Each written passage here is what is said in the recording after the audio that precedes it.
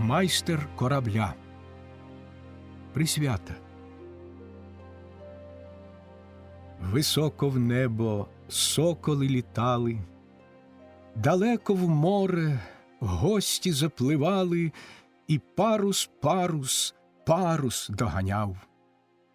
Надувши груди білі, йшли фрегати, над морем місяць уставав солдатом і просторінь шляхів охороняв. Веселий день любові кочової, на палубі вино і брязкіт зброї, і плескіт хвиль, неначе крик коня. Надувши груди білі, йшли фрегати, над морем місяць уставав солдатом і просторінь шляхів охороняв.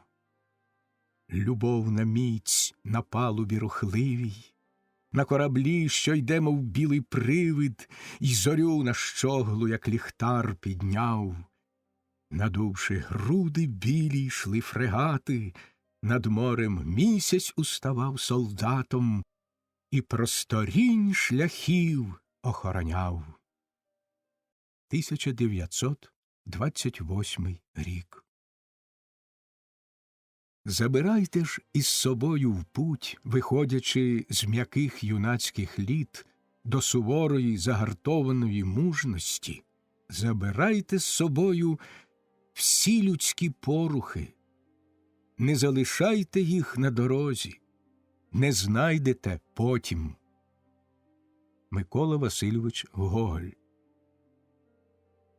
Ні, все добре на землі.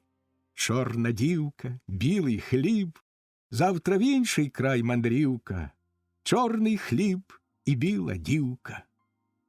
Гете. Але завше я пив лиш за те, що любив, лиш за вітер, що дме, корабель, що пливе, за дівча, яке любить матроса. Дібдін. О, корабле, тебе вже манить хвиля моря.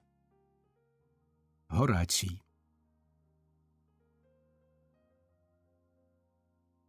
Сиве волосся до чогось зобов'язує. Старечі ноги йдуть уже просто до могили. Багате досвідом життя лежить переді мною, як рельєфна мапа моєї республіки. Скільки то води утекло з того дня, коли я, молодий зелений юнак, окунувся в життя. Зараз мені за 70, мене термосить іноді ломота, руки дрижать і на очі набігає сльоза. Тоді я наказую розтопити кану, кладу на підставку ноги і слідкую за вогниками над деревом. Це такий архаїзм зараз – топити дровами, але не нарікайте на мене. Я згадую свою давню юність. Дивлюся, як перебігає прекрасний вогник. Символ вічного переходу енергії і розкладу матерії. Простягаю до нього руки, і він гріє мої долоні, на яких лінія життя доходить вже до краю. Старість до чогось зобов'язує. Сьогодні я бачив нашу надзвичайну білу пустелю. Молодий кінорежисер з повагою потиснув мені руку і захоплено подивився в вічі. Він не може висловити всієї радості з того факту, що бачить мене. Він радий, що бачить мене здоровим і запрошує до себе в ательє. Він за моїми книжками вивчав кінематографію. Він передасть товаришам по роботі, що великий чоловік – це я, ощасливить їх візитом. Навіть утомив компліментами. Я потиснув ще раз його руку і залишився на самоті. Біла пустеля дійсно шедевр.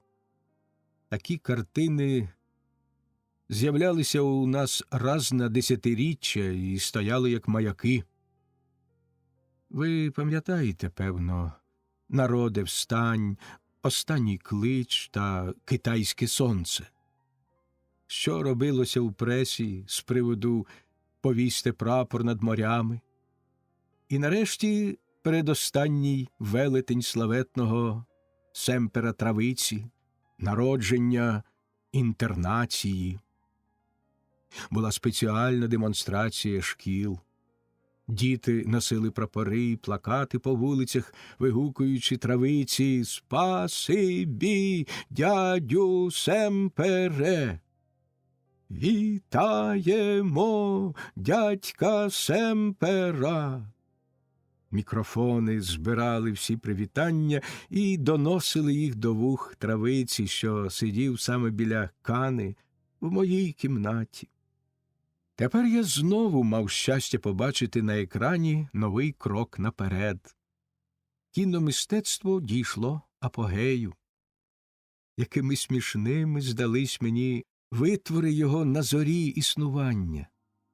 Ми, пригадую, ніяк не могли погодити між собою питання – мистецтво, кіно чи ні.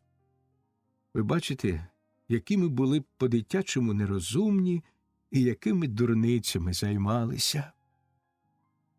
Наші кроки в кіно були спробами дитини, що вчиться ходити.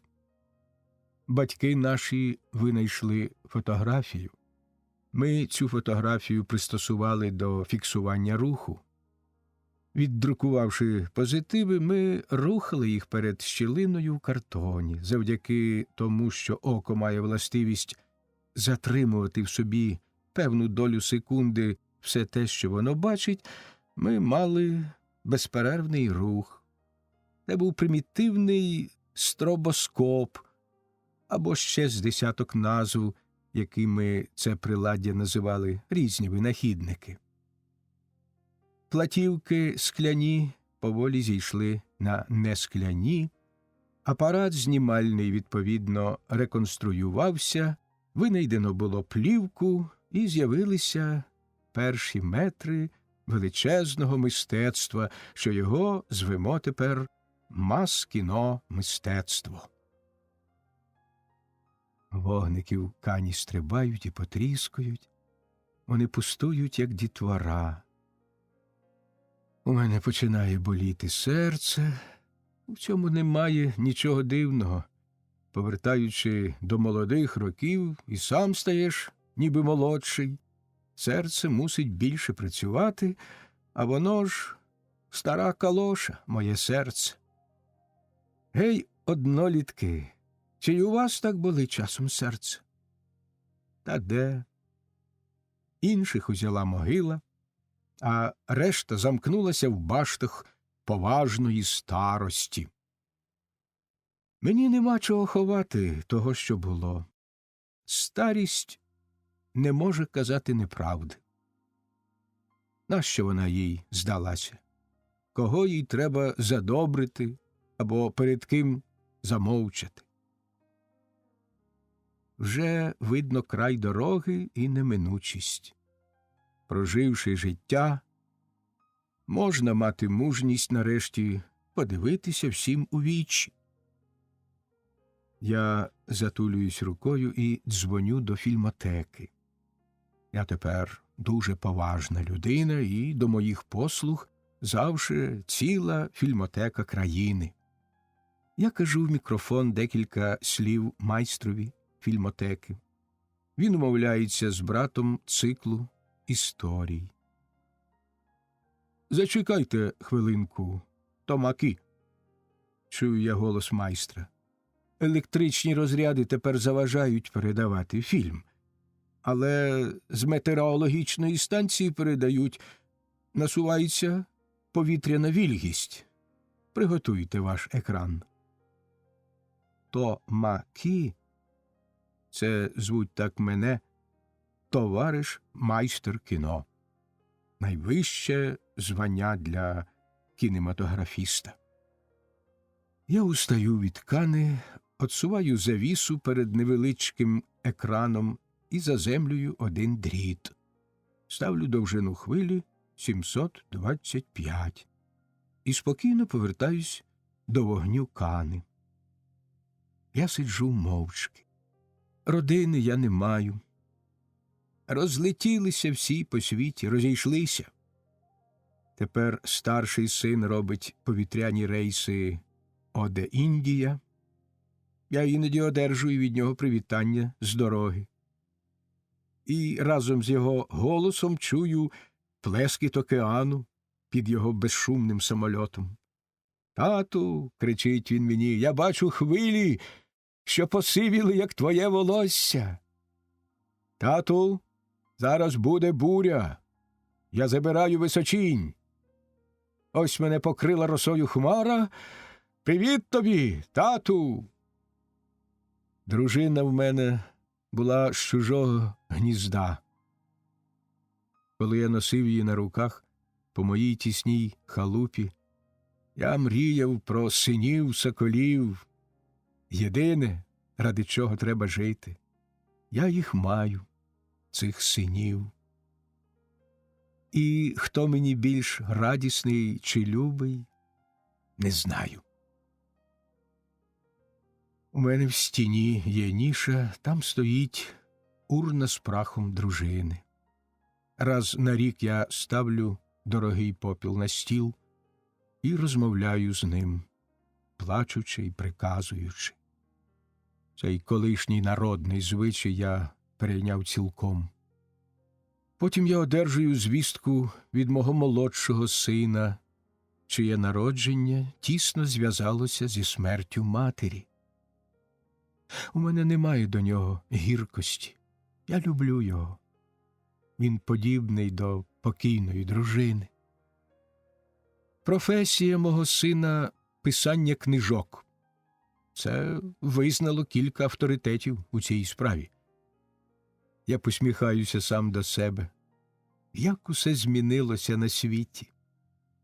Колись, за моїх молодих часів, люди, що писали книжки, прагнули до комфорту, розкішної кімнати і до спокійного, сидячого життя. Дивно чути за такий архаїзм. Справді, так було. Тепер, звичайно, немає нічого похожого. Мій син цілий рік перебуває невідомо де. Його кімната в будинкові стоїть замкнена увесь цей час. Несподівано він з'являється з повітря чи з електропотягу і оселяється в кімнаті на якийсь час. Він розбирає і сортує матеріали і свої записки перед виданням.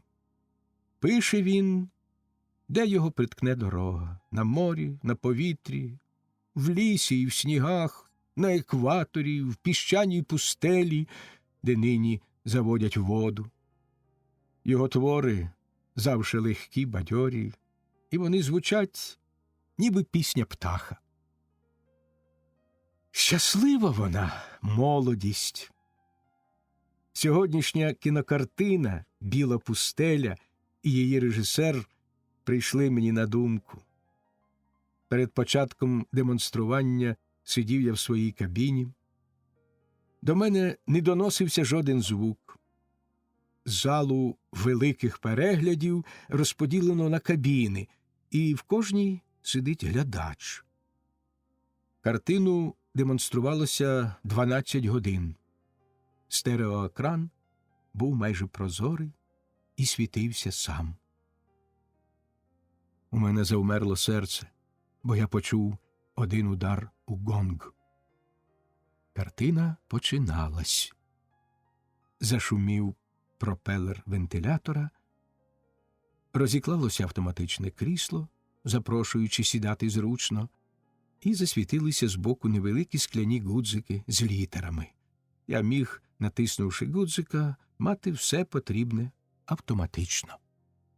«Біла пустеля» – майже безфабульна річ. З погляду критика 30-х років.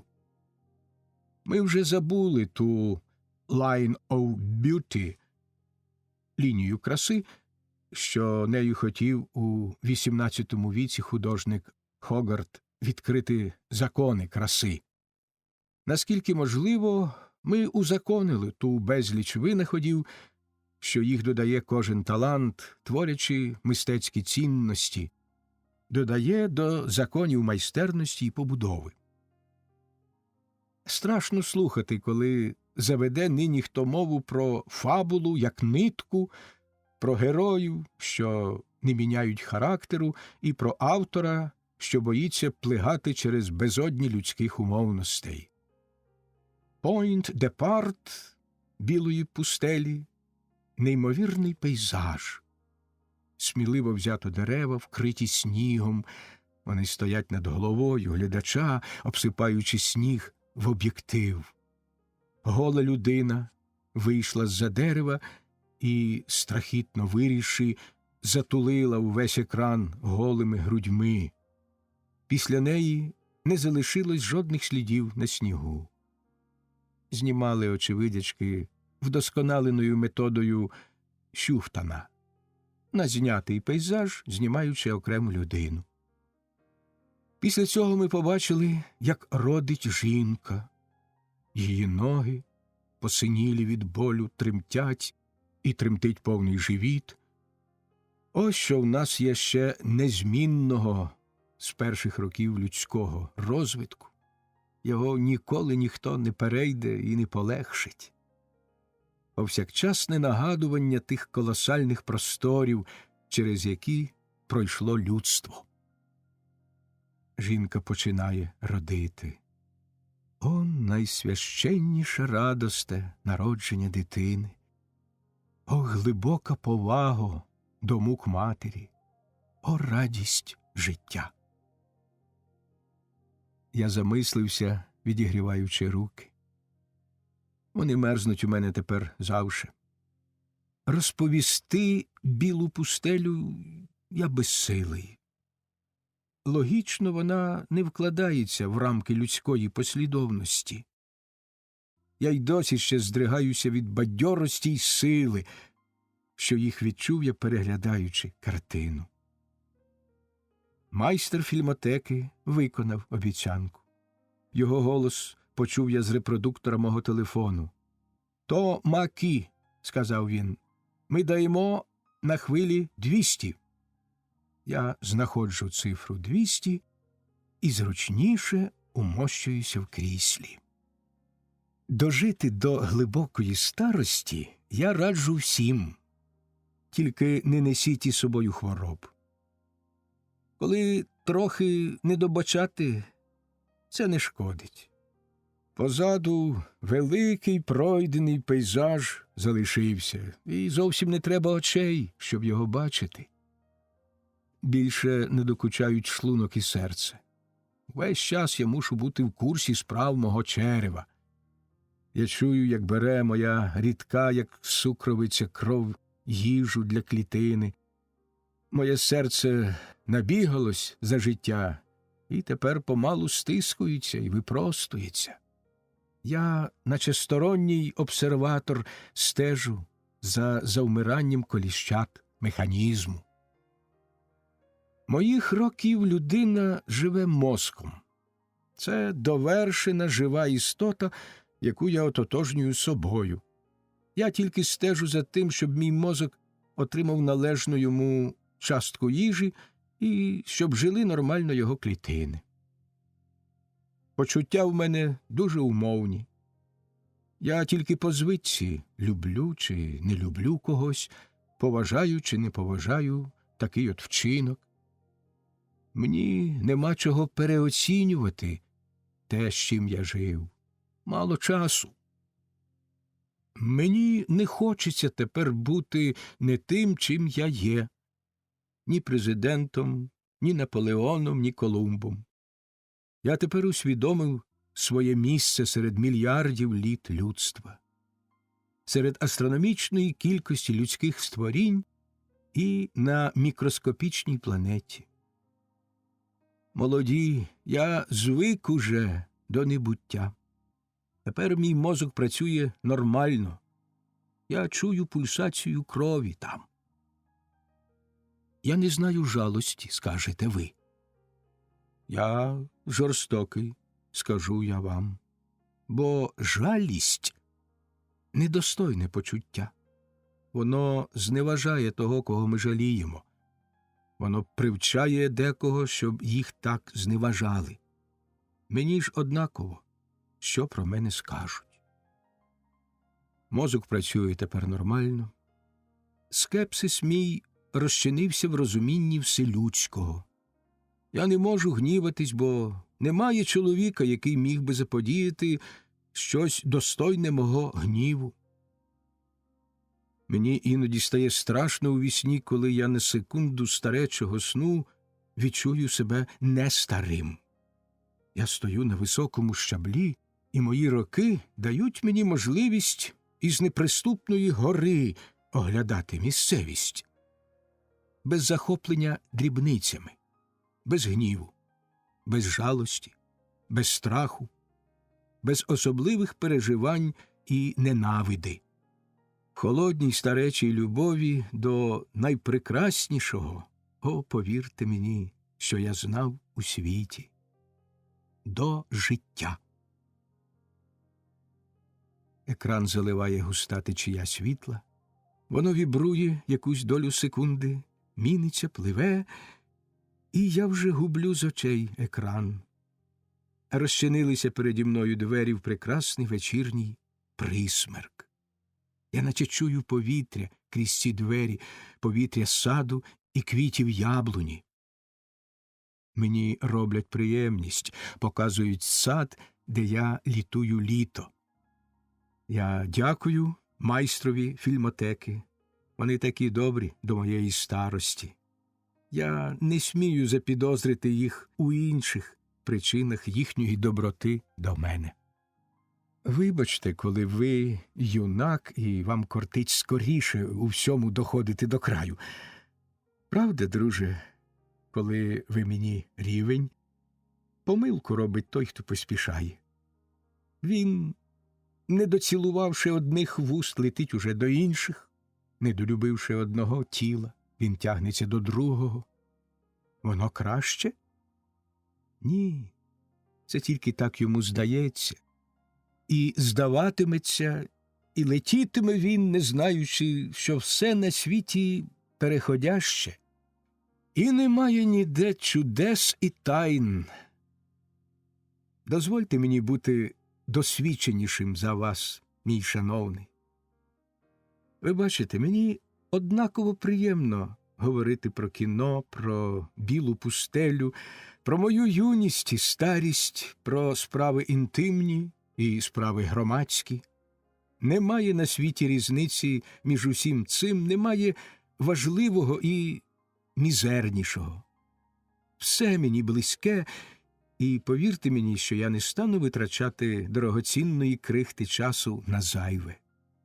Я п'ю останні роки, як краплі старого незабутнього вина, не знаючи, коли йому вийде край. Ось перша картина, як перше слово, видряпане дикою людиною на корі дерева на стіні печери. Вона має кілька метрів довжини. Потяг підходить до перону. Метушаться, заглядаючи в об'єктив, люди. І все. У залі навіть паніка. Так вплинула ця перша картина. Безкінечна хроніка. Гори й озера, море й сніги, перегони, паради, царі з жінками й дітьми. Не смішне вам це слово? Цар. Свята й бенкети. Б'є велика революція. Вона почувається ще раніше у тривожних кінокореспонденціях з фронтів. Її подих чути в вітрі, що колише трупи на колючому дротові перед окопами. Б'є революція і завмирає кіно, фіксуючи лише випадкові моменти на випадковій плівці, випадковими апаратами і операторами. І нарешті починають іти картини, що в їхньому творенні я брав неабияку участь. Я впізнаю декорації, я знаю, як вони виглядають з іншого боку, і я знаю, скільки разів сварився за них архітект із режисером. Я ніби переживаю все. Я можу, заплющивши очі, описувати кожне місце цих 4 десятків картин. Мій розум хоче згадувати, але я хитрю з ним.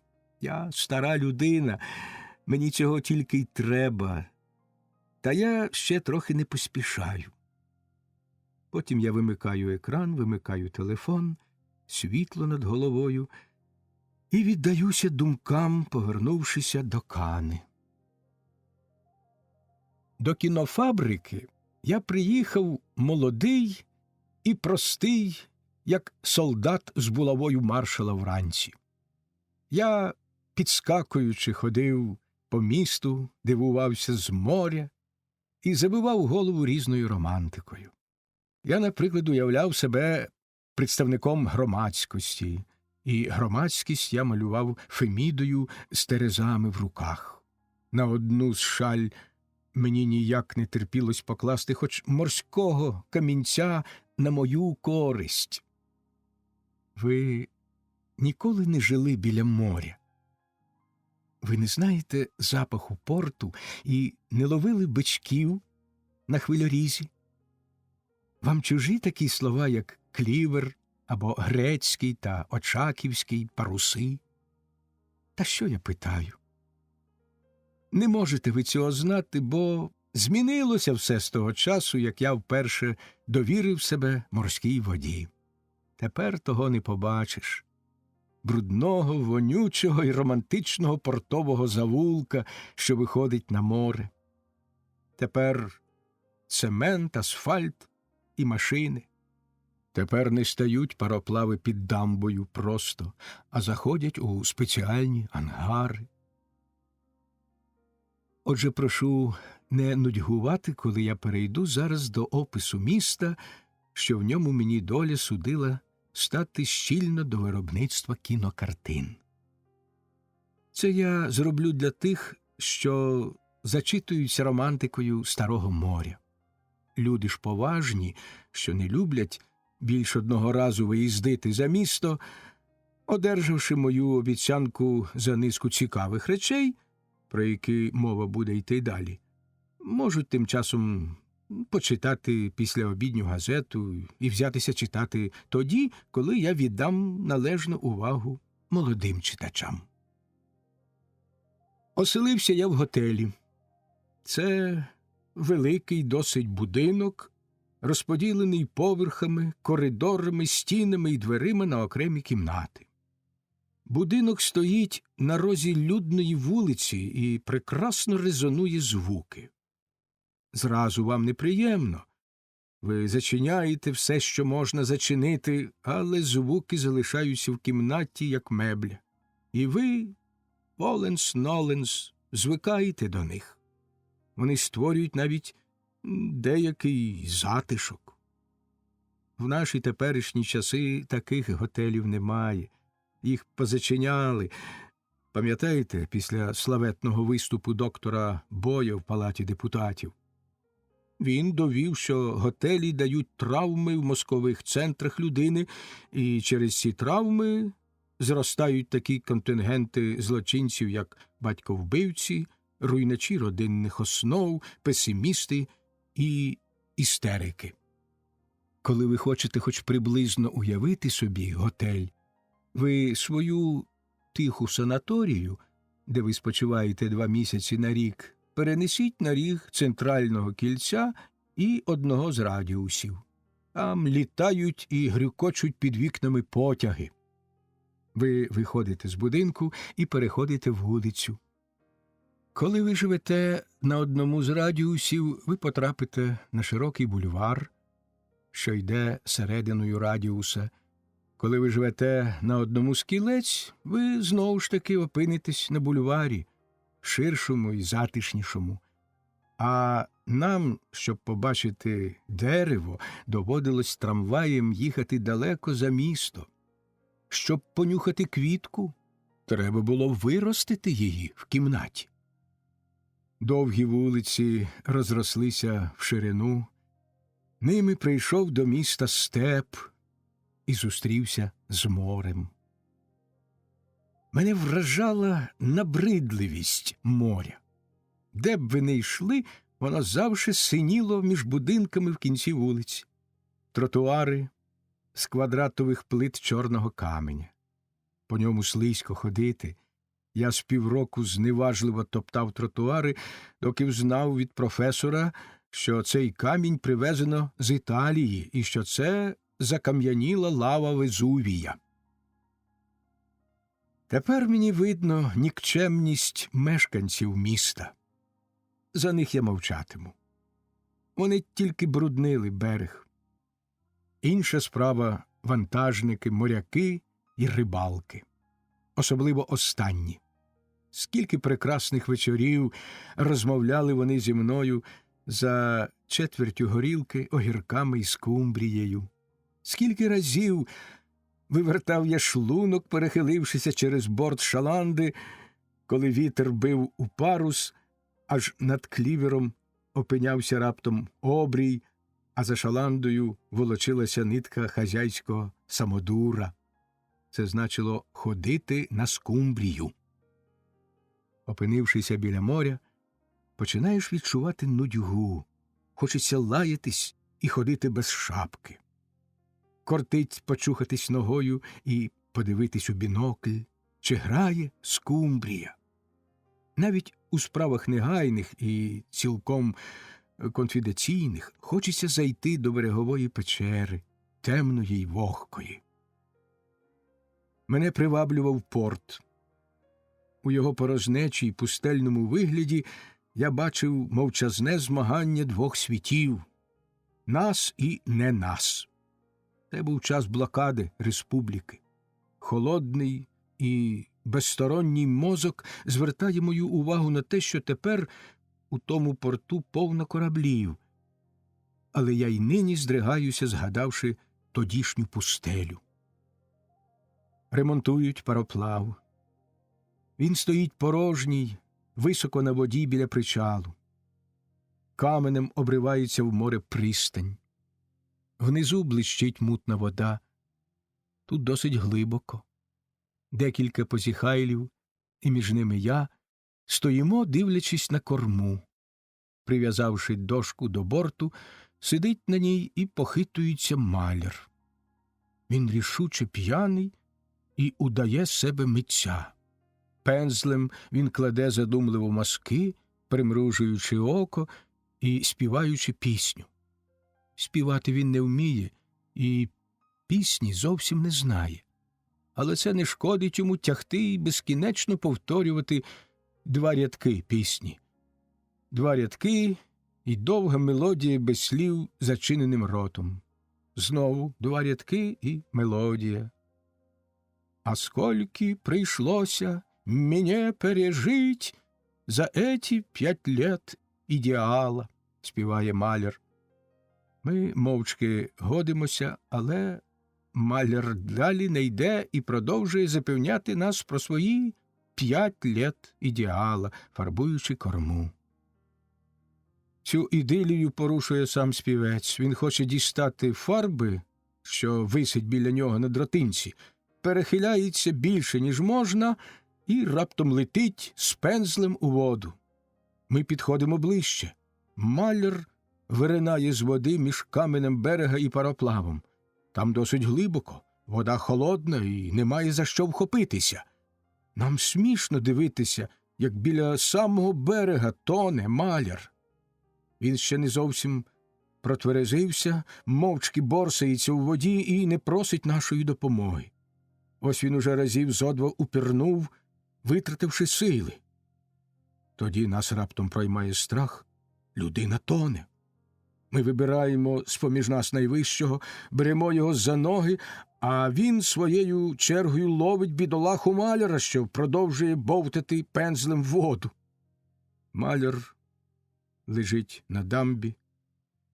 Він блідий і мертвий. Ми не знаємо, що з ним робити. В цей час чуємо поспішні кроки. По трапу збігає товариш маляра і, як коршун, налітає на невдачника. «Качати його!» – кричить він. «Качати!» Несподівано мрець схоплюється на ноги. «Кого качать?» «Мене качать! Та я зараз танцювати буду!» Він насправді починає п'яний танок. Притоптує ногами, б'є об поле руками, потім падає на землю і плюється фонтаном морської води. Маляра бере під руки товариш, і вони довго топчуться на трапові. За кілька хвилин маляр знову лізе фарбувати корму. Він похмурий, мокрий і увесь час мовчить. Я підкидаю до кани дров. Вони поволі гріються, їх лижуть вогники, потріскують і пирскають димом. Дістаю з шафи плед і кутаюся в нього. Я наче сам на великому світі. За вікнами темно й тихо, електрики нема, а здається мені, що я серед тиші ловлю останні кроки життя. Мою появу на фабриці мало хто помітив. Хіба що щирі читачі директорських наказів прочитали другого дня, що такого-то зараховується на посаду художнього редактора фабрики. Моя скромна фігура в шкіряній куртці, без рогових окулярів та полосатої кепки справила враження лише на той легіон псів, що обсипав блохами буквально всю фабрику. Пси мене обнюхали, вирішили, що я свій, і лащилися до мене, не знаючи, що не були заклятого ворога. По павільйонах, по цехах, по монтажних кімнатах, у їдальні, скрізь на всі лади чухалось, скавучало і гавчало це плем'я. В кіно я не був новий. Я знав уже всі тайни кіновиробництва ще до мого приїзду на фабрику. Я придивлявся і оцінював людей, з якими мені доводилося спільно йти. Про директора я розповім далі докладніше. Він зробився потім моїм приятелем. Він працював на фабриці, доки пішов командувати полком проти поляків. Це було в час війни 40-х років. Тоді ж він і поліг під Варшавою, поклавши всіх бійців під час штурму. Дехто казав, що його врятували, але чому ж він не написав мені нічого? Я не можу цьому вірити. Його, певно, пригріла земля Варшави. «Ти візьми їх всіх в руки», – сказав він мені, зиркаючи на мене з-під лоба. «Так візьми, щоб і не писнули. Розбалувалися, гади». Розмова йшла про режисерів, яких я мусив узяти. Їх було 7. Вони були за тих часів диктаторами фабрики. Вони ними залишились і до наших днів, незважаючи на всі дотепні міркування про колективну постановку фільму, про колективне оформлення кадрів і про колективний монтаж. «Значить, ти редактор. Піди сідай, напиши собі конституцію і принеси, побалакаємо». Михайль тепер не хоче нічого. Почув я від директора. Михайль – мій колишній метр. А загалом він ватажок лівих поетів нашої країни. Футурист, що йому завжди не хватало якоїсь дрібниці, щоб бути велетнем. Я його любив, коли когось цікавить моє ставлення до нього. Він приходив щодня на фабрику, викурював незмінну люльку, ішов подивитись на море і зникав, залишаючи пах капстена з люльки. Якийсь живчик, вогник вічно можна було відчути в ньому, романтик з романтиків. Та заховав це за насмішкувату, трохи цинічну гру очей і викладає сміливі й захоплюючі проекти тверезо й похмуро, ніби лає жінку за переварений обід. Я вже сказав, що йому небагато бракувало, щоб бути геніальним. Але проте бракувало. Його присутність на фабриці я відчував як бадьорий мотив, ненастирливий та безтурботний. Біля тебе стоїть хтось, посвистуючи, вирішує світові проблеми, а ти можеш за ним, не відриваючись, робити й робити. Він незабаром поїхав у відпустку і до фабрики вже більше не повертався, залишивши мене самого на всі режисерські групи. Я пішов писати Конституцію і писав її з тиждень. Зала першого в республіці оперного театру вся в червоному оксамиті. М'які крісла стоять трохи на підвищенні, між ними проходи, встелені килимами.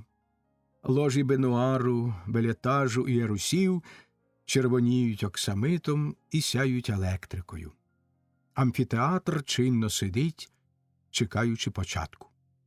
Тут дрібна інтелігенція, юнаки з подругами, з якими вже сказано всі слова, вони тихо й інтимно сидять. Лише галерея не вгаває. Ходять, розмовляють, перехиляються через бильця, перегукуються із знайомими і нетерпляче підіймають хвилі оплесків, вимагаючи початку. В залі гасне світло, лише завіса блищить пишним золотом розшивки, її освітлюють прожектори з бокових лож і рампа. «Мамо, де вони танцюватимуть?»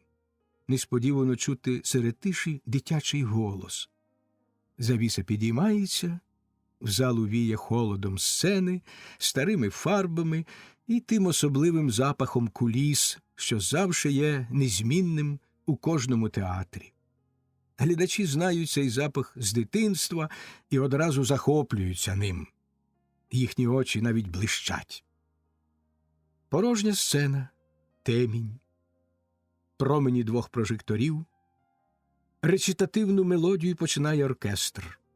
Гобої м'яко тремтять. Їх підтримують кларнети і покриває, вібруючи звуками, поважна труба, баритон. Я починаю любити людину, що, стоячи поперед мене, керує чудесними звуками. Мелодія самотності, пустельного вітру, нездійсненних бажань і кочової романтики. Летить вона на темну сцену від оркестру і запливає до всіх кутків. Звуки пливуть і хитаються. Тоді в ці звуки вбігає людина. Вона біжить, підносячи якусь дудку до рота. Я знаю, що не ця паперова штука може давати звуки, що я чую. Людина танцює, легко пересуваючись по сцені, споріднена із звуками і слухняна. Це Йосиф Прекрасний. Він сідає на згористу землю і грає ще, тримаючи дудку. Наче дзвенить у пустелі навколо нього вітер, перекочується пісок, і вівці десь пасуться, подаючи голос з-під гори. Мушу сказати, що я й тепер почуваю себе зворушеним.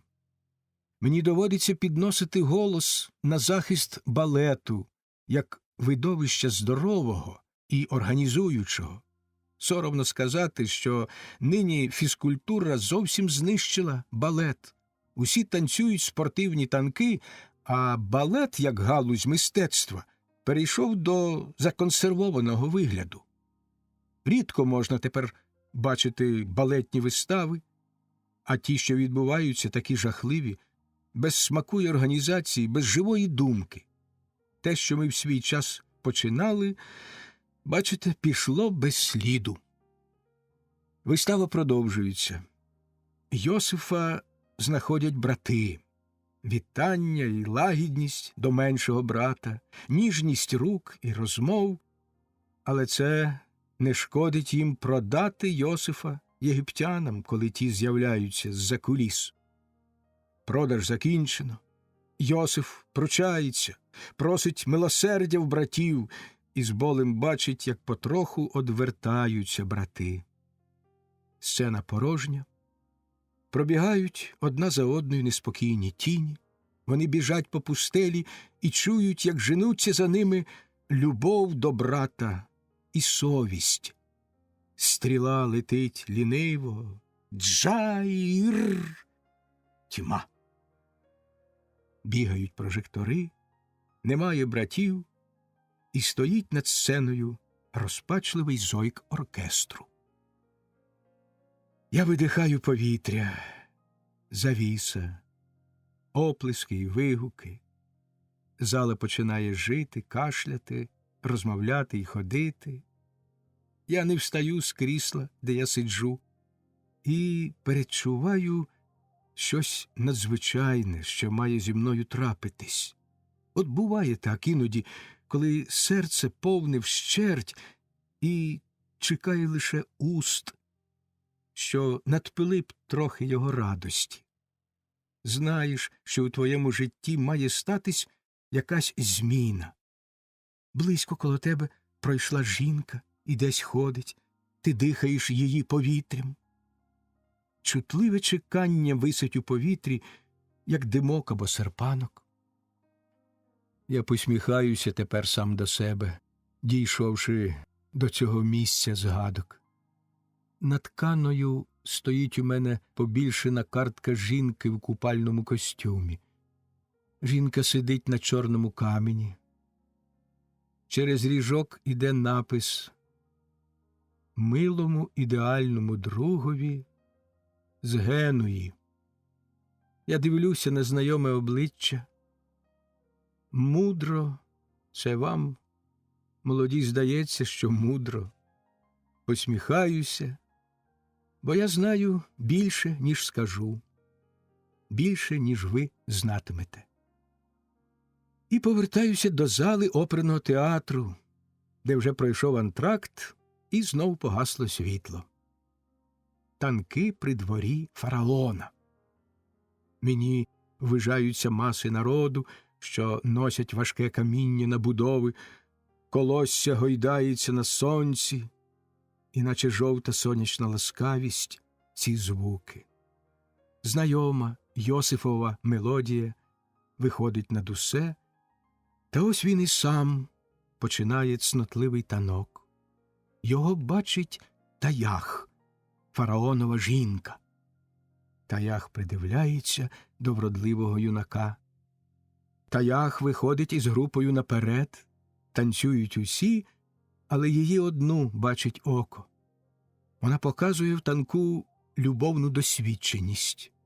Повнокровна жінка зійшла з єгипетських земель до Йосифа і до захопленого театру.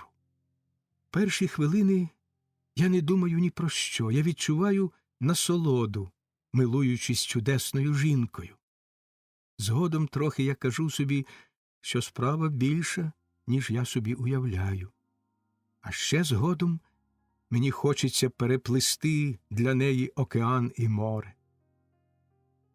Оскільки б я тепер дав за ту юнацьку наївність і вражливість.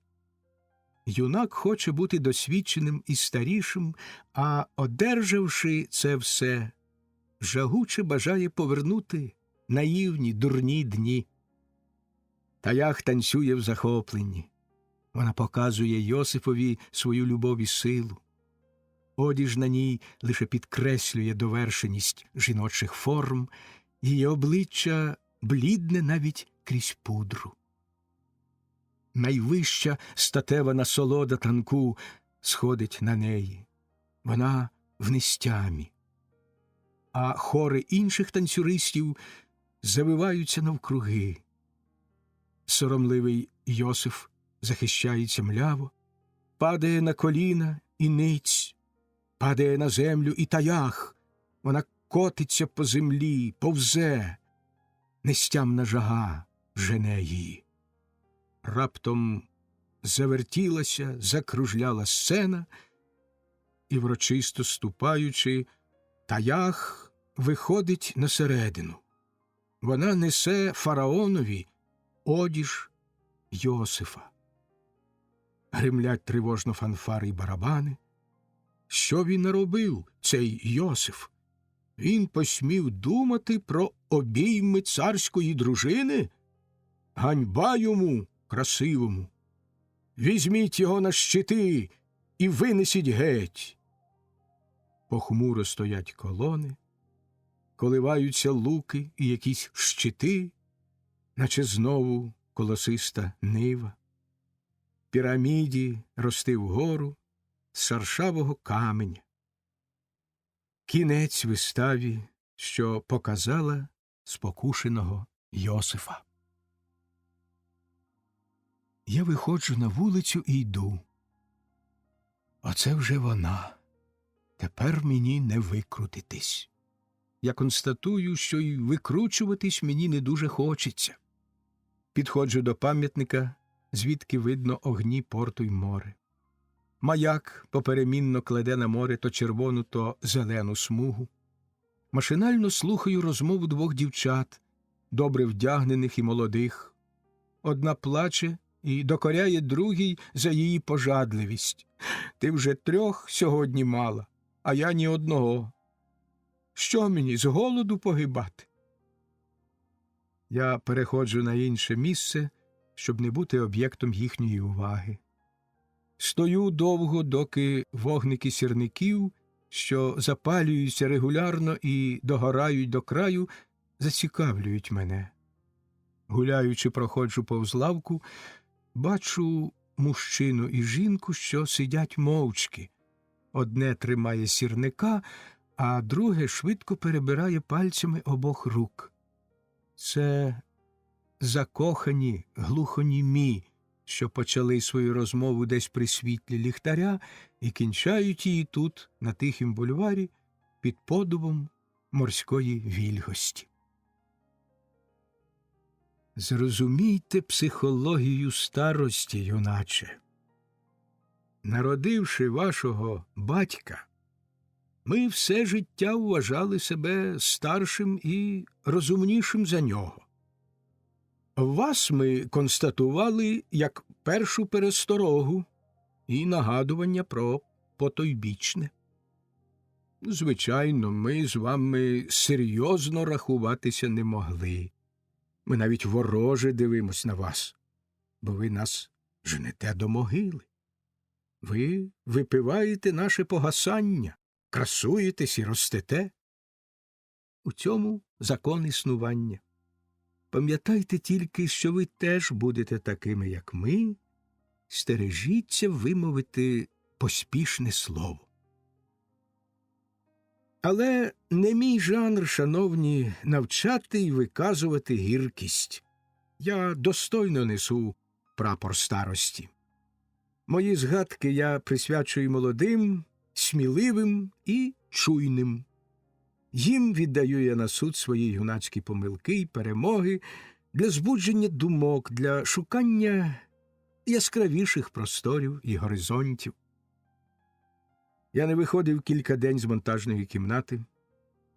Одну з чергових картин було закінчено, режисер показав її дирекції, а зараз ми сидимо з ним удвох серед рулонів плівки і скорочуємо. До речі, я автор сценарію. Я сиджу біля монтажного столу, а високий режисер ходить по кімнаті. Одною рукою я рухаю моталку, продивляючись частину фільму на руках. Ви, я бачу, знаєте монтаж і вмієте тримати в руках плівку, каже режисер. Але ви не дозволили б, коли б хтось почав би виправляти вашу роботу. Правда ж ні? Можете не відповідати, я бачу відповідь. Моя мовчанка надає йому сміливості. Це його перша картина, це мій перший сценарій. Автор з режисером зійшлися таким чином вирішити свої взаємини. Ми обоє могли бути об'єктивними, могли розмовляти тактовно, логічно. Тоді питання це, режисер і автор, стояло дуже гостро. Багато списів було поламано прихильниками одної й другої групи. Але до згоди тоді ще не прийшли. Власне, не до згоди, а до розуміння законів кінематографії. Нам це дивно навіть згадувати тепер. Невже сценаристи не знали, для чого вони пишуть? Невже їм не ясна була механіка ставлення їхніх сценаріїв? Невже та те, що зрозуміле є тепер, тоді набирало великої гостроти, було прекрасним демагогічним способом для зриву роботи і зміни кінокабінетів? Починаю я здалека і щиро. Творчість, кажу я, поняття егоїстичне і навіть егоцентричне в своїй глибокій суті. Нині я інакше думаю. Коли я робив сценарій, мені здавалося, що його можна з початку й до кінця записати в Біблію або вирубати зубилом на мармурі. Коли я скінчив писати, він мені здався трохи нудним. А через тиждень я вже ненавидів його, як свою майбутню смерть. Нині я інакше думаю. Я виносив його в собі, як кобила лоша. Зразу вона певна, що її син буде благородним скакуном і завше буде ходити в шовковій попоні. Коли лоша родитиметься, їй буде просто не до думок. А потім вона його забуде. Є інакші автори, але я вважаю себе за пересічного автора. Тепер дивіться, що ви зробили з моїм лошам. Ви вкрили його попоною на 2800 метрів. Ви нагодували його шоколадним вівсом. Ви вифарбували його в червоний колір і, о небо, ви одірвали йому голову і хочете приростити її в іншому місці. Ми так розмовляли з годину. Ми б устигли й посваритися та знали, що картину треба кінчати, і стримували себе. Я й досі ціную витриманість високого режисера і його шляхетне поводження. Коли режисер ставить сценарій, кажу я, він мусить твердо засвоїти основну авторську думку, тему, проблему. Це не торкається сценаріїв, де немає таких інгредієнтів. Засвоївши і погодившись, режисер починає думати. Бо коли його погнати, він буде ставити не думавши, значить, картина вийде без думок. Думання може відбуватися в різній формі. Не обов'язково, щоб режисер приходив на фабрику щодня і, сідаючи від 8 до 4 до столу, думав. Він може піти до знайомої дівчини, випити з нею пляшку доброго вина і цілувати її, як свою. Весь час свідомо і несвідомо у нього стоятиме в голові ідея сценарію. Коли він повертатиметься додому, йому по дорозі трапиться цікава рухлива тінь од ліхтаря, що його похитує вітер. Режисер вийме книжку і запише дещо, що не має зв'язку ні з ліхтарем, ні з вітром, ні з дівчиною. Просто ми ще мало вивчили закони нашого думання. Ідея сценарію мусить стояти перед очима. Режисер проглядає всі кадри. Деякі він викидає, вони затьмарюють або шкодять ідеї. Деякі він переставляє на інше місце, там вони з кращими сусідами краще йому служать. Деякі він вигадує, вони звучать в унісон з іншими, зміцнюють його ідею. Вона вже стала його, ця ідея сценарію.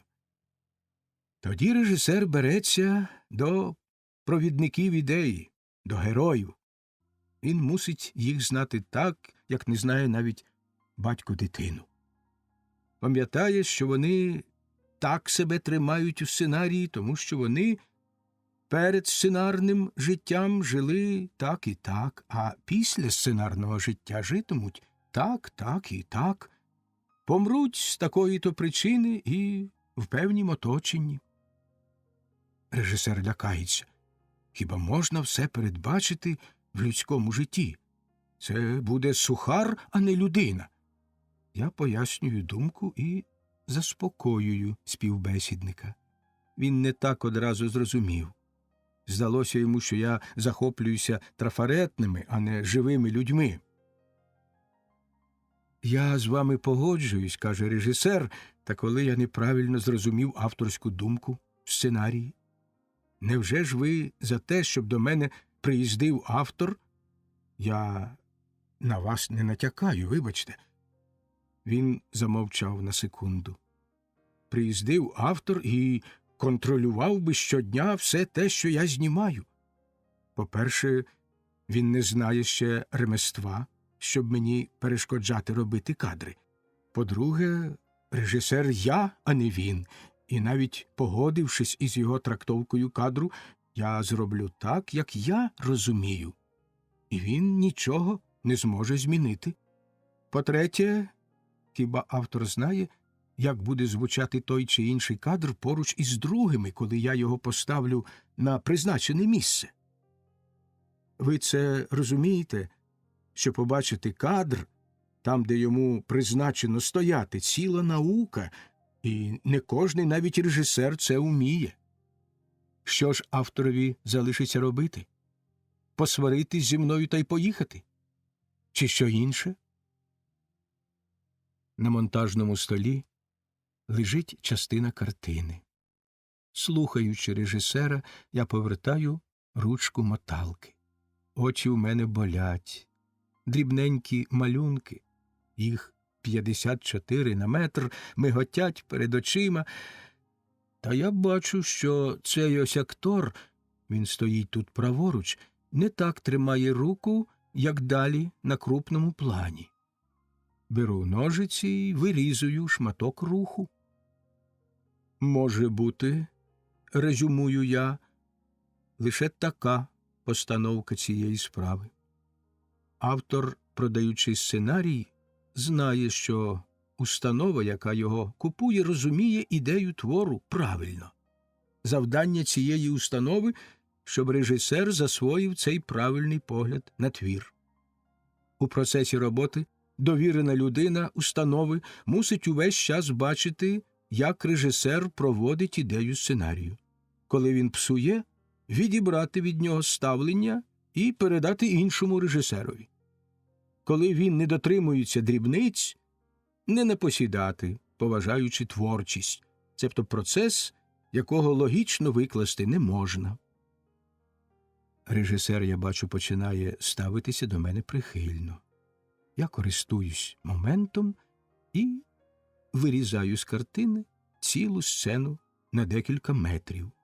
Режисер злякано на мене зиркає, але я не чую заперечень. Продовжую крутити ручку моталки. Я, пам'ятаєте, приїздив до вас як автор. Монотонно дзірчить моталка. Місяців зо два ходив до вас у павільйон, коли ви знімали. Але я радий зараз похвастатись, що другого ж дня я вже знав, хто я. Ви розуміли мій задум правильно, а з вашим виконанням я не погоджувався. Я почав гостро ненавидіти головного актора, актрису мені хотілося напоїти п'яною, щоб її трохи розвезло і щоб вона сміливіше ходила по кімнаті. Дядька героя я б вимочив у солоній воді, щоб у нього шкіра на обличчі загубила сліди масажів. Невідому дівчину з вулиці я зробив би романтичною і примусив би триматись цю повію так, як тримається порядна жінка. Я не згодний був ні з чим. Мені здавалося, що ви навмисне, назло мені це робите. У високого режисера обличчя починає нуднішати. Він дивиться на монтажний стіл так, ніби там лежить його дитина, а я їй ллю на живіт холодну воду. Чому ж ви про це мені не казали? Видушує він із себе. Я міг би де в чому погодитись. Я вам казав спочатку. Потім я зрозумів своє місце і сидів у павільйоні, примусивши себе забути, що це мій твір, так скальпують, і шукав собі веселих думок над домовиною мого створіння. Іноді я прокидався і видумував для вас кадри і точки зйомки. Пам'ятаєте, ви не раз використовували це? Я ходив по павільйону лише для того, щоб бачити, як можна те, що написано в кадрі, переводити на плівку. І я, дякую вам, багато бачив. Моталка починає густи нервово в моїй руці. Я доходжу до епізоду, що його треба викинути. Він досить великий, більше 100 метрів. Я знаю, що режисер буде опиратися, треба скорше повертати розмову на інше, але мені шкода втрачати розгон, і я кінчаю думку. Знаю, що за епізод мені однаково доведеться сваритися. Тепер права автора виступають на перше місце. Саме тепер, коли ви кінчили знімати і змонтували картину. Тепер я бачу все, що вийшло, мені видко, де моя думка і де її немає. Тепер я можу з вами і сваритися за те чи друге місце в картині. Я навіть мушу сваритися. Бо чого вартий творець, майстер, як хочете, коли він не сміє піднести голосу в оборону свого виробу? Він сміє, він мусить. Наприклад, оця сцена. Я довго тлумачу непотрібність сцени. Вислухаю зауваження, що на сцену витрачені гроші, час, плівку, енергію.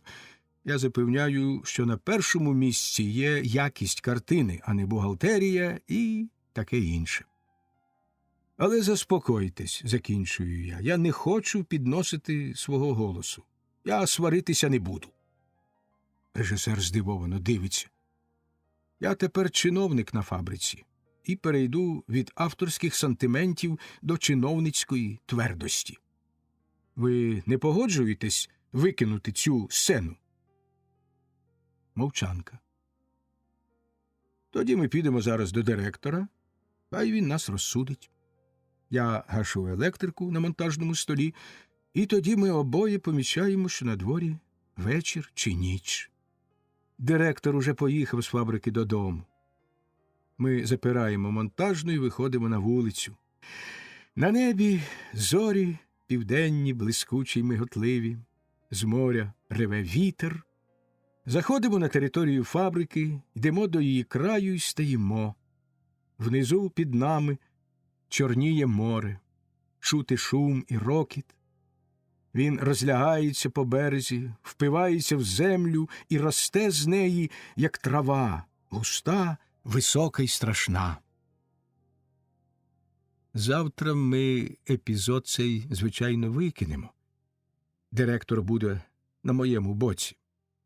Режисер зразу сердитиметься та, побачивши картину, потім змінить свою думку. Коли ж картину ухвалять преса і громадськість, режисер мене почне поважати. Я за свій смак не боюсь і знаю, що це буде. Стоїмо кілька хвилин, море, воно урчить і гуде. Чого ви сваритесь, чудаки? Все хлюп-хлюп, дурниці. Потопило я сьогодні човна з такими дурнями. Шу, які ви смішні. Перед морем завжди себе почуваєш ніби винуватим за те, що мало живеш, за те, що малий такий, за гнів і хвилювання. Підемо вже. Ми йдемо територією фабрики, виходимо на вулицю і чекаємо трамвая. Ми розмовляємо. Декорації в павільйонах нагадують людські фортуни. Коли зайти до них і пройнятися їхнім диханням, завмирає серце від дотику чужої середини, стаєш частиною чужої квартири. Вийшовши з декорації одної, потрапляєш до іншої, і перша виглядатиме тобі обідраною нікчемністю.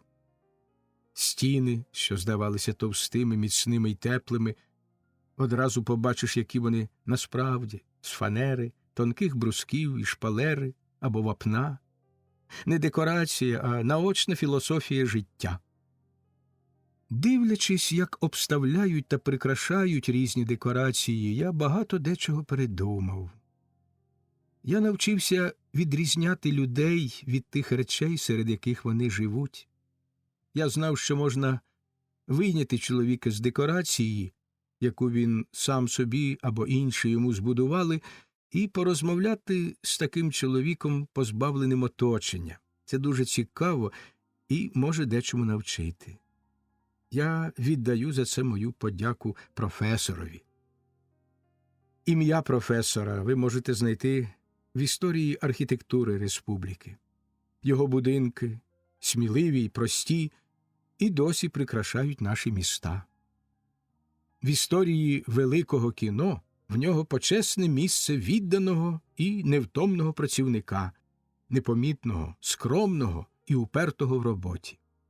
Розповідали, що він показував Теслі, як тримати сокиру, а маляреві – пензель, як зробити краще форму для пап'є-маше і як швидше вийняти звідти масу застиглого картону, як обробляти вогнем дерево, щоб воно виглядало старим і красивим, як з мішків швидко мати гобелени.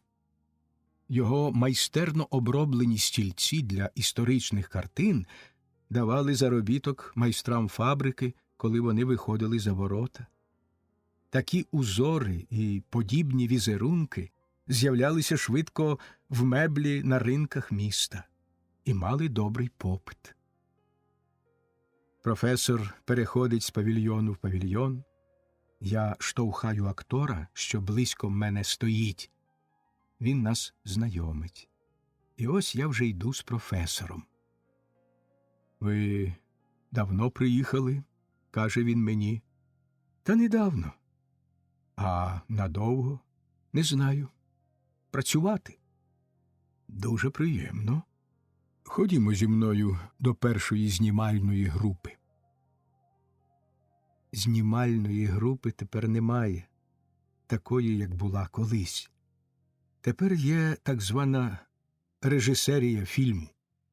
Один режисер, і в нього від 10 до 20 помічників.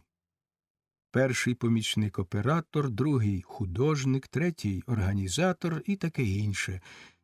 Дивіться популярний підручник організації видання кінофабрики Об'єднаних Націй. Винайдена плівка найвищої чутливості і колосальної світлосили об'єктиви в знімальних апаратах звели нанівець неймовірну витрату освітлювальної енергії фабрики. Нині знімають без штучного освітлення. Теперішня режисерія фільму не знає зовсім освітлювачів і всіх неприємностей, що з ними зв'язані. Тепер у нас актор живе в декораціях під час усього ставлення картини, не треба костюмерів і реквізиторів до режисерської групи. Зайві також гримери, бо чутлива плівка заборонила грим. Можна лише деформувати обличчя і залишатися таким під час усієї роботи над фільмом. Отже, тепер вище згадані категорії робітників до складу режисерії фільму не входять. Через це одно нині легше жити на світі. Тепер послухаємо розмов режисера, оператора і професора, щоб уяснити собі склад знімальної групи і ті зміни в методах роботи, що сталися. Режисер говорить трохи в ніс. «Я не розумію, – каже режисер, – при чому тут я? Я не можу, – він трохи розтягає слова, коли говорить, – робити в таких умовах. Декорація мала бути на 8 годину ранку, а тепер уже обіди. У мене актори скаржаться. Грим псується. Помреж мій десь забіг і на очі не показується. Я 30 років працюю, а такого не бачив». Оператор хватає за руки професора. Ну, я не можу. Вірите мені, що я не можу. Ніяк отой куток не можна освітлити. Дивіться, ось тут у мене будуть стояки, тут 2 трисотки, тут угорі мух повісимо, у вікно прожектор. Тепер дивіться. Оператор достає спеціальне кобальтове скло, яке обезбарвлює декорацію, і дивиться, ніби запаливши всю зазначену освітлювальну апаратуру. Дивіться, там цілком чорний кут. Професор сердиться. Я вже вам 3 рази будував. Я не винний, що ви так швидко думки змінюєте. Станьте сюди, подивіться. Професор витягає й собі скло. Бачите? Звідси, коли зніматимете, все буде гаразд? Ні, я хочу ставити апарата тут. Це, дядю, я вам не дозволю. Професор, коли сердиться, говорить дядя. Я будував декорацію, розраховуючи її на певну точку зйомки. Я вам не буду щохвилини перебудовувати. Ви ж самі дали згоду на таку точку. І підписали ескіза. Режисер явно ненавидить декорацію. Він ходить, мацаючи все руками, бурчить щось і лається. Мужицькі свити погано виглядають на екрані.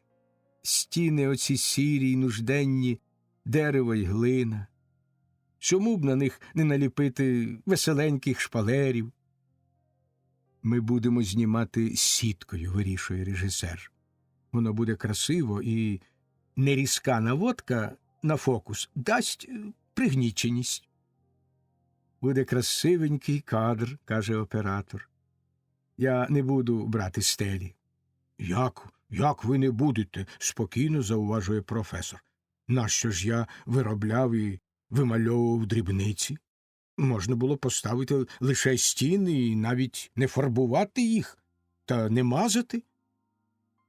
Розмова має нахил перейти до стін директорського кабінету, де закінчуються завжди подібні розмови.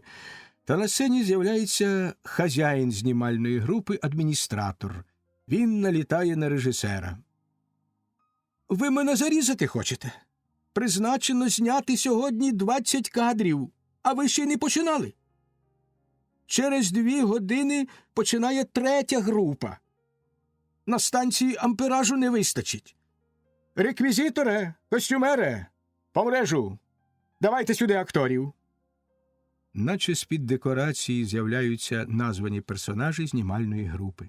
Починається метушня, обставляють реквізитом декорацію, освітлювачі совують по долівці апаратуру, оператор свариться за ампераж, ставлять нове вугілля в стояки, пробують, чи горить, шаркотить і співає вогонь вольтової дуги в лампі, метушаться робітники, переставляючи меблю, швидко почнеться знімання. Ми з професором виходимо на двір. Нам не хочеться нічого говорити. «Да», – кажу я.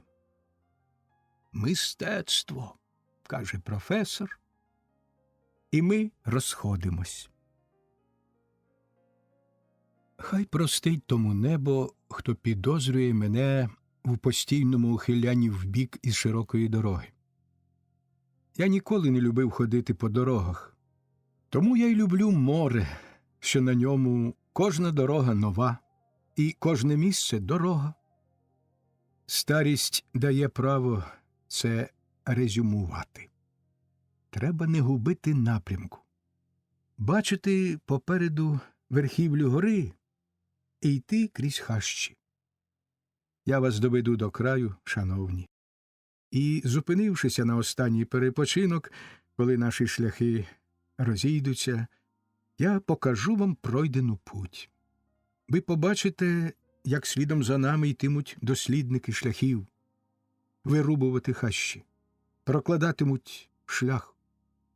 І може зарости та непевна дорога, на яку весь час штовхають мене консерватори. Я зовсім не хочу відчувати себе романістом. Коли я читаю роман, Не мого сина, звичайно. Я уявляю собі заклопотаного автора, він сидить за столом, повний усякої премудрості, знань і вражень. Його лабораторія виробляє елементи майбутнього роману.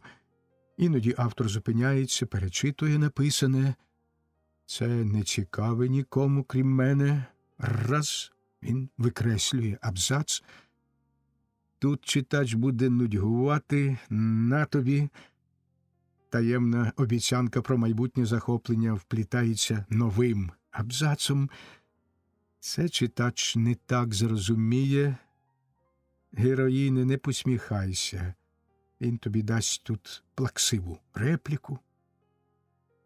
Автор ховається за лаштунками, а його герої ходять по сцені, коли він шарпає за шпагатинку. «Душка, автор», – скаже прекрасна читачка, як він уміло ними керує, який він розумний. Я не могла покинути книжку. Я уявляю його собі красивим мужчиною, скаже друга. Він, певно, так любить свою дружину. Розумний автор, якому тільки й треба, щоб його книжку прочитали, не встаючи з місця за один раз, і зітхнули потім, наче після обіду, такий автор досяг мети. Він сідає за інший роман. Я не збираюся, пишучи мемуари, підлягати практиці писання романів. Це мені тепер не потрібне. Мої романи вже написані, лежать по бібліотеках, а фільм-романи по фільмотеках. Вони дали в свій час те, чого я добивався. Там я, як чесний майстер, продавав споживачам смачну їжу і корисні думки. Тепер я не пишу роману, я пишу мемуари. Згадую певний шматок життя, що мені він дорогий, і пишу про нього. Я не боюсь, що мій читач почне нудьгувати, або йому не сподобається усмішка героїні. Коли б я писав романа, я за цим стежив би, і мені не тяжко було б шарпати героїв за ниточки, сидячи за сценою. Однаково героїв видумано, герої безсловесні для їхнього автора, і він може ними керувати. Інша справа тепер. Я пишу в першу чергу для себе, і мені все цікаве. Я, може, не хочу показувати красивої, витонченої будівлі, а хочу дати так матеріал, щоб у кожного читача виріс в уяві свій окремий будинок художнього впливу. Той, кому тяжко буде прочитати до кінця, може відкласти книжку. Я не ображусь, так як образився б романіст. Значить, ще не час йому читати мої мемуари. Я, лежачи в могилі, можу почекати ще 100-2 років.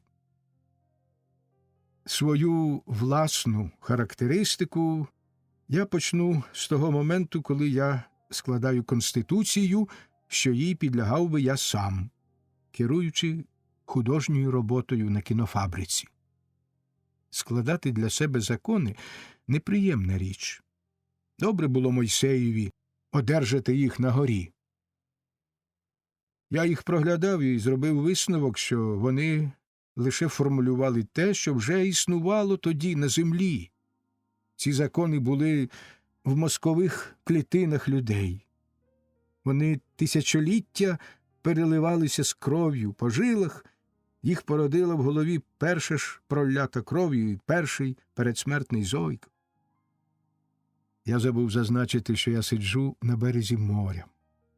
Купатися холодно, та я відчуваю екзальтацію від морських пахощів. А пахне море, треба сказати, знаменито. По-перше, гнилою морською травою, йодом, гіркою сіллю, холодним етером. Солодка млость останнього особливо п'янить. Тіло застигає в нірвані, ніби отруєне морською диявольщиною. Здається, що тіло не може вже знати болю й нівечення. Лежу на камінцях, обіймаю всі краї, слухаю, вдихаю в себе берегову гниль, як аргонавти ті колись, покинемо свій дім, тутум, тутум, туту, тутум, за руном золотим. Я співаю, бо я радий. Ніхто мене тут не бачить, як я, утікши з фабрики, роблю скрижалі. Неба не встиляють оболоки, грім не б'є на мій затишний берег, і вся природа тихо допомагає. Я кидаю камінець у воду, він підскакує на воді й тоне. Мене кличе за обрій на синь. Я бачу, як камінець опускається нижче й нижче в глибінь моря. Ніби одразу біля берега море не має дна. Я нахиляюся до води і мов торкаюся рукою до холодного чола нареченої, до її холодної шиї. І як було всім зрозуміти, що в мене одна наречена, наречена з колиски, про яку я думав, мабуть, і тоді, коли не вмів ще говорити. Наречена, для якої я жив ціле життя, їй присвятив сталеву шпагу і за неї підставляв під мечі важкий щит. 70 років стою я на землі, пройшли переді мною покоління чужих і рідних людей, і всім я з гордістю дивився в вічі, боронячи життя і честь моєї нареченої. Її коси, як струмені, розлились по землі, її руки, як благословіння, лягли на поля, її серце палає, як серце землі, посилаючи жагучу кров на нові й нові шляхи. Для неї я був сміливий і упертий, ради неї я хотів бути в першій лаві бойців за її розквіт. Для неї я полюбив море, поставив на гребі якір, залізний важкий якір, що його приймають усі моря світу, і колишиться над ним могутній корабель. Культура нації звуть її. Уявіть собі юнака, невисокого і стрункого, з сірими очима й енергійним ротом, погляд насмішкуватий і упертий, руки, що люблять доторкнутись до забороненого і відчути приємність там, де страшно, руки, що люблять жінок і їхнє тіло, люблять парус і гвинтівку, а іноді залишають те й інше для любовного вірша. Людина без ідеалів, бо не знає авторитетів, без ворогів, бо вважає, що друг і ворог – два обличчя одного тіла. Егоїст, бо не знає нікого не егоїста. Цинік, бо так називають людей з їхніми думками. Працівник і ледар в один і той же час, бо думає, що людина працює для ліні і лінується для того, щоб працювати. Ці відомості трохи показують характер нового редактора. Нехай вони лише пояснюють його поведінку в цих мемуарах, де розум старої людини хоче переформувати клітини своїх 70 років на молодий лад. Іноді йому щастить, і його молоде «я» рухає думку. Іноді крізь молодість проглядає спокійна досвідченість життєвого шляху і спокійні білі поля висот. Прийміть те й інше, як приймаєте ви природу, що молодіє й старіє разом. Прийміть, як море, що молодеє завжди через свою старість. Хай у вас залишиться дотик думок і тоді, коли вітер рознесе прах, і хтось виросте з вічної матерії. Я сидів над морем і раптом оглядівся, де я є. Позбирав свою конституцію з камінців, по яких розвіяв її вітер. Пішов переплигувати з каменя на камінь, подерся по горі і перебрів бур'яни. Директор ходив, похитуючись і припадаючи то на одну, то на другу ногу, як моряк. До речі, він і був колись моряком. Його корабель плавав лише в одному морі, бо коли він служив у флоті, саме відбувалася війна. Вихід в інші моря охороняли турки, і їхній крейсер «Ісмет» наводив жах і збуджував паніку у флоті. Несподівано з'являючись, він, як демон, налітав на туманні береги і громив важкими набоями далекі поля і форти. Матрос малював собі велетенського командира невловимого крейсера.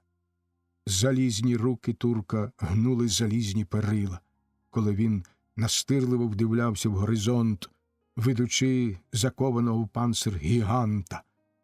Щохвилі Ісмет міг полетіти від міни в повітря, та заворожив його командир, колосальний велет. Матрос ненавидів його, як смерть і тайну. Ніч кругом стерегла проклятого хижака, а міни хиталися у воді під хвилею, і об них торкалася риба, зневажаючи смерть. Тоді вибирали темну ніч, темну, як кава з матроського пайка. З кожного корабля йшло по черзі кілька матросів. Бралося нікудишнього старого пароплава, і його вантажилося мінами. Збірна команда без трапа просто з берега плигала на борт цього брудного гробовища і відпливала в море розставляти міни. Цю операцію робилося в тих місцях, де мав звичку ходити ворог. Але спитайте в матроса, яка капризна річ пливуча міна, особливо вночі, коли треба поспішати і плисти далі. Треба повернутися й додому, доки не вдарив по морю меч сонця і не накрив ворожий постріл. Дуже капризна річ плавуча міна, кажуть матроси. І вони мають цілковиту рацію, бо ще ні разу не повернувся поганий пароплав, якого не шкода, до своїх берегів. Міни лежать на палубі і в трюмі. Вогню запалити не можна. Блоками опускають їх у морську дорогу. Вони непевні. Бувало, що зіпсується на міні ударник, або відбудеться хімічна реакція в гримучім живім сріблі капсуля. Підуть розриватися тоді міни на пароплаві. Феєрична картина, на яку після першого ж вибуху вже нікому дивитись. А то ще, поставивши міну, забудеш шлях і на неї ж повернешся. Проклятий Ісмет раптом ударить пароплав прожектором і не зведе його вбік, доки не приміриться наводчик. Погасне прожектор несподівано, як і з'явився. Будуть красиво рватися міни на пароплаві від набоїв крейсера. Розставляти міни – вірна смерть для матроса. Матрос це знає, і матрос зневажливо свистить. Він почуває під ногою хистку палубу судна, і йому не треба більш твердої опори. Він може й умерти, та треба ще подумати, чи варто. Матрос перед смертю відпрошується на берег. Твердий камінь естакади, брук на вулицях і ліхтар, біля якого починається і кінчається матроська любов, нагадують йому прекрасну думку про матір і коня Савку. Матрос знову зневажливо свистить, але цей свист, чуєте, має мало певності. Він ховає страх і тамує дрож. Матрос боїться, як кожна жива істота. Зразу ж він шукає грошей і шукає жінки, щоб затулити в своєму роті крик смерті її устами. Він, як божевільний, стискає жінку, і вона, злякавшися, виривається з його обіймів, тікає геть, зникає в пітьмі. А матрос ітиме від ліхтаря до ліхтаря. Йому залишилася година стояти на твердій землі і жити. Він пливе від ліхтаря до ліхтаря, заходить до таємного салуну і дзвонить кулаком у двері. Йому ще залишилася година життя. Він п'є якусь пахучу рідину, молочно-білу, розведену водою. Затуляє носа, щоб не занудило його від запаху одеколону, що він його п'є. Горілки немає. Війна. Методично ламає стільці, продавлює пальцем столи, плює на долівку і пробує розвеселитись піснею. А час іде, а пароплав гудить. Вимагає денатурату. Зляканий хазяїн приносить його з усіма приладдями до пиття – фільтром, хлібом, цукром і водою. Але матрос розбиває фільтр, топче хліб і нехтує цукром. Просто в горлянку виливає він півпляшки. Часами йому здається, що він уже на тому світі. Уперто натягає на лоба шапку, губить помалу свідомість і чує лише, як скаженно працює серце. Зовсім не відчуває рота й носа, валиться на долівку і залишається на ній. Матроса витягають із салуна недбайливо, як пса, його волочать за ноги, на брукові кидають і розбігаються на різні боки. Матрос лежить, його трясе, він уже бачить 10-й фантастичний сон. Він мучиться неймовірно, бо кожен раз виривають кишки з тіла. Тут його знаходить патруль, читає на шапці адресу і волочить на корабель. Тиждень матрос у кубрику бореться з нереальною смертю і реальним доктором. Нарешті одужує. І тоді дізнається, що пароплав, на якому він мав повезти міни, щасливо полетів у повітря біля турецьких берегів. З того часу матрос ненавидить спирт. А коли йому треба пити, затуляє носа і цідить в рот по краплині. Це в нього є й тепер. Я спостеріг одного разу і послухав його оповідання про денатурат. Як аргонавти ті колись покинемо свій дім, тутум-тутум, тутум-тутум, за руном золотим співаю я, повертаючись до фабрики і несучи Конституцію. Мене зустрічає кур'єр. Швидше до директора. Я поспішаю до їдальні, де він тепер сидить. Біля воріт фабрики товчуться люди. Актори і авантурники, жебраки і чеснотники, жінки, чоловіки і діти. Вони лагідно зазирають у вічі всім, хто впевнено ходить, хто твердо ставить ногу і високо несе голову. То, мабуть, хазяї, службовці, недосяжні режисери і всемогутні помічники режисерів. Тут вони товпляться зранку до вечора. Їдальня міститься у брудній кімнаті, де стіни запливли парою й салом. Столи покрито з минулого року папером, так він і лежить. Перед дверима стоїть жебрачка, що нічого не просить, а лише топчеться по своїй одежині і сумно оповіщає кожному: конвертів більше немає. В холодну пору мухи сидять на стелі і обліпили електричний шнур, на якому висить лампа. Шнур зовсім чорний і дивно кострубатий. Мухи сидять і по одній вмирають, сиплються на стіл і на похилені голови. В жарку пору вони літають і пустують, граціозно сідають на хліб і на руки, злітаються до стелі, роблять мертві петлі і лізуть до нас у рот і в ніс. Ми, лагідно посміхаючись, невпинно женемо їх і не хочемо ділити з ними нашої трапези. Нам навіть дивно, як може бути їдальня без мух. До цього ще пси. Невідомо, кого більш завше в їдальні – людей за столами чи псів під столами. Кожен співробітник має свого одного улюбленця, деякі двох і більше. Пси гуляють, жирують, плодяться і поповнюють їдальню щенятами, блохами і нудним запахом. Директор сидить окремо і їсть так швидко, ніби у нього в руці 2 ложки. Я сідаю біля нього і розкладаю на столі Конституцію. Я йому голосно читаю, а він мовчки їсть. Подають другу страву. Директор дає шматок м'яса котові, що сидить поблизу. Це матроська звичка любити тварин.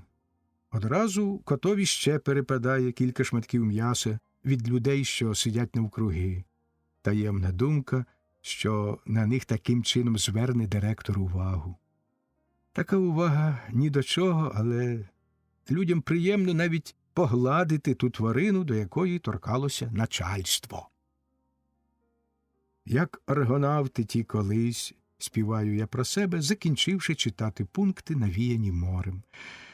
І другу страву вже з'їдено, директор мовчки думає. Пам'ять у нього гарна, кожне слово в голові. «Роботи багато», – каже він, коли ми виходимо з їдальні.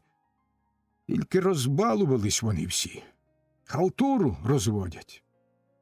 Я не можу говорити від авторського задоволення, мого проекта блискуче прийнято. Ти, може, думаєш, що в рукавичках працюватимеш, каже він далі. Ми заходимо до зали переглядів, продовжуючи розмову. Це невелика кімната, в якій, певно, завісився не один бідолаха, бо й тепер вона навіває думки про самогубство. Вона з тих кімнат, до яких нудно заходити і радісно виходити. Стільців немає, 2-3 лави стоять на брудній долівці, в кутку піч, що ніколи не топиться. Ми сідаємо. Лінії я одразу не братиму, кажу я тихо, бо тут, де справа торкається творчості, я не можу замінити собою всіх творців фільму, я хочу заслужити в них повагу і авторитет. Механік за стіною пускає апарата, апарат деренчить і шумить, заглушаючи розмову. На екрані миготять шматки чергових зйомок якоїсь режисерської групи. Директор робить зауваження про роботу оператора. Хтось позад нас це нотує. Я мовчу, дивлячись на екран. Я вступаю до смуги повсякденних інтересів, приїздів на фабрику, ранком, переглядів, розмов, директив, сварок, монтажів, усього того, з чого складається все наше життя, коли викреслити з нього неділі та весни. Любий Сев, хочеться мені почати, нарешті й про вас ітиме мова. У мене на стіні висить портрет. Ваш дід у білій полотняній сорочці і в полотняних штанях, босий і без шапки. Він стоїть у садку, спираючись на палицю.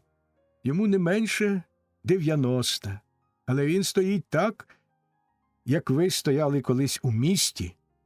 У нього буйне волосся і рівні плечі. Він з однаковою гордістю стоятиме серед велетенських машин, він стоятиме на палубі океанського корабля, що йде в невідомі країни. Він стоятиме з однаковою гордістю і серед неміряного степу, спираючись на палицю. Бо в ньому є одвічне обличчя людини, суворі риси завойовника, серце мандрівника і творця. Любий Сев, кортить мені казати, я пам'ятаю й досі ваше сприймання життя. Жінку треба вміти понести на руках. Не боятися ніколи помилок, бо той, хто боїться, швидко старіє, і в нього холона голова. Йому годі шукати повноти життя, йому досить тої молодості, що залишилася у нього позаду, а тої молодості, що є попереду і є навкруги, він не бачить. Любий Сев, хочеться мені казати ще далі, але я стримую себе і переводжу думку на інше. Мені не личить користуватися прийомами романіста, щоб прив'язати увагу читача. Романіст обов'язково вже повідомив би, що Ісмет у нього буде діяти ще раз, що 12 весел матиме шлюпка, яка привезе до берега турецького міністра. Він побожився б, що герой не любитиме балерини, і потім показав би протилежне. Я цього не зроблю, хоч і кортить мені сказати кілька таємниць і кілька фраз, що їх можна різно розуміти. Замість цього я просто перейду до дальших сторінок розповіді, щоб продовжити обіцяні мемуари старої людини, яка проте вважає себе здатною жити іще 50 років. Мені неприємно, що я написав останні слова фрази, але тому, що я їх подумав, я не маю права таїти. Чи ж не так обіцяв я казати тільки правду? Моє перебування в місті вступало до нової фази.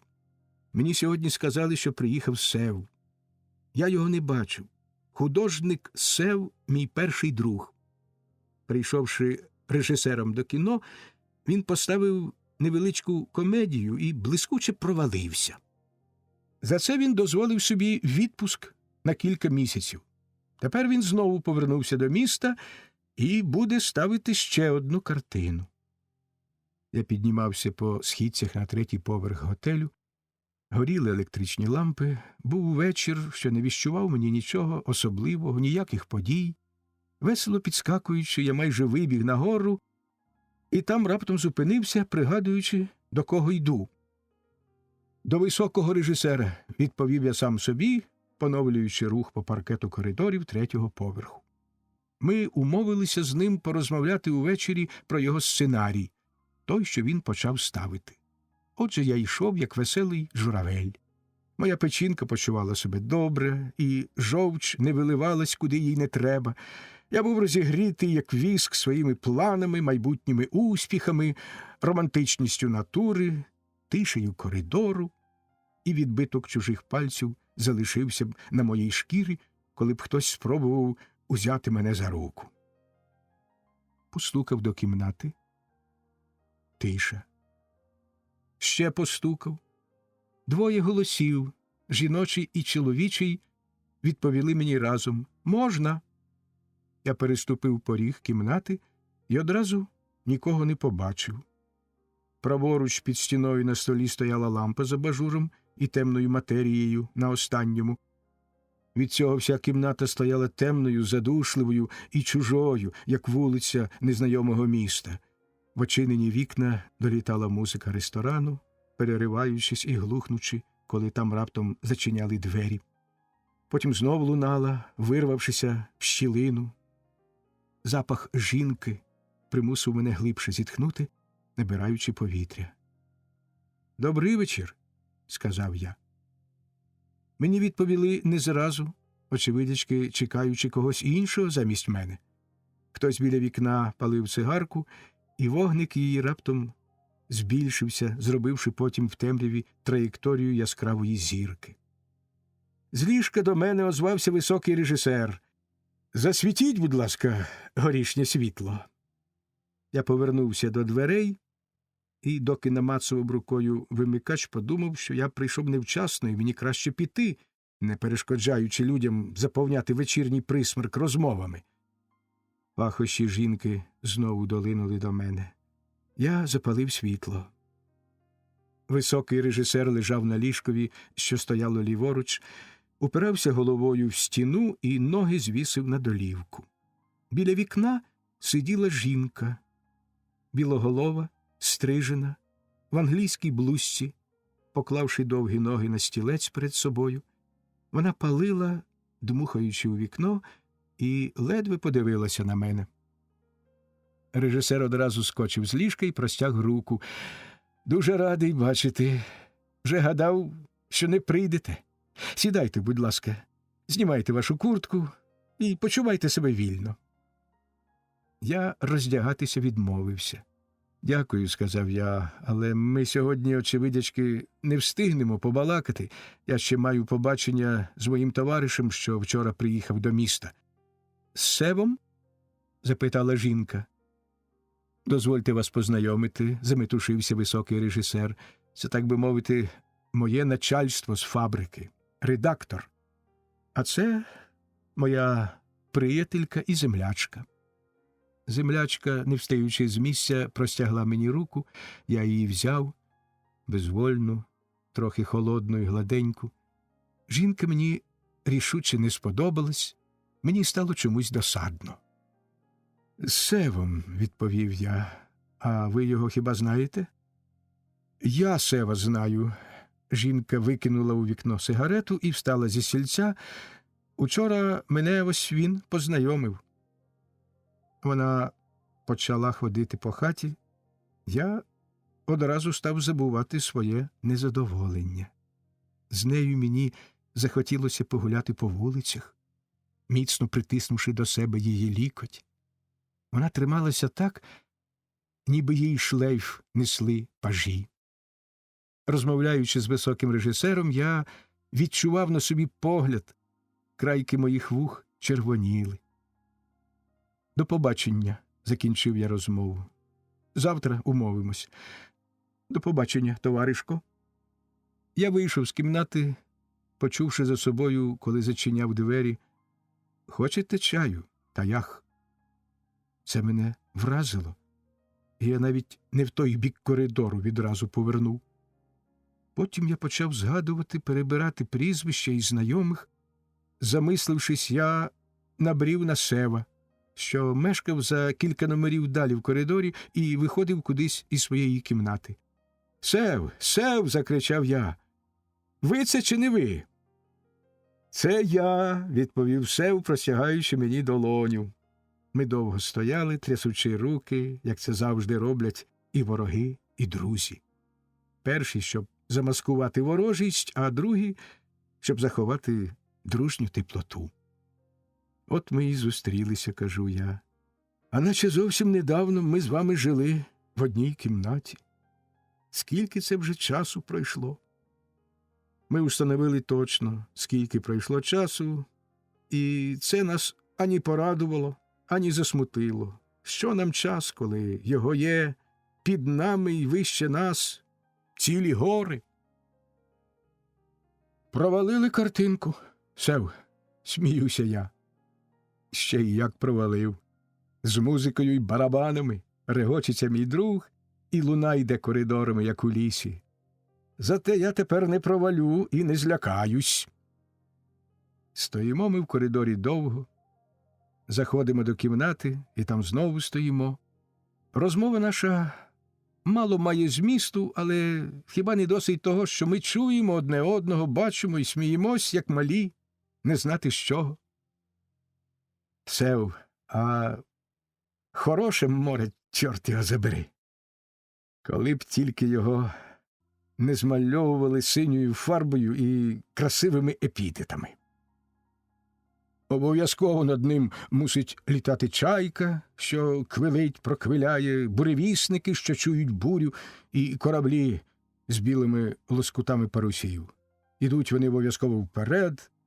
Море тоді уявляєш калюжею, яка гордиться з того, що по ній плаває білогрудий корабель. А матрос бронзовий і делікатний, кажу я в тон. Він возить обов'язково привіти і закохується десь у смагляву дочку Індії, нудьгуючи за нею і простоюючи вахту мрійним чудаком. Керманичі всі бадьорі і сміливі, бачать рифи, як акули. «Дайте ж мені договорити», – сердиться Сев. «Я відповідаю на ваше запитання про море». Він запалив цигарку і став біля трюмо. Море – це розпутна красива жінка, яка хвилює більше за всіх цнотливих голубок.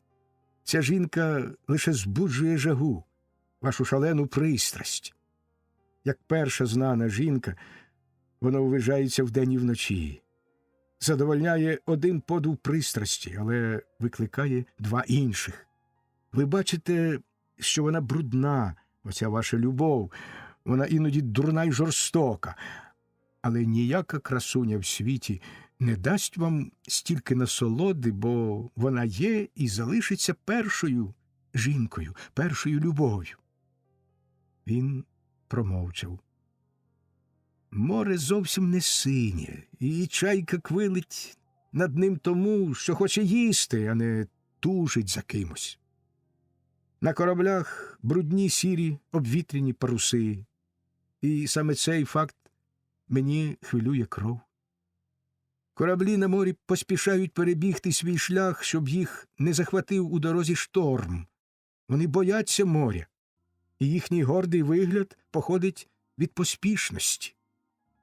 Вони жагуче бояться, а ходять, бовтаються, перелітають з хвилі на хвилю. Вірніш, хвиля підкочує під них свої піньові боки. Навкруги чорне страшне море, безодня води і гніву. Воно іноді поманить ласкавою синьою фарбою, іноді воно з небом зійдеться і почне чарувати, а натура його зрадлива, зовуча і сувора. Я хочу теж докласти своїх міркувань. Матрос возить не привіти лише, кажу я, а й важуче золоте зерно, багатство й ситість, руду й метал. Обважніє трюм, як шлунок у бджоли, коли вона повертається з поля. Над морями летить бджола простим шляхом. У трюмі пересипається зерно, гурчить метал, і чути, як за ілюмінатором проноситься вода.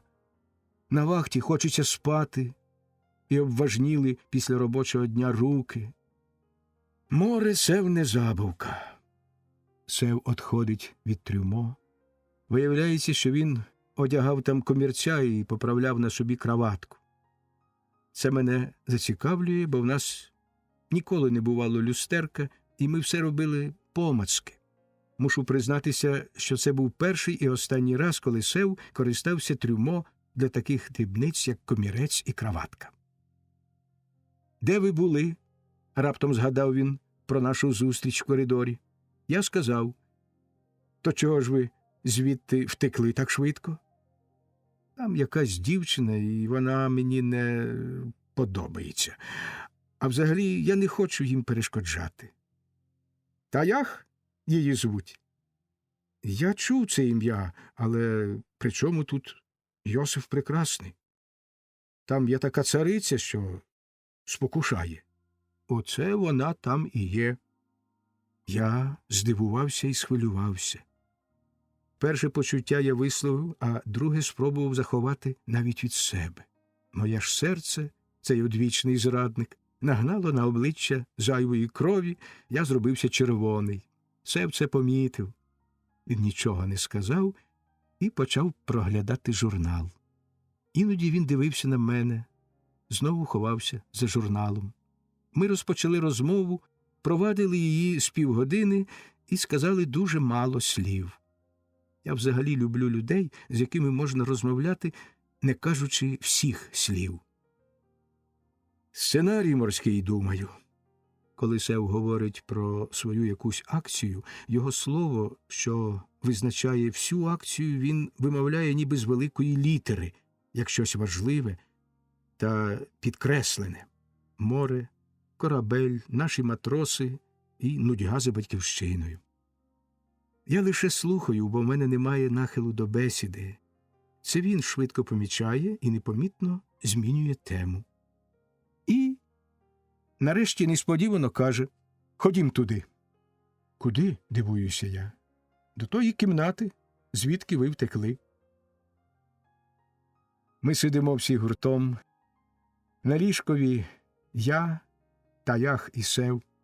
Навпроти нас ходить високий режисер, а на канапі сидить кінооператор в окулярах. Я відчуваю біля себе тепле плече жінки. Вона чудово пахне, якийсь солодкий, тремтячий запах, як звук віоліни.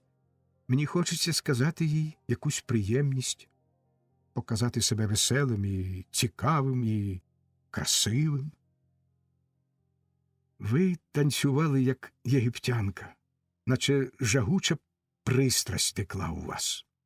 Таях весело сміється і лукаво поглядає на мене і на Сева. Вона дуже стримана і холодна взагалі, а коли сміється, робиться близькою. Для всіх людей в неї холодний погляд і професійна усмішка балерини. Одним ротом, білими зубами. А взагалі ви нагадуєте прекрасну мавпочку, додає Сев серйозно. Вона гризе горішок на дереві і влучає нас звідти горішком. Манкі, інформую я, так звучить це англійською мовою. Так розмовляючи, ми не помічали часу, що поспішно крутив стрілки на годинниках і засипав синій дах неба цілими мішками світляків. Високий режисер мочив хустку рідиною зі склянки, то був чай, і клав собі на очі, що були навдивовижу червоні й запалені. Він з нудьгою поглядав на горішню лампу, доки ми здогадалися її погасити. Високий режисер попік очі світлом прожекторів. Інтимна темінь обгорнула кімнату. Оператор присунув ближче до нас канапу. Високий режисер сів і собі. «Ви якісь дивні люди», – сказала Таях. «Нічого подібного я не бачила у себе на півночі. Я почуваю вашу молодість, як морське повітря». На мою руку обережно лягла її рука, і так залишилось. Я почав ворушити пальцями, помалу пестити жіночу руку. Таях нахилилася до мене, і я нахилився до неї. Її волосся лоскотало мені вухо. Я люблю людські руки. Вони мені здаються живими додатками до людського розуму. Руки мені розповідають про труд і людське горе. Я бачу творчі пальці, тремтячі й нервові, руки жорстокі й хижацькі, руки працьовиті й ледарські, руки мужчини й жінки. Вас я люблю спостерігати, коли ви берете й віддаєте, коли ви ховаєте в одежі ножа, коли ви пестите ніжну шкіру жінки, коли ви боляче любите її і не хочете нікому віддати. Найбільше мені до вподоби руки творців. Перо і пензель, ніж і сокира, талановитий молоток. Чи знаєте ви, що рука, яка вас тримає, передає через вас вогонь життя? Вона умре, ця невгамовна рука, а витвори її житимуть.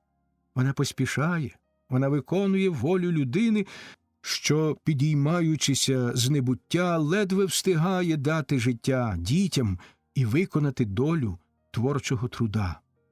Я люблю її, вічну людську руку, незвичайний символ, і розумію велич тої хвилини, коли друг дає руку другові. Цим він передає самого себе, своє серце і розум, дихання дітей. Дві людських руки вкупі – це кільце, за яке, ухопившися, можна зрушити землю. Моя канна випливає раптом перед очима. Я перегортаю червоний жар і відчуваю легеньку прохолоду. Поправляю плед на ногах і підкладаю дрів до кани. Кров не хоче вже мене гріти, так як 50 років тому. Ноги у колінах і кісточках ниють і тремтять, доки розгоряються дрова. Поступово тепло збільшується, дрова охоплює полумінь, червоне й гаряче листя його росте і в'яне. Раптом з листя вироблюються червоні чоловічки, вони сидять на дровах, махаючи синіми хустками. Моє холодне тіло набирає тепла. Я нахиляюся до кани, і гарячий вітер дише мені в обличчя, наче йду я в пекучий день степом, щоки мої горять від крові. Далі я хвилинку тихо плачу, очі в мене розплющені, я нічого не бачу, і на плед падають рясними краплями сльози. Це не значить, що я печальний, що мені боляче і що я щось втратив. Мої сльози, так само, як і сміх, це фізіологічні процеси, що їх звикли збуджувати в мені певні обставини. Але мозок у мене стоїть над фізіологією. Він знає, що сльози і радість – це невід'ємні частки людського щастя. Я дивлюся на руки, підставляючи їх ласті вогню. Мої любі, грійтеся. Ваша кров тече в синах, пілотові і письменникові. Ви не висли безсило від розпачу та невдачі, ви завжди чесно служили мені. Ви перші дали відчути ніжність жіночого тіла і відповіли ласкою на ласку. Дрова розгорілися добре, за вікнами негода, тіло молодіє від тепла, на руки стрибає вогонь і тече по жилах. Я заплющую очі. Неси мене, часе, назад. Чи довго ми так сидітимемо? Питає, наче з далекого далека голос оператора. Мені непогано, каже Сев, та мене вдома чекає вже, певно, помічник, з яким я розробляю сценарій. Я нахиляюся до Сева і пропоную йому свої послуги, а через те, що між нами сидить Таях, вона відхиляється трохи назад, коли я розмовляю з Севом над її коліньми. Я під сурдинку кажу Севу кілька зайвих слів, що не мають зв'язку з моєю пропозицією.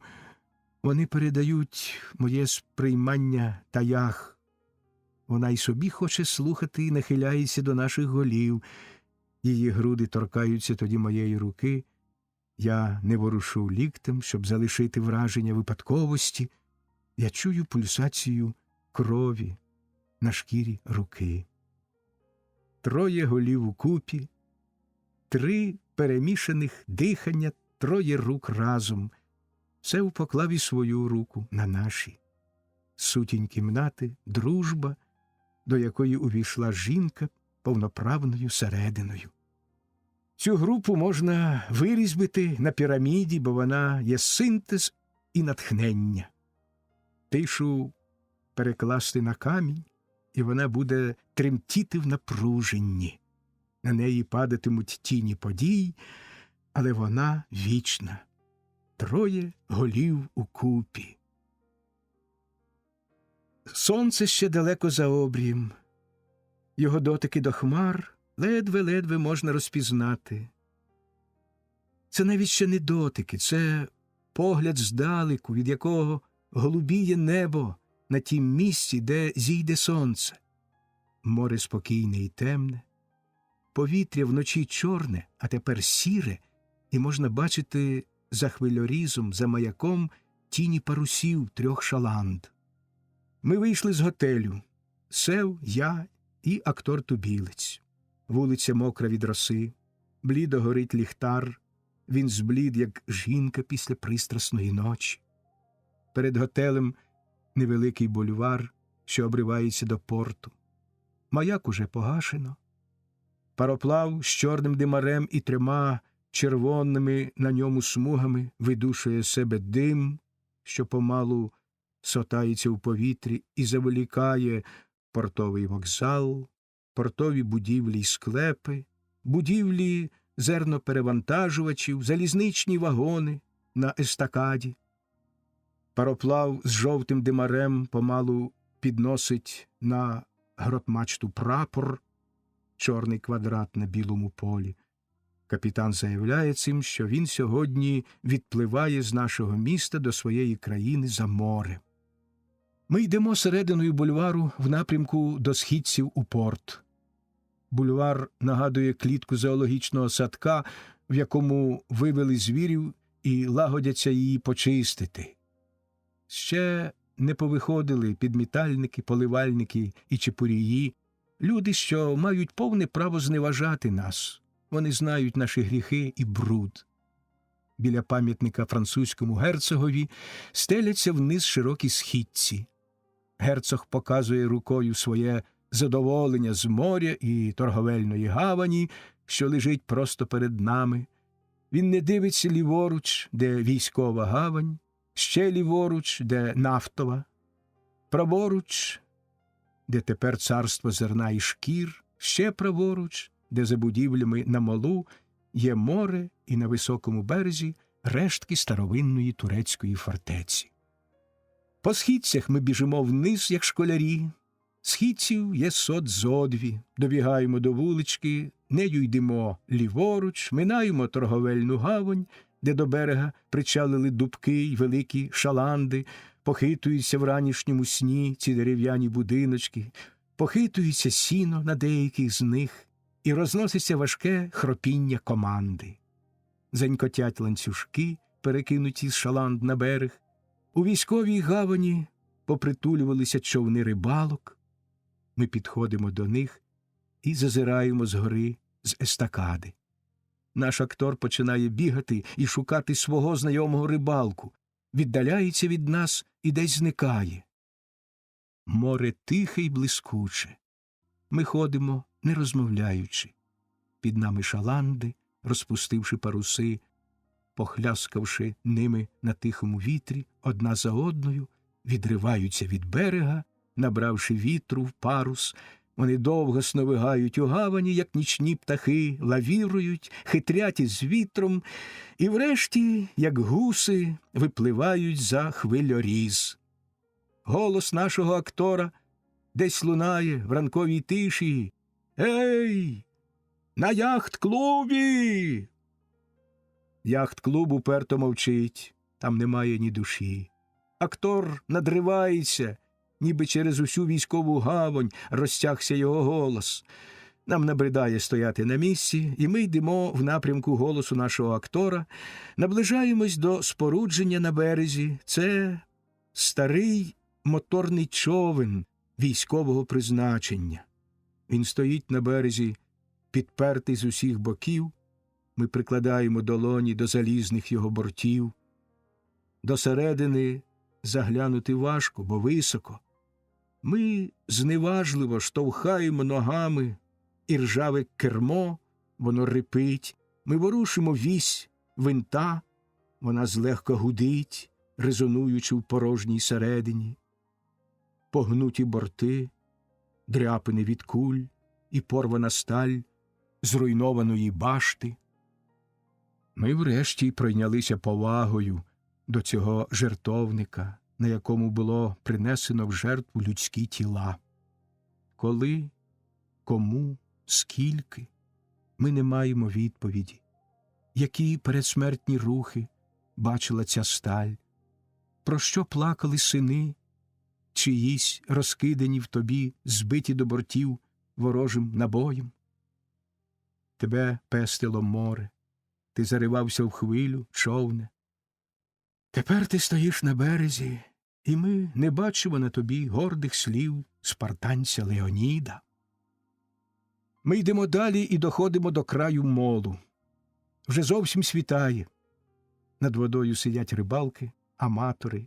Їхні самолови на довгих прутах нахиляються в ряд. Самолов – це вудка з кількома гачками. На кожному з гачків насаджено рачка або дрібну рибу, сердельку чи фіринку. Дрібну рибу ловлять сіткою на круглому обручі. За смугою води, досить широкою для того, щоб нею могло пройти 20 пароплавів у ряд, кам'яним бар'єром стоїть упоперек хвильоріз.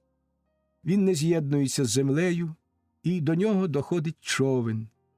Море за хвильорізом бліде, біле, як оливо. Там якраз схід сонця. До нас підходить актор. «Переїдьмо на хвильоріз», – каже він. «Туди за нами зайде шаланда». Ми чекаємо ще кілька хвилин. Ми чекаємо не самі. Кілька таких, як ми, рибалок з прутами й кошиками стають біля нас і кричать на хвильоріз незадоволеними голосами. «Давай човна!» – кричать вони. «Давай човна, соні прокляті!» Нарешті від хвильоріза відходить шаланда на веслах. Хлопець уперто гребе, вигрібаючись на хвилю, що поволі вже почала здійматись в гавані. Човен іде помалу. Аматори з самоловами сидять і похмуро чекають. Саме при сході сонця піде бичок. Якась стара баба інтелігентного походження палить цигарку і плює в воду, ніби ворожачи. Причалює шаланда, легко пошородівши об камінь бортом. Ми сідаємо, човен похитується на хвилі. Я сказав кілька слів про ранок і сьогоднішню неділю. «В неділю моя голова найбільше працює», – говорить Сев. «Я за неділю багато придумаю кадрів для картини. Нікуди я не поспішаю, ніхто мене не викликає на фабрику телефоном. Я працюю як каторжний». «Дубок з кафи?» сказав мій сусіда. З Олешок. Бачиш парус, відповів сусіда Сева. Дубок похитався серед гавані на якорі. Він був цілком безлюдний. На щоглах лише блоки вгорі порушували оголеність дерева. Паруси змотано. Бухшприт, завжди такий граціозний, тепер обріз парусом, що лежить на ньому, як нарість на дереві. Ми об'їхали Дубок з корми. За кормою на тросі прив'язано маленького пузатого човника. Він має таку ж форму, як Дубок, так пофарбований і, здається, малим дитинчам, рибинкою великого кита Дубка. Дубок називається Тамара. Хвильоріз підноситься над водою, з боку гавані на чверть метра, з боку моря на 2 метри, метрів зо 3 завширшки і з кілометр завдовжки. Такі його ознаки цілком задовольняли управління порту. Хвиля розбивається, не доходячи до гавані, коли по морю ходить шторм на всі 12 балів. Ми пройшли по хвильорізу вкрай, поминувши 10 рибальських хатин, що попритулювалися до каменя із згористого боку. Це, власне, не хатини, а сякі такі дощечки, фанера, стовпчики і рибальські кошики. Тут живе ціле літо родина рибалки. На зиму вони переїздять до міста на зимівлю. Шторми захлюпували їх піною і скаламученою водою, шторми викидали до їхніх ніг морську траву і розпливчастих, як холодець, морських медуз. Рибалки тоді славили Бога і ніяк не могли перекричати реву штормової хвилі. Лаялися вони знаменито. Ми сіли на іржаву стару гармату, що своєю вагою зміцнювала край хвильоріза. Налітав з проквола невеликий вітер. Ми крали в когось день, бо сонце ще не зійшло. Сев, як може країна жити без моря? Які перспективи є у Швейцарії? Коли б я там жив, я, певне, повісився б на вершку першої ліпшої гори.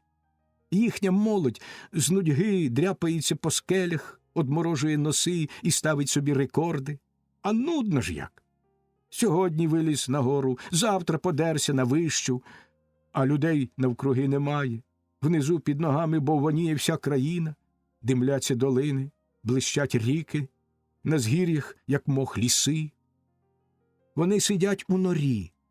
Люди деруться на гори і ніяк не можуть їх перелізти.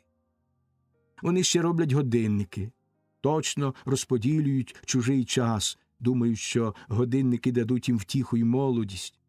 У вас є годинник, Сев? Зроду його не мав. Мені годинник нагадує фараонову тощу корову, що не може ніколи наїстися. Біля нас рибалка спіймав бичка. Ми сиділи обличчям до вільного моря, де мало сходити сонце і підійматися перед нами на місто. Далекий берег ліворуч вимальовується вже, наче виходячи з долини нічних тіней. Сев розповідає про жінку, що ніколи не бачила, як сходить сонце, і проте була гарної вроди. Жінка мене цікавить, я розпитую про ознаки її краси. Саме в цей час починає сходити сонце. Воно витикається з-за води і одразу ж відбивається в морі. Через це воно весь час кругле і лише збільшується і збільшується. Тепер воно відривається від води, на ньому наче ворушить хтось блискуче решето. Кричать позад нас мартини, кричать, кружляючи над водою і падаючи часом на воду за рибою. Сонце б'є у вічі. Ми спочатку терпимо, кліпаємо очима, а далі повертаємось до сонця спинами і зітхаємо, почуваючи, як тепло на нас лежать промені сонця. Я відчуваю, що мій мозок наче холодною водою пополоскано. Це добре. Ви думали про мій сценарій? У вас щодня новий сценарій, Сев. А ідея? Я кажу, новий для темного ока. А себе я за таке не вважаю. Ваш сценарій має ідею, що її не можна цілком сказати словами. Мене завжди дратували всі оті скорочувателі чужих думок, вульгарні конкретизатори. Вашу ж конкретність треба назвати егоконкретністю, бо її треба формулювати лише вашими словами. До неї треба ще вашої усмішки, ваших манер і вашої веселості. Конкретність і діалектичність матеріалістичних ідей треба вміти бачити на ваших полотнах і у вашому фільмові. Промені сонця лежать на наших плечах. Іноді повіває з моря ранкова течія повітря. Порт потроху галасує, на дубку вештаються вже люди, на морі шум, хвилі б'ють у хвильоріз. Біля моря розмовляти нам так, як у степу. Море – це великий степ, на якому росте синя і чорна трава. Біля моря добре думається, і звичайні слова набирають таємного і великого змісту. Я розповім вам, яких я люблю людей, починає Сев, тримаючи цигарку в зубах і шукаючи сірників. Був у нас на селі один дід. Біля 100 років йому було. Кремезний, важкий дід, що забув вже рахувати онуків та правнуків, а синів геть усіх поховав. Став недобачатий старий, і вигнали його правнуки, бо не міг він городу доглянути та за свій хліб відплатити. Оселився старий в землянці над рікою. На даху в нього зимою вовки ночували. Влітку трава росла. І жив дід так, ніби збирався свою 100 років іще раз переглянути. На лови він їздив удень і вночі. Риба йому йшла до рук, як приворожена. Так він проживав, цей сліпий дід. Такі в нього сильні були інстинкти боротьби, що він, сліпий, викинутий із життя, боровся за нього, як мавпа, що з неї пішли ми всі. У нього стало б сили інстинкту боротьби на те, щоб зі своєї печери пройти знову ті десятки тисяч років, які відрізняли його від пароплавів на річці. Він міг би ще й одружитися для повноти доказу. Та несподівано його розірвали вовки на 2-й сотні літ життя. Дивний настрій опановує нами. Холодна кров тече в риби, а чоловікові треба тепла. Завіває вітер у землянку, на даху шкребуться, гарчать і клацають зубами гості. Береш весло і йдеш на лови. Човен прив'язано до кілка, ось він стоїть. Чи не набралося в нього води? Очі наче дивляться крізь густу пелену сірої мли. Пливеш по ріці, гребеш весельцем, дзюрчить вода, гребеш і гребеш, вигрібаючись проти течії, проти всього на світі, пливеш вперед. Ми розігрілися на сонці, а актора нашого не було й не було. Сорочки ми поскидали, підставляючи сонцеві м'язи. Рокотить десь далеко моторний човен, перевозячи людей на пляж. По той бік хвильоріза пройшов до гавані пароплав.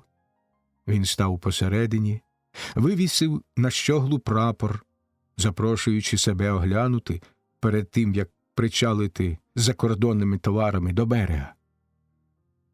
Та ось і наша пливе шаланда. Її хазяїн уже давно виїхав у море і наловив скумбрії, проте він не думає ще кінчати. Ми помалу злазимо до нього. Під нами море, Сев сидить на носі шаланди з ниткою самодура в руці. Це той же самолов, тільки замість приманки на гачках цесарчине пір'я. Я допомагаю хазяїнові тримати клівер шкот і навіть забираю шкот від паруса. Ми пливемо, правуючи косо на хвилі, експлуатуючи вітер, і пливемо просто на вітер. Це приємно. Рибальство так захоплює Сева, що він приказує до кожної скумбрії, яка потрапляє на дно шаланди. Вітер міцніє. «Сьогодні буде шторм», – каже рибалка.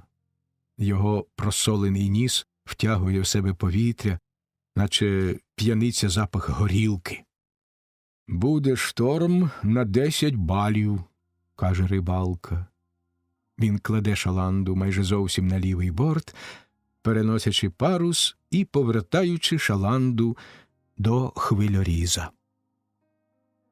Шторм розлютувався надвечір.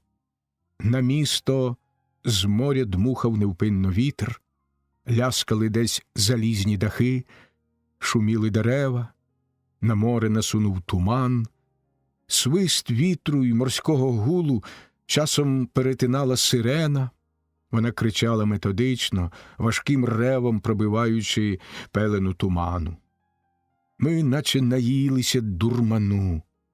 Пальта наші роздуває вітер і намагається повалити нас на землю, коли ми, поминувши східці до порту, біжимо просто по стежці.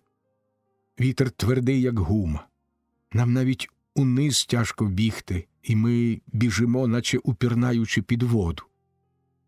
Через колію повз залізничні вагони опиняємося біля води. Але це гавань, а нам хочеться ухопити повітря з вільного моря. Естакада, з якої вантажить шкіру, елеватори для зерна, пароплав, що повернувся носом на вітер, знову елеватор, службовий портовий будинок, ще елеватор, ворота. Вибігаємо на мол, що йде до маяка, і нарешті ось воно, море. А яке ж воно гнівне, ніби сам Нептун гойдається на кожній хвилі та б'є сандалею щоразу в мол. Зовсім залягає вдалині вітер, ніби й не було його зовсім. І не він натворив оцього жахливого біснування води. Спокійне повітря відпочиває недовго. Вітер потроху перелягає, шамотить над хвилями, що котяться одна за одною і починає дмухати зовсім з іншого боку. Рибалки в таких випадках виходять за двері нетривких своїх хатин, котрі тремтять на морському березі, і, прислухаючись, лівим вухом кажуть: «Чамра налетить і вириватиме траву з морського дна». Вони зачиняються в хатинах і відрами питимуть кисле бесарабське вино, доки зійдуть на небо спокійні хмари і опанує морем благодатна бунаца. Тиха погода, майже штиль. З туману виринали нові й нові хвилі, і чулося, що за ними йде ще неймовірна кількість інших. Туман був густий, і як високе сіре шумовиння покривав розлютоване море. Ми сіли з Севом на мол і спустили ноги. Хвиля розбивалася об камінь і дохлюпувала до наших підошов солоні краплі. Часом ми помічали баранця на черговій хвилі і зіскакували на ноги, бігли вбік, доки за нами гналися розгнівані води. Сплески вилітали так високо, що ми крізь них дихали подвійною вогкістю шторму. Ми розмовляли про ніжні пахощі степів, які може відчути лише чутливий ніс тубільця. Безкінечний родючий степ поріс травою і поховав дороги. Як у морі хвилюється його зелена поверхня, Багато фарб розкидано по степу, щедрих, щирих фарб збудженої землі, і високе бліде небо блакитними шовками звисає до обрію, дзвенить відблисками дорогого каміння, голубими переливами степової тайни і високими, наче з безвісті донесеними мелодіями степових птахів, що приліпилися десь у небі і ніяк не знайти їх простим оком. Пливе степ, наставивши вітрила. Море – пустельний степ одного офарбування й одного запаху. Через це людина шукає інших морів, дальших обріїв і солодшої тайни. Степ межує з морем, що завше приймало на свої вітри журавлів зі степу.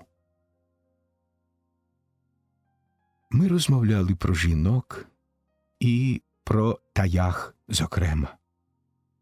Вона, казали її подруги, змінила свій характер в місті.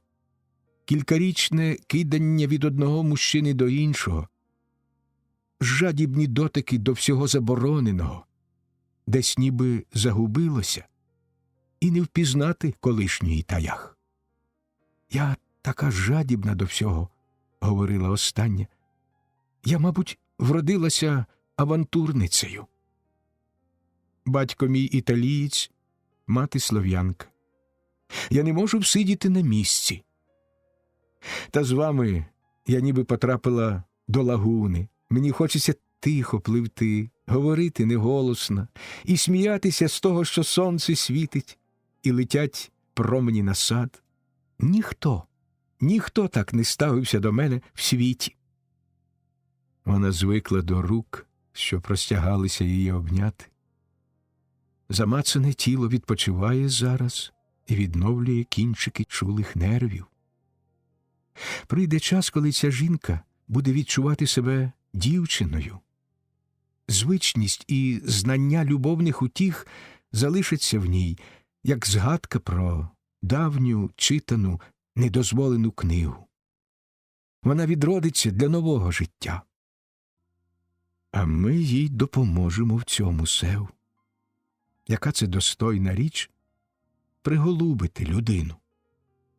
Людське ставлення піднімає дух і дає силу рукам. Товариське оточення, безкорисна мета. Ви ж її любите, редакторе. А ви її кохаєте, Сев. Коли б вона була тут і чула наші зізнання. Ми її любимо обоє однаково. Вона втомилася любити. Хай же це не пошкодить їй народжуватися на світ. Море підкидало хвилі. Біля моря ми почували себе сильнішими.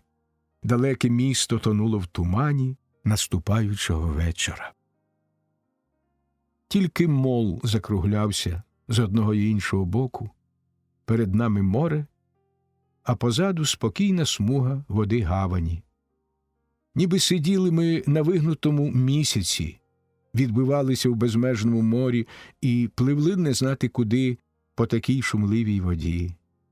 Ніби за туманом десь унизу, на колосальнім віддаленні, вилискувала кругла планета Земля, і всі моря її ось-ось мали затопити сушу. Ми рушили йти додому і зустріли в порту Таях. Вона тримала капелюх в руках, і її золоте волосся куйовдив вітер. Одежі на ній наче зовсім не було, так вітер дмухав на легку тканину. Ми взялись усі за руки і потягли Таях за собою на мол. Це було веселе біснування. Ми щось кричали, вибігши на мол, і були як паруси, що кожної хвилини можуть знятися в повітря і попливти один за одним у радісну морську безвість. Таях щось співала, але хрипливі нотки почувалися в її голосі, немов хотіло прорватися ридання. Вона кинулась мені на шию, і жагуче поцілувала в губи, притулившися всім тілом. Потім вона поцілувала Сева. «Я, мабуть, сплю», – сіла вона на камінь. «Дружочок, візьми мене за голову». Сев почав фантазувати про далекі острови, про голих чорних королів і високі зелені пальми, що ревуть і гойдаються від шторму на піщаному березі. Дружочок, цебто я, намалював картину життя на цьому спеченому острові, картину сходу сонця, коли воно вертикально підіймається на пекуче небо, і заходу, коли сонце падає, одразу утворюючи чорну ніч тропіків, де немає сутінків і вечірніх тіней, халупа на похилому березі, яка тремтить од вітру, і мево свічки, що раз у раз б'ється по стінах, і хазяї, не знати чого, викинуті до цієї пустелі і забуті людьми. Та Ях слухала й мовчала, лише поглядала на нас радісно, і забута усмішка, професійна усмішка балерини, набувала іншої виразності. Ми помітили, що в театрі у неї не раз з'являлася така ж усмішка під час танку, коли траплялися перерви і переходи. Вона любила зайвий раз упевнитися, що ми сидимо в залі, я чи Сев. Ми й сиділи. У нас було одне місце, де вона завжди знаходила нас. Вона не любила танцювати і танцювала холодно, коли не було в театрі знайомих. Їй здавалося тоді, що вся публіка чужа, як купа каміння, розкиданого по залі. Треба було їй когось, хто репрезентував би глядачів. Зате нам вона танцювала так, що ми захлиналися з гордості. Тоді викликала її захоплена зала безліч разів, і вона підходила до рампи, усміхаючися нам і кладучи руку на серце. Нам заздрило все людське море. Шторм, як розлютована оркестра, викидав щоразу нові й нові симфонії, збільшуючи темп і тембр. Коли б у таку погоду високопарусний бриг з'явився на морі, ніхто не побачив би на ньому парусів. Тільки щогли гнулися б і хляскали шкотами, а команда, прив'язавшись до койок, забула б, де в людей стеля і де підлога. Ми побачили, як хвиля несе щось на собі. Крізь туман ми розгледіли щоглу чи якийсь брус, подібний до неї. На один кінець ніби хтось кинув купу морської одежі, на щоглі лежить рукав, а з нього виглядає рука. Голова людини притулилася до дерева, і довге волосся розчісує вода. Передній кінець щогли йшов над водою, яка простягнута з глибини моря, ніби рука велетня. Сев полетів у воду і, не вміючи плавати, стояв по пояс у воді і чекав, доки щогла наблизиться до нього.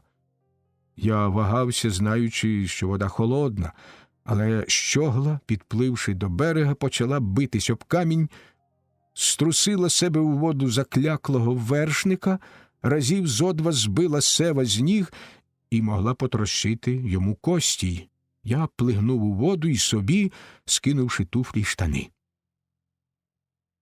Екземпляр людини, що її викинуло море, був навдивовиж живучий. Ми його трусили й ламали, волочили по піску й садовили на землю, терли, гойдали і вибирали з рота в нього пісок і траву, доки він нарешті прийшов до пам'яті. Його думки були далеко, дуже далеко. Він проговорив кілька слів, ніби румунською мовою, і знов загубив пам'ять. Ми почали кутати його в піджаки.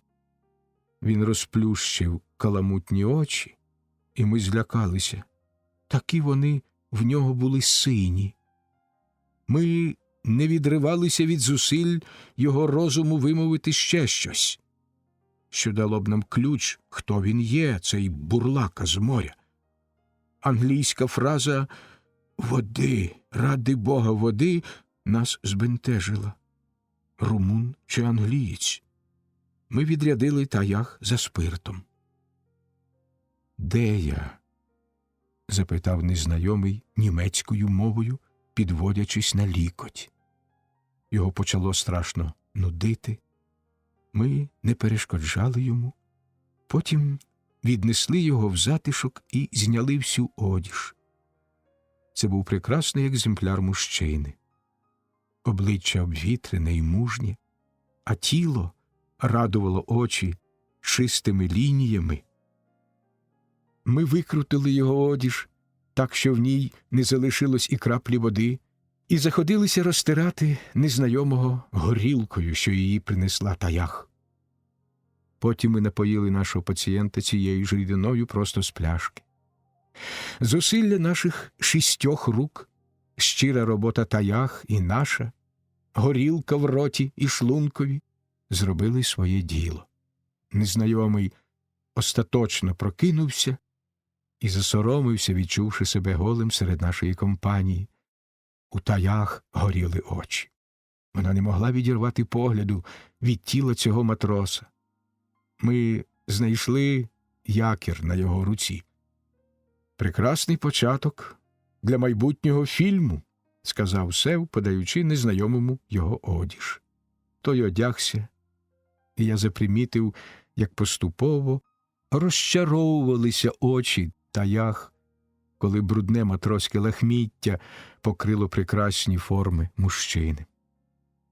Тепер перед нами стояв блідий матрос, чорнявий і смаглявий, із затьмареними синіми очима, страшенно змучений попередньою мандрівкою на щоглі. Чорнява борідка пробивалася на щелепах, обличчя приємне, хоч і некрасиве, вражав погляд, що завжди був скерований в обличчя співбесідника. «Початок добрий», – сказав я, ляскаючи матроса легенько по спині.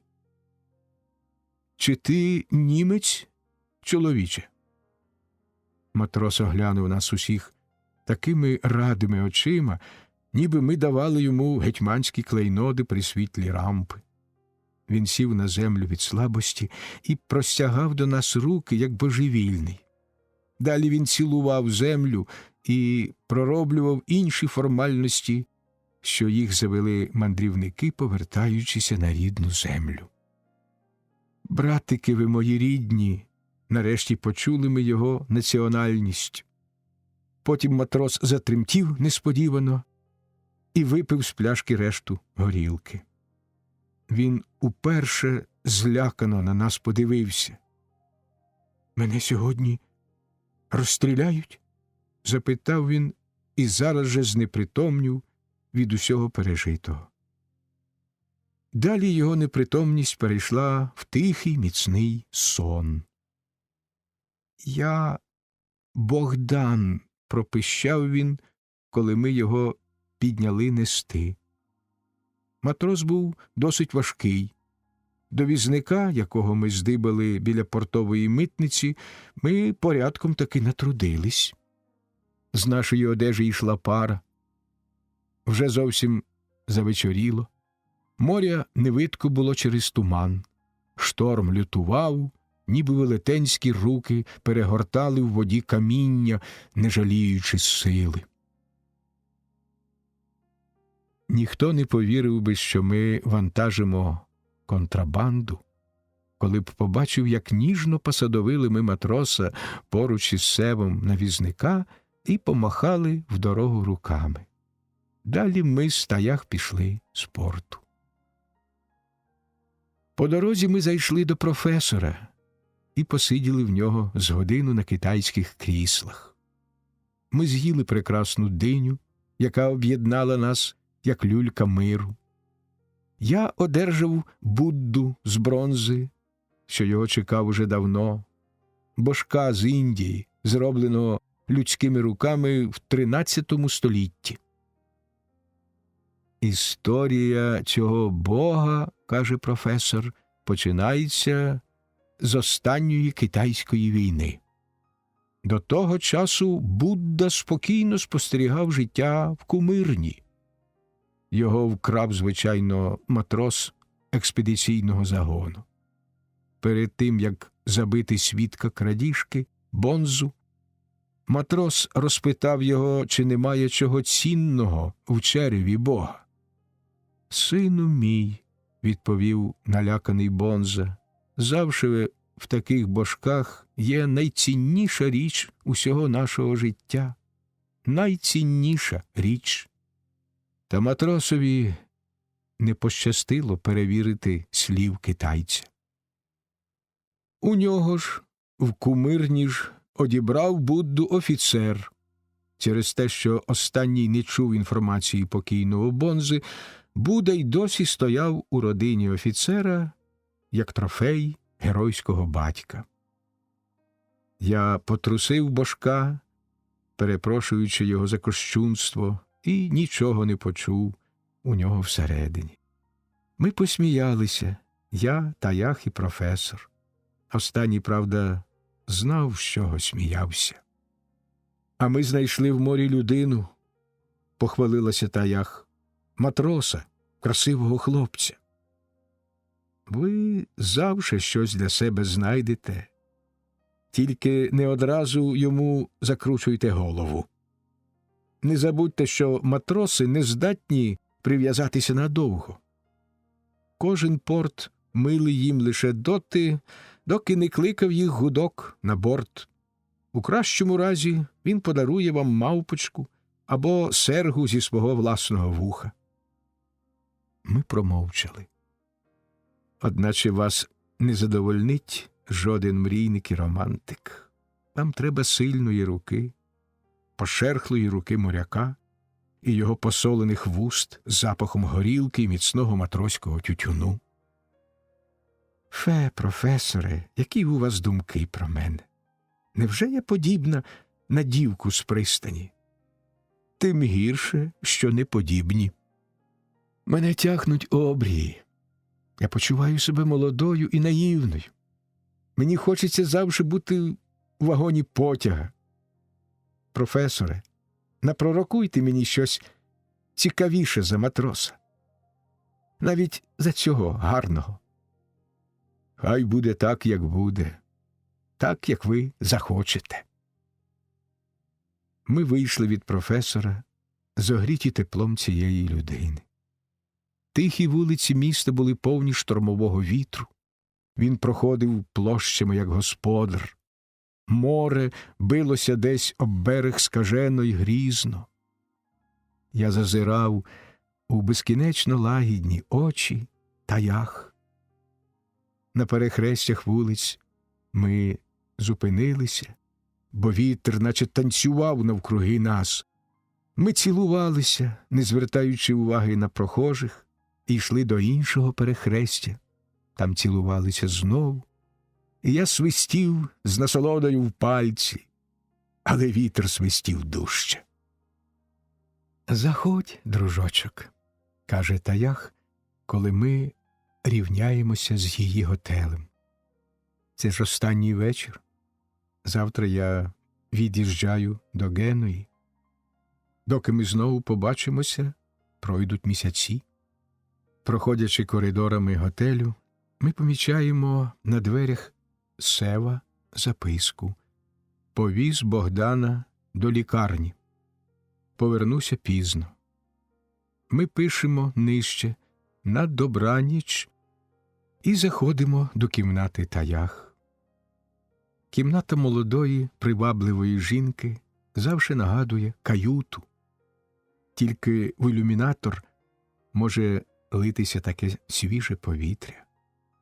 Каюту застелено килимом, по стінах пурпуровий шовк, блакитний газ повис на люстрі, високе ліжко виглядає затишно, справжня койка. Вона може приспати натомлену людину. Ми сиділи, загубивши розуміння власності рук. Ми хилилися одне до одного, як дуб і лоза, і кожне з нас було то дубом, то лозою. «Там умирає моя тітка», – сказала Таях, «а в Мілані живе батьків брат. Поїдемо зі мною, дружочок».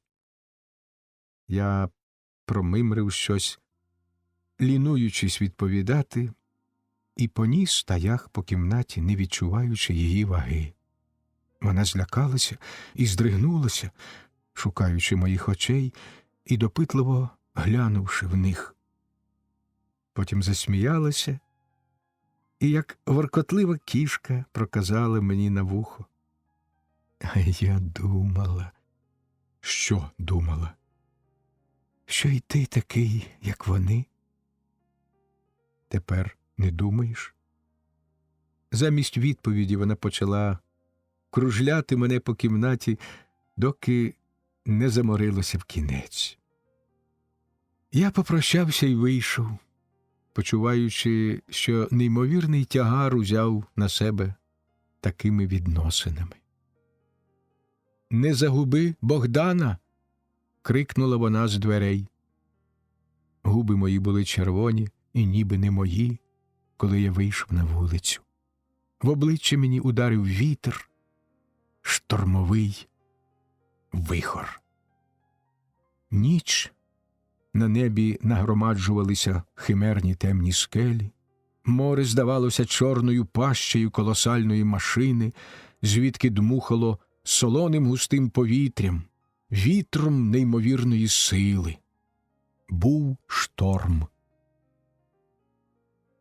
День від'їзду Таях відмічено кількома подіями. Таємнича рука завжди підганяє багато вражень на один день.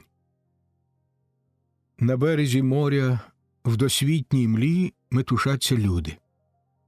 Дубок та Мара похитуються на якорі. До нього човнами возять цілі юрби дітей. Ще й на світ не зводилося, коли Дубок об'якорився. Якір заграв, зачепився за дно. Канат витягся у воді, крізь біляву воду він наче розтягся, як гумовий. Морська хвиля обхлюпала Дубок, почала повертати його, похитувати. Він став носом на хвилю, на невеличкий вітер. Від корми, де байдужо поверталося у воді кермо, голих щогол, клівера на бухшприті, цього слухняного клівера, що любить надиматися від низового вітру, до лінії якорного канату, який натягся і йшов похило під воду, все являло собою прекрасний образ напруженої рівноваги. Дітей возять десятками. Діти з дитячого будинку. Однакове вбрання на цих громадянах республіки гармонує з їхніми обличчями. Це аргонавти, що пливуть у перший морський рейс назустріч сонячній ласці. Вони сірі всі, як солдати, що хвилями стають на кордонах республіки. Квіти життя виходять у перший морський рейс. На палубі писклива дитяча метушня. 14-літки, найстарші між дітьми, дають лад дрібноті. Та годі за ними всіма доглянути. Вони все мусять помацати лапами, до всього принюхатися мокрим носом. Матросам вони вже набридли. Виховательки не встигають задовольняти всю малич. На палубі швидко з'являються мокрі місця, калюжі, ознаки хвилювання. Матроси лаються. Та розмови дорослих потопають у пискоті, вересках сотні малечі.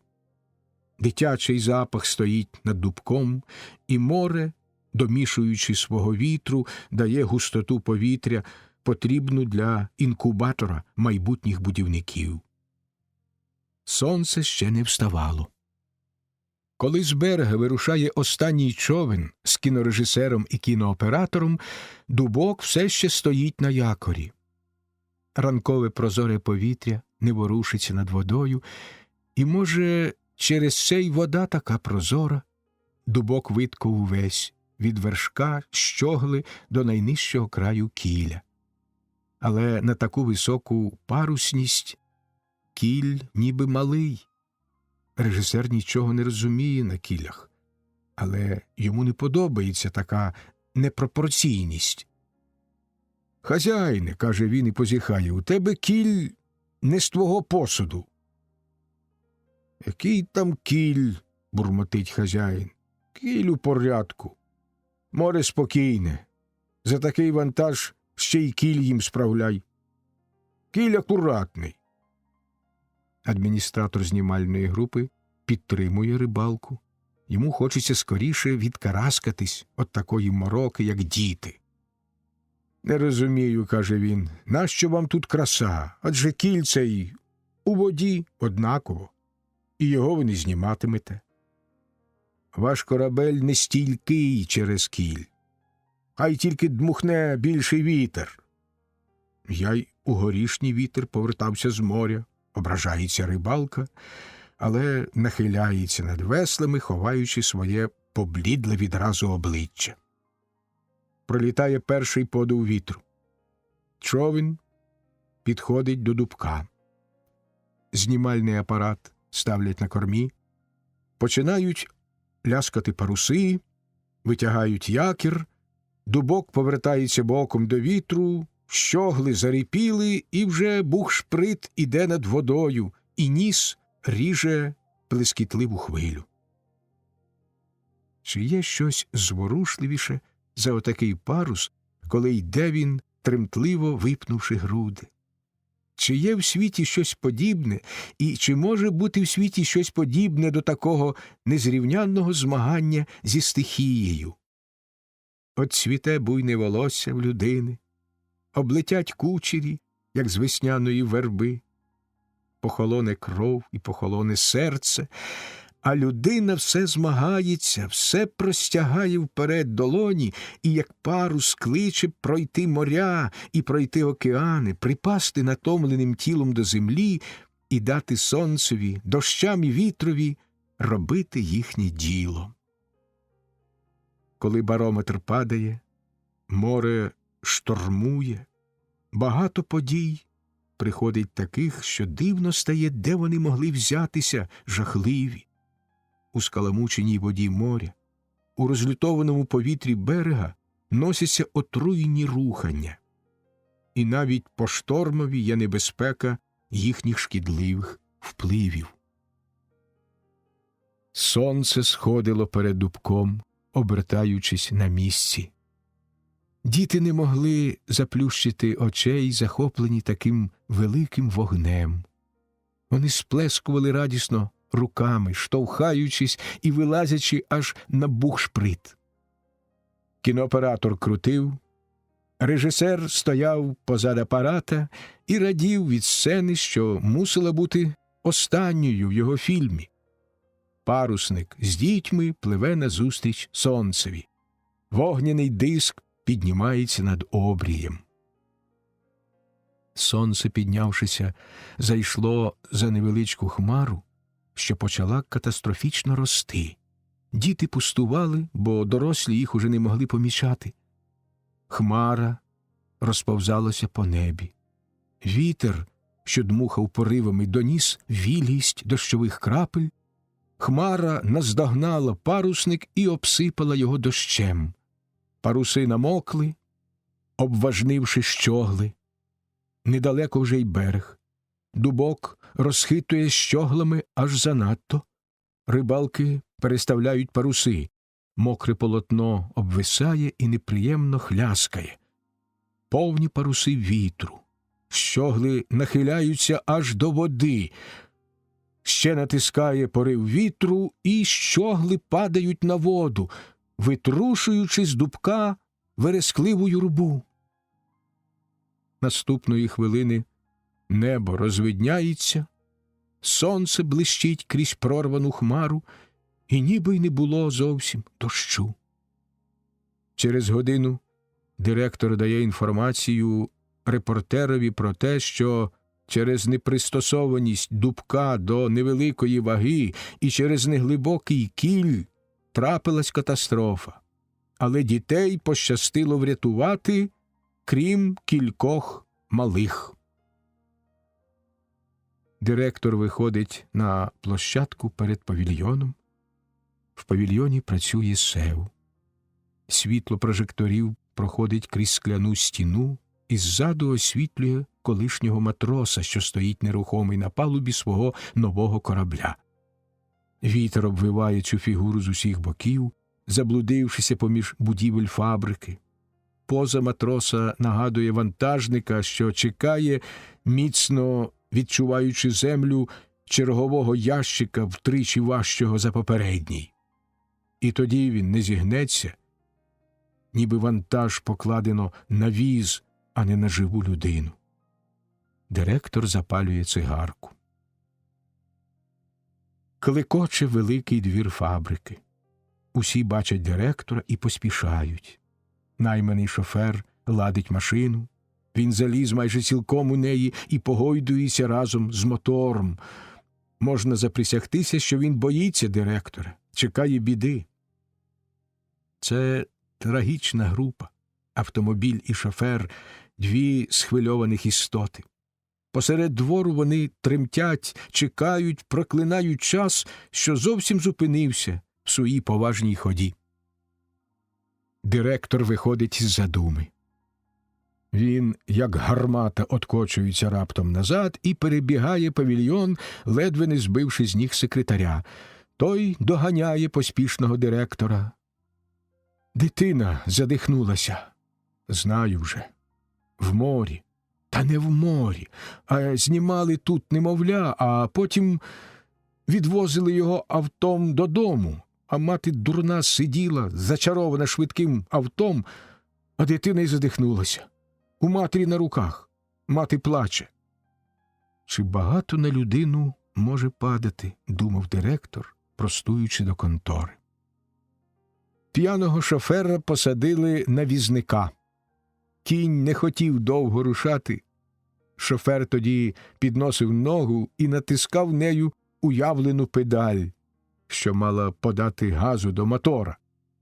Він був у такому стані, коли кожний віз міг перетворюватися на авто. Директоре, заплакала вдова, вбиральниця, особа стара, плаксива і аматорка любові з хлопчаками. Мою дівчинку обідали ваші актори. У вбиральниці дівчинка, основні її прикмети, у неї вже вироблялася звичка недалеко котитися від яблуні. Їй було 8 років. На фабриці ходили сопливі актори, взяті з вулиці на темні ролі дитячої картини. Один з-поміж акторів засліпив дівчинку незалежним виглядом, цигаркою, своїми 13 роками і, очевидячки, грішми. Потім розповідали, що він підло обдурив малу, заплативши їй замість 2 гривенників лише 5, що змусило обдурену звернутися до матері. Тепер остання стояла перед директором, сякаючись у руку і розмазуючи сльози по щоках. Поруч дівчинка звела блакитні очі, дивилася прозоро і спокійно крізь набіглі сльозинки. Дівчинка явно не розуміла тривоги і не почувала жодного навіть натяку на сором. «Що ж це воно буде?» – розливалася сльозами мати. «Він, певно, хворий, цей шибеник. Треба до лікаря швидше бігти. Ну, за що на мою голову отака досада? Допоможіть мені обідника до лікарні відправити. Хай і його подивляться». Пил закружляв по вулиці, як у біблійній пустелі, де Лот із жінкою боялися озирнутися, щоб не стати соляними стовпами. Пил закружляв по вулиці, покрив сльози матері, а дівчинці запорошив її кришталеву блакить. Пил закружляв по вулиці. І де мати подіне свою доньку, притрушену пилом з коліс? Хіба при дорозі, на виїзді з міста їстимуть вони гіркий хліб? На роботі, що її кожний боїться згадати, а проїжджі люди підганяють волів і поспішають проїхати мимо, не дихнувши повітрям. Там стоять звалища, і цеглу розкидано, і ярки поп'ялися догори, і провалля обривається в сморід. Возять туди жахливі речі. Увесь послід і сміття, увесь бруд чисто прибраних помешкань. Безліч мух здіймається у повітря, коли потурбувати їхній спокій, кинувши грудку. Запах такий неймовірний, що незвична людина 2 дні чутиме його скрізь, у найпрекрасніших садах на березі моря, у волосі жінки, на її молодому тілі. Цей жахливий запах розкладу. Незвична людина, потрапивши до провалля, лякається проклятого місця, але цікавість змусить її перейти цю землю. Вже після перших кроків треба дихати крізь хустку. Крила мух оточать смородом і вереском. Мушині крила торкатимуться одежі й обличчя. Треба прискорити ходу. Ледве людина це зробить, розляжеться над звалищем крик аборигенів. Їх здивує ніжність і делікатність гостя. Вони проводять тут цілі ночі, розкопуючи залізними патичками купи, шукаючи самоцвітів, золота і любові, бо вони теж любляться і теж зачинають дітей в любові і ненавиді. Знаходять вони посуд, залізні покидьки, покалічені, як ніч на звалищі, знаходять гребінці, що прикрашали волосся пишних красунь, фарфор і фаянс, розбитий ситими руками, люстерка, в яких завжди лежить блакить неба, ложки й виделки з чужого стола, порожні пляшки випитої радості і ганчір'я, з яких виробляють папір, чудесний білий папір, незайману чисту просторінь, де заметушиться людська думка і стане горіти й сяяти радістю праці й натхнення. А зовсім же близько виблискує синє срібло моря.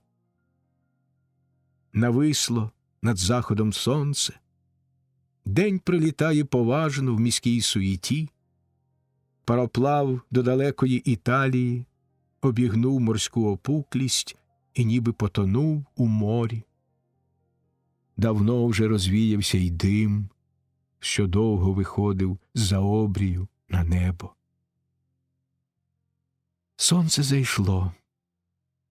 Уважна урочистість події, день почав називатись вечором. На кінофабриці СЕВ кінчив роботу. Подано автомобілі, розвести акторів по домівках. Дехто почав сперечатися за місця в машинах. Кожний хотів їхати в першу чергу. СЕВ, натомлений, без шапки, рушає додому пішки. Вимучені актори, у котрих очі горять від пекучого світла Юпітерів, очі засипано ніби жаринками, і голова йде обертом, рушають за режисером, звільнивши машини. І одразу настрій до всіх приходить вечірній, коли незвично навкруги все стає. Хочеться йти в просвіт вулиць в ентузіазмі й захопленні. Над вулицею, десь біля бульварів, лякаючи поодиноких мисливців за любов'ю, проходить пісня. Поруч СЕВа іде лише кілька наймолодших акторів. Усі горлають. Я впізнаю їх. Редакторові привіт! Я приєднуюсь до них і додаю голоса до їхньої пісні. Своїм звичаєм шторм, знявшися над морем, заносить на береги анархічності і непередбаченого хвилювання. Це залишається і по штормові. Зауваження пілота. Пишу я, Майк. Тебе, тату, не застав дома. Ти вийшов кудись розхвильований, як сказав мені твій старий секретар.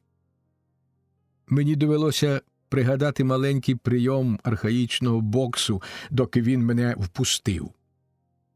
А знаєш, мені набридло вже сидіти і тебе чекати. Екран я завісив, кана твоя погасла. Як це їх розпалювати, такі дерев'яні колодки? Мука мені була, доки я примусив їх горіти. Ти не серця, що я взяв для розпалу книжку зі столу. Вона стара була і пошарпана. На тоненькому папері малюнки якихось кораблів, солом'яних парусів, пузатих китайців і значки пожовклою фарбою, як машинним маслом. Тату, ти не серця. Вона прекрасно горіла. Коли я розпалив, спробував погрітися, та гаряче стало, і я краще сяду ось до вікна і розчиню його. Я чекаю тебе, а ти не йдеш. В кані горить огонь. Од нього людина самотня. Я не виношу самотності. Навіть у своїй кабіні я проробив віконце, щоб розмовляти з пасажирами. Руки мої на ричагах, а язик бовтається біля пасажирки. Що б його ще зробити? Десь ти загулявся, тату. Я побігав по кімнаті, бо не люблю сидіти, і почав плигати через стільці. Одного я таки потрощив, але він старий був і чудний. Увесь струхнявілий, мабуть, теж китайський. У тебе м'який килим на долівці, і я спробував стати на руки, та занадто перехилився і тільки не потрапив ногами в кану. Незручна штука цей вогонь на волі. Забув сказати, що перекинув також столика, який стоїть біля кани, круглий отой, і розсипав твої папери. Мені було дуже неприємно. Я почав збирати їх і підкладати за змістом. І що я побачив? Ти, татуню, знову пером у папері длубаєшся. А я думав, що ти вже цілком здався на нашого Генрі. Почитаємо, що ти пишеш, дорогенький. Ти не розгніваєшся, бо ж ми з тобою однієї крові, а я через годину знову вилітаю в рейс. Боюся, що з Індії полечу на Австралію, зупинка на Яві. От би я хотів тебе обняти. Може б і ти полетів зі мною, сивенький? Полетів би? Полетів, я знаю тебе. Значить, рішено читаю. Треба ж мені посидіти тихо, а то знову крісло зломлю. Прочитав. Молодий ти й досі, батьку. Порівняти мене з тобою, так я футболіст, а ти гольфіст.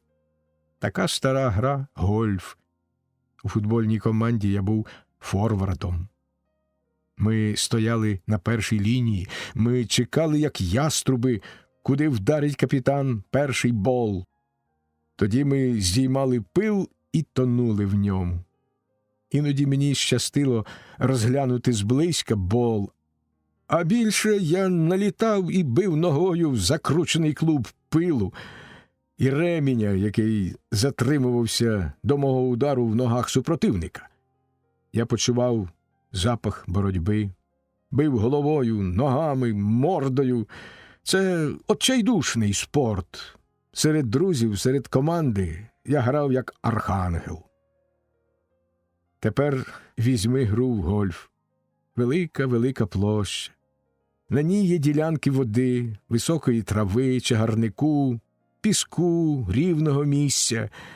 Далеко на іншому боці площі ямка, діаметр кілька дюймів. Через усю таку пустелю, воду і траву треба гнати м'яча до ямки. Грати можна самому. Є 8 різних кійків для того, щоб гнати. Мета гри – загнати в ямку найменшою кількістю ударів. Я заздрю тим, хто може грати в гольф.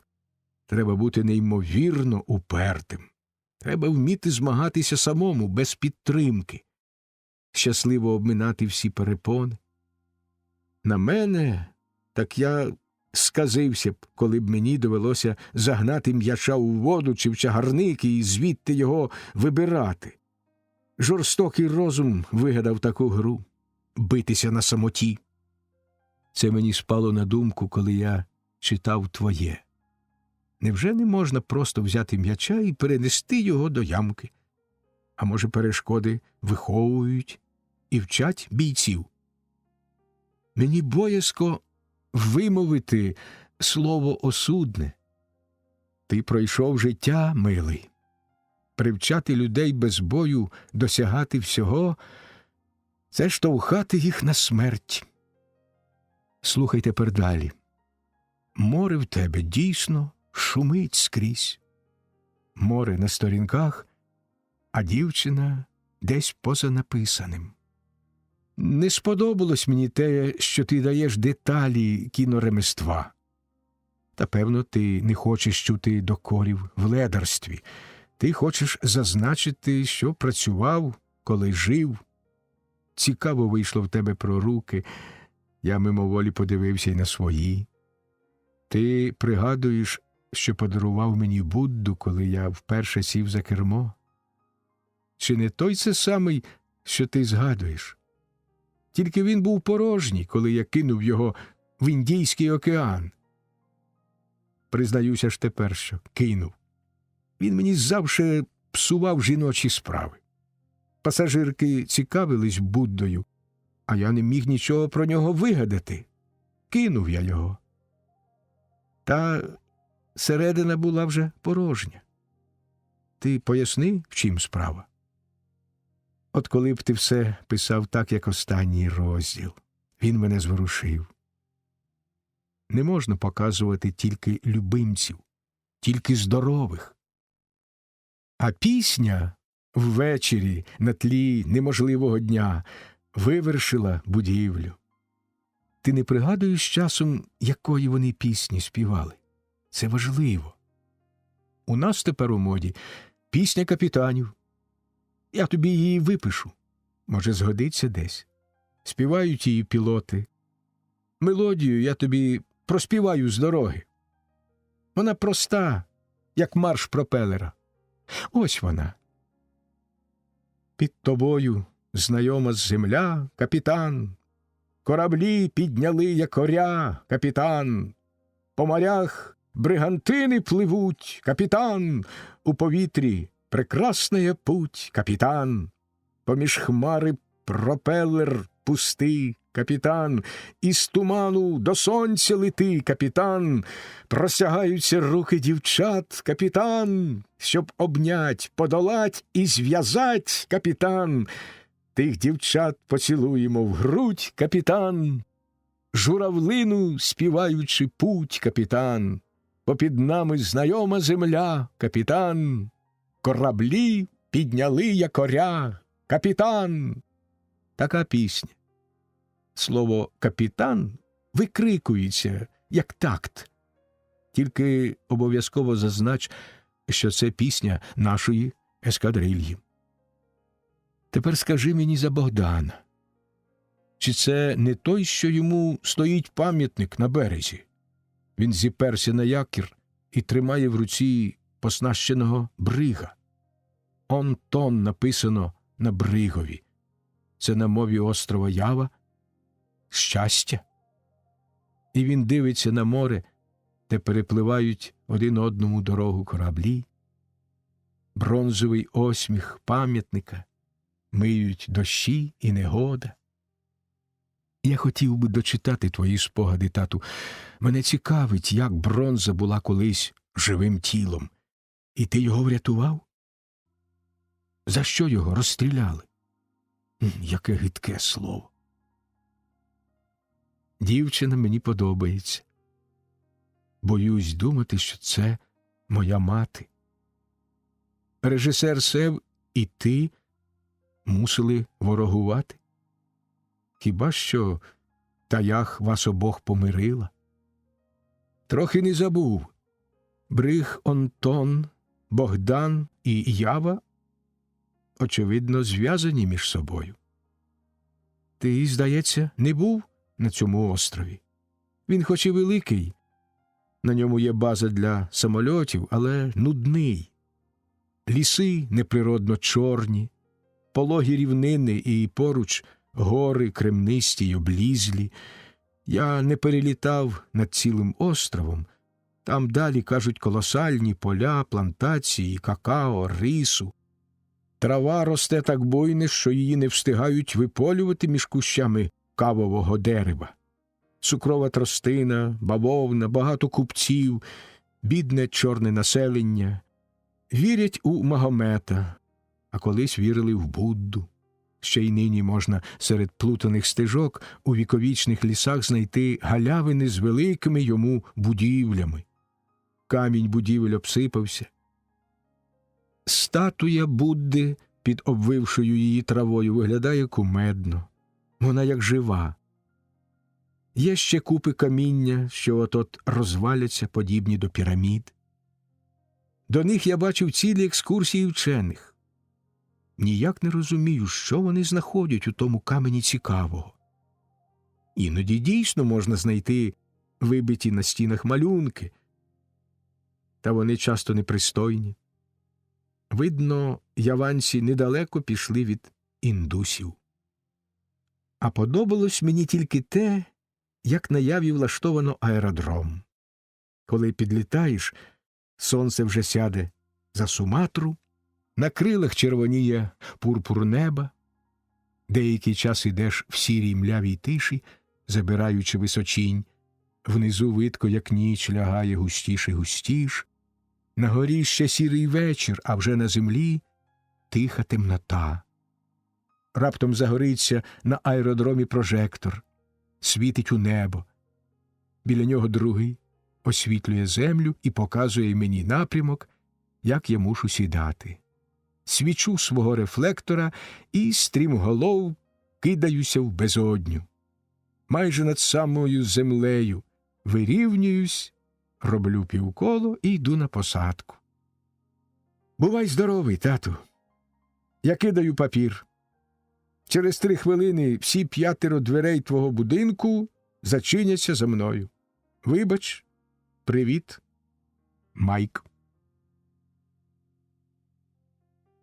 Богдан, поставивши порожню пляшку під стіл, налив з другої собі і 2 розмовникам і, витерши серветкою голене обличчя, почав. Коли ви і ваша рижа видра витягли мене з води, я прокинувся з думкою, що це не останній раз і що мені знову доведеться колись топитися. Бо так сказав на острові Пао малаєць з отстреленим носом. За його словами, мені на роду написано втопитись. Проте щоразу я впевнявся, що мене зарано примушували виконувати це віщування. Щоразу я оживав. Через це моя розповідь на 3/4 буде розповіддю про те, як я тонув і як мене рятували.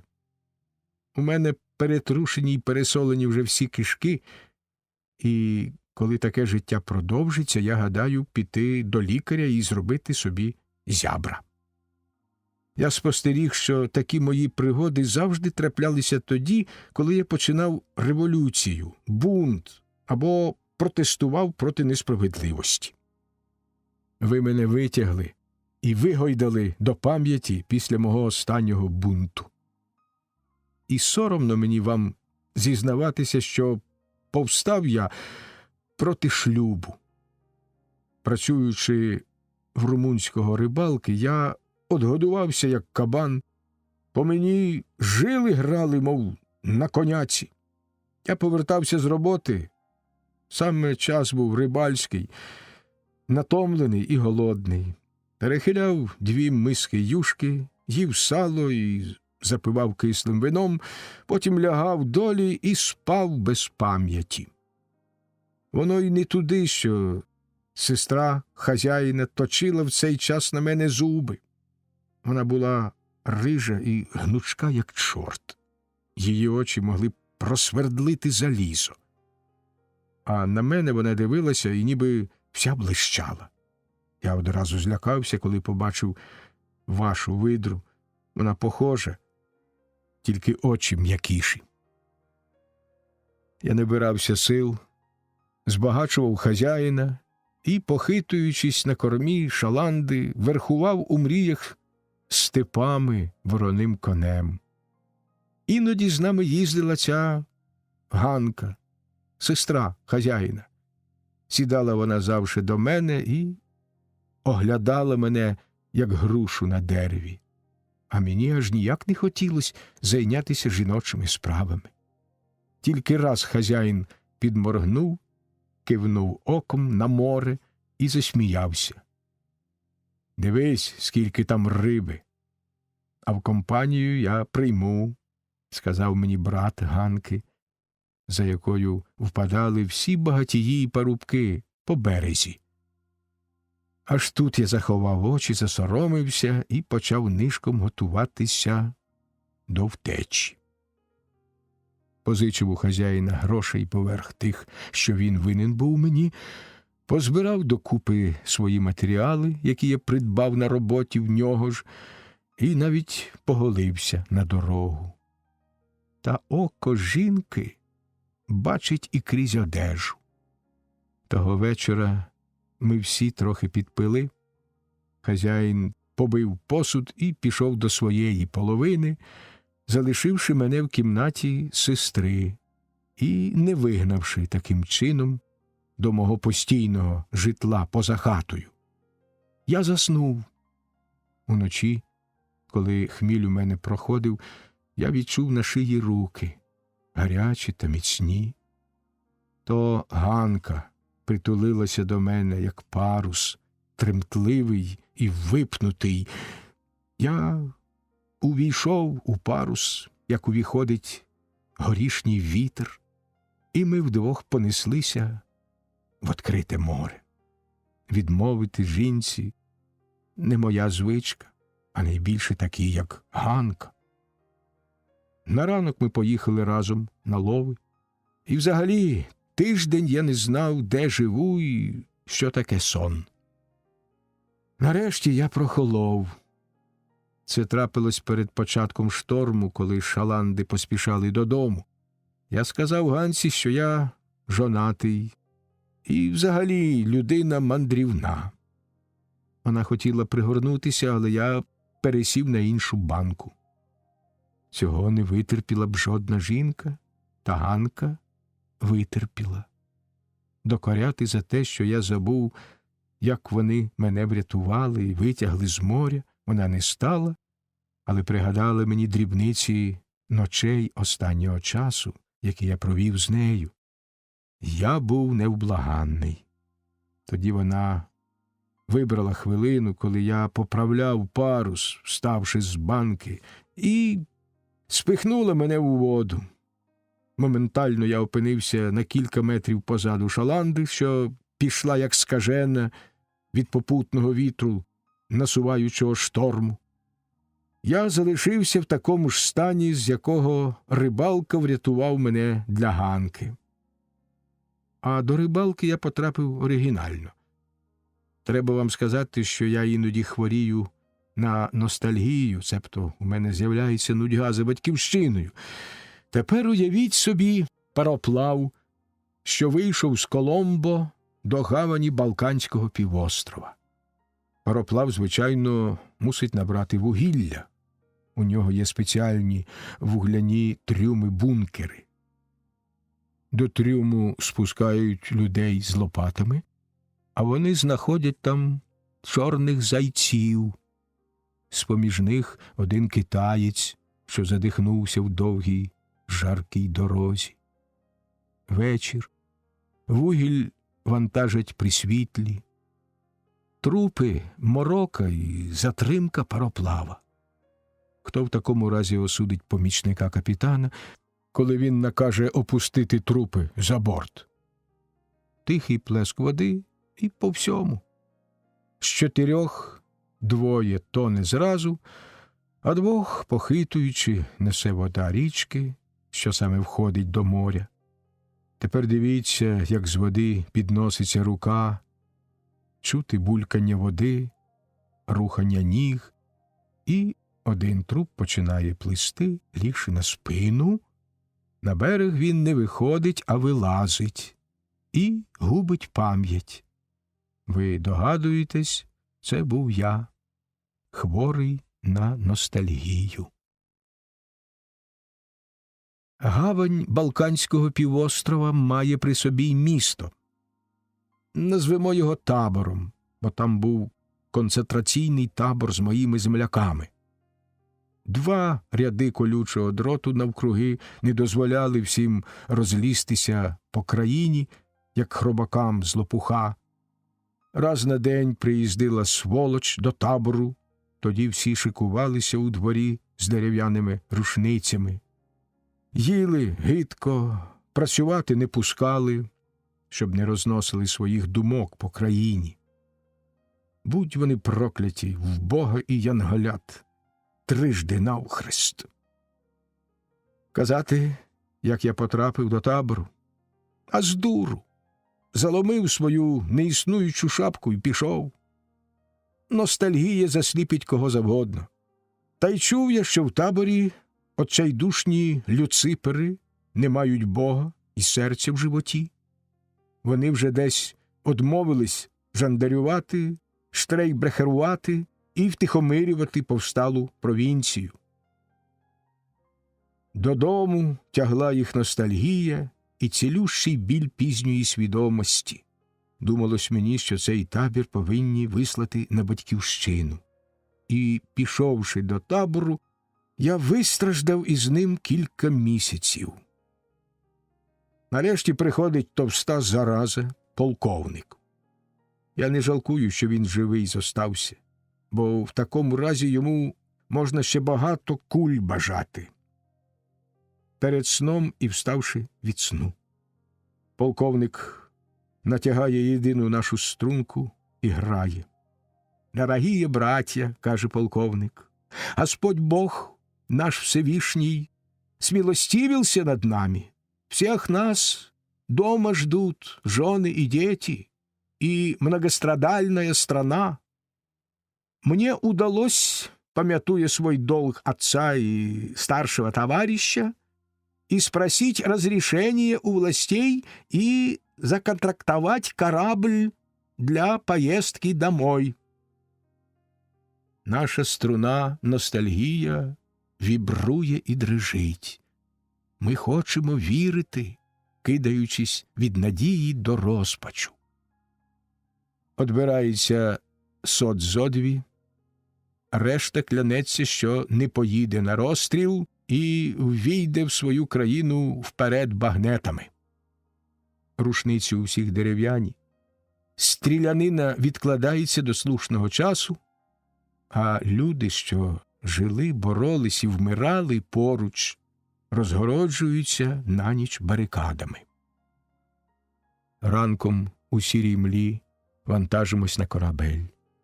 Дехто плаче, і побіліле обличчя наставляє на північ. Інші вимінюють хліба і з'їдають задумливо, перехилившися через борт. Я, потрапивши до рідної стихії, літаю скрізь. Корабель – великий парусник, старовинний бриг. Матчі на ньому чужі, замість справжніх – фок-мачти і грот-мачти – якесь непорозуміння. На бригові є сліди ремонту на швидку руку. Походження він не знати якого – іспанець чи португалець, а може й англійської роботи, його дерев'яні борти. Є місце для гармат, забиті пізніше мирним хазяїном.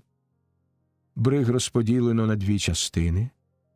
Глуха перегородка знизу і до палуби відокремлювала на кормі каюти для начальства, залишаючи багато місця для команди на палубі і в кубрику.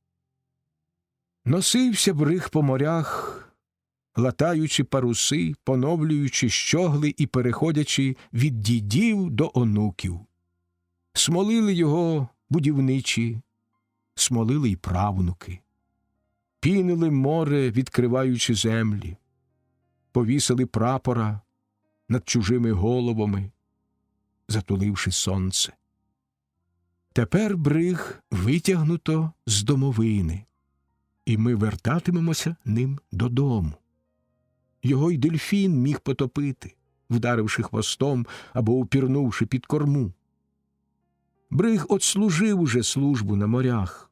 Це порушення його спокою в тихій затоці корабельного гробовища скидалося на образу старості. Ми пливли на північ до рідних берегів. Була гірка неправда в тому, що ми пливли без жодного прапора. Скільки разів цей бриг повертався до континенту, гордо піднявши переможний шовк прапорів. На старість йому доводиться вести з безпрапорнених солдат, які не сміють піднести над собою стяг зрадженої батьківщини. Ми йшли в ранішньому тумані. Бриг грипів і кректав, розсохлий і страшний. Бісової віри вітер ледве надимав паруси. Туманний ранок. Я ходив понад бортом задуманий. Мене тривожило те, що перед від'їздом у гавані вештався французький офіцер і, як зацікавлена особа, поглядав на бриг. Наш полковник, прощаючися з берегом, ніби знайомими очима подивився на француза. Більше нічого. Та я пройшов огні й води, і дещо страшніше за ці стихії. Мене обдурити тяжко. В цей час мене покликали на низ.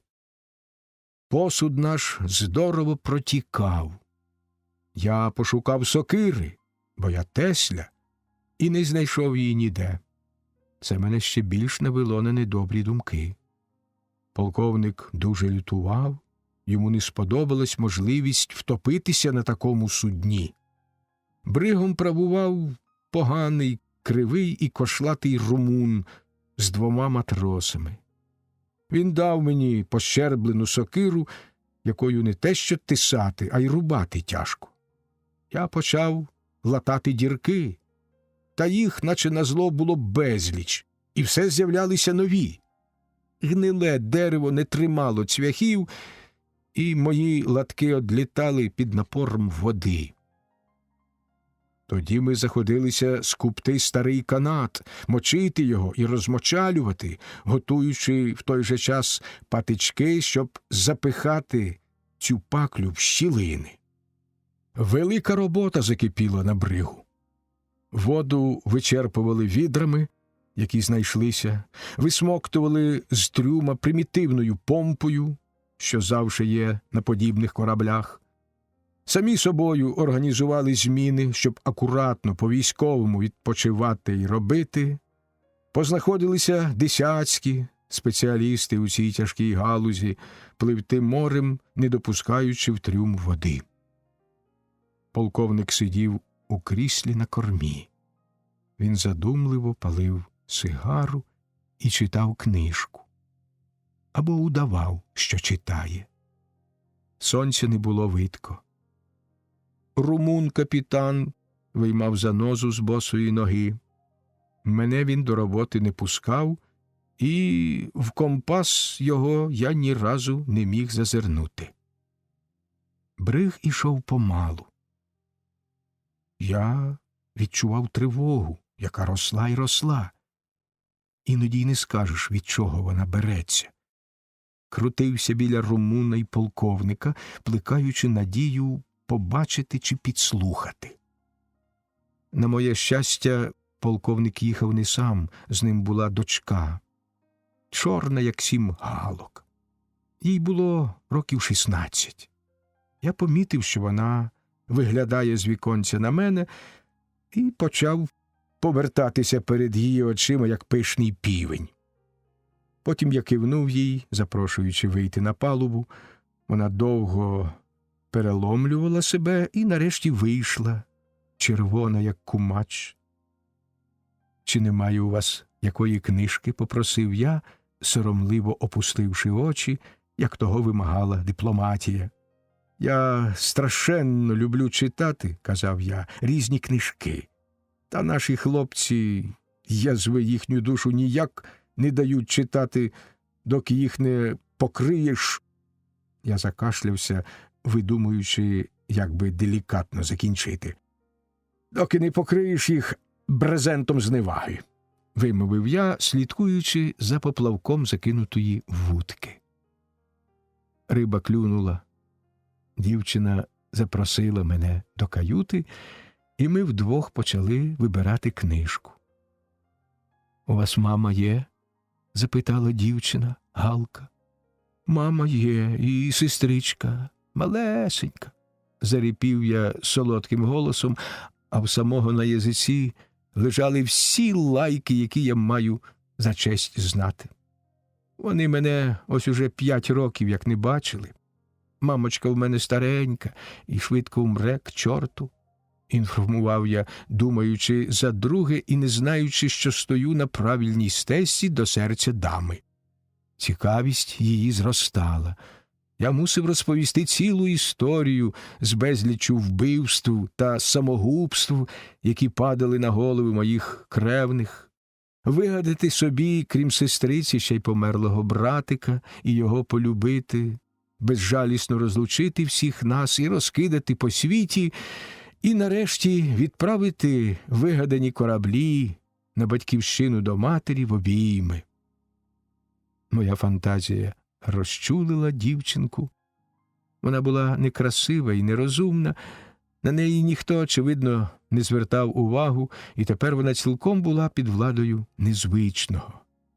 Серце в неї, вже здібне до любові, вперше завмирало під ніжною опуклістю грудей, та у ній усе ще було від дівчинки. Мене не треба вчити, як себе поводити з дівчатами. Я йду завжди просто і ніколи не помиляюсь. Дівчинка звикала до мене з кожною хвилиною. Вже ми з нею ходили по палубі під холодним поглядом батька.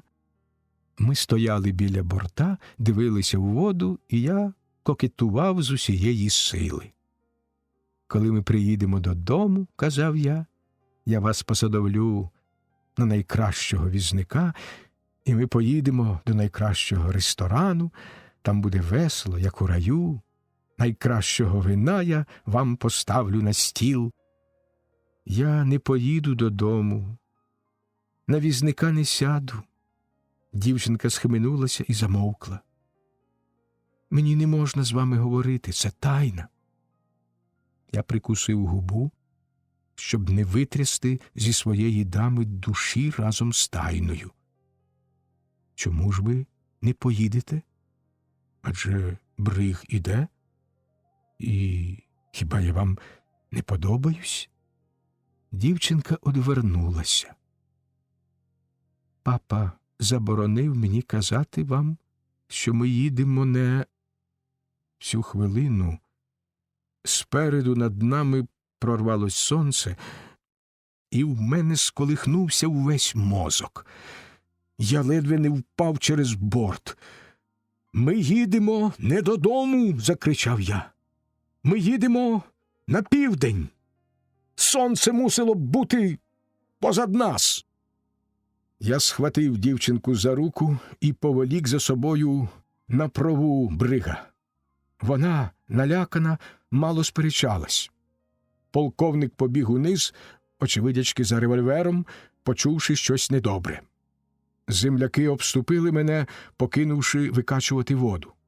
Стало тихо, тільки булькотіла вода та шуміло море. «Хлопці!» – крикнув я. «Нас зраджено! Ми їдемо проти сонця, на південь, а путь наша мусить лежати на протилежну сторону». Хлопці показилися. Мало назвати їхні вислови лайкою. Багато років вчилися вони висловлювати почуття неймовірними сполученнями слів, через те, що завжди ці почуття були гіркі, болючі та безвихідні, наче всередині немає серця і скрізь уїдлива зелена жовч, то й вислови велетенськими зигзицями підіймалися до щогол. Налетів туман, і ми опинилися в тумані. Збоку корми пролунав постріл, і голос полковника крикнув звільнити палубу. Ми зайшли до трюму, де вода вже стояла по кісточки. Я розпитав дівчинку про задум її батька. Вона, налякана оскаженілими обличчями товаришів, розповіла мені все, що знала. Я слухав її, сам одійшовши від юрби. «Куди ми їдемо?» – кричали нетерплячі. Я виліз на бочку. «Громадяни!» – закричав я. «Ми їдемо на південь. Нас продано в армію. Ми будемо в африканських пустелях битися з чорними повстанцями. Ми вже не люди. Світ хоче нас умертвити, та ще й з вигодою для себе». Говорив я ще багато дечого, оповідаючи про своє перебування на Пао та на Яві. Ми піднімали бунт на кораблі, ми вирішили це зробити, заволодіти бригом і попливти на північ. Коли ми поткнулися на палубу, пролунало кілька пострілів, і один з наших покотився мертвий вниз. Це зробило нас уважнішими і об'єднало коло завдання. Перший труп завжди найжахливіший.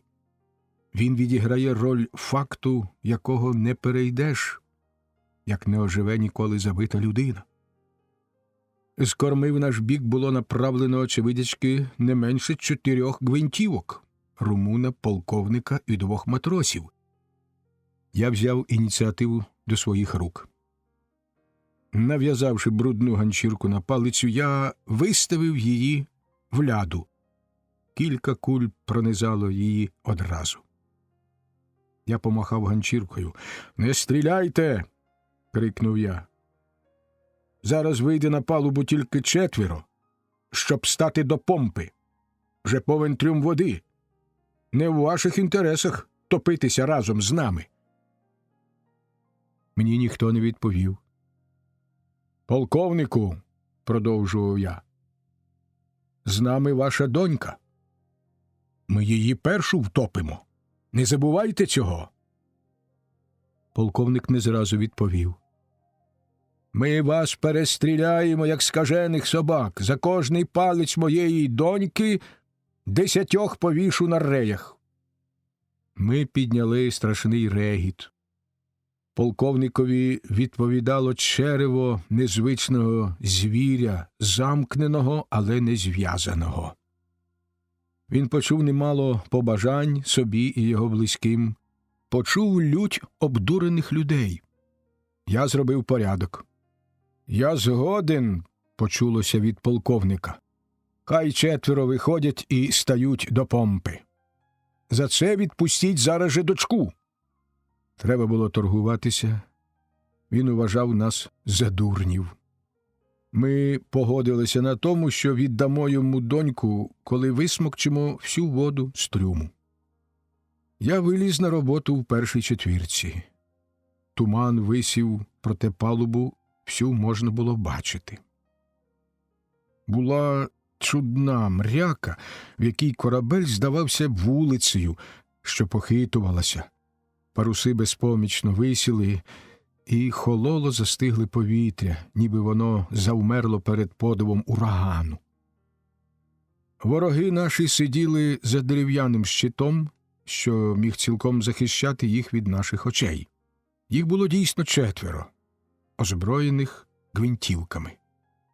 Качаючи воду, я не переставав оглядати палубу, нотуючи всі дрібниці, мов хотів вивчити їх на пам'ять. Ми працювали совісно. Туман не розходився, стало парко, як перед зміною погоди. Шелестіла вода, падаючи за борт. Звуки, що їх давала помпа, були жалібні, ніби кректала качка. У трюмі не чути жодного слова. На кормі шепотять наші вороги, і видко димок з сигари полковника. Чудна тиша почувалася, виповнена лише нервовим цокотом сотень сердець. Ми натомилися і попросили зміни, яка стала на наші місця, доки ми спускалися в трюм. Ми спробували прорубати в трюмі переборку, але крізь дошки в нас полетіли кулі. Полковник рішуче вимагав повернути дочку.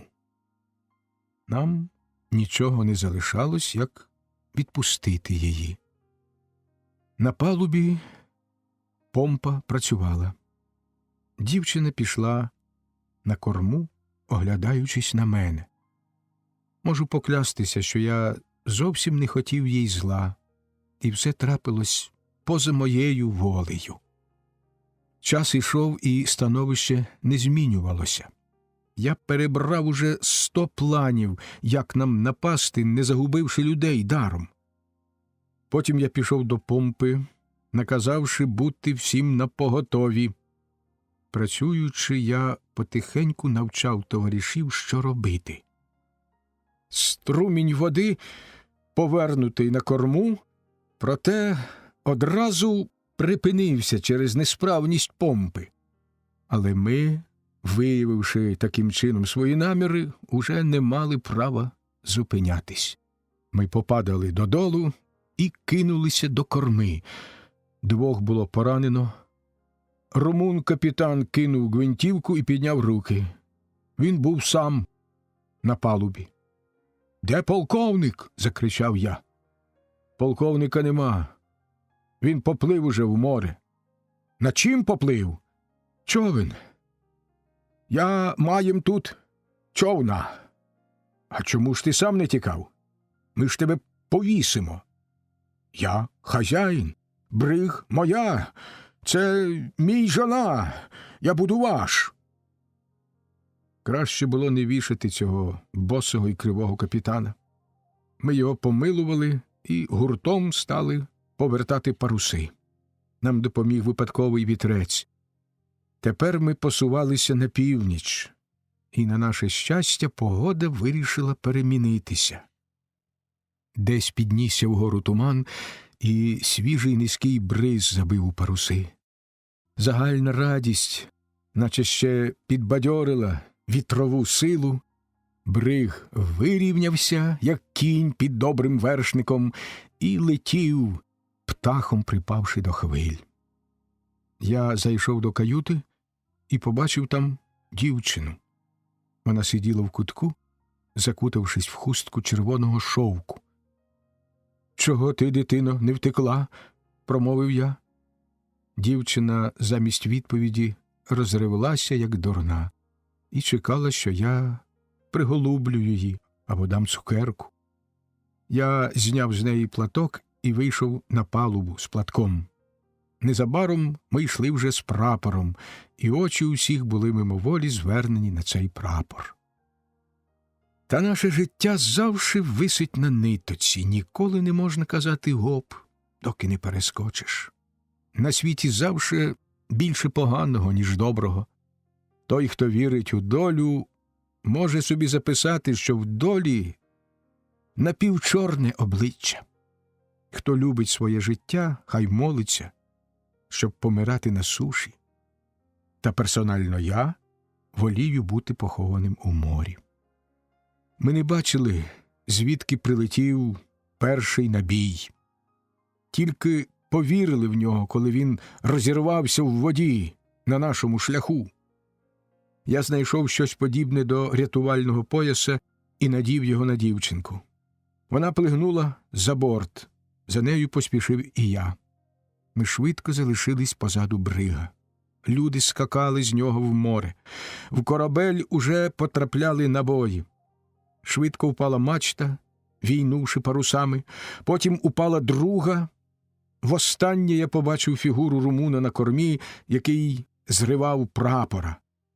Та його швидко закрила хвиля. За 100 метрів від нас пройшов крейсер «Ісмет». Через борти перехилилися люди і дивилися в воду. Мені здалося, що мене розглядають в бінокль. Я підняв руку, але крейсер не зупинився і швидко зник в напрямку на північ. Ми з дівчиною продовжували нашу путь. Сонце з'явилося на білявих хмарах і пливло сухе на сухому небі. Дівчина тримала себе по-геройському. Їй тільки не вірилось, що так кінчається її перша і остання любов. Мені не вірилось, що я не допливу до берега. Я удавав себе веселого, щоб і втопитися з посмішкою. Потроху ми почали клацати зубами. Я роздягся зовсім і робив у воді гімнастику. Потім я поміг розсягтися й дівчині. Ми не почували жодного сорому, бо там, де панує смерть, тіло вважається прекрасним і досконалим. Всі одвічні питання ясними й зрозумілими, а людські бажання дрібними. Ми тримались на воді до вечора, протрималися й ніч, а може їх було кілька днів та ночей. На морі й назва дивною стає, чому ніч і чому день, коли йде, переступаючи через моря, великий час. Дрібними дзвонами лютує небо, сліпуче світло горить в мозкові й уночі, і мозок хоче не пропустити виконати своєї останньої роботи, відбити грань, за якою починається небуття. Я загубив свідомість, притискаючи до себе напівмертву дівчину. Ось у такому вигляді я й потрапив сам до рибалок. Що сталося з дівчиною, ви, певно, догадуєтесь. Часто хмарка, народившися в синій купелі неба, розтає без сліду, несучися в невідому далечінь, і тільки, може, крапля води упаде з неї. Генуя, 2 травня. Дружок, милий мій і хороший, з твоїх листів я бачу, що ти тепло до мене ставишся. Мені здається, хоч слово «тепло» тут не до місця. Як я тебе згадую. Спочатку мені уявляється вечір. Я сиджу і палю. Заходиш ти, нас знайомлять. Я думаю, славний хлопець. Потім згадуються східці в порт і портова ніч. Ми чекаємо машину. Про що ми розмовляли? Здається, про дружбу. Ні, напевно, про дружбу. І про чистоту. Потім прогулянка перед кіно. Далі все зникає з пам'яті. Мені згадується моє життя в готелі. Пам'ятаєш, я тебе поцілувала. Потім почалось щось неприємне. Ти мене уникав. Чому, дружочок? Проте краще не згадувати. Був час, коли я була винна перед тобою. Але тоді я була сама не своя. Ти правильно написав. Все минає, таях. Та скажи мені, друже, нащо все в житті приходить тільки тоді, коли ми перестаємо вже бажати цього? Ти пам'ятаєш мене в місті? Я тоді дуже любила свого мужа і завжди посилала йому привіт на північ, лягаючи спати. І ніхто не знав цього. Я пустувала і робила дурниці, але тільки через те, що мені було тяжко. Ти знаєш про всі мої дурниці. Я не вміла опанувати себе тоді, але все минає. Мені соромно писати, але в мене теж минуло. Тут я можу танцювати, тут користуюся колосальним поспіхом. В Італії все мені нове. Я така вільна. Та ось прийшло і те, чого я не потребую тепер. Я одержала листа від мужа. Я не в силі передати тобі й краплини тієї уваги і ніжності, які там є. Я хочу розбудити в собі щось і не можу. Учора йшов увечері дощ. Я вийшла на балкон і вдихнула повітря. Знаєш, тільки на півдні може бути такий пряний запах. краплі дощу, важкі та краплисті, падали мені на волосся, на блузку, на комір. Навкруги зовсім тихо. Іноді живеш багато часу і не помічаєш усього, що тебе оточує. Буває ж день, коли раптом одразу починаєш бачити різні дрібниці. Я стояла і думала. І вмить я почала розглядати і сусідній будинок, і дахи, і гори. Я себе відчула самотньою і так далеко від чогось, що мені стало страшно. Але від чого далеко? Від батьківщини? Ні, милий, взагалі від чогось чи від когось. Я не знаю, як тобі змалювати це чуття. Але чи було так з тобою? Хочеш піти скоріше на люди, де багато народу, але почуваєш себе ще більш самотньо. А вдень учора світило ясне сонце. Я пішла на старе кладовище, яким славна Генуя. Білий мармур лежав скрізь, покриваючи могили. Гори були близько. Місто піді мною бовваніло в легенькому тумані. Бухта страшно синя і порожня. Жодного пароплава. Я йшла тихо і несла білі пахучі лілеї. Мені захотілося, щоб і в мене лежав тут хтось коханий. Я б йому могла покласти лілей і посиділа б серед мармурової тиші на могилі. Я, мабуть, плакала, бо прохожий, який мене зустрів, подумав, що я сумую за кимось, хто лежить під пам'ятником. Не треба плакати, псувати ясні очі. Все минає, сказав прохожий. І я заплакала ще дужче. Я сіла біля пам'ятника великому композиторові і просиділа не знаю скільки часу. Лілеї пов'яли в моїх руках. Я тобі багато розповідаю про себе. Ось я повернуся додому. Не знаю, як буде з чоловіком. Мені все тепер далеке, про що говорить він. Дружочок, ніколи не люби перший нікого. Коли тебе покохають, тоді, будь ласка, закохуйся, одружуйся, але ніколи не бажай нікого так, щоб прокидатися тільки з цією думкою і засинати з нею. Взагалі мені боляче писати про це. Хай тепер помучаться інші. Час я проводжу тут добре. Тітка видужала. Весело.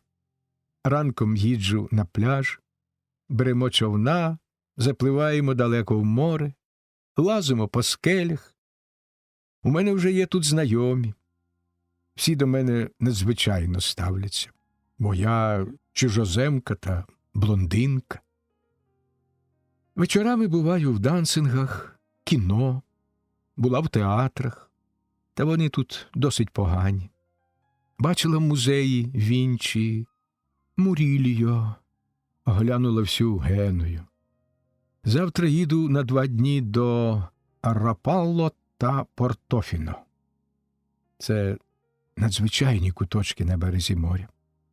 Швидко поїду до Мілана на кілька день, звідти до Берліну, одержу поворотну візу і додому.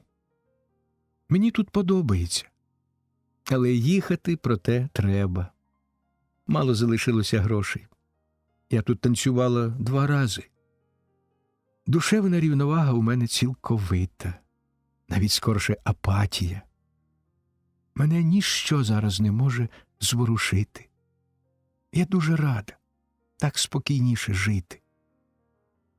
Іноді з'являється жага до життя. Хочеться відмовитись від прихильностей, звичок, місця і від'їхати. Надовго й далеко, щоб бачити все.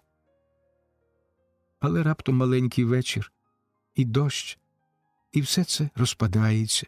Почуваєш себе маленькою і кволою, і тоді хочеться великої, міцної дружби. Ти мене розумієш? Ти мені друг чи ні? Так завжди кажеш ти. Чому я тобі так вірю? Я тобі так багато сказала. Дружочок, хороший, може, ми ще колись побачимось? Читаючи мого листа, ти подумаєш, що я песимістка? Та це не так. Ти не знаєш, скільки іноді прокидається в мені. Завжди кожній жінці потрібний імпульс, щоб був такий мужчина. А коли нема його, тоді треба жити, як усі живуть, зовнішньо. Просто. Я пишу якусь нісенітницю. Але в мене так багато тепер думок, що я не можу оформити їх. Треба вже, мабуть, покинути писати. Ти ще встигнеш написати мені листа. За Сева я дуже рада. Дай йому мою адресу. Привіт йому від мене. Дружочок, тепер вечір, і хтось заспівав серенаду. Дістаю ліру і біжу слухати. Які ви всі далекі нині, милий мій хлопець. Листа написано різним атраментом за кілька прийомів. В кінці закреслено постскриптум, де стояло запитання про Богдана.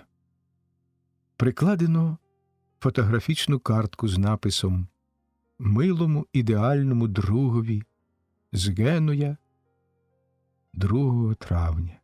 На картці Таях сидить у купальному костюмі на камені над бухтою. Вдалині видно дахи Генуї. Увечері до гавані міста зайшла канонерка. Покружлявши по гавані, вона об'якорилася, не пришвартовуючись до естакади. Ми сиділи в потайному кафе, де можна мати надзвичайно чорну каву, 2-3 люльки опію і контрабандне вино «Кров землі».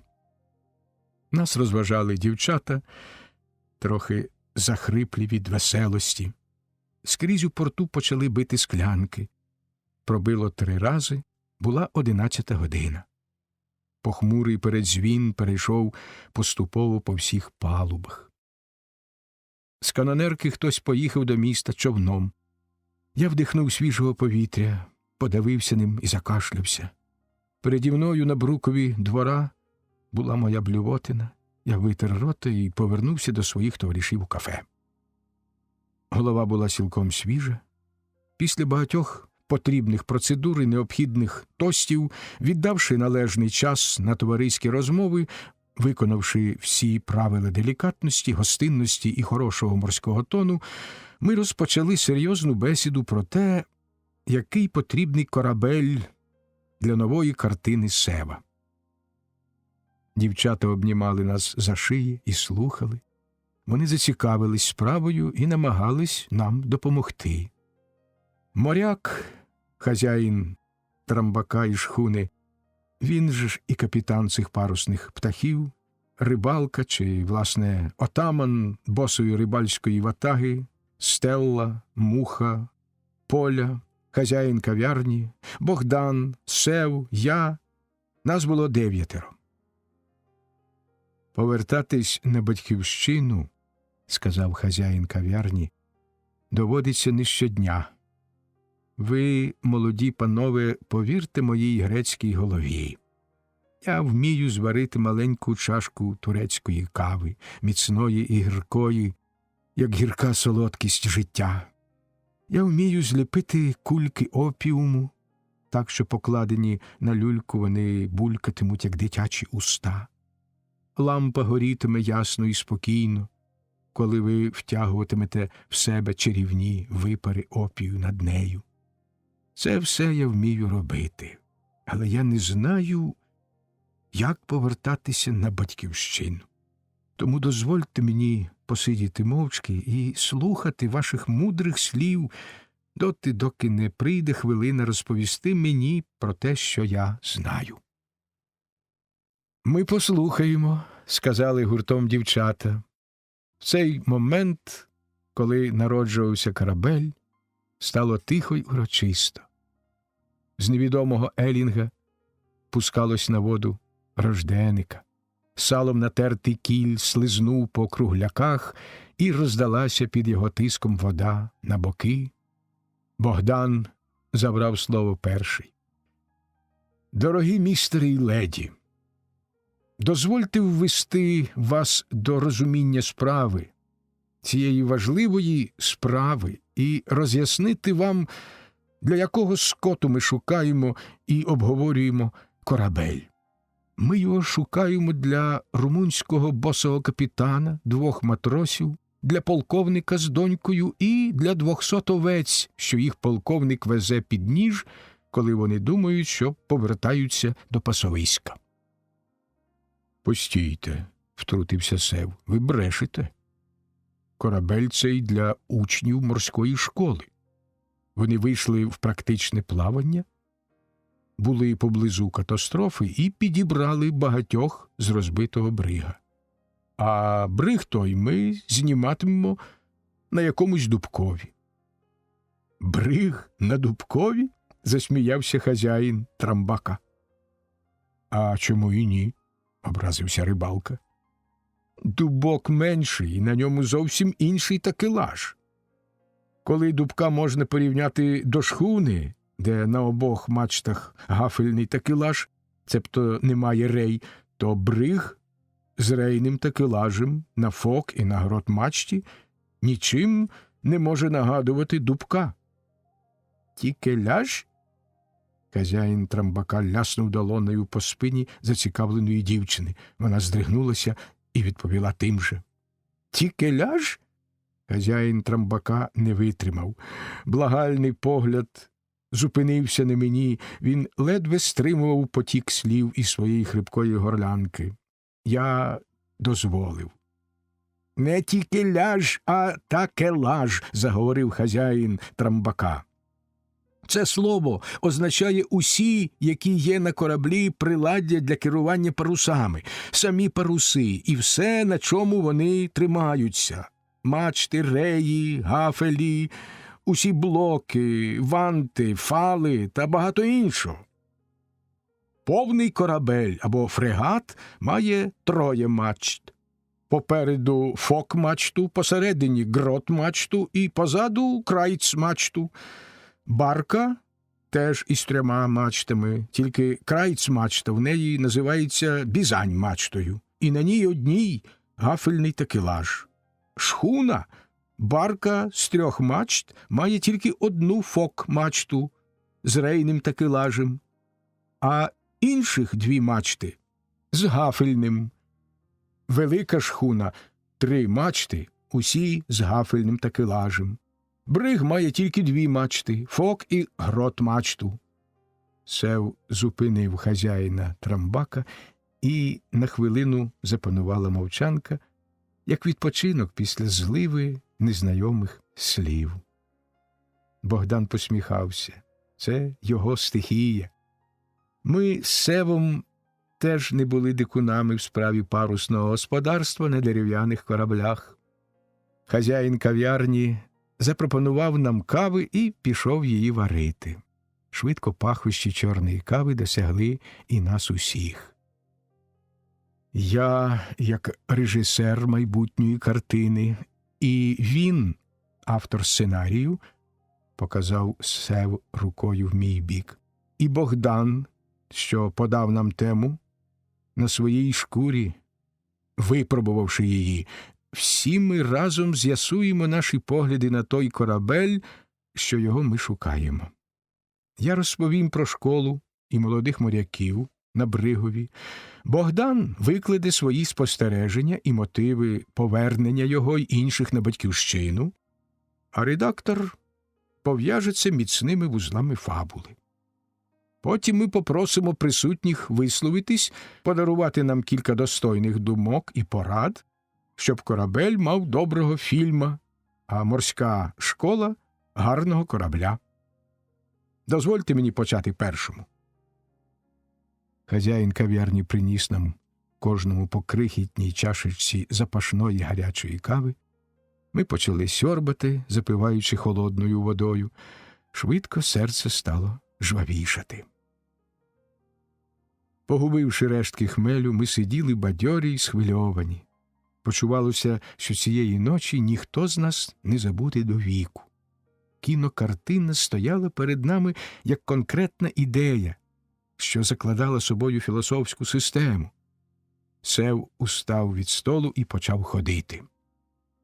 Я уявляю собі морську школу на високому березі. З усіх вікон школи мусить синіти море. Вікна круглі, як ілюмінатори, і кімнати з койками нагадують каюти. У бухті внизу стоїть кілька навчальних кораблів, б'ють склянки, початок дня, сходить сонце, як прапор, і прапор лізе на щоглу, як сонце. Бухта не бухта, а люстерко, в яким відбивається і коливається все, що лише може заглянути. Так я мислю собі початок картини. Сев допив каву. А далі виходять юнаки в плавання. Море перед ними без берегів, вітер перед ними і позаду їх. Корабель чистий та блискучий, як машина з дерева й полотна. Каюти пахнуть степом і землею. Юнаки вчаться захищати вільність, свій прапор, націю трудящих. Пробило десь на дворі 4 рази. Була північ. Почала працювати машина на канонерці. Свисток розлігся над водою, і чиїсь кроки почулися на брукові. Одного сонячного дня корабель чує далекі гарматні постріли. Кілька дозорців вилазять на Марс і на Марс-Стенгу з біноклями. Вони передають униз нервові слова командирові. Стріляє військове судно. Мішень – парусник, на якому видко людей. Збито фок-мачту. Снаряд потрапив у воду. Збито грот-мачту. Видко на кормі прапора. Корабель поринає у воду. Поринає у воду. Поринає. Парусника немає. Над місцем, де загинув парусник, проходить крейсер і зникає, залишивши над морем хмару диму. Наш корабель маневрував. Капітан сам став біля керманича. Як комашня полізли юнаки на реї, і швидко усі мачти вкрились білими опуклостями парусів. Ішли на диво і опинились на місці катастрофи. Першого виловили молодого матроса, що тримав дівчину. Тебе, Богдане. На хвилях гойдалися уламки. Людей було розкидано по морю, як снопи по ниві. Хвиля їх не лишала на місці, немилосердно обхоплюючи і перекочуючись через них. Часто за хвилею піднімалася в повітря рука і розпачливо кликала допомогти, а човен знаходив там тільки воду і нічого на ній. Рятування тривало до того часу, поки на поверхню моря опустилася ніч. І врятувати пощастило біля 3 десятків людей. Це були люди, безпомічні, вони лежали на палубі, і від їхньої лихоманки дрижали дошки. Виплеснуті хвилею з рідної землі, вони повернулися понівечені на голе дерево палуби. Їхню одежу покидало за борт. Розпутні сини повернулися голими, і прапор їхній, дівоча хустка, лежить мокрий поруч. У кожного є батьки й матері, що плачуть і тужать за синами, стоячи біля похилих хат. Та цілий корабель їм тепер за батька. Вони відчувають, що немає їм прощення і не буде, доки не зароблять його честю. І невже, переживши 100 смертей, не очистили вони своїх очей, що не можуть ними глянути в братні очі нових юнаків нової землі? Та господарі лагідні. Вони ходять біля врятованих, як біля людей. Людей вони приводять до пам'яті, людей викачують до життя, людей захищають від холодного подуву морського вітру. Що за люди, ясно буде потім, а тепер швидше, хлопці, позносьте всіх під палубу, кладіть у теплі койки і годуйте гарячою їжею. Ніч приходить сувора, як смерть, і тривожна. Світять електричні лампи під стелею. На палубі порипують снасті, дме рівний спокійний бриз, і небо все в зорях, у проміннях, у радості. Ніч велична покрила море солодкою тайною. За таку ніч може пройти все життя, кораблем заснують постаті без числа. Тисячі доль різних людей спустяться на корабель. І тоді зійде сонце. Воно розкриє рівну лінію обрію і ляже на хвилі, і встануть на тім місці рожеві тумани морського ранку. Ми мовчали, дослухаючи звучання останніх слів. Вони довго завмирали. Стела витерла сльозу. Хазяїн трамбака крякнув, а рибалка засопів ще дужче. Богдан випив води і приготувався говорити. Перші ноти його голосу ми ледве розчули. Він почав шепотом, ніби продовжуючи повість Сева. «Моя мати вродила мене сиротою, а вродивши, вмерла. Мене поклали у ночви обмити гріхи. Сліпі мої очі витерли мокрою солоною пелюшкою та побивачем. Кілька крапель солі посолили купіль. Уперше купання я обзнайомився з солоною водою. Далі я спробував утонути, бо сусідка відвернулася до моєї доброї матері. Потім ціле своє життя я невпинно топився. Після ночов я спробував загинути в калюжі, коли вже вивчився плавати навсидячки по землі і заглядав до калюжі, як до дзеркала. Школяром я тонув у криниці, куди я заліз був видирати горобині яйця й горобенят. Далі я побудував собі на степовому ставку пліт з очерету і заходився пекти посеред ставка картоплю на тій крихті землі, яку я взяв на пліт. Мій корабель згорів, а я знову тонув. Утік я з солдатами, що були в нас на маневрах, і опинився з ними у місті на великій ріці. Це вже я був підлітком. Швидко казку кажеться, та не швидко діло робиться. Проплавав я на річці, підмітаючи пароплави і чистячи картоплю з рік, і добився нарешті до моря.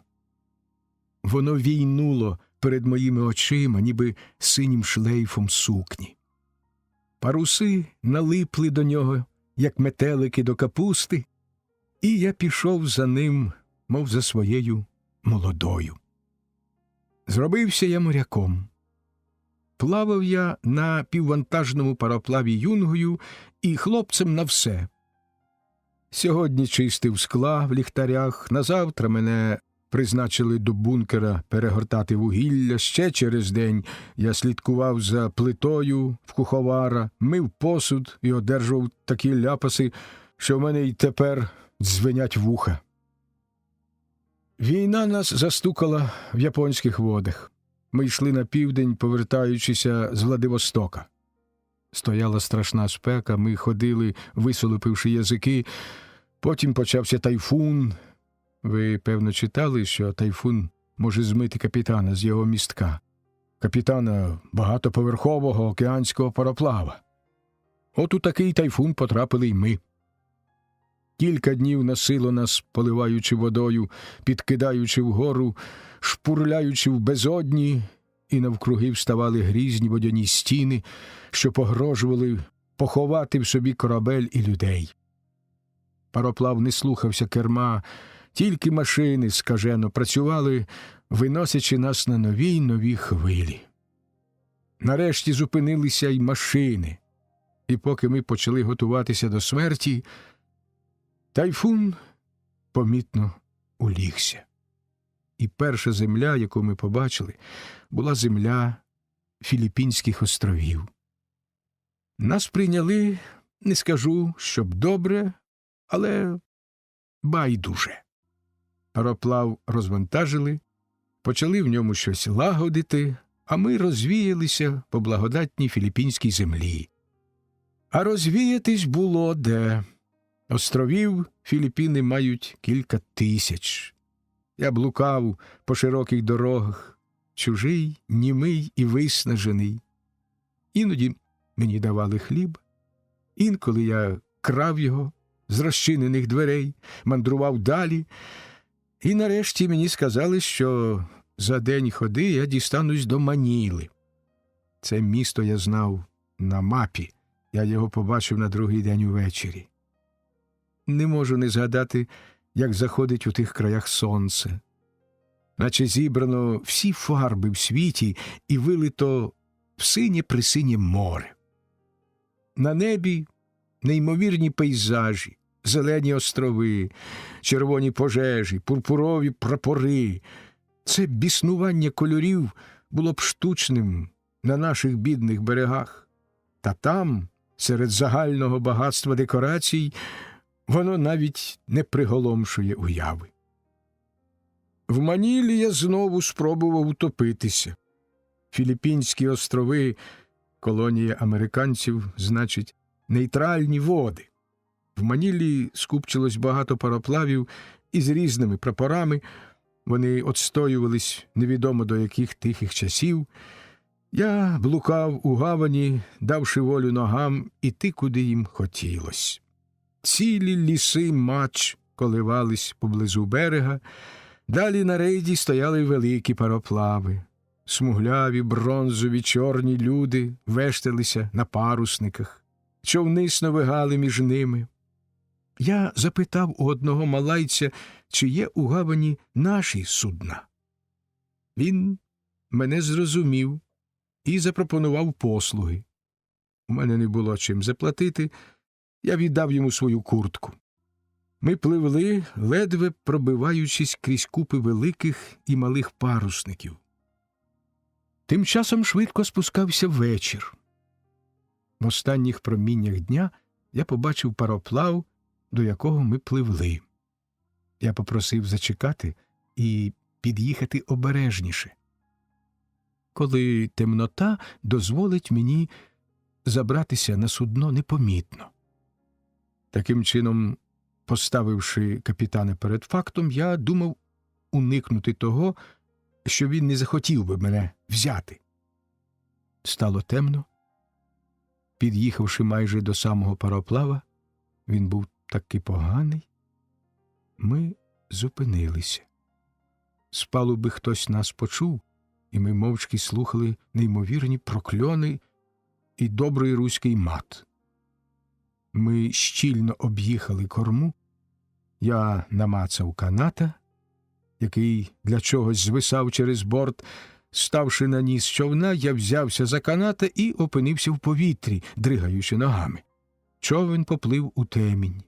Я відчув, що канат рухається і мене тягнуть нагору. Я вирішив краще віддати себе на милість капітана, ніж випустити з рук каната. З усіма можливими наслідками. Мене підтягли до самого борта. Я вже почав був ворушити губами, збираючись якось відрекомендувати себе рятівникам, та побачив над собою занесену руку і почув такий гарний удар в тім'я, що випустив з рук каната і одразу ж загубив пам'ять. Я навіть не відчув холодної води. Як і завжди до цього часу, я прокинувся не на тому світі, та й не на суші, бо врятував мене малаєць і продав півмертвого на корабель, що йшов далі на південь. Знову били склянки в гавані. Була 1:00 ночі. На дворі завивав вітер. Він, як плаксивий кіт, лягав на дахи, плигав по них і голосив. Ці звуки з надвору відокремили нашу компанію від цілого міста, як гарна, рівна, безперервна тропічна злива. Рибалко куняв. Сев задумано палив. Дівчата позлягали на стіл, і в очах їхніх світилася майже собача туга.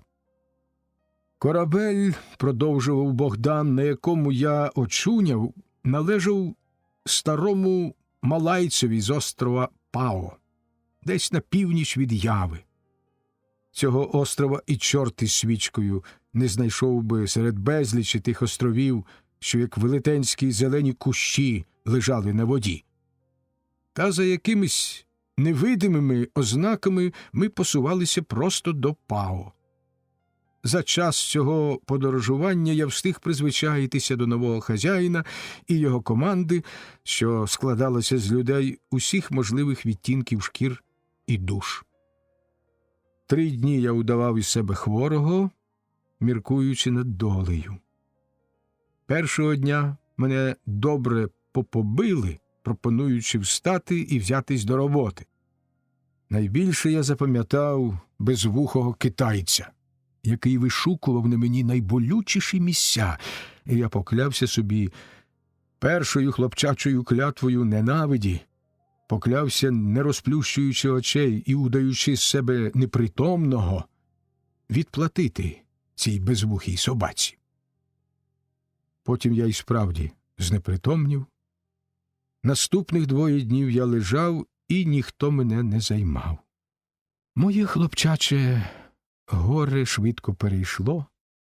Яскраві хмарки пливли над моєю головою.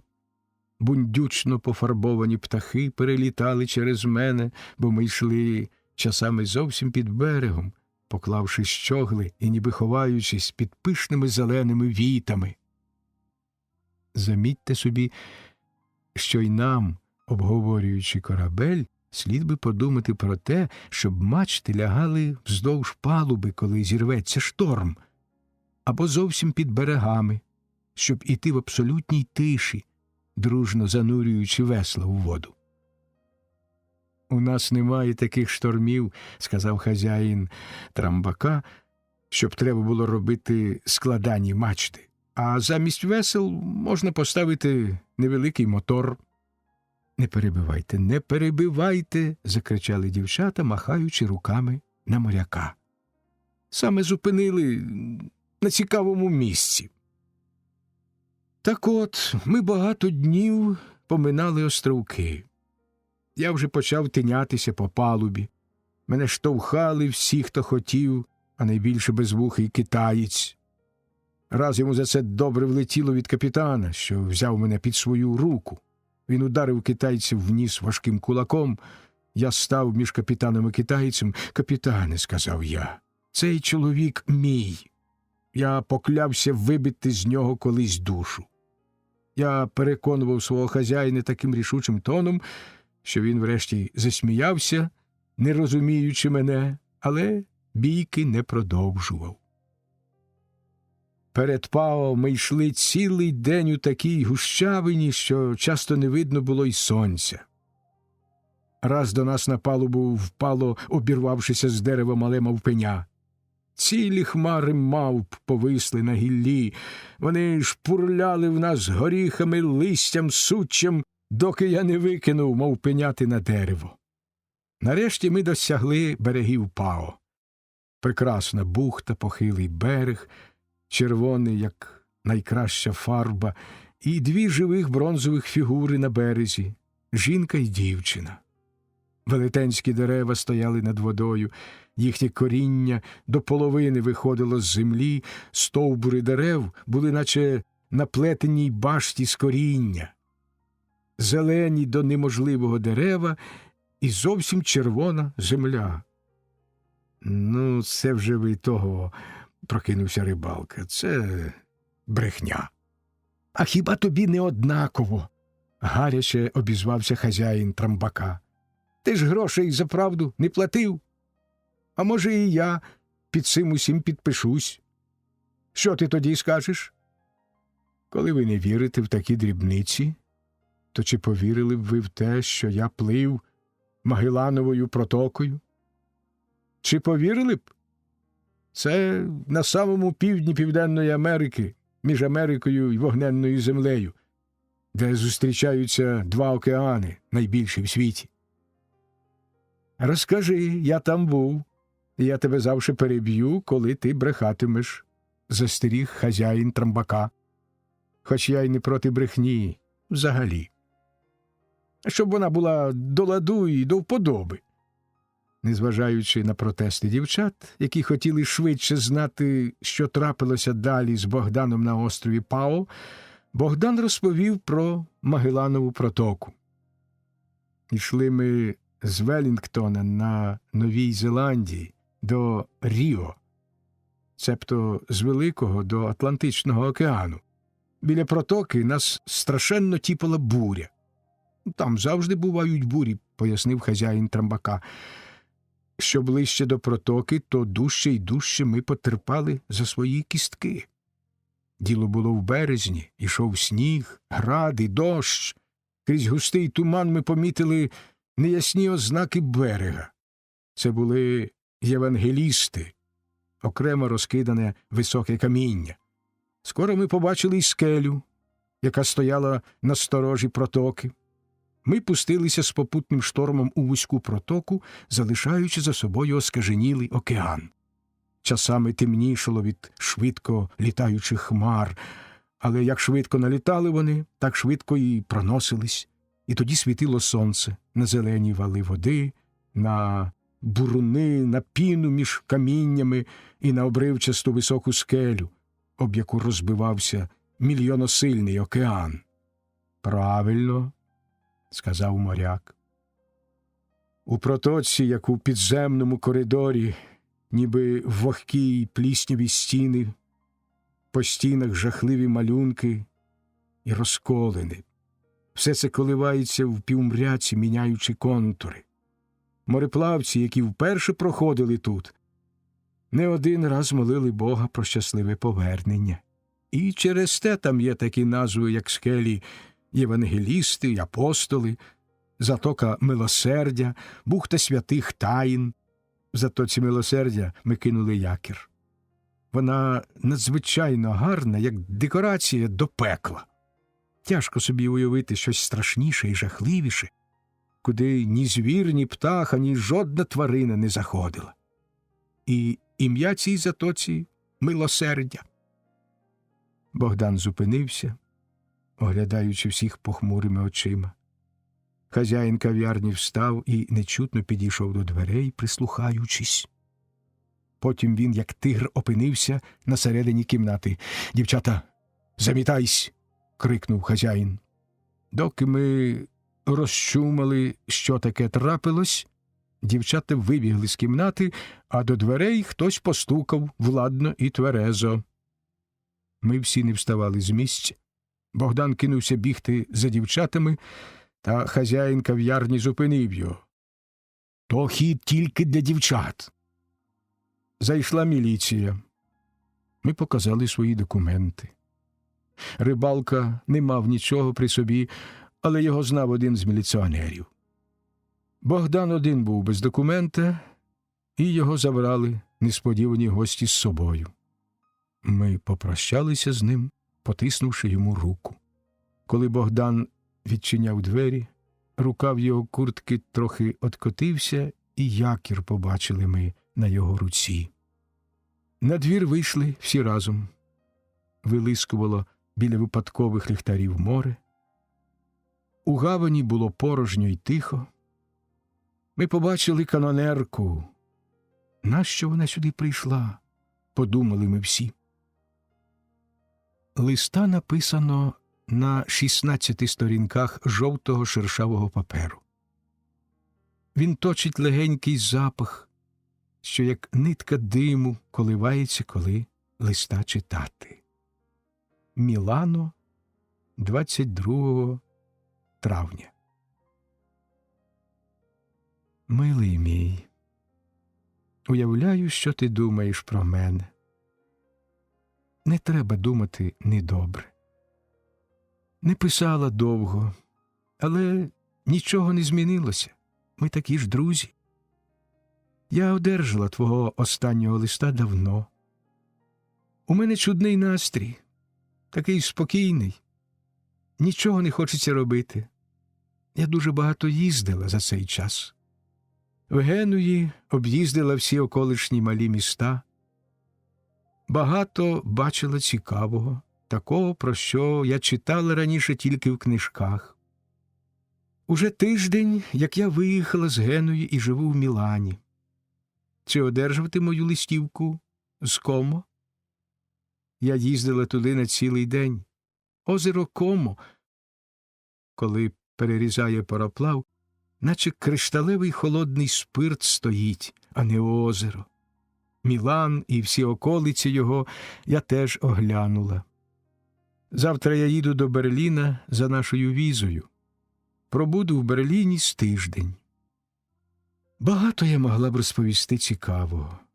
Я ніколи не переживала стільки гострих і цікавих пригод, як тепер, стільки нежданих зустрічей з людьми.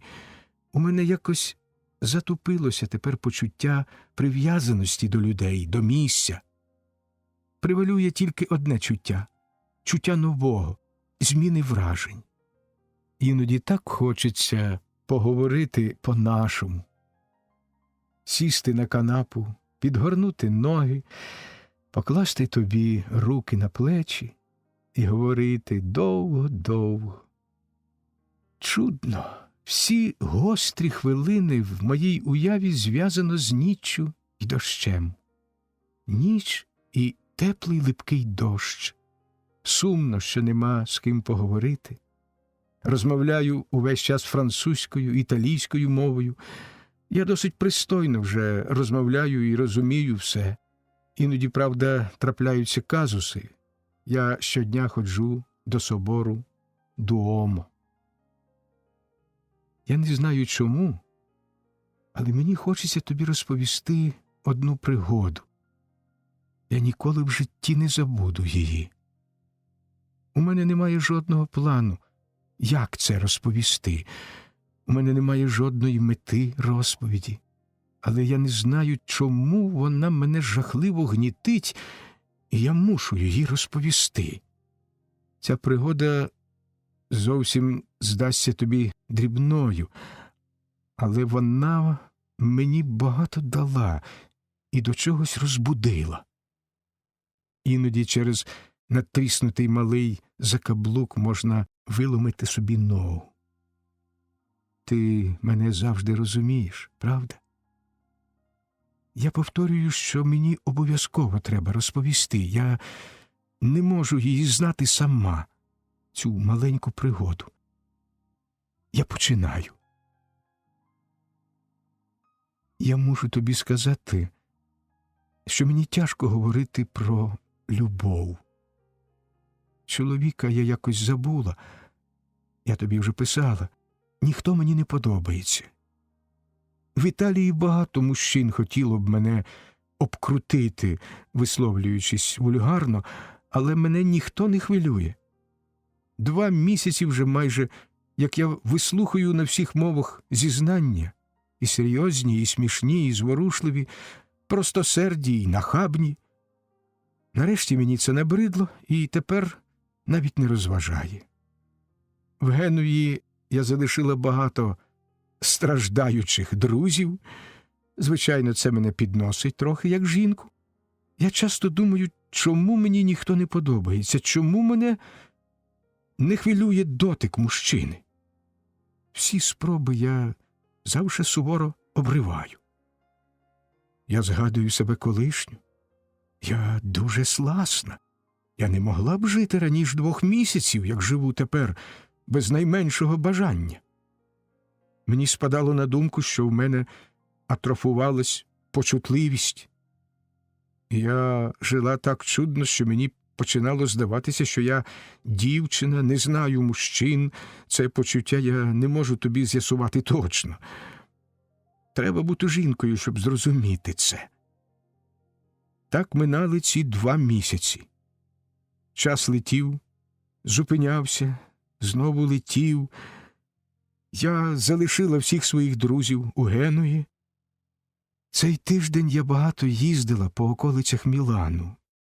Їздила з одним італійцем, красивим і дурним до останньої крапки. Кілька днів на природі дуже зближують людей. Іноді за ці дні мені здавалось, що ми безкінечно довго їздимо, що ніколи не прийдуть до кінця наші малі мандрівки.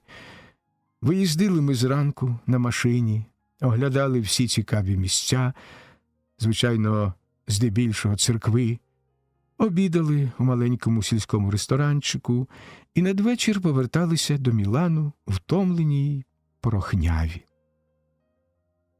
Учора також, як усіма цими днями, ми вирядилися в мандрівку 2 рази на тиждень.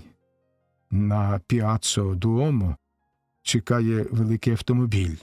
Це авто спеціально для чужинців, що оглядають околиці. Путь його – невеличке місто Павія, де є старовинна церква Італії, монастир, побудований в 14 віці. Я зустріла на площі Дуомо мого адоратора, і ми рушили йти до машини. Ось тут починається друга частина моєї розповіді.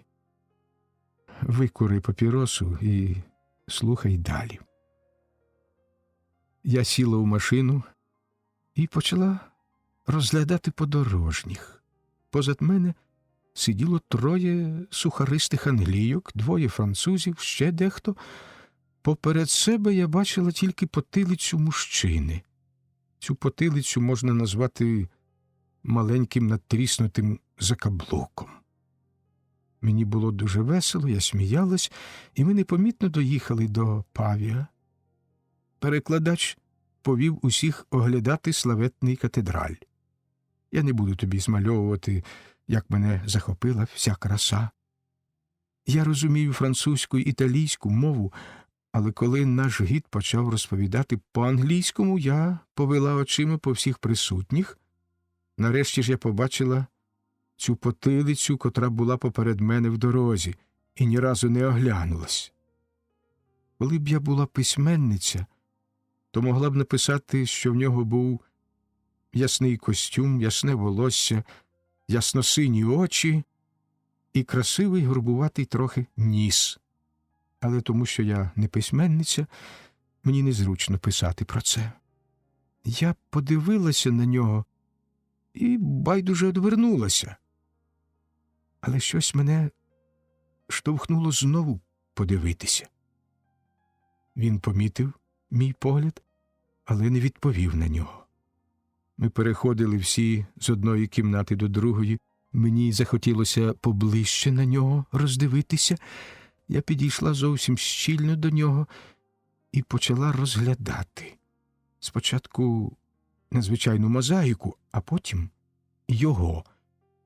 Він уважно розглядав стіну і стояв до мене профілем. На верхній губі у нього був ніжний пух, напевно, йому не більше 22 років, подумала я. Я зловила себе на тому, що зовсім не слухаю перекладача. Мені раптом так захотілося покласти свою руку на його руку. Я побачила, що в руці у нього була книжка. Історія італійського мистецтва. Що він такий... Мене дужче й дужче тягло дивитися на нього. Він відчув мій погляд, хутко повернувся, подивився на мене і швидко відійшов. У мене упало серце. З цієї хвилини я перестала володіти собою. Мій супутник мені щось говорив, я нічого не чула. Мені стало все байдуже і нікого не соромно. Тільки б він подивився знову на мене. Сказавши, ви заважаєте мені дивитися, я пішла знову в той куток, де був він. Я стала поруч і дивилася довго просто на нього. Він так щиро розглядав стіну, що в мене повстало підозріння, чи бачить він там хоч що-небудь. Раптом я помітила, що в нього сильно тремтить рука. Він знову повернувся і швидко відійшов. В мене вселився якийсь диявол. Я ходила за ним, стерегла його погляд, сподівалася, впадала в розпач і раптом помітила, що всі рушили виходити. Зараз усьому кінець, із жахом подумала я. До відправи автомобіля залишилося ще хвилин 20.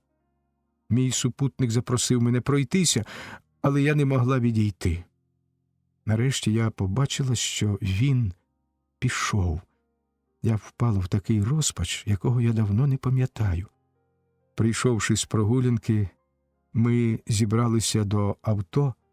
Я побачила, що він сидить вже там і сидить поруч із моїм місцем. Мій супутник запропонував мені сісти на інше місце, але, байдуже відповівши, чому, я сіла поруч із ним. У мене так сильно билося серце, що я боялася подивитися на нього. Ми поїхали. Був сильний вітер. Скориставшися з цієї причини, я сіла так, що бачила його, а мій супутник сидів до нього спиною. І тут почалося щось жахливе. Я розмовляла з моїм супутником, а дивилася на нього. Він уже не одводив своїх очей. Мені раптом здалося, що я кудись провалююся. Мій італієць здивовано поглядав на мене, не розуміючи, що зі мною робиться. Та мені було все однакове.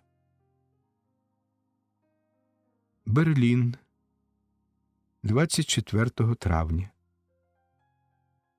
Дружочок, почала писати в Мілані. Сьогодні приїхала до Берліна. Мені дуже хочеться закінчити писати. Я буду продовжувати. Тільки б він не зводив з мене очей. Всю дорогу ми дивилися у вічі одне одному майже без перестанку. Мене почало трусити, як у лихоманці. Мій італієць кілька разів оглядався. Куди ви так чудно дивитесь? Все було байдуже. Хотілося тільки одного – дивитися без кінця в його очі. Раптом я помітила, що в нього почав помалу з'являтися осміх, і мені мимоволі теж закортіло усміхнутися. Я засміялась, хитнула головою і сказала, голосно звертаючись до свого постійного супутника: «На площі Дуомо ви мене залиште, я мушу йти додому сама». Більше я не дивилася на нього, щоб не притягти уваги мого бідного італійця. Бідолаха був дуже розгублений, але мені вдалося проте його спровадити. Я бачила, як він попростував до собору, не оглядаючись, зайшов до середини.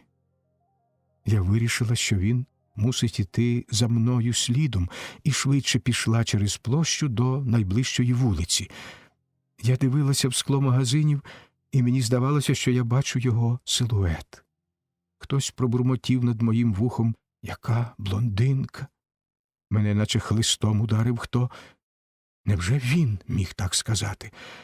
Але на моє здивування його ніде не було. Марно я дивилась на боки. У мене в горлянці застиг якийсь клубок. Невже я його загубила? Я кинулась бігти назад, у напрямку до площі й до собору. У мене не було сили дивитися просто. Все тіло нило і кололо, наче голками. Ноги підкошувались.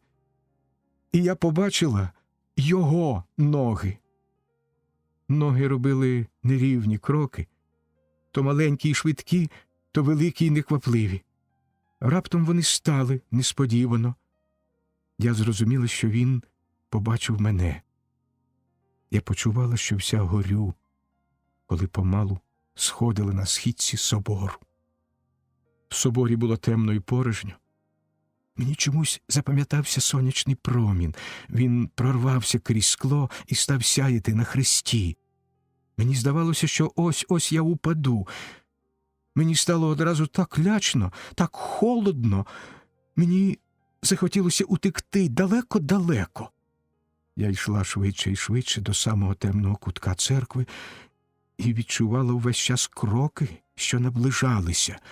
Я почула нарешті його дихання над моєю шиєю. Більш я не могла володіти собою. Я простягла руки до холодної колони, і йому довелося підтримати мене, щоб я не впала. Він заговорив так швидко, по-італійському, що я нічого не зрозуміла. Голос у нього був приглушений і нерівний. Я відчувала, як він тремтить увесь. Я не знала, що сказати. Ми стояли поруч, торкаючись руками. Я тільки чула, як важко він дихає. Повз нас пройшов соборний служка і здивовано оглянув. Це нас одразу протверезило. Я промовила швидко: «Ви не мусите думати погано про мене». Я сама не впізнала свого голосу. Більше нічого я не могла сказати. Говорив увесь час він. У мене крутилася голова.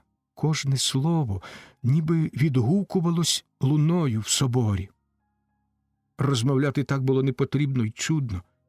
Він відчув це, схватив мою руку і притиснув до щоки, потім до губів.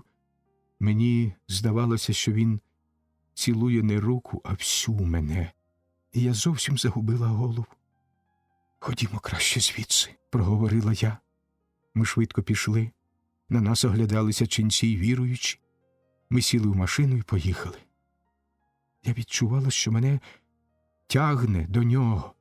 Це було щось, яке я давно позабула і давно не відчувала. Ми обоє знали, що це незвичайна пригода на вулиці, і боялися доторкнутися одне до одного. «Ми ж іще побачимось», – сказала я перша. «Післязавтра я від'їжджаю до Берліна». Він мовчки схватився за голову. «Поїдемо сьогодні увечері до Монза», – сказала я знов. Він мовчки кивнув головою. Потім він відповів: «Я не можу зараз говорити. Я не знаю вашого імені. Я вас ні разу не мав близько, але ви мені ближчі за всіх жінок зараз. Може ж бути надзвичайне щастя. Ви можете не поїхати з Мілана». Він говорив помалу тепер, і я все добре розуміла. Мені здалося, що щось зміняється в моєму житті. Ми доїхали до мого будинку. «Чекайте мене біля дому о 6:30, – сказала я, виходячи з машини. «Мені чомусь здається, що я вас тепер гублю назавжди», – промовив він. Я засміялася і, заперечуючи, хитнула головою. Вийшла на східці до своєї квартири. Я почула, що автомобіль поїхав, і я довго не мала сили подзвонити біля дверей. Час ішов помалу. Здалося мені, що я не діждусь цієї 6:30 години. Я вдягла свою найкращу одежу. Довго причісувалася перед люстерком. Хотіла бути кращою, ніж завжди, і виглядала гірше. Хотіла бути цікавою. Я, маючи міцні ноги балерини, боялася, що вони мене не донесуть. Мені здавалося, що східці ніколи не закінчаться, коли я йшла вниз. Заглянувши до портьєри, я з жахом побачила, що мій годинник на 20 хвилин запізнюється. Тут було 7 за 10 хвилин. Мені зробилося неприємно, що я змушую чекати його 20 хвилин. Я вийшла на ганок з готовою фразою «Excuse me». Я вже роззявила рота, щоб сказати цю фразу. Подивилась праворуч. ліворуч, і його не було.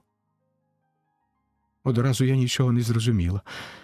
Я оглядалась розгублено. Що могло трапитись? Не приїхати він не міг. Не міг. Я почала згадувати, як ми умовлялися. Я стояла хвилин 20, не рухаючись, думаючи і чекаючи. Ніхто не приходив. Площа перед будинком була цілком порожня. І раптом я додумалася. У мене навіть затремтіли руки. Треба тобі сказати, що собор, де ми бачилися з ним, називається Дуомо. Коли ми з ним умовлялися про місце зустрічі, я сказала по-італійському фразу і помилково вимовила одне наше слово. Загалом вийшло таке «Аспетті мі а дома». А сказати я мусила так «Аспетті мі а каза». Ти розумієш? Слово «дома» я вимовила помилково по-нашому. Він же зрозумів, що треба чекати біля Дуомо. Я побігла, як божевільна, до таксі і поїхала до Дуомо. Вже сутеніло. Годинник показував 7:20. Там нікого не було. Я поїхала додому. Коли я сиділа на м'яких подушках таксі, я подумала, що це не випадковість, що так треба. Щоб ми не зустрічалися вже ніколи. Засвітилися ліхтарі. У тебе не було ніколи такого стану, ніби на тебе обвалюється будинок? Було темно і зовсім вечір, коли я повернулася до свого дому. Я була страшенно квола, не могла йти, і підтримувало мене лише те, що навкруги сіріли стіни, до яких можна притулитися. Я не встигла закінчити думки, то чому ж він не їде до мого будинку, як побачила таксі, що їхало помалу повз будинків на площі. Я швидко одійшла в тінь дому. Таксі зупинилось майже переді мною, і якийсь голос вимовив: «Ні, це не той будинок». Я хотіла вибігти вперед і впасти до коліс, але мене щось затримало. Таксі помалу повернуло і почало зупинятися біля кожного будинку. Це була тяжка боротьба. То мені хотілося побігти, то я не могла рушити з місця. Цих 5 хвилин, що таксі кружляло по площі, здалися мені за вічність. А тепер, дружочок, найбільше і найголовніше я хочу сказати. Я побачила Богдана. Уяви собі порожній берег, безкінечний пісок. Море набігає на берег і шумить пустельно й задумливо. На піску, розпластавшися, лежить людина. Обличчя її я не бачу крізь туман. Тут змішуються риси Богдана і італійського красення. Ліхтар на розі. Ні, це не ліхтар, а маяк крізь млу дивиться на мене. Я нахиляюсь до людини на піску. Я цілую її в холодні чудно губи. Я цілую її, а на губах у мене вапно з холодної стіни. Людина встає, і по обличчю я бачу, що вона перемогла море. Вона йде понад водою, і хвилі покірно лягають до її ніг, заграючи з людиною, як заграє звір із своїм володарем. Людина йде, а цокіт її ніг по каменю — ні, це не ноги, а підкови коней на площі — вібрують і проривають пустельну тишу. Я відчуваю себе степом, у який падає зерно, і пісня жайворонка. Я відчуваю себе полониною, в яку ллються води. Я бачу себе лісами, які збирають світло сонця. І я падаю йому в обійми, відчуваю його холодну шию. Ні, це ліхтар на площі біля мого дому. І плачу, плачу.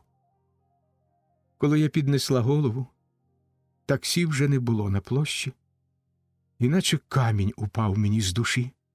Я йшла східцями нагору і повторювала собі ніби молитву. Треба додому вертатися. Треба додому вертатись. Додому вертатись. Я написала тобі все до дрібниць. Приготуй мені прощення гріхів. На цей раз я грішила думкою. Можеш вірити мені, що я нічого не замовчала. А чому я все відчувала? Не знаю сама. Дякую, що ти вислухав мене. Цілую тебе ніжно. Твоя Т. Постскриптум. Тепер ти віриш, що мій друг? Я ж бо нікому не розповім цієї пригоди. Я прочитав листа, де так чудно було помішано чуття й розум народженої жінки. Я впав на ліжко, заплющивши очі, і віддався на волю хвиль, що підкидали й несли моє тіло. Я не сказав жодного слова, що пустило б чуття розтікатися звуками в повітрі. Але, взявши люстерко в руку, я був із собою віч-навіч. «Давай-но поміркуємо», – сказав я люстеркові. «Давайте», – відповіло воно. «Такого листа досить вам?» Люстерко промовчало, ховаючи глибокі, посмутнілі очі. «То як же нам далі?» – не вгавав я. Та люстерко вмить спахнуло. «Спокійніше. Тримайте нерви. Кличте сюди розум, із яким ви починали справу. Тремтить рука, випийте води. Ага, з вином краще. Пийте, пийте. Губами». Голова моя прояснювалась.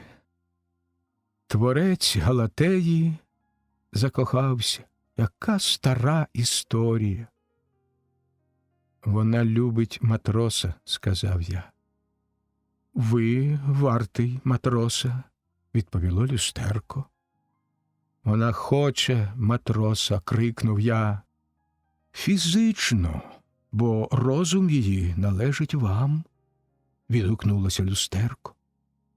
«Вона моя», – закричав я. «Вона може бути й вашою, але втече однаково до матроса. Бо виповнилися її часи.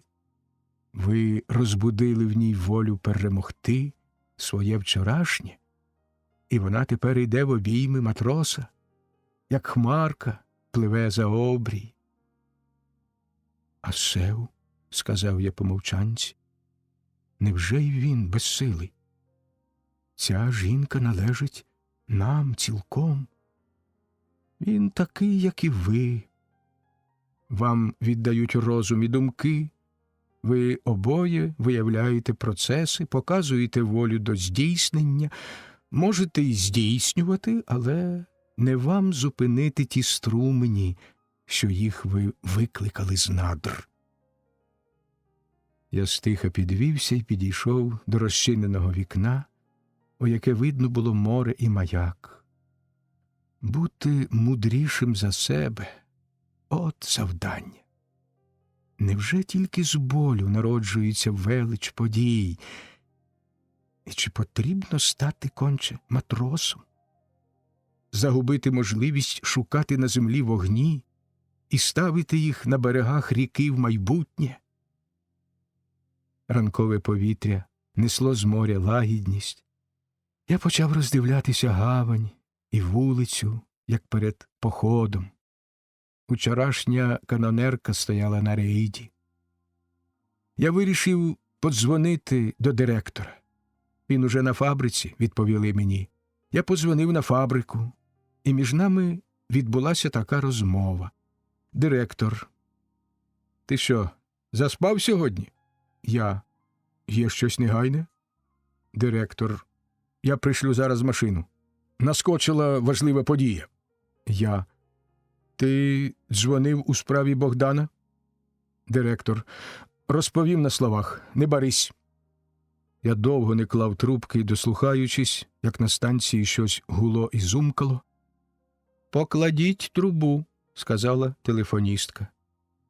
Я поклав і оглянув себе, чи все на мені є, і чи можна так стати перед важливими подіями. Так я й простояв, знову замислившись до приїзду машини з фабрики. Я сів біля шофера, і ми помчали вдвох по рівних вулицях. Біля знайомої пивної нас зупинив фабричний шофер, ми погасили машину і зайшли пересидіти радість зустрічі. 3 пляшок було цілком досить. Ми вийшли ще більш дружні і за якихось 5 хвилин були на місці. Перший кінооператор фабрики стояв на ганкові за апаратом. Його помічник тримав штатив, в канцелярії ознаки метушні та безперервні дзвінки. Директор бігав по кабінетові, щось наказуючи людині, якої в кабінеті не було. «Викликати ще кінооператора хроніки», – кричав директор, розмахуючи руками. «Авто беріть Русько-Балтік. Моментально. Ось він вами буде командувати», – директор помітив мене. «Сідай, командире». Фігура за вікном зникла, і по дворі рознісся її дзвінкий голос. Я сів. «Слухай, така справа. Сьогодні приїздить комісар закордонних справ. Завтра вранці приїде на крейсері турецький міністр. Буде нарада. Треба все зняти на плівку і цю плівку долучити до тієї угоди, що її буде складено під час побачення. Все. Кого тобі дати для цього?» «Сьогодні я обійдуся цими 2 кінооператорами, що ти мені даєш. Ти вже послав людей зробити проводку току для прожекторів в особняку, де буде побачення? За це не турбуйся. Увесь можливий ампераж буде даний. А в лабораторії є наказ виявляти мої негативи і друкувати зараз же, поза всякою чергою. Це ти сам піди й скажи. Потяг прийде за півгодини. Про Богдана дзвонив? Нічого важливого. Але його не випустять, доки не зберуть за нього матеріалів. Тоді треба взяти на поруки. Він потрібний Севу для картини, а мені для сценарію. Потім треба перебудувати ще корабля. Я вже прогнав Сева з корабля. Дурниці ви якісь повигадували. Візьмете дубка і на ньому і знімете. Витрачати народні гроші я не дозволю. Ти, може, взагалі проти цього фільму? Ти, може, думаєш завжди одягати наших людей у драні свитки і вишивані сорочки? Страждання, злидні, соловейко і постійні мандри зі своєї землі на землі інші, у каторгу, в ярмо, в перевертні? Ти думаєш, що ми не можемо підняти якір свого корабля і поставити паруси? Що ми не сильні духом і ділами? Для того, щоб заспівати веселої пісні про далекі краї, про блакитні високості неба, про бадьорі химери оновленого духа?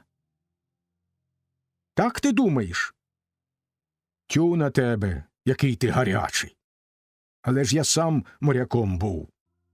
І моряки в нас були на перших революційних барикадах. А через те, що ти моряк, ти й радиш узяти дубка і зовсім його не переробляти? Ти, мабуть, і не бачив зроду парусів? Парус я бачив, директор образився. Тільки що ми потім із тим кораблем робитимемо? Свій кінофлот заснуємо? Ми віддамо навігаційній школі. Хай і вони мають старого корабля. А чому б не взяти нам у школі тимчасово якесь судно і зняти його? Ми про це думали, але школа тепер уся в плаванні. Та й немає в них такого розміру, як нам потрібно. Я покинув цю розмову, глянувши на годинника. Залишилося чверть години до потягу. Хоч до вокзалу було й недалеко, проте я поспішив сісти до авто і поїхати. Дорогою я пояснив операторам, що ми робитимемо, і написав записку до лабораторії про негативи. День був похмурий, от-от вдариться хмара об хмару і піде краплистий дощ. Але хмари, як хвилі, перекочувались на небі, підпливали одна під одну, руйнували силуети верблюдів і вимальовували на верблюдах човни, цілі кораблі, залишаючи замість парусів сині клаптики неба. З човнів повставали башти над рікою, чиясь велетенська рука і тонкий спис. Я вже хотів зняти на плівку цю верховинну гру, та згадав в останній момент, що це бачу лише я, а об'єктив кіноапарата навряд чи побачить щось подібне. Прийшов потяг. Я забув за свого кінооператора, уп'явшися очима в вагон, з якого мав вийти той, чиї портрети щодня друкували газети. Мала вийти людина, яка привезла сюди на побачення з турком якісь колосальні плани, приховавши їх за спокійною для газет усмішкою і за загальниками офіційної мови. Я знав, що такі люди, як той, який мав приїхати, живуть на 20 років уперед, і хотів пересвідчитися, як вони виглядають. З вагону вийшов комісар. Мене шарпнув за плече кінооператор, бо я саме стояв перед об'єктивом, і зараз же почав цокотіти знімальний апарат. Досить мені було почути цю музику, як я забув за свої попередні прагнення і розцінював людину, яка вийшла з вагона, лише як матеріал для кінознімання. Я забігав з оператором спереду, ставав збоку, вискакував на східці і крутив згори, ставив оператора на площадку для вантажу і просив його знімати перон, сам везучи по асфальту цю платформочку. Комісар привітно посміхнувся, ідучи пероном в гурті людей, що його зустрічали. Років йому було за 50, ніс довгий, хитрі очі степового татарина, дуже дисципліновані губи. Вони могли бути спокійними або приємно, завжди однаково посміхатись. Гнів, ненавидь, страх, хвилювання й інші властивості людських губ цим губам не личили. Вони відчували на собі мільйони людських доль, гримаса гніву, страху або хвилювання завжди могла зрушити терези політичної рівноваги і мирних днів. Комісар осміхався. Перед вокзалом його чекав кінооператор хроніки, який зняв комісара, коли той вийшов до автомобіля. Ми тим часом помчали до особняка, в якому мав жити він, і встигли зняти будинок, напис на дверях і, нарешті, самого комісара, коли він приїхав з вокзалу. Я знав у одного з дипломатів завтрашній порядок денний зустрічі комісара з міністром, і на цьому моя робота закінчилася. Я поїхав на фабрику до кінолабораторії. На фабриці я зустрів Сева. «Сев», – захлинувся я, – «завтра до гавані приїздить крейсер «Ісмет». Уранці приходить». «Сьогодні увечері продовження наших балачок», – відповів Сем. «Приходьте на старе місце». «А Богдан?» «Його обіцяли випустити. А як не випустять, то поговоримо самі поки що. Треба вислухати інших. Треба поєднати...» Сев пішов, понісши закінчення фрази з собою. Я розчинив двері і переступив поріг. Запах хімікалій та грушевої есенції виповнив усе повітря кімнат та коридорів. Скрізь, куди не глянеш, вилискує плівка. Вона сушиться на барабанах, негативна і позитивна, переноситься з проявочної та фіксажної кімнати до промивочних баків на рамах, іде рулонами негативів до друкувальної машини. яка працює з червоним світлом. Плівка лежить по столах і шухлядах, на моталках монтажних столів, у металевих круглих коробках, безупинне торохтіння моталок, великих барабанів до сушки плівки, безперервний плеск води в промивочній. Все це утворює спеціальну атмосферу в людській праці, гідкий і приємний запах поєднується з великою кількістю різної сили звуків, мертві малюнки на плівці оживають, і їх фіксує око, як знайомі подихи життя. Я став перебирати руками плівку у великій корзині, доки мені виявляли плівку, зняту на вокзалі. Я любив ці шматки людського існування помацати пальцями, вдихаючи їхній запах. І вечір позапинав вікна синім полотном. Тільки молодість має таку повінь думок. Снуються вони скрізь, приходять від усіх дотиків, і ледве встигає за ними дзвінкий бігти час. Ніби на стовбовій дорозі летять назад стовби, клекоче вгорі степовий орел, розсуваються на боки колосальні лінії горизонтів, і вже видко, як у долині тінь від самітньої хмарки бродить по зеленому лугові, по блискучих візерунках ріки. День минав, я блукав над берегом і лежав на теплому камені. Цілком несподівано мені довелось почути казку. Її розповіла золотушному хлопцеві мала дівчинка, забавляючи його близько мене за каменем. Було у мами 3 синів. 2 пішло до школи, а 3 сів над морем. Дивиться 3, летить Мартин птиця, летить і плаче. Летить і квилить жалібно. Чого ти, Мартине, плачеш? Як же мені не плакати, як же не тужити, коли я загубив свою маму, і нікому мені риби вловити та на хвилі погойдати? То ходімо зі мною до нашої. І рушили вони вдвох. Син іде, а Мартин летить. Мартин долітає, а син доходить. «Кого це ти привів?» – питає мати. «Мартина з моря». «Хай і я вже до школи ходитиму, а він за мене над морем літатиме. За це приймемо його до нас за сина». Заплакала мати з радощів. «Ходи, сину, до школи, а Мартин хай літає над морем». Дівчина замовкла, побачивши мене, і повела свого вихованця геть. Хвилі невпинно накочувались на берег, а 3 сів над морем. Згадав я казку.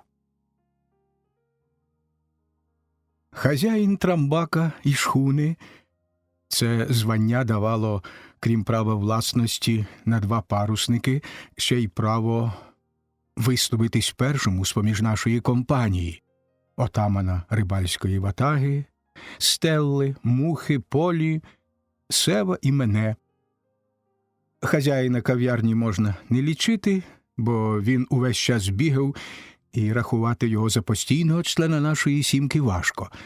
Проте його слово ще передбачалося далі. Вечір почався з безмежної веселості. Кожне слово викликало регіт, рибалка сміявся, заплющивши очі і квокчучи, як курка, перед тим, як знести яйце.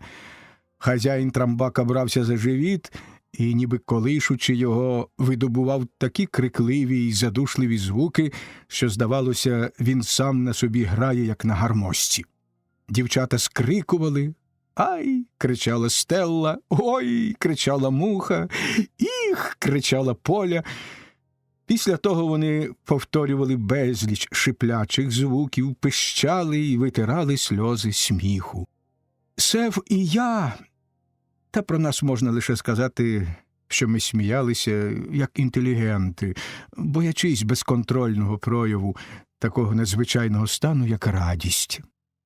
«Граждани», – сказав хазяїн Трамбака, лоскочучи під столом мою руку замість Полиної, – той парняга, що був без документа, зупинився на тому, що він проходив Магелланову протоку. Я, старий моряк, приєднуюсь до слів попереднього оратора. Да, дійсно, страшний суд і пекло. Ми засміялися з того, як він грався моєю рукою, лоскотав її, ніжно пророблював усі літери любовної абетки, не помічаючи того, що рука не Полина. А промовець від такої нашої, як йому здавалось, чулості до його майбутніх дотипів зовсім розквітнув, ведучи мову далі. Нехай мені хто скаже, що я не був колись молодий, що я не знав, звідки вшиляється нитка в дівочу голку. Нехай хто мені спробує сказати, що я тільки хазяїн Трамбака і нічого більше. Я намну вуха, тому слово честі намну вуха. Ви обійдіть усе узбережжя. І Козлов, і Кафу, і турецькі береги, ба навіть і Олешки, і запитайте в кожного, хто був на березі паном років так із 30 тому. Побожуся, що це буде моє ім'я. Я тоді не чув жодної під собою землі, ніби скрізь був пух або саме повітря. Молодий, веселий, я любив попоїсти, поспати і пропонувати свої кучері кожній красивій дівчині узбережжя для розчісування, куйовдження й інших дурниць. Мене завше цілували в очі, щоб я загубив дорогу до іншого серця, яке мене ще не цілувало зовсім, та я потакав кожній, пануючи над усіма. Ви самі розумієте, що таке становище не могло тривати довго. Налий мені склянку крові, хазяїне. Я підсковзнувся саме тоді, коли не то щоб сковзалки, а й путнього шматка холоду не було. Шелестіло скрізь листя. Каторжні соловейки один перед одним пурхали й співали. Вона була статна краля, трохи косоока, в міру весела і в міру сумна. Ми з нею сідали на шаланду і, виїхавши в море, лягали поруч на пайоли, щоб лежати так до ранкової зорі або до застережливого сигналу пароплава. Це був такий час, який буває в кожного, хто вперше полюбить. Його ніколи потім не можна відновити, хоч би ви цілували всі губи і пройшли б усі школи любовної науки.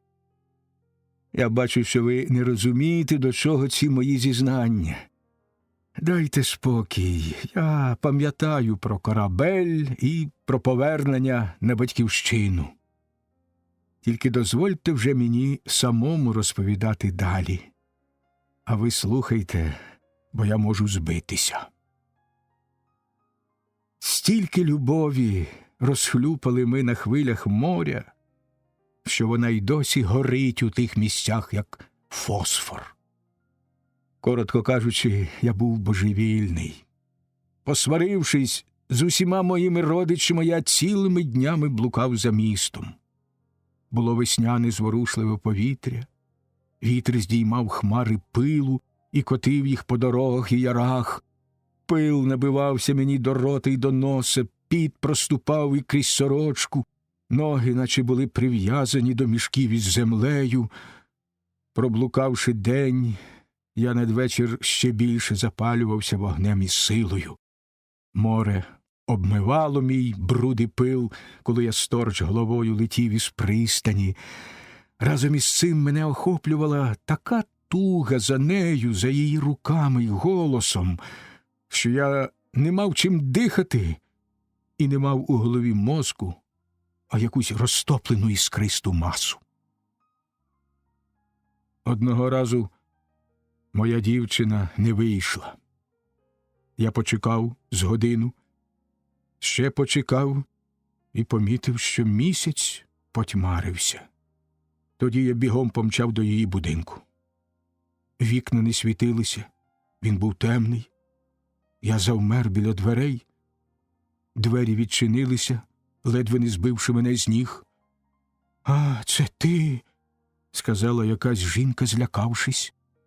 «Ну, та йди вже, заходь». Це була її мати. Я не знайшов жодного слова для питання. «Іди, дурачок», – сказала її мати, витираючи сльози, «а я оце йду за фельдшером». Вона пішла. Я прихилився до одвірка, як п'яний. З дверей вийшов мужчина, її батько, з мокрим ганчір'ям у руках. Я почув важкий запах крові. «Що це ви?» – запитав я, холонучи. «Несу десь закопати оце шмаття», – відповів він глухо. Я зайшов до хати. Мево свічки на столі хитнулося мені назустріч. В хаті було напівтемно. Освоївшися з темнотою, я побачив, що вона лежала на лаві. «Підійди», – почув я її тихий голос. Нас було тільки двоє. «Ти мене любиш?» – запитала вона. Я став біля лави на коліна. «Обережно, мені болить», – прошепотіла вона. «Що з тобою трапилось?» «Дурниці, я вмираю. Не будемо губити хвилини. Я тебе дуже...» Спазм здушила її горло. «Люблю», – усміхнулася вона болісно. «Розказуй мені», – сказала вона, – «про море і про нашу Шаланту. Ніколи в житті я не була щасливіша. Помолися, щоб я не вмирала. Я буду до тебе приходити завжди. Обніму тебе і не випущу. Молись». Я молився, припадаючи до долівки. Лайку й прокльони повторював я в молитовних псалмах. Молився, просив, клявся, богохульничав, і моя молитва не допомогла. Вона вмерла в ту ж ніч. Я взнав, що вона з батьком їздила по контрабанду, і її підстрелив хтось уночі, очевидячки, сторожа. Хазяїн Трамбака промовчав, попиваючи вино і важко зітхаючи. «Як ви добре розповідаєте», – вимовила Поля. «У кожної людини є випадок у житті, який вона завжди відчуває і може розповісти краще за все на світі». Від кого прийшла така сентенція, ми так і не добрали. Можливо, що її кожний з нас подумав. Ми мовчали, даючи змогу хазяїнові Трамбака продовжувати розповідь. Подався я до монастиря, нарешті почули ми його голос. Нічого в світі я більше не хотів і ні про що не думав. Монастир стояв у горах, оточений лісами і скелями. Невеличке подвір'я, церковка, дзвіниця окремо, келії просто в скелях, де пороблено віконечка і прикрашено їх білою глиною. Через подвір'я біг струмінь із гірського холодного джерела. Вода дзюркотіла літо й зиму, коли вітер дмухав на схилах і коли стояла жарка пора зеленого літа. Цей ручай гомінкий в долині внизу ставав справжньою річкою, що бігла по камінцях, падала водоспадами і ніколи не вгавала, розростаючись іноді й грізно шумуючи. Ручай був єдиною живою душею в монастирі. Я кидав у нього трісочки, і вони пливли вниз до грішних земель. Монастир був бідний, і жили в ньому самі діди. Раз на місяць сюди привозили продуктів знизу, з філій цієї святої обителі. Нижчі монастирі, кажуть, були багатші, мали багато землі й безплатних робітників, і жили з тієї благодаті, що заробляв їм наш горішній монастир, бідний, але побожний і святий. Разом із продуктами до нас привозили цілі вози граматок, які ми мусили перечитати, молячись за гріхи рівнин. Прийшлі люди зникали, і знову ми залишалися самі високо над землею, в прозорім повітрі, серед зелених лісів і скель. Зранку благовістили до церкви. Ми всі задихалися в пахощах ладану, що ним виповнювалася низенька церква. Потім ми їли і відпочивали. Знову дзвонили наші невеликі дзвони до молитви, і звуки пливли в повітрі над лісами, як позолочені кораблі, і в долинах люди знімали шапки, кажучи: «Солодко дзвонить дзвонар у горньому монастирі». Перший час я почував себе так, ніби мені було проколото вуха. Дзвінка тиша гір здавалася мені вічною мовчанкою пекла. Мої співмешканці прийняли мене добре. Наймолодшому з них було за 70. Навіть той, хто куховарив, прив'язував довгу білу бороду до шиї, схиляючись над апетитними казанами. Мені запропонували самому собі вибити в скелі житло. Я довго працював, увіходячи в той же час потроху до спільного життя 50 ченців. Вони часто приходили до мене по одному, по двоє, і сідали осторонь, читаючи молитви.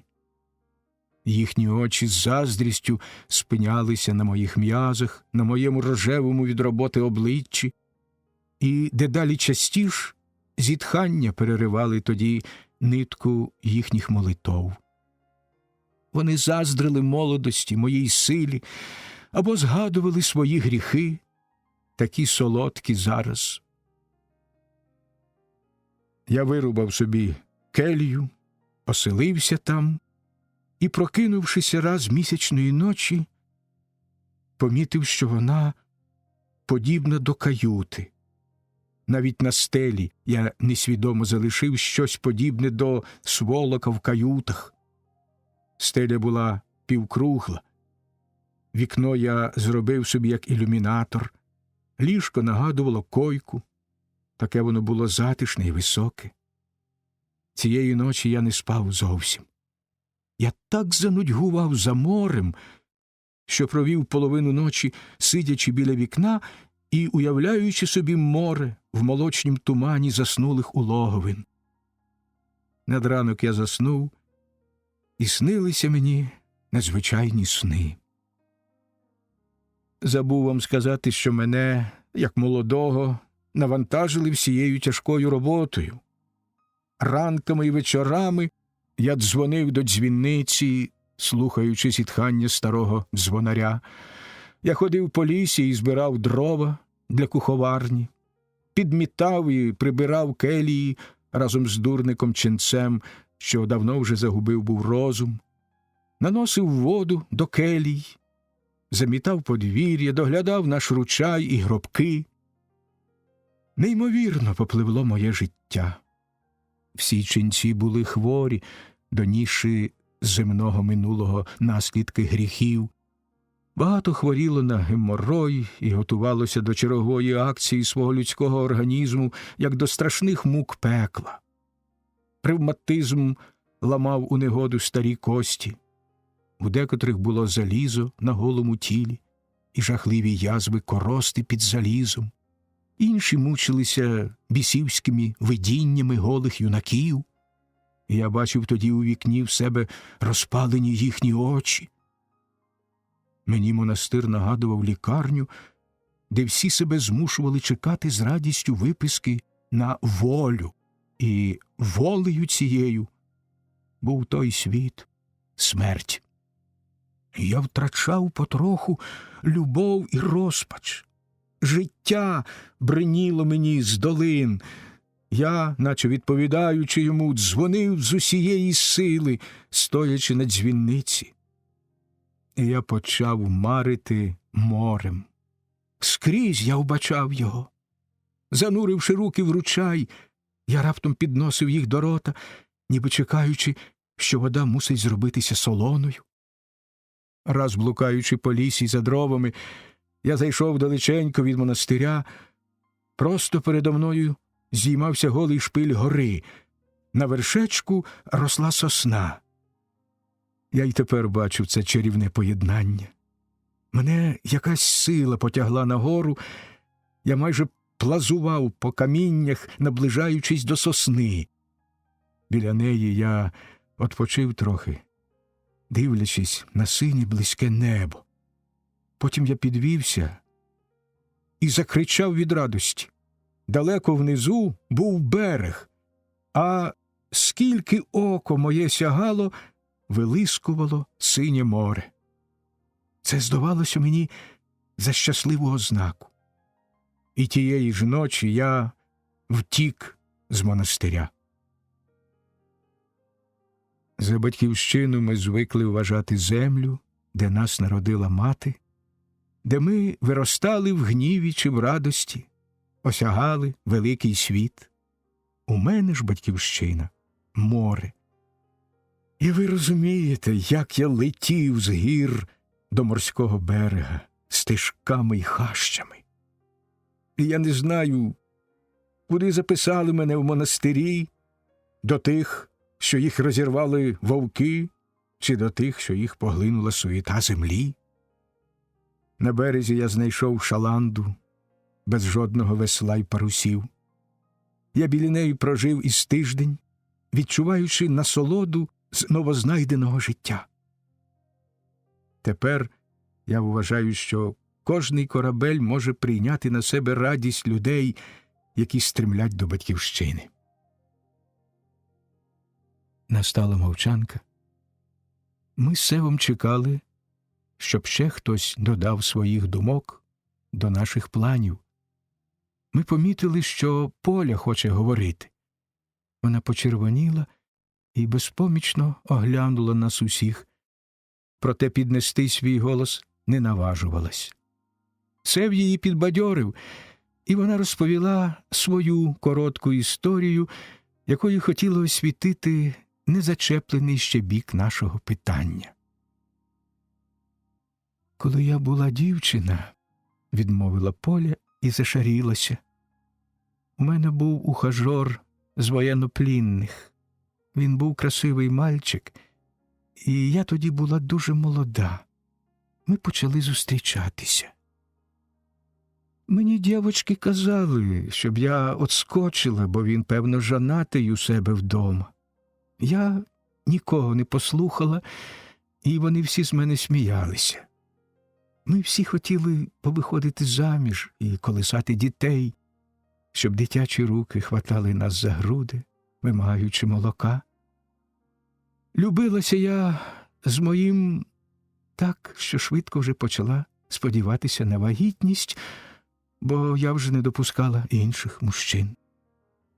Він мене все називав своєю Ліпхен. Удень він працював на якійсь роботі, бо він був інтелігент і аристократ.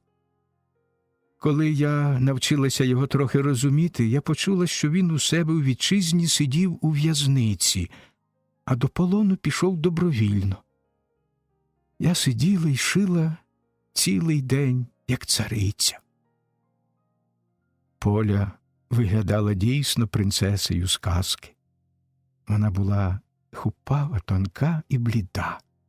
Нагадувала вона рослину з ясною блакитною квіткою. Лише голос у неї був хрипкий від горілки й тютюну. Ми слухали всі уважно. Я помітила, що мій мужчина не спить по ночах. Він тяжко зітхає і цілу ніч не може вгомонитися на ліжкові. «Гаймат!» – стогне він. «О, Гаймат!» Спочатку я думала, що це його жінка, а потім він сказав, що то батьківщина. Він мучився, і я мучилась разом із ним. Щохвилини він уставав і пив воду, заглядав у темне вікно, ходив босий по кімнаті, потім підходив до мене і щось довго говорив. Я удавала, що сплю. Тоді він обережно лягав поруч, щоб не розбудити мене, клав мої руки собі на шию. Я починала плакати. Я знала, що це недобрим пахне. І одного дня він не повернувся до мене. Утік на свою далеку Гаймат. Поля схилила голову на руки і не підносила її, закінчуючи говорити. Повертатися на батьківщину боляче, бо він загубив мене. Чи не можна зовсім відмінити всі батьківщини, щоб випекти залізом той біль і поробити веселими людей на світі? Я думаю, що не треба пускати назад тих, що зрадили раз своїм братам. А коли вони тонуть у морі, запитав хтось, тоді їх рятувати, як утоплеників, бо люди людей не можуть не жаліти. Хто і кому дав право на смерть такого ж, як і він сам? Рибалка засміявся іронічно й зневажливо. Всяка тобі дівка буде закони встановлювати. Ти краще знай, як хлопців задовольняти. А може, в мене син десь там пропадає, то я йому хіба посуди пожалкую? Тебе, шлюху, поволочили всі, хто хотів, а тепер ти голос маєш. Я б тобі закотив спідницю та й вивчив би тебе, як треба розмовляти. Любов згадала, воєноплінного, сльози пускаєш. Та тут устав із свого місця Сев. Він крикнув так, що хазяїн кав'ярні впустив додолу склянку, а рибалка подавився своїм останнім словом. Настала мовчанка. Тоді Сев спокійно й тихо наказав рибалці попросити вибачення за його останні слова. «Ні за що!» – сполахнув рибалка. Тут устав з місця й хазяїн Трамбака. Я зайшов із боку і узяв з-під рибалки стілець. «Положив я на вас!» – крикнув рибалка. Сев підняв руку, закликаючи мовчати. «Ми готуємо корабля зовсім не для твого сина, милий. Це корабель для картини і для навігаційної школи, для молодих вірних юнаків.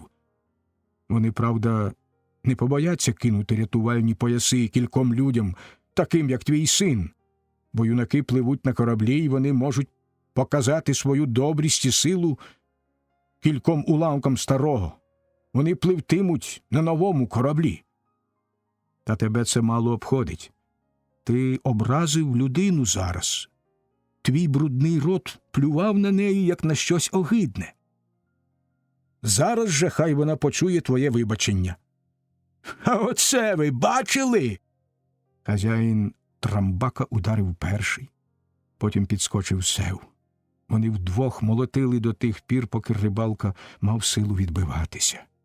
Стола було поламано, стільці розкидано по кімнаті, дівчата верещали, стоячи біля дверей, а я стежив, чи не доведеться й мені встряти до бійки. Нарешті рибалка здався.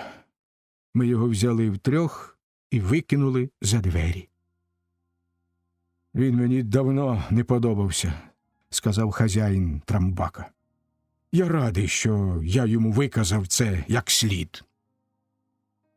Корабля, звичайно, треба брати. Не брига, а є такий шхуна-бриг. Він відрізняється тим, що у брига обидві щогли з реями, а у цього фок-мачта з реями, а грот-мачта з гафелем. Це дасть більшу красу кораблеві і навчить юнаків мати справу з реями і гафелем. На мою думку, найкраще виглядає в морі тримачтовий шхуна-барк або двомачтовий шхуна-бриг. Коли в мене був трамбак і двомачтова шхуна, то я обов'язково хотів переробити останню на шхуну-бриг, цебто на фок-мачту поставити реї. — А хіба у вас тепер немає шхуни? — запитав я. — Нам сказали, що ви хазяїн шхуни і трамбака. — Трамбак у мене ще є, але це стара вже калоша, хоч я його й люблю, а шхуну мені потопили і спалили у війні. Одначе дозвольте нам і надалі називати вас хазяїном шхуни. Моряк мовчки переждав час, потрібний для відповіді на моє запитання, і розповідав далі. У мене є на приміті дубок Тамара. Це було колись прекрасне судно, та йому попався поганий хазяїн. Він сидить нині за історією з дітьми. Тамару робив першорядний майстер. Її можна легко перебудувати, впорядкувати трюм, зробити кіль, поставити нові щогли, дві, як личить кожній порядній двомачтовій шхуні бригові. Ви думаєте, що саме таке судно потрібне нам? Запитав задумливо Сев, оддихуючись після бійки з рибалкою. Тільки шхуна бриг. Ми його завтра й оглянемо, той дубок. Тільки дозвольте мені бути близько до ремонту і відбудови. Ми підняли склянки з вином. Хазяїн шхуни, Сев, Поля, Стелла, Муха і я. Кав'ярня нагадувала чомусь кузню, в якій мусив був ворожити казковий коваль. Хазяїн кав'ярні сказав слово, що його всі чекали. Я п'ю за кров і вогонь, за заморських дівчат, за шхуну бриг і чорну пахучу турецьку каву. Всі ми випили і поцілувалися. Потім повиходили з кав'ярні. Під дверима лежала людина й солодко спала. Ми переступили через неї і не здивувалися, думаючи, що то рибалка. Але, присвітивши, ми впізнали Богдана, п'яного до непритомності. Дівчата принесли 2 відер води. «Фух, це ви», – сказав Богдан. «А мене випустили, і я з радощів ледве доліз сюди. Між іншим, приїхала вже ваша рижа видра, бо вона весь час ходила тут по вулиці, розшукуючи вас». Богдан знову сп'янів і ліг безсило на землю. Комісар закордонних справ стояв на березі і дивився в синю морську далечінь.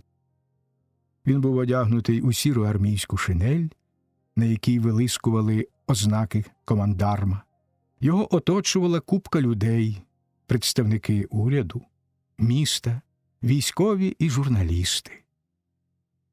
Мовчанки комісара ніхто не насмілювався порушити. Над головами шаруділи прапори на арці, крізь яку мав ступити на берег очікуваний гість. За 500 кроків мовчки снував натовп за шерегами варти. Збоку вилискували на скупому сонці литаври оркестру і випиналися барабани.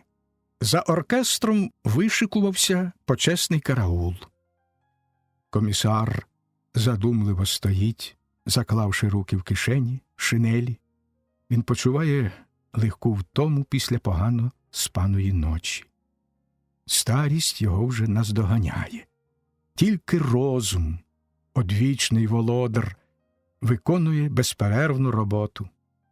По-перше, треба одібрати потрібний комплекс слів, що їх можна говорити турецькому міністрові. Шановний пане, наші сусідські країни, загальні кордони, економічні інтереси. Радий вітати дорогого і шановного гостя. Комісар пригадував, як він уже зустрічався з турком у Швейцарії. Вони мали ніби випадкове побачення, влаштоване послужливим хазяїном готелю. Побачення тривало кілька хвилин, бо треба було боятися повсюди сущих репортерів та їхніх фотоапаратів. Проте міністр і комісар встигли заглянути один одному в вічі. Велике значення має зовнішність людини, навіть у дипломатів. Тепер, після кількох років роботи одного й другого, комісар і міністр мають зустрітися надовше. Той час, що роз'єднував двоє побачень дипломатів, допоміг комісарові високо поставити ім'я своєї країни на політичних сторінках. Але міністр тим часом теж не гаяв часу. Він виграв кілька справ у двох більших і сильніших держав. Та самий факт приїзду його до комісара показував перевагу останнього. Очі комісара, гострі, як очі хижака, побачили на морі дим. Комісар почав ходити вздовж естакади, струнко ступаючи ногами в чоботях і дзвонячи острогами. Почет мовчки захвилювався. Кіноапарат знімав далечінь і знімав комісара. Під берегом у воді плавали різні покидьки, мартини літали й кигикали, сідаючи на воду. Комісар згадав, що в цій воді багато потоплено людей, і вони, здалося йому, стоять шерегами на дні. Комісар посміхнувся. З ним посміхнулися й ті, хто стояв біля нього.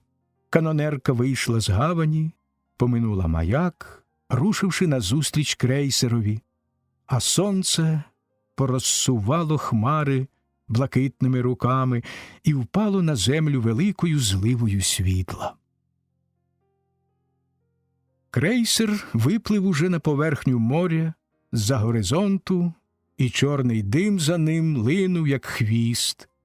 Канонерка пливла назустріч, піднімаючи на щоглу безліч різних прапорів.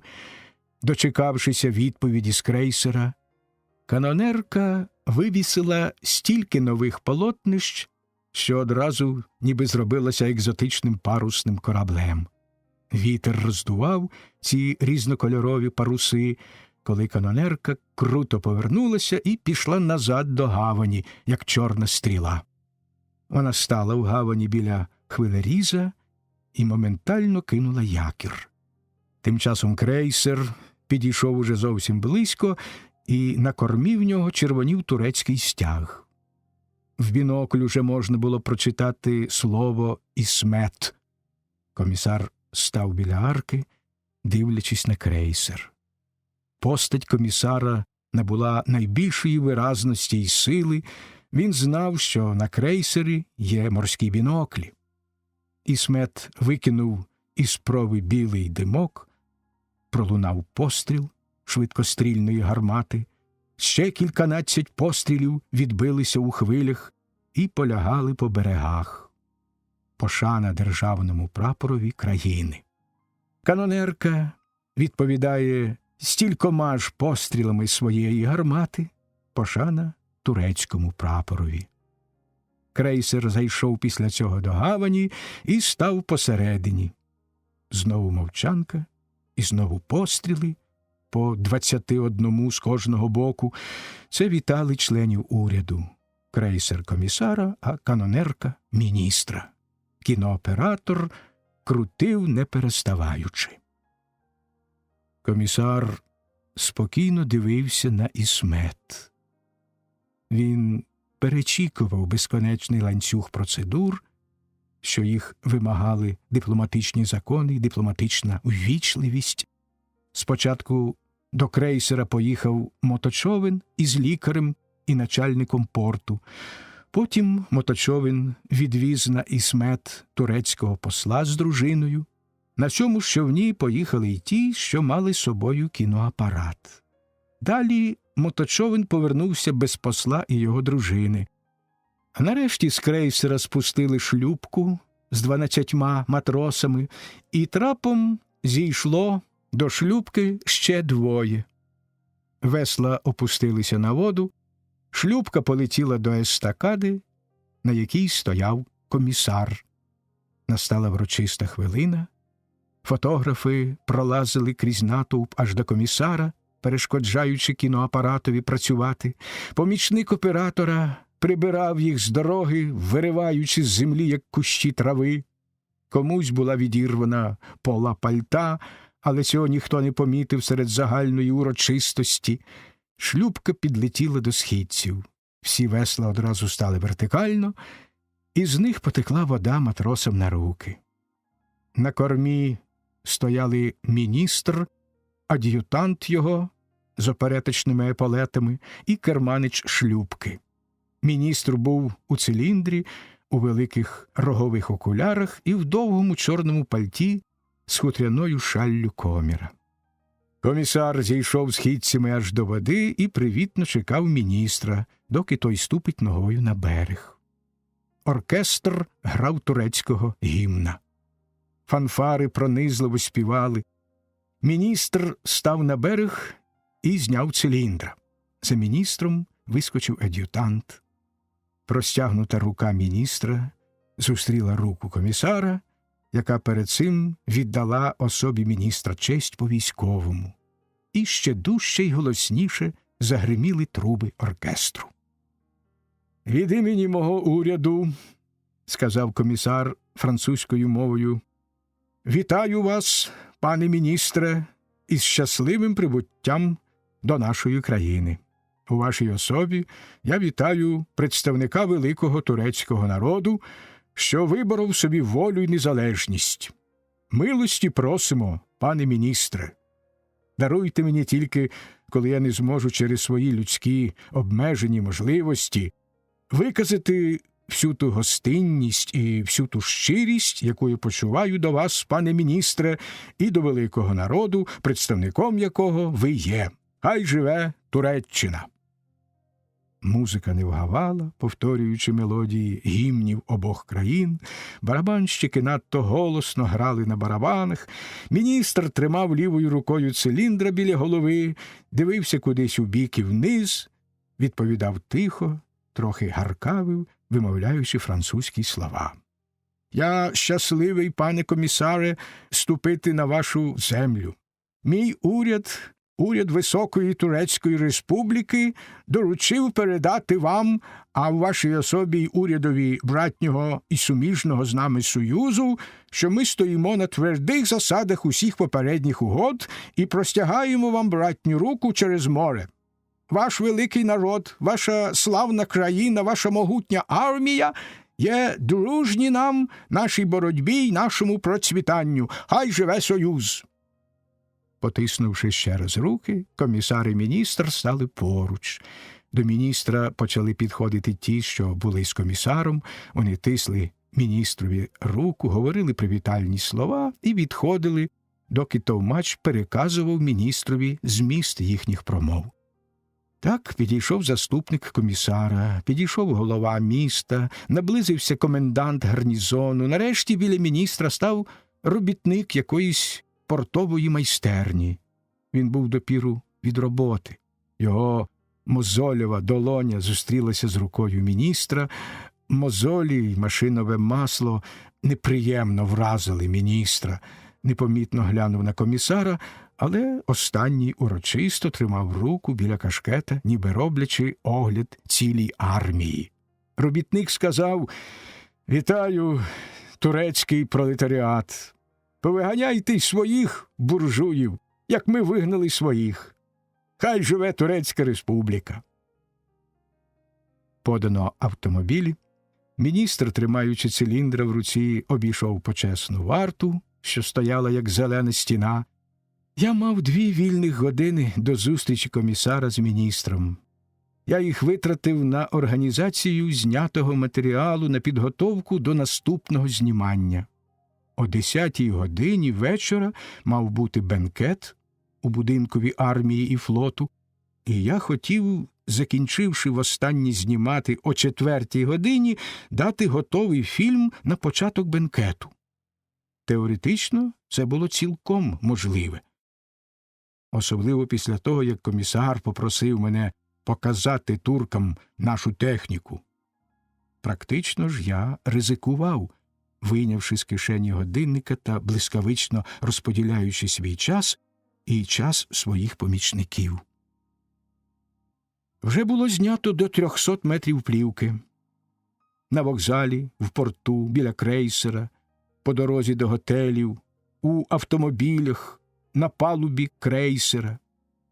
Знімало 3 найкращих операторів. Ще тільки десь забарився оператор-хронікер, що йому я дав карт-бланш. Він мусив знімати все, що знайде навкруги події. Цей оператор недавно приїхав з Америки, де кілька років жив і вчився, і його можна було послати знімати акулу в морі, не турбуючись за добрі результати. Проте досі його ще немає в лабораторії. Плівка вся пішла виявлятися. На це потрібний був час. Далі фіксаж і промивка. На сушку негатива треба було 2 години. Ми витирали плівку чистим спиртом, щоб вона скоріше сохла, але виграли ми лише 15 хвилин. Суха негативна плівка йшла до друкувальної машини. Позитивна плівка з машини йшла у виявлення, фіксаж, промивку і сушку. Потім позитиви різалося по кадрах і можна було робити монтаж фільму. Доки негативи виявлялися, я написав титри до фільму, їх було до 2 десятків. Написавши, я телефоном прочитав їх заступникові комісара, і ми вдвох їх проредагували. «Дружня зустріч представників сусідських держав» назвав я фільм. Далі йшли написи з прізвищами комісара, міністра, їхніх супутників, написи інформаційні. Крейсер «Ісмет» салютує прапорові нашої країни, дружина міністра з дочкою і довжелезні імена обох дам. Титри я віддав до друкарні кінофабрики, мені їх набрали, зараз же відбили і, перевіривши, я віддав їх знімати на плівку. Я дотримуюся тієї думки, що коли в спішній роботі є серйозність, цю роботу ніколи не зробити так швидко, як треба. Тому до кінолабораторії я влетів, як вихор, і голосно почав співати щось веселе. Я запропонував кожному з монтажистів, монтажниць, барабанщиків, промивальщиків, друкарів і виявників жовтобоких яблук з ближньої кооперативної яблуні. На яблуках ще були стружки, та ми обтирали їх руками і кусали так люто, що сік розлітався на боки. Ми встигли пригадати кілька пліток з фабричного життя й анекдотів, кілька салонних слів проковтнути і розсмішити дівчат-монтажниць, доки прийшов з виявочної кімнати майстер і сказав, що негативи вийшли потрібної густоти й належної різкості освітлення. Я глянув на годинника й заявив, що мені треба вже в похід.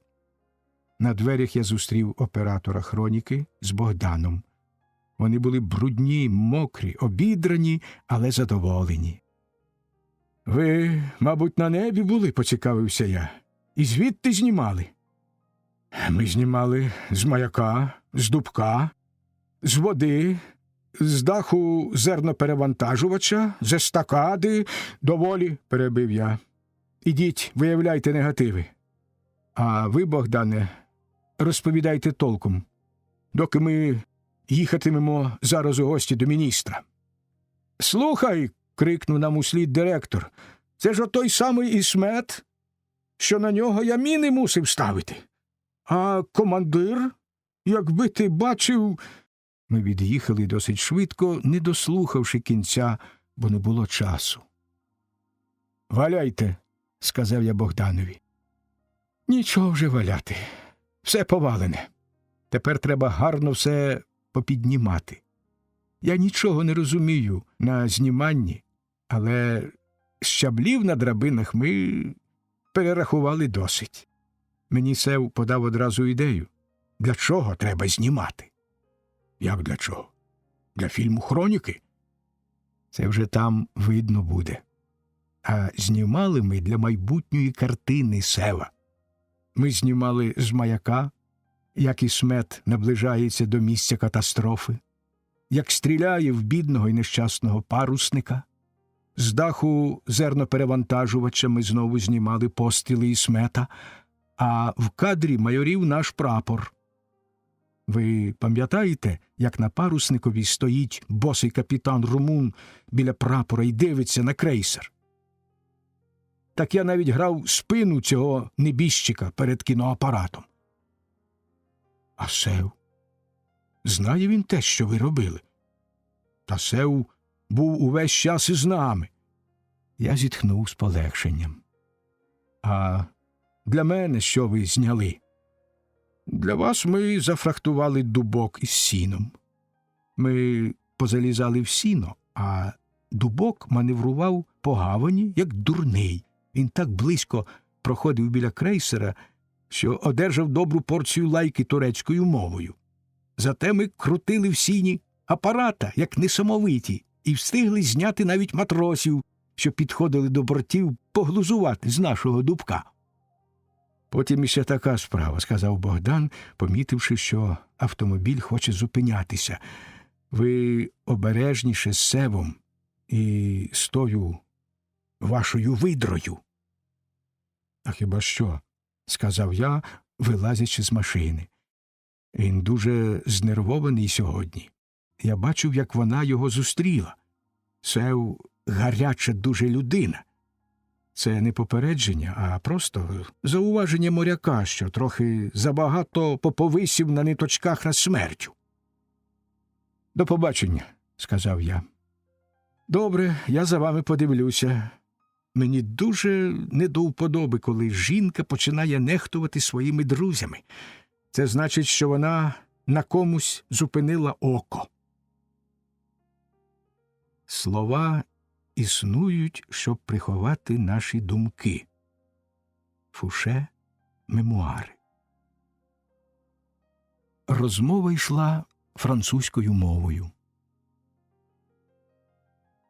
Як чудесно світять прожектори. У нас на Ісметі є на башті такі самі. Ми будемо зняті всі, як сидимо? Так, пане міністре. Ця невеличка незручність від світла зараз мине.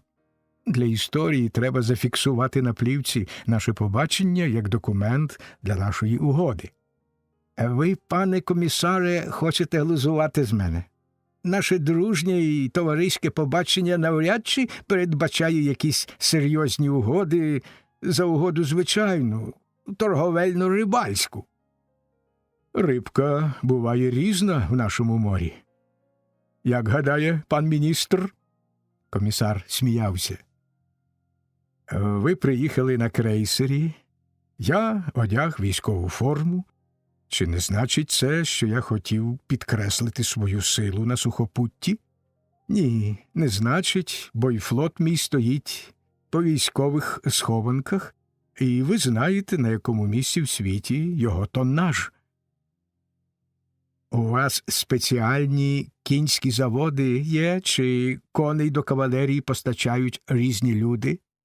Той кавалерійський загін, що супроводив мене, стоїть вище всіх похвал, пане комісаре.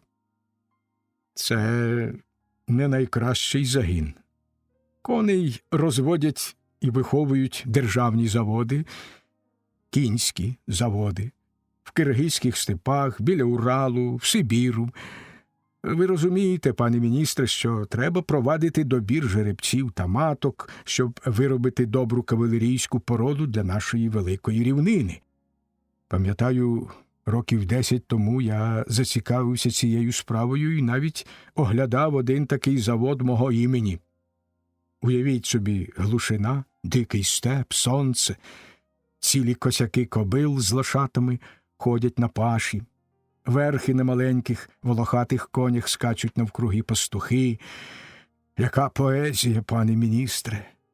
Такі собі малі хлопці на маленьких конях керують страшним табуном кобил з лошатами, а на ніч їх приганяють до стаєнь, де кожна кобила має прекрасне ліжко. Мене теж зацікавило кінське хазяйство. Та я, бачите, волію краще їздити на крейсері. Ви щось почали говорити? Кажете, на крейсері? Прийміть моє захоплення з вашого каламбура. Я ще з тої нашої зустрічі трохи не дочуваю, хворію на вухо. Проте, як гадаєте, коли ми нарешті виконаємо те, до чого прагнемо вже 10 років, а до нас про це мріяли приблизно стільки ж? Я кажу про внутрішній морський басейн. Юпітер світив просто в вічі міністрові. Він закрив окуляри на секунду рукою. Незважаючи на це, паузи не трапилось. «Я даю свого підписа, пане комісаре. Тепер нам ніщо не перешкоджає. Знову підходить мій секретар. Чого вам треба, Зекія? Я вас покличу, коли ви будете потрібні». Кінематографісти просять знятися всім у групі. Вони вже кінчають знімати? Тоді ходімо, пане міністре, сядемо. Хай біля мене буде ваш капітан Ісмета, а вам я можу дати мого ад'ютанта, доброго кіннотника. Група вийшла вдалою і цікавою. У центрі сиділи дружина і дочка міністрова, біля дочки сидів сам міністр, а праворуч від нього примостився на краєчку стільця кіннотник. Він почував себе незручно, боявся, що під ним розвалиться стілець. Так зніматися кіннотник не звик. І тільки 2 ордени, прибиті до його грудей, врятували становище. Вони нагадали кіннотникові, що над ним полощиться у повітрі непереможний, прострелений кулями стяг. Поруч дружини міністра сидів комісар, маючи ліворуч від себе капітана Ісмета. Капітан сидів урочисто, бо він був уже літня людина і знав, де і як треба сидіти. Це малий худорлявий турок із голеним обличчям і безцвітними очима. Крейсер Ісмет був завеликий для такого вершника, проте капітан сидів поважно і міцно, а ордени його вилискували на світлі, як цяцьки, золотом гаптованого мундира. За переднім рядом товпилися дипломати й військові. У комісара й у міністра на губах легенький усміх, ніби вони головували на родинному святі. Тільки напружена постать кіннотника та спокійна суворість капітана крейсера показували, що родини в комісара і у міністра було багато. Я розбудив у собі машину. Виразно я чув, як якісь коліщатка цокотіли в мені, впливаючи на руки, ноги, голос. Коли б я був на той час колесом і на дорозі в мене лежала б людина, я не звернув би з дороги, знаючи, що я загаю кілька хвилин часу, коли почну об'їздити людину. Такий стан мій нагадав мені катання з високої снігової гори. Не можна зупинитися, не проїхавши всю путь. Або ще краще першу науку плавання, коли людину кинуто в воду, і вона брьохається, рятуючи себе і вважаючи за сором кричати. Або ще стан мій нагадував оскаженілу машину, в якій зіпсовано гальмо, і яка мусить мчати, доки в ній є горюче. З машини не вискочиш. Треба лише правувати, доки машина загубить силу. Або... Та багато ще можна навести порівнянь для характеристики мого перебування в кінолабораторії від 5-ї години дня до 10-ї вечора, в день побачення комісара з міністром. Плівки було знято щось із 700 метрів. З цього треба було викинути брак і решту змонтувати, вставивши титри. Лабораторія працювала понад норму. по всіх кімнатах ніби виросли руки. Так швидко передавалися потрібні речі. Не знаю, що змушувало лаборантів і монтажниць так працювати. Їм же ніхто не платитиме за час, що вони прогають поверх своїх годин. Така влада творчої роботи над людиною, що забуває вона за втому і за їжу, і десь з'являються подвійні сили, почетверена енергія і повосьмерена жвавість і веселість. Весела робота – це втіха і мета життя. Коли кожне знає, куди прикласти своїх рук, як каменяр знає, куди ляже кожний камінець у стіні, як радісно тоді жити і як жваво підносяться людські будівлі.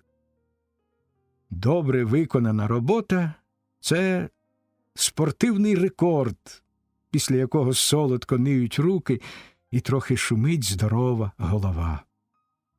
Таким рекордом стояли перед нами 2 рулони плівки, кожний по 300 метрів. Як же ж ми працювали? Маючи під рукою невдосконалені інструменти, старі розчини хімікалій, що нерівномірно виявляли плівку, поганий приплив повітря до барабанів, де сушилася плівка, ми працювали наче з натхнення. Кожний з нас у той же час зберігав хвилини. Це було чудове полювання за хвилинами. За ці години ми зробили безліч винаходів, що моталка з жовтою ручкою на 2 хвилини скоріше змотує, не дряпаючи плівки, що малий барабан хутчіш крутиться, біля нього витяжна труба і плівка, на ньому сохнучи, зберігає нам кілька хвилин, що ацетон для склеювання шматків плівки треба трохи нагріти в руці, і багато іншого, що тепер здається зовсім дрібницею, а тоді відігравало велику роль і впливало непомітно, але вперто на наше полювання за хвилинами. Крім усього, я мусив виграти собі півгодини для того, щоб проглянути сумнівні шматки на екрані до монтажу, а перед 10 годинами вечора ще півгодини на перегляд остаточно змонтованого фільму, 600 метрів по 5-6 хвилин на кожну сотню. В очах же в мене стояла Таях. Я витирав губи, ніби стираючи її поцілунки, і передо мною пливло тоді рожеве марево. Я випускав із рук плівку, вона падала до мішка, як блискуча гадюка, і там ворушила хвостом. У такі моменти я нічого не бачив перед собою, а лампа, що світила за матовим склом, здавалася мені місяцем, що розплився в нічному тумані, або соняшником, який іноді виринає по дорожньому з туману, що восени обволікає і степи, і дороги, і розквітлі жовті соняшники. Я встиг побачити Таях удень, повертаючи з особняка, де знімав комісара та міністра. Я їхав машиною. Було людно на вулицях. Шофер не міг ніяк розігнатися. Я її побачив на розі, коли вона піднесла руку догори, зупиняючи мою машину. Поруч неї стояли Богдан і Сев. Її обличчя було без міри радісне та схвильоване. Сев похмуро жував папіросу. Богдан стояв осторонь і робив вигляд, ніби його зовсім не стосується вся гра. Він був увесь новий і аж шелестів. «Дружочок, любий!» – скрикнула Таях, підбігаючи до авто. Я відчинив дверцята й одразу ж потрапив до неї в обійми. Вона мене 3 поцілувала, незважаючи на публіку, що йшла повз нас, та я відчув, що це були якісь винуваті поцілунки. «Ти вільний, дружочок?» – запитала вона, мнучи рукою мою краватку. «Ні, я звільнюся лише після 10-ї», – промовив я тихо. «Мені вони вже казали, та я хотіла, щоб ти раніше», – сказала вона капризним тоном. Я повторив свою фразу. Щось їй здалося дивним у тоні мого голосу. Вона подивилася мені у вічі безконечно щасливим і несміливим поглядом. Її очі благали. Я переборов себе і обняв її легенько за плечі. «Не треба, радість моя, боятися», – сказав я голосом, який дзвенів так, ніби він ніколи не міг перерватися. Шофер махнув рукою, тороплячи їхати. Я нахилився до таях і заплющив на секунду очі, відчувши її губи. Наче я від'їздив кудись без повороття.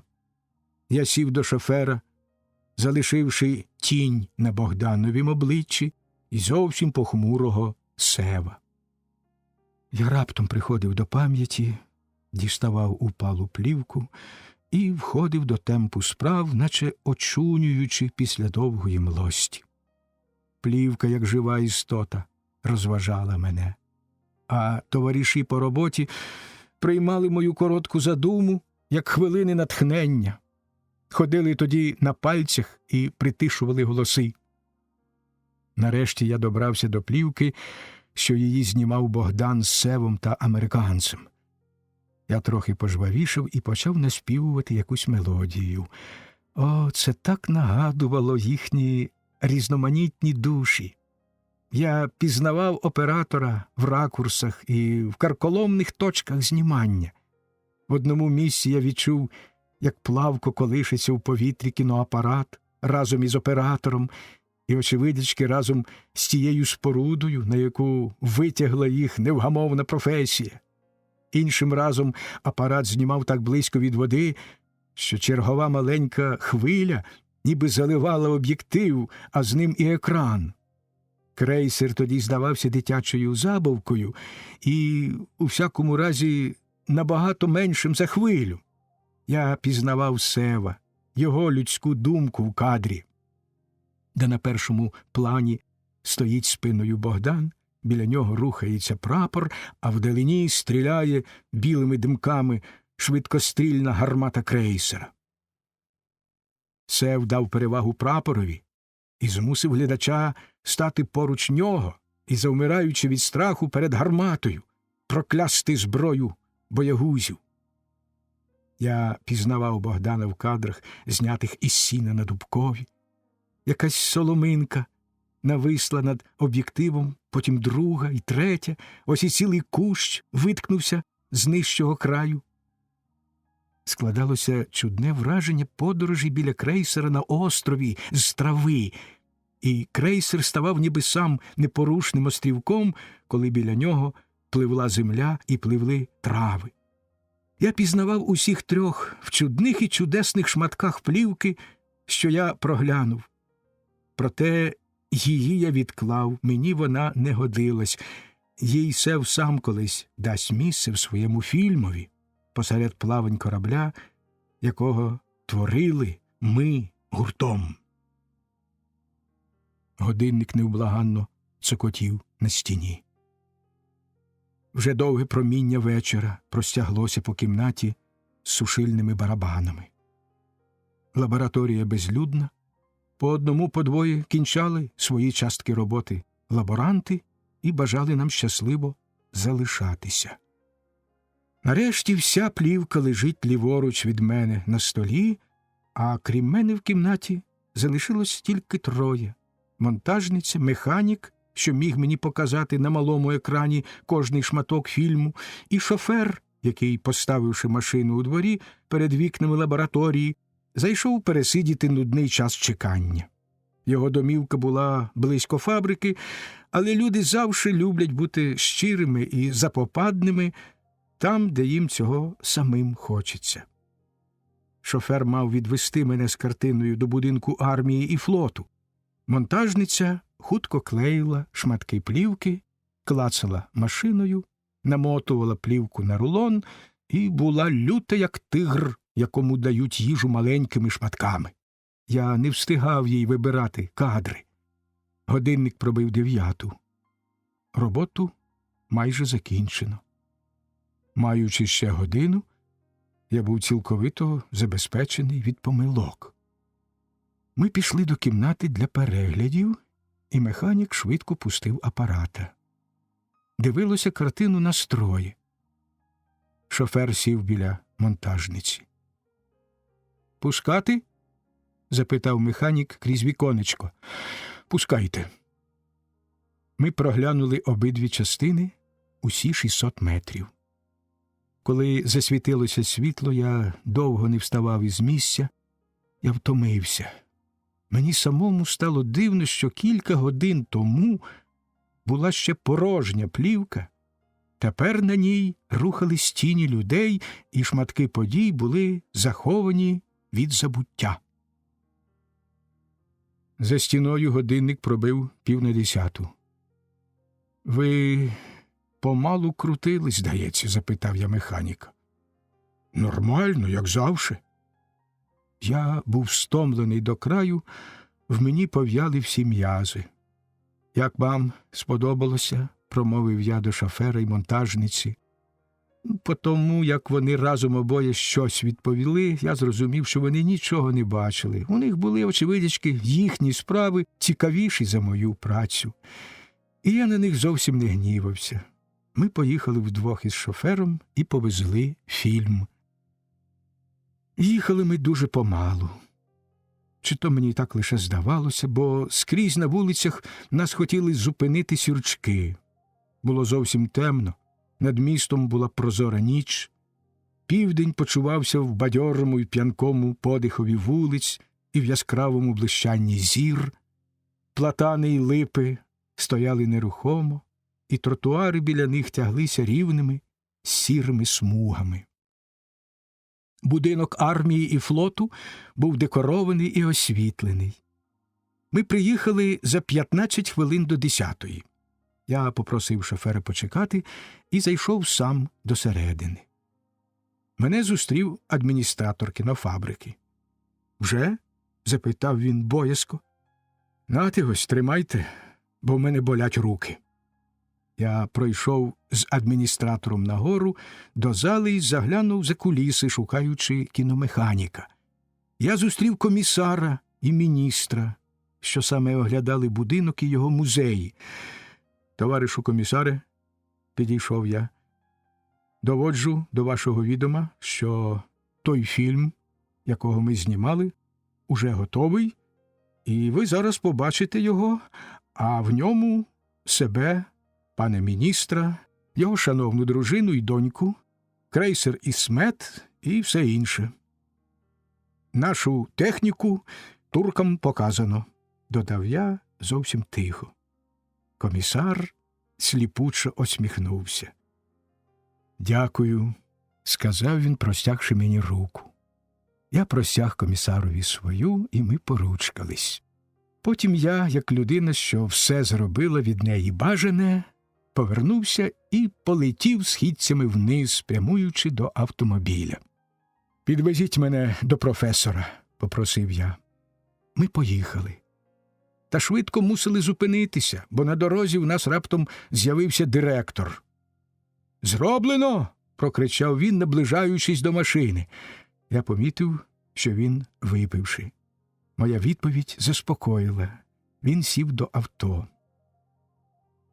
«Бачив капітана?» – запитав він, коли ми знову рушили. «Бачив.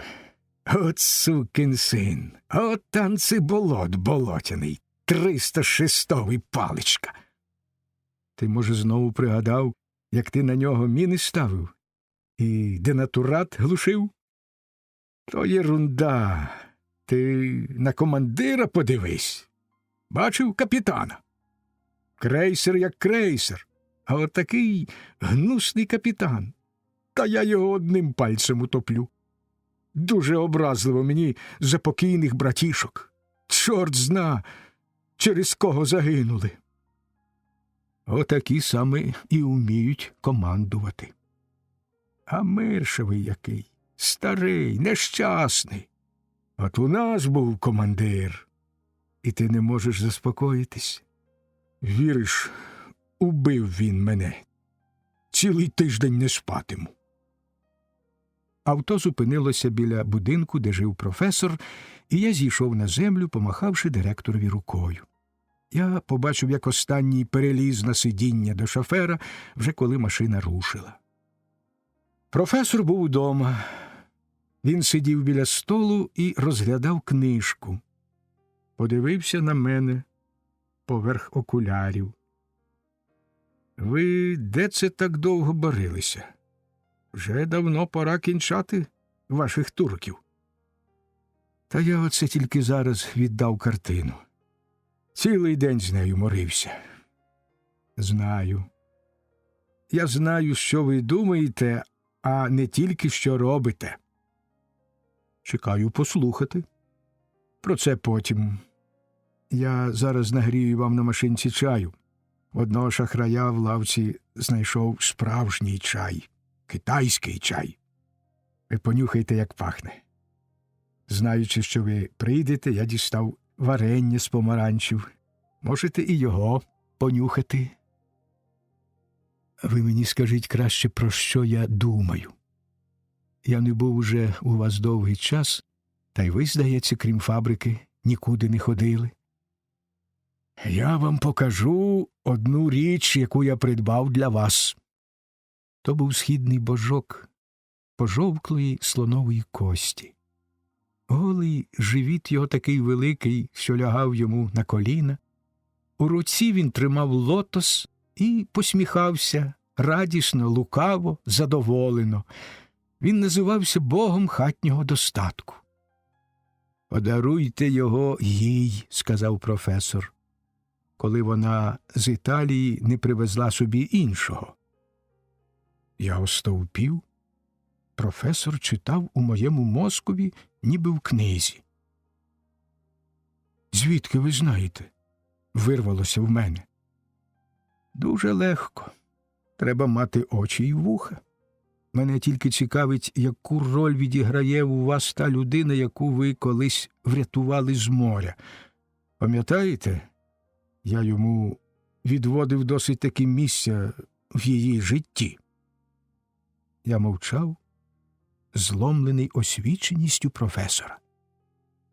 «Щоб остаточно вас приголомшити, – продовжував останній, – я покажу вам зараз книжку, якої ви скрізь шукаєте і про яку завжди думаєте».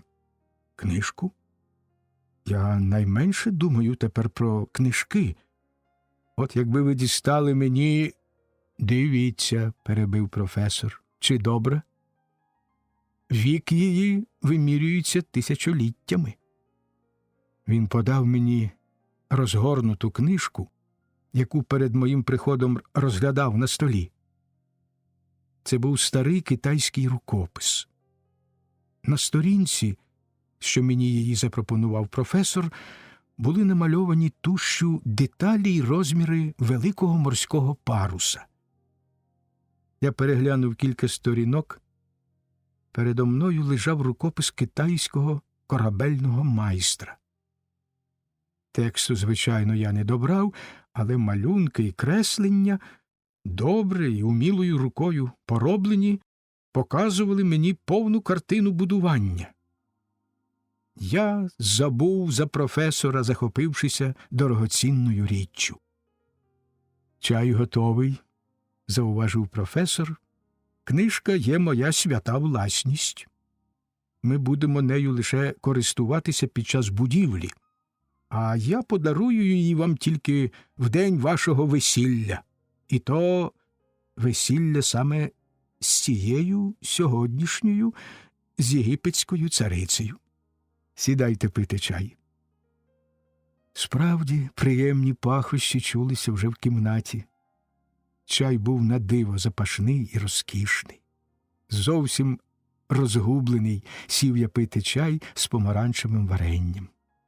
У мене перемішалося все – корабель, книжка, божок, таях, чудні плетені паруси з книжки і ті тисячі років, які незримо перебували в кімнаті професора. «Про вас часто думаю», – казав професор далі. «Чи маєте ви самі всю ту енергію і завзяття, упертість і хоробрість, що ви їх збуджуєте в інших? Коли самі не маєте, тоді яке право дано вам хвилювати так мене? Ви подивіться, он у мене лежать книжки і плани, Скільки хитрощів і вміння треба було мені прикласти, щоб зібрати їх усіх докупи. Кайтеся, нещасний, закінчив професор, спокійно сьорбаючи з блюдечка чай. Я нічого не розумів, але мені не дозволено було вставати доти, доки я не віддав цілком уваги запашному китайському напоєві. «Тепер дивіться», – сказав професор. Перша книжка була «Навігація», друга – «Космографія і морські шляхи», третя – «Плавання в доісторичні часи», четверта – «Шукання Індії», п'ята – «Христофор Колумб і Фернандо Кортец», шоста – «Паруси всіх народів», сьома – «Будова дерев'яних кораблів», восьма – «Метеорологія і вітри», дев'ята – «Вітрильне господарство», десята – «Морська торгівля», одинадцята – «Гавані світу». Книжок було стільки, щоб професор міг спокійно тримати іспити на капітана далекого плавання. Дивуватися мені було більше нікуди.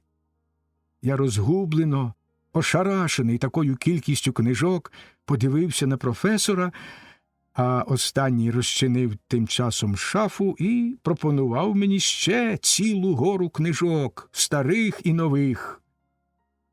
«Нащо ж ви їх стільки зібрали?» – простогнав я.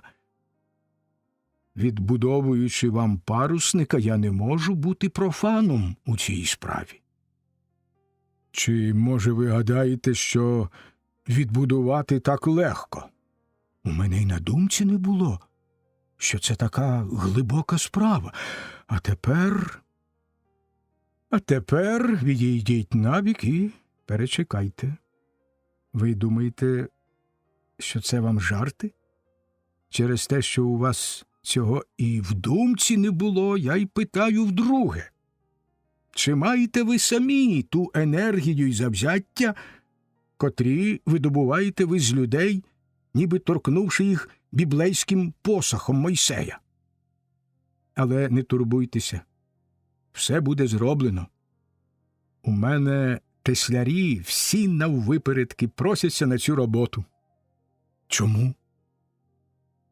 «На кінофабриці вони роблять речі, що через день самі ж вони і розламують. А людина – натура творча. Людині треба, щоб її робота залишалася після неї самої жити. Тоді людина працюватиме так, як співає». Я кинувся професорові в обійми. В кімнаті пахло справжнім запашним китайським чаєм. Гора книжок лежала на столі. Я відчув у собі прискорену діяльність сльозових залоз. Треба було чекати сліз. «Я вже пішов», – повернувся я до дверей. «Я ще хочу пройти портом, бо почуваю, що довго не засну цієї ночі». «Не раджу йти туди», – затурбувався професор. «Не раджу ніяк. Ніч. Дурниці». Я пішов і в коридорі тільки витер очі. До самого порту я йшов не то тротуарами, не то вулицею просто. Була ніч, пора, коли зовсім порожніють вулиці. Думок з'являлося безліч, і про таку безліч речей, що можна вважати їх за недійсні. Сходячи крутою вуличкою, я відчув страшну самотність і тривогу. Мене хвилювало те, що вітру не було, і я не чув морського запаху. Мовчазність і самотність. Я почав оговтуватися. Перше, що я свідомо помітив, була темна постать людини, котра, ховаючись під будинками, ішла за мною назирці. «Дурниці!» – прошепотів я. Людина затаїлася за стовпом. Я вже почав думати, що помилився. Ні, людина існувала. Вона обережно пересувалася попід стіною будинку. Я вирішив вжити хитрощів. Поперед мене йшла вуличка праворуч. Я думав хутко заховатися за ріг і своєю чергою прослідкувати за тим, хто буде йти позад мене. Я прискорив кроки, змушуючи таким чином мого переслідувача майже бігти. На розі вулички я непомітно оглянувся і круто повернув праворуч. На моє здивування від стіни відокремилася ще одна людська фігура і пильно придивилася до мого обличчя. Позад мене чути було лопотіння ніг першого, що вирішив уже не таїтися. Я сунув руку в кишеню. Вона була порожня. Безпомічно оглянувся. Жодного каменя поблизу. В цей час фігура, не кажучи жодного слова, піднесла руку, і я побачив у руці ніж. Холод пройшов по мені аж до ніг. Я уявив собі холод клинка і моментально в пароксизмі розпачу я кинувся на злодія, схватив його за руку і, скільки було в мене сили, укусив його нижче ліктя. Та це не допомогло. Я відчув скажений удар його правої руки в мою ліву щелепу, удар, від якого я почав хитатися. Разом із цим щось холодне і неприємне залоскотало мені під ребрами. Зараз же на тому місці почало пекти, як вогнем. Стало мені парко і одразу пройняв піт. Я упав на брук. Перед тим, як зовсім знепритомніти, я почув, що на вбивцю набіг мій перший переслідувач. Він щось крикнув, махнувши рукою. Я упізнав голос Богдана. Відбулася блискавична бійка. Мій оборонець упав і собі, боляче придушивши мені ноги. Професор писав рипучим пером на зшиткові англійського паперу 17-го сторіччя.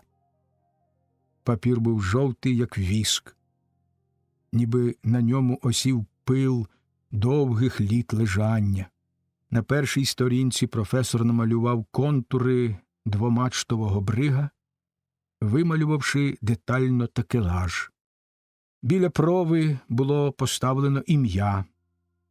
Під бригом чітко червоніла назва зшитку «Корабельний журнал Онтон». Трохи нижче стояло «У плавання ще не виходив». Професор іноді посміхався, а рука його безупину писала: «Сосну треба рубати пізно восени», – писав професор, «коли вистояне тіло її готується до зимових холодних вітрів. Або рубати взимку, коли сосна дзвенить від удару, як орган. Ні в якому разі не брати дерева весняної рубки. Весною соки йдуть із землі вгору по клітинах стовбура і доходять до хвої.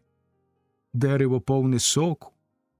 Весною сосна найбуйніше росте, відкладаються нові клітини. Вона росте в товщину й угору. Завше треба віддавати перевагу дереву, що зрубано його ясної, сухої осені, коли листя падає огненними метеликами, і чути звук кожної шпильки з сосни, шпильки, що падає на землю. Коли сік шумує в дереві, будь-то сосна, бук, горіх чи важкий дуб, тоді в дереві родяться тисячі химерних планів, мрій. Тоді дерево стає людиною. А що ж із людини збудуєш, із цієї чудернацької істоти, що боїться кожного дотику гострої сокири і бризкає зараз же соком? Що з людини збудуєш, крім житла для хробаків? Дерево лише на зиму стає матеріалом, розкішним, багатим, пахучим брусом, з якого ріжуться гнучкі, як дівчата, дошки, міцні, як хлопці, бруски, мудрі, як старість, колотки, в яких гострим блискучим різцем розкриває людина прекрасні форми життя. Давайте сюди сосну зимової рубки, давайте сюди дуба, давайте бука й горіха. Хай принесуть тиса, що не гній деревом називається в народі, червоного дерева. І хай ще покажуться сюди 3 сосни американських лісів, смоляна сосна, жовта сосна та біла сосна. Ми не будемо одноманітні. Дешеві кораблі робляться з американської сосни від кіля до вершка брамстеньги. Торговельні кораблі, які хочуть жити довгий вік, роблять кіль з бука.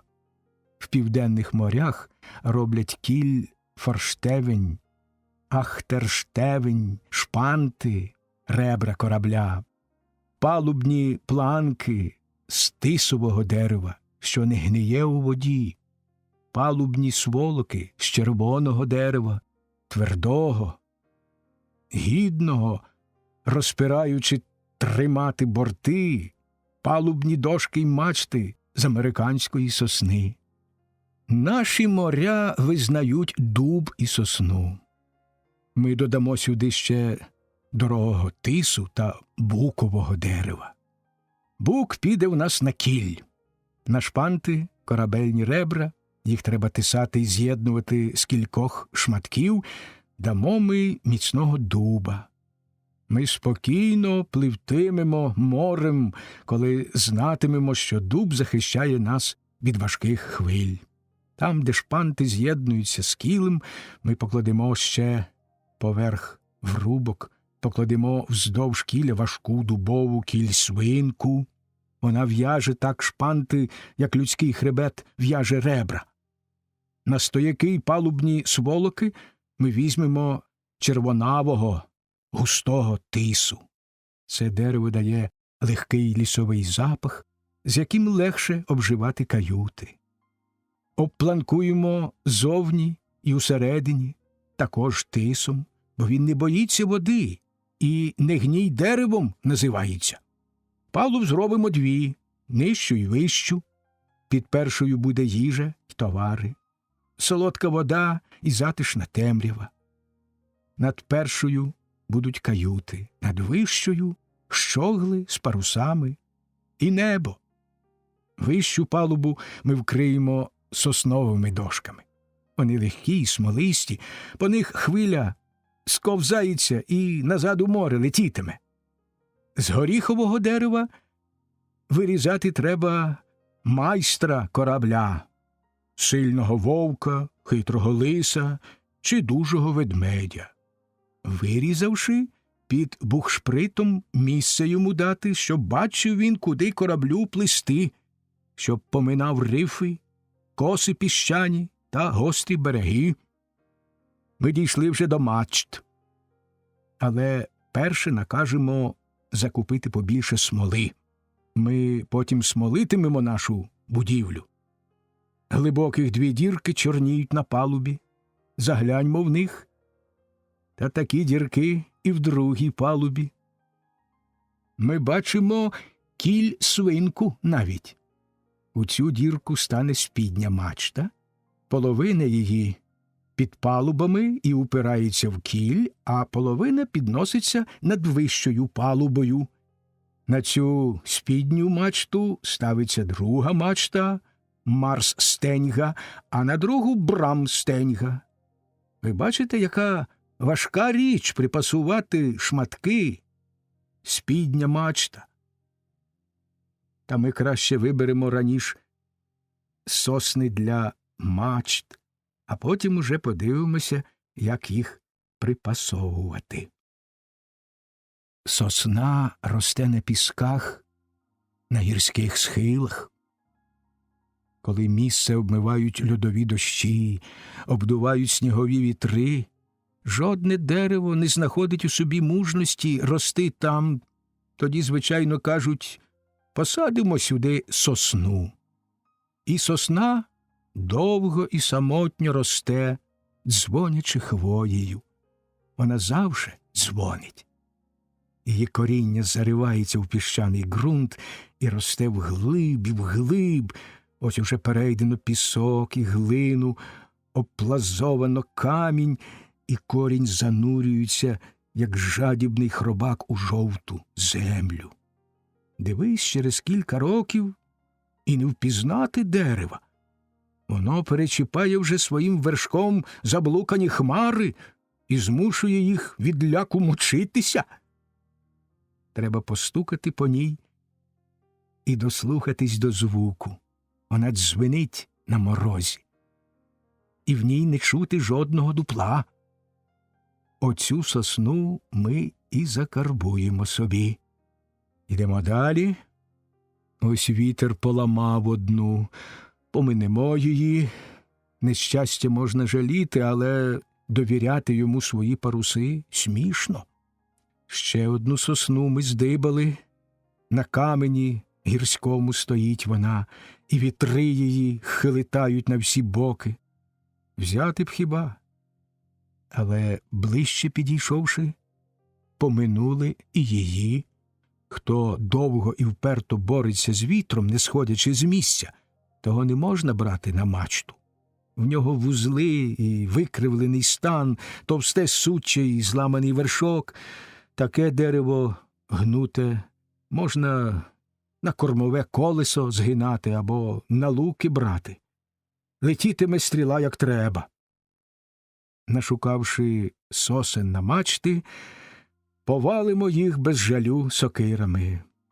Сентиментальні люди хай відійдуть. Буде текти смола, і сосна стогнатиме. Та саме стоїть зимова пора. Дерево кожне робиться матеріалом. Розкішними, багатими, пахучими мачтами, гнучкими дошками і податливими, як мармур, колотками. Спідня мачта найтовща, але її ще потовщують, набиваючи навкруги шальовок для зміцнення і захисту. Поставимо її, та ми вже її поставили на призначене місце біля вершка поміст на салінгах. Це Марс. На Марсі, притиснувшись до спідньої мачти і надягши штуку, яка зветься головою віслюка, стоятиме Марс Стеньга. До вершка останньої знову причеплено голову віслюка, яка тримає брам Стеньгу. От такий мають вигляд і фок-мачта, і грот-мачта на шхуні Бригові. Мачти стоять трохи похило до корми. Перша менше, а друга більш похило. Рей поперечних перекладин для парусів на щоглі 4. Спідня рея, Марс рея, брам рея і бомбрам рея. Зміцняють мачти тросами, вантами, пардунами. Парусне господарство, як скрізь, по гарних кораблях, фрегатах, бригах. Спідній парус, марсовий парус, брам-парус, бомбрам-парус, гафель-парус, клівер, топселя, стакселя і ще кілька додаткових біля вищих парусів. Полотно не такий цікавий матеріал, як дерево. Поле льону вражає тільки в час цвітіння. Тоді страшно дивитися, ніби на землі запалася синя небесна безодня. Пов'язати льон з полотном тяжко. Ніби не міг вирости на землі цей м'який, білий, міцний матеріал. Паруси хай собі шиються, а ми подивимось, що поробляє в казанах смола. Вона вже кипить. Треба кинути пучку солі і шматок вощини з медом у кожний казан. Колись ще кидали живого півня, щоб люди на кораблі спали чуло і не проспали парусів. А ще раніше для великих кораблів варили з смолою й дитину, яку треба було обов'язково вкрасти на базарі. Тоді корабель ставав живою істотою і набував на небі свого янгола, відібравши його в дитини. Так пророблювали морські розбійники, розповідають старі моряки, і обов'язково після стількох пляшок, щоб оповідач міг поплутати пробу з кормою. Смола кипить, з дна стремлять чорні бунтівливі потоки. Старі корабельні майстри, що вже доживають свого віку, могли іноді побачити майбутнє корабля в тих смоляних бульках і хвилях. Та нам не до лиця забобони, смола кипить, і її перемішують, щоб не підгоріла. Даремно комусь здається, що майстри ворожать, плямкаючи губами. Їм жарко від вогню. Смола кипить, як турецька кава. Вогні під нею палахкотять і шпурляють іскри на боки. Смолисті дрова попались. Майстер пробує смолу. Ей, не лови гав, роззява, бережись, бо звариш ногу. Хіба не бачиш, що йдуть уже смолити новий посуд?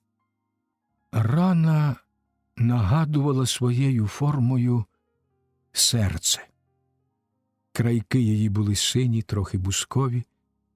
З одного кінця йшла смуга порізу, крізь яку випливала і випливала кров. Очевидячки ніж, ударивши тіло, розрізав його далі.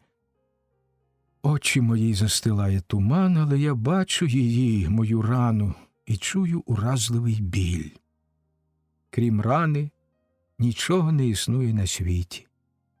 Я навіть бачу 2 рани, ні, 3. О, та всі груди пошпортано ножем, усі груди й живіт, симетрично. І всі рани цілком однакової форми, ніби вималювано її фарбами. Фарби печуться, я стогну. Мені здається, що так, справді це намальовано пекучою фарбою. Білі хустки наближаються до всіх малюнків, торкаються тіла, біль посилюється і зникають з очей рани. Залишається біль, гострий, пронизливий, на лівому боці черева.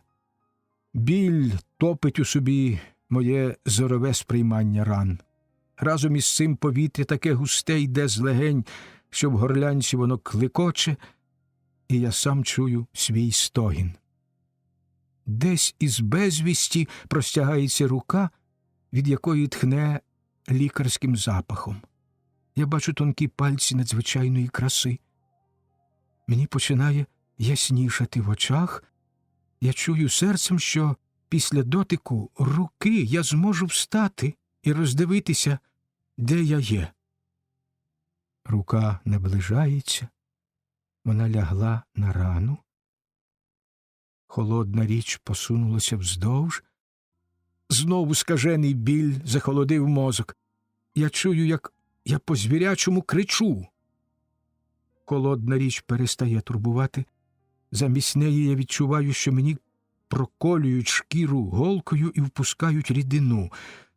Стає тихо, і в моїх вухах тиша одна, абсолютна тиша. Живіт холоне, я гублю місце, де міститься біль. Чую тихі голоси, розплющую очі і бачу ту ж саму руку. Вона знову наближається до черева і занурюється в нього. Я почуваю лоскіт, рука ворушиться, мацаючи і шукаючи пальцями. Вона ніжно торкається всього, вона не поспішає. У мене виникає думка, що руку хотять мені в черві і залишити. Я лякаюся до того, що відчуваю вже біль. Я стогну. Нарешті рука вийшла на світло. Я бачу її, як по ній збігає кров, як вона радісно, задоволено рухає пальцями. Пальці надзвичайні і радіють з того, що вони намацали у мене в череві. У мене прояснюється голова. Я бачу ще кілька рук, що звисають над раною. Вони тримають голку з ниткою, хусточки, блискучі речі. Руки швидко починають працювати. Я чую біль, але цей біль уже не турбує. «Цей нічого, а в того гірше», – говорить голос. Усі слова входять до свідомості, я починаю згадувати, але раптом з'являється така безліч слів, що я лякаюся в них заблудитися.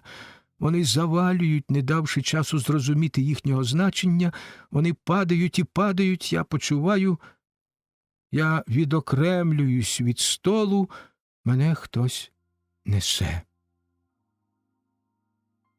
Ми лежали з Богданом удвох в кімнаті. У мене один слід від ножа, у Богдана два. Ми стежимо вдвох за мухою, що літає під стелею. Кімната біла, чиста, і мусі нудно самій літати.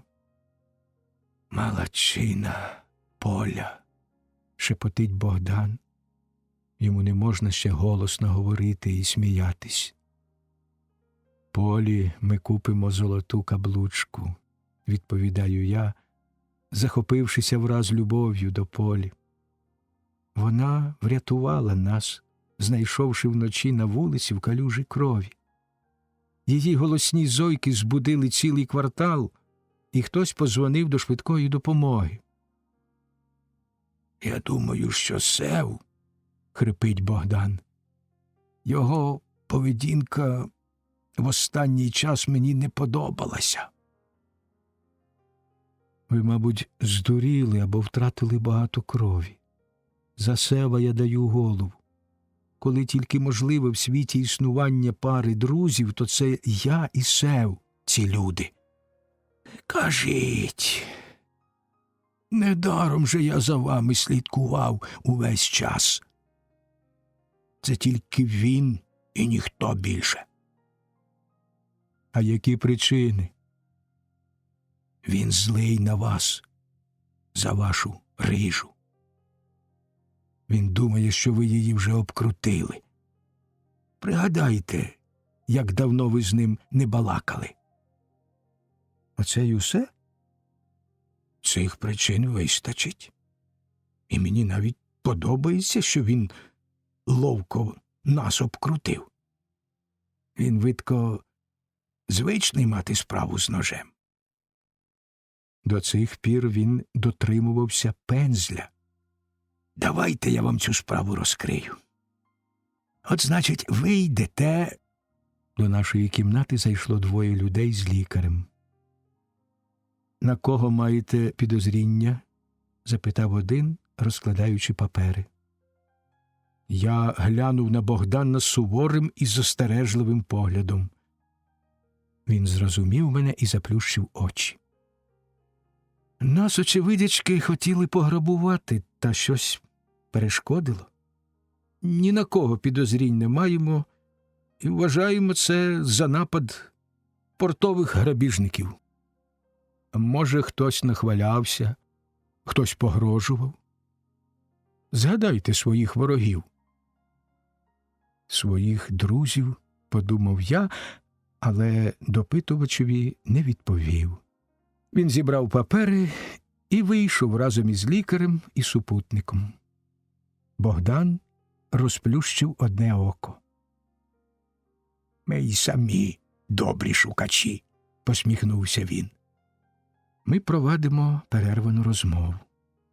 «Коли ви йшли, – каже Богдан, – і він вам перегородив дорогу, я одразу став бігти на поміч. Заблищав ніж, ви схватили його за руку і припали до неї ротом. Я укусив його. Потім ви отсахнулися, і він вас ударив ножем. Ви помітили, в якій руці він тримав ножа? У лівій руці, значить, він лівша. От звідси нам і треба виходити. Він лівша, на лівій руці від зубів мусить бути знак. Ну що? Ловко? А який на ньому був одяг? Я не помітив, а ви? Мені здалося, що щось смугасте або рябе. Хоч поручитися не можу. Можливо, то мені в очах зарябіло. Значить, я починаю. Можете починати, тільки щоб Сев не помітив ні крихти. Навіть коли це зробив він, то й тоді я любитиму його і не зраджу дружби. Така дурниця, як ніж, не може відгородити від мене Сева. Нащо ж тоді дошукуватись? А цікаво буде колись йому згодом нагадати і посміятись разом. Мені здається, що він уже кається.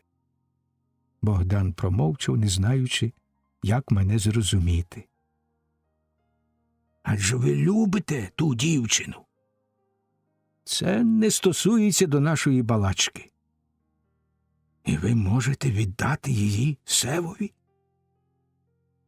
Сев має в неї таке ж місце, як і я. До того ж, у неї є своя голова. Жіноча голова, сказав Богдан. Завше любить, щоб її хтось затуркав. Вона не може сама чогось вирішувати. Жінка любить руку і повід. Настала довга мовчанка. Ми заглибилися в думки. Тоді трохи згодом до нашої кімнати зайшла схвильована Таях. «Дружочок, хто це тебе?» Вона сіла на стілець, щоб бачити нас обох. Я удав, що мені боляче, і затулив очі рукою. Цим я давав їй можливість подивитися на Богдана довше, ніж це дозволяла моя присутність. «Болить. Коли б вас ножем кольнути, – відповів за мене Богдан, – то й вам би, мабуть, боліло». Жінка не зрозуміла такої до неї нечемності і подивилась на мене. «Отак ви собі ходите, – продовжував мій товариш. Хвостом метете сюди, хвостом метете туди, а хтось, може, через вас ножі одержує». «Богдане!» – перебив я. «Та я для прикладу кажу. Бо жінці завжди приємно дивитися на двох розкойовджених і закривавлених півнів. Коли жінка бачить, що через неї люди виймають ножі і починають різатися, це для неї як вода для квітів. Вона росте, повніє, хорошіє». «Богдане, не майте мене за одну з тих жінок, яких ви взагалі бачили. І не стосуйте до мене вашої філософії. Коли через мене хтось битиметься, я покину їх обох. Вони не мають права почувати мене власністю. А взагалі, що матрос може розуміти на делікатних справах?» Богдан з обурення закашлявся. Його живіт, що мусив не ворушитися жодним м'язом, почав труситися. Таях підбігла до нього і, піднявши йому голову, напоїла водою з чайника. Вона трохи злякалася такого впливу своїх слів. «Дівчино, – сказав я, – у нього 2 рани на тілі, і кожна може розкритися. Не сердь його, хоч ради площі біля собору Дуому. Ради таксі, що кружляло по площі». «Ти одержав?» «Одержав і прочитав. Прочитав до половини. Потім випив півпляшки горілки і прочитав до кінця. Не перебивай. Гріхів у тебе я не бачу. Ти не могла інакше себе тримати. Тільки я на твоєму місці проте поїхав би до... Як його звати те містечко біля Мілана, куди ви мали поїхати?» «Монца. Там чудесна природа, кабаре і ресторан. Я поїхав би до Монца. Я розхлюпав би там озера, в які дивляться високі ліси. І я вибив би всю траву на галявинах. Я допустив би до себе всі іскри й зорі. І коли б від цього з'явилася на світі нова людина, це було б осущенням ідеї. Ти з мене не глузуєш? Ти зробила, як і кожна жінка зробила б на твоєму місці. Ви не любите гіркості, що приходить на ранок, гіркості того полину, який відкриває людині тайну її життя. Слово честі, на тобі немає й пилинки гріха. А коли б я поїхала? Я виправдав би це тільки тоді, коли б ти вивершила пригоду дитиною. Неймовірний потяг чоловіка до жінки майже завжди свідчить за те, що дитина від такого союзу піде далі за батьків. Я дуже втомився, ведучи довгу розмову, тому я заплющив очі і став тихенько дрімати. Таях сиділа непорушно, не зводячи очей з вікна. Богдан потроху стогнав, очевидячки стримуючи голосніший стогін. Дівчина мовчала, передумуючи свою пригоду і відновлюючи почуття. Мене охопила страшна сонливість, я почав провалюватись у міцний сон. Скільки я спав, не знаю. Можливо, якусь малу долю хвилину, можливо, кілька хвилин. У снах губиться розуміння часу в тих його межах, які ми досі вміємо фіксувати. Прокинувся я від слів Сева, що увійшов до нашої кімнати так бурхливо, як часом проривається протяг, розчиняючи вікна й двері. «Привіт лазаретникам!» – закричав він, увійшовши. Ми з Богданом порозплющували очі. «Які ви кислі й сонні! Біля вас жінка, як перець, а ви хоч би раз чхнули. Мені лікар сказав, що ви швидко наплюєте на оці ліжка і використовуватимете свої ноги. Чи не нудно вам?» Сев потиснув руку Богданові і поляскав по моїй руці, що лежала поверх ковдри. Я не помітив жодної тіні на його обличчі. «Подайте мені води», – попросив Богдан.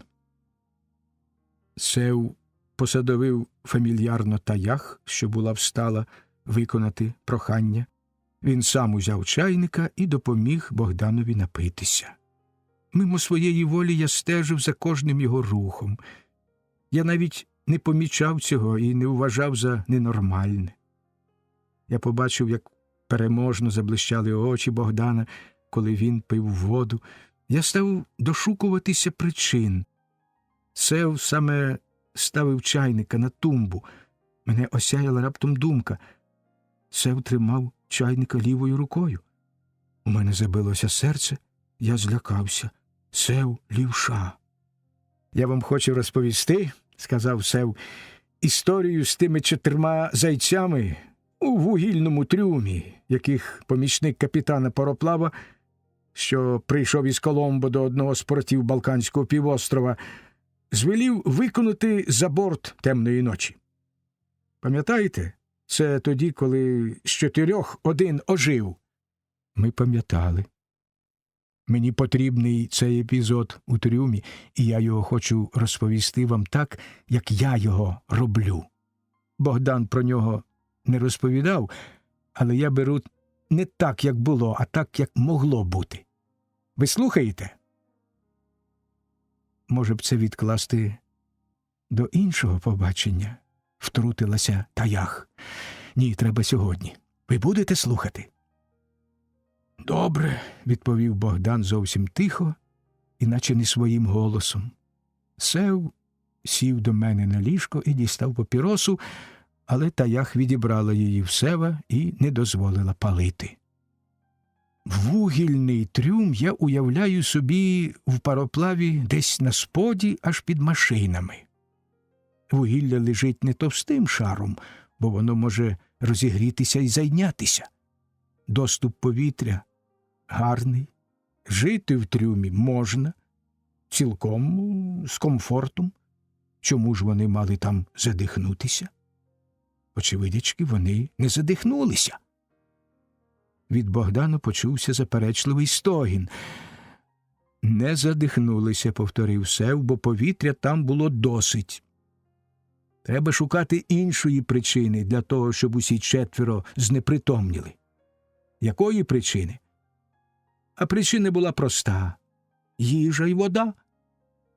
«Їжа й вода», – підніс голос Сев, заглушаючи протест Богдана. «Через брак однієї води можна збожеволіти. Не треба мати багато уяви, щоб намалювати собі картину того, що трапилося у вугляному трюмі. Перші дні, коли була їжа і вода, троє людей, їх було спершу троє, почували себе прекрасно. Вони ще сподівалися, що та людина, яка пустила їх до трюму, виконає обіцянку і носитиме воду за те золото, що вона одержала. Вони розповідають один одному казки батьківщини, свою любов, свої переконання. У тім порту, де вони сідали, вони вперше познайомилися, і жодної різниці між ними не було. В трюмі один признається, що він не з простих, і цим зізнанням ставить між собою і товаришами стіну.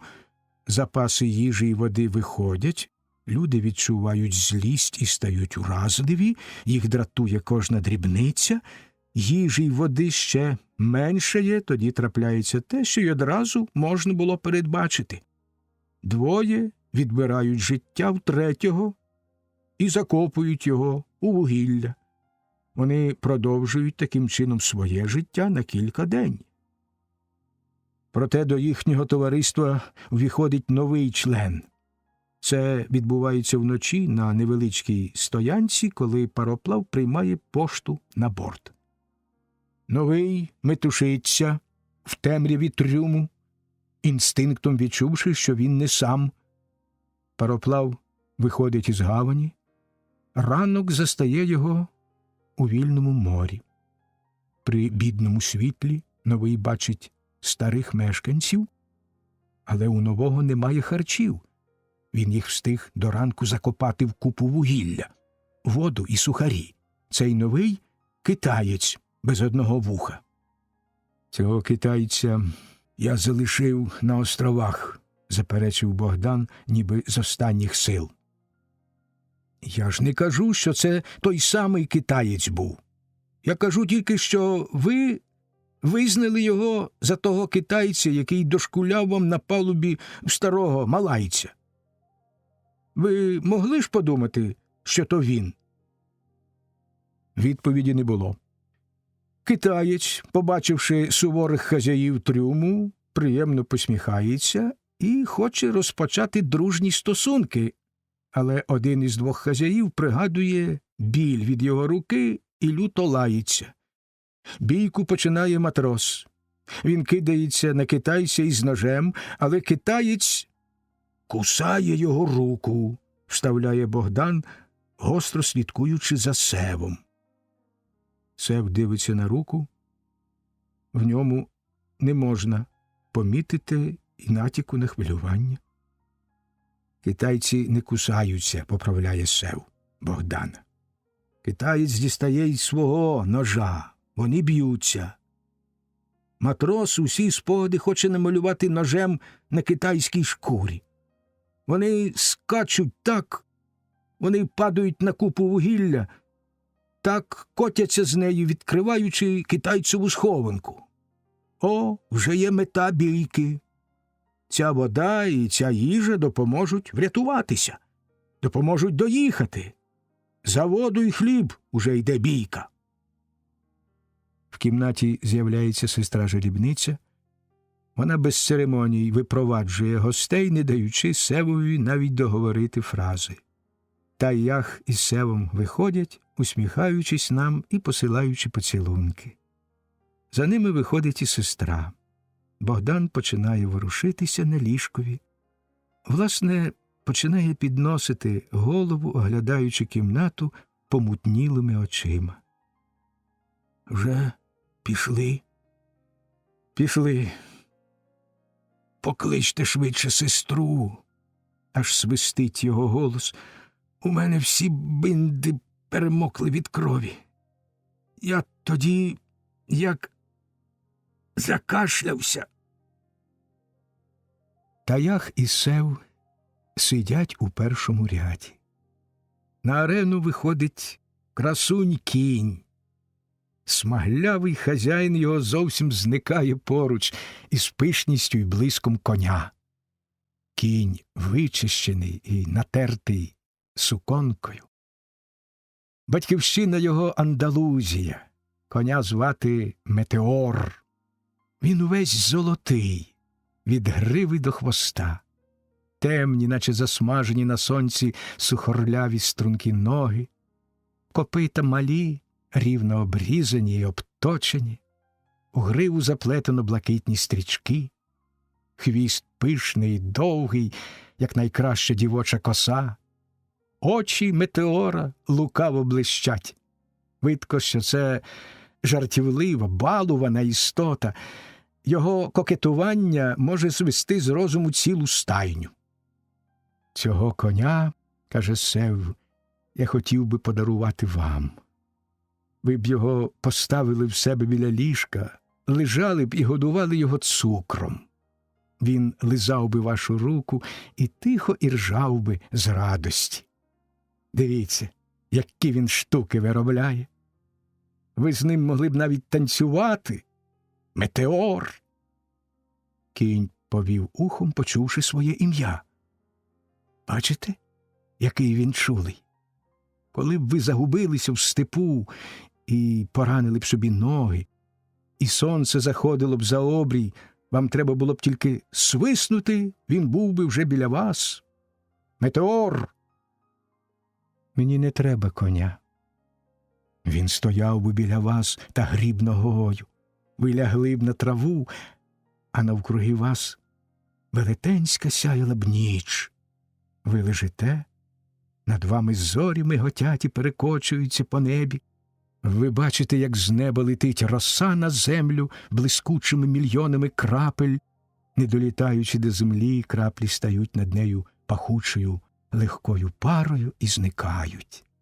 Ви лежите, біля вас кінь, і ви виростаєте в колосальний символ. Ви боїтеся подивитися праворуч себе і ліворуч. Боїтеся побачити похилості круглої землі. Ви підводите голову? Ні, земля рівна та простора. Десь у невідомій далечі гримлять моря і великі міста. Ви знаєте, що кінь вас домчить до всіх обріїв і зникне за ними. Ви це знаєте і лежите, зрошуючи степ сльозами невисловленої туги. Ви наче вдова, що хоче мужа. Сідайте ж на коня. Метеор! Ні.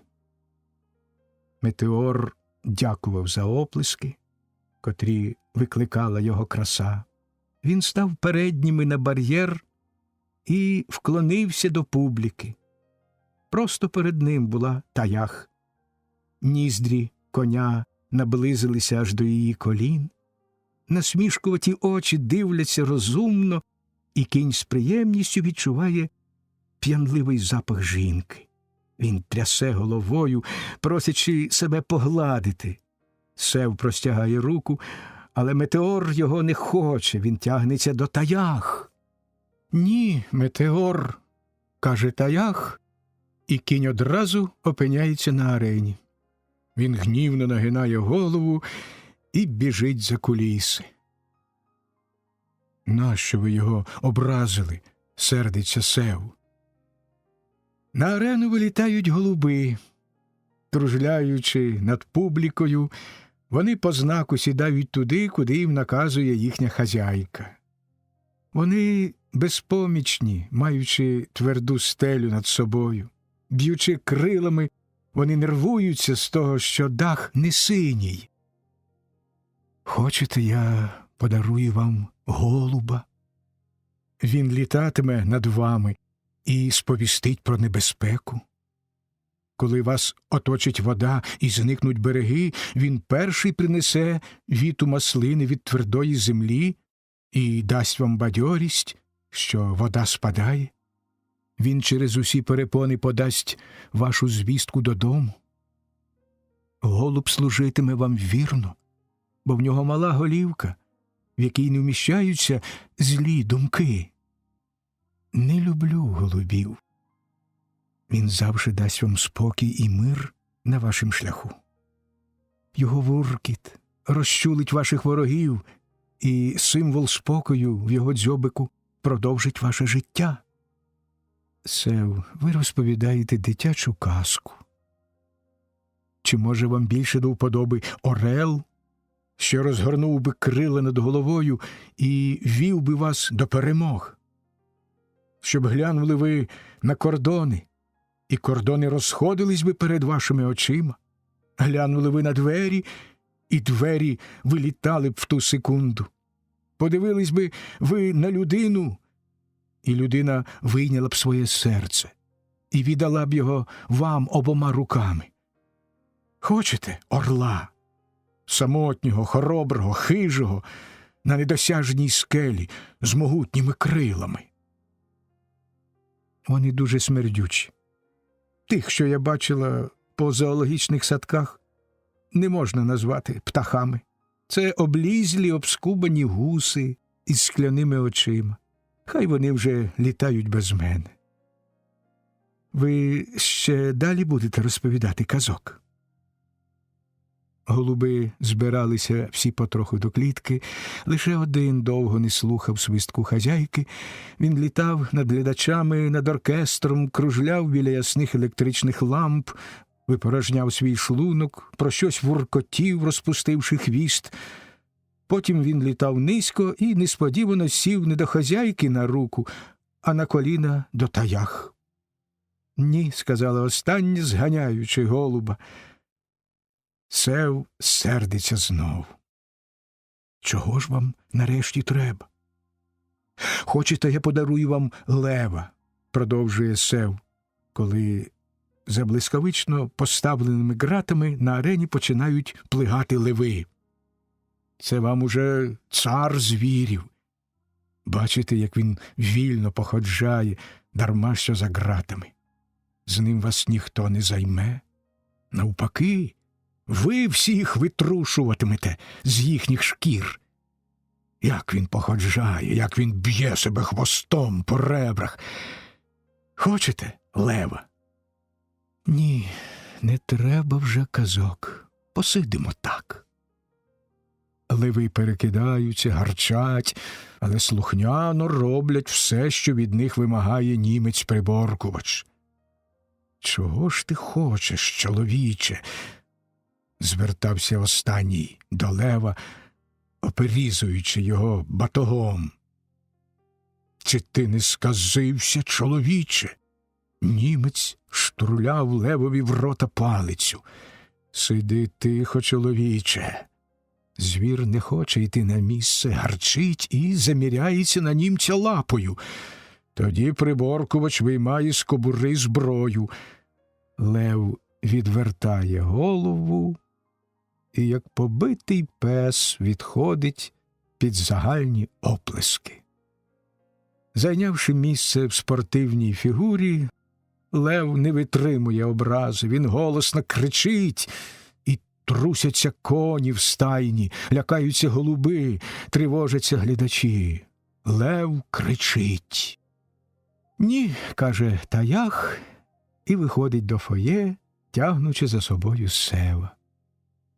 «Любий Сев», – хвилюється вона, – «чому мені так негарно? Біля мене ось ви, і я відчуваю, що ви такі теплі. Правда ж ви не думаєте про мене погано?» «Монкі», – відповідає врочисто Сев, – «дайте мені вашу руку, і я зрушу світ». «Ой, як страшно», – сміється дівчина, – «нате вам руку». «Монкі, ви мене любите?» «Слово честі не знаю, Сев. Коли ви мені кажете про ваші почуття, я хвилююся, але в мені немає страху, а коли любиш, то, кажуть, боїшся. Страх і млость». «Я мовчу», – каже Сев, спалахнувши всією своєю гордістю. «Ви розсердились. Трохи зачекайте. Я вас ніколи не забуду. За все моє життя тільки ви та редактор володієте моїми думками. Ніколи ніхто так до мене не ставився. Всі в першу чергу пропонували мені ліжко. Я вже почала була забувати, що може бути на світі самостійне життя, міцна любов, яка не боїться жертви. Світ я уявляла сласним тянучим мужчиною, що трощить мої кості і зникає на ранок, випивши зі мною келих моєї сили і моєї крові. Я забула, як я була маленькою дівчинкою і потім стрункою юнкою. Я прокидалася вночі, запалювала світло і підходила до трюмо, роздягнута й гаряча від сну. Я роздивлялася на своє тіло, немов на щось чуже мені й далеке. Руки, шия, груди, живіт – все я вивчала і спостерігала. Так іноді підходить уночі хазяїн до бочки з вином. Він нюхає, куштує, стукотить ключем у днище, виміряючи, скільки вина є в бочці. Такими ночами я згадувала свої дитячі й дівочі мрії. Мені ставало легше дихати, ніби я випивала солодкої цілющої води. Але цього вже немає. Ви це вже пережили? Я пережила це. Таях міцно притиснулася до руки Сева, якою він тримав її лікоть, і ніколи в житті не повернуся до старого. Знову загубити своє тіло, відчувати лише, як вино виливається і розхлюпується по дорозі. Краще вже тоді не жити. А коли б я попросив зараз вашої руки і повів би до себе назавжди, коли б я поніс вас, не треба, Сев. Відповіді у мене немає. Але я відчуваю, що живу тепер свої останні дні. Я не знаю, що буде потім. Я боюся і жахаюся цього. Та воно однаково мусить прийти. Я горітиму рівним, високим, ясним полуменем. Мені цього не обминути. І ось я відчуваю справжній панічний страх, і млость, і сласність. Ви мене любите тепер, вам здається тільки. Повірте мені, тепер ви підняли мене з того місця, де я лежала при дорозі, загубивши людське обличчя. Ви посадовили мене на корабель. Дайте ж мені попливти, наставивши вітрила. Сев став сміятися, ображаючи Таях і себе цим сміхом. У фоє погасили світло, на арені починався новий відділ програми, Таях поверталася з Севом на своє місце, як сновида.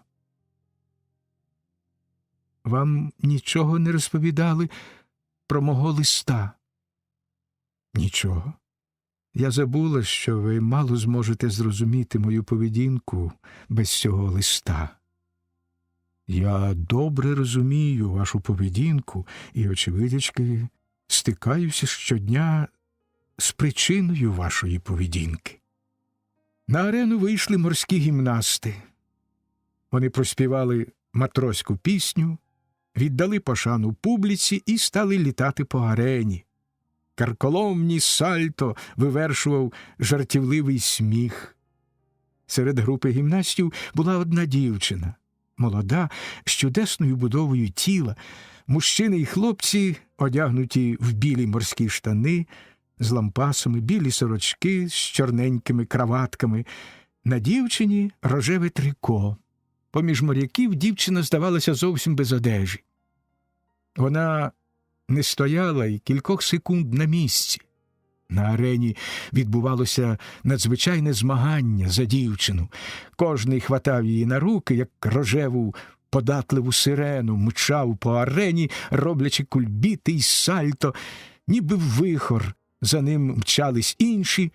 Хтось відбивав дівчину у попереднього і сам з нею тікав далі, а на поставленому капітанському місткові капітан дивився в бінокль і командував керманичами та машиністами.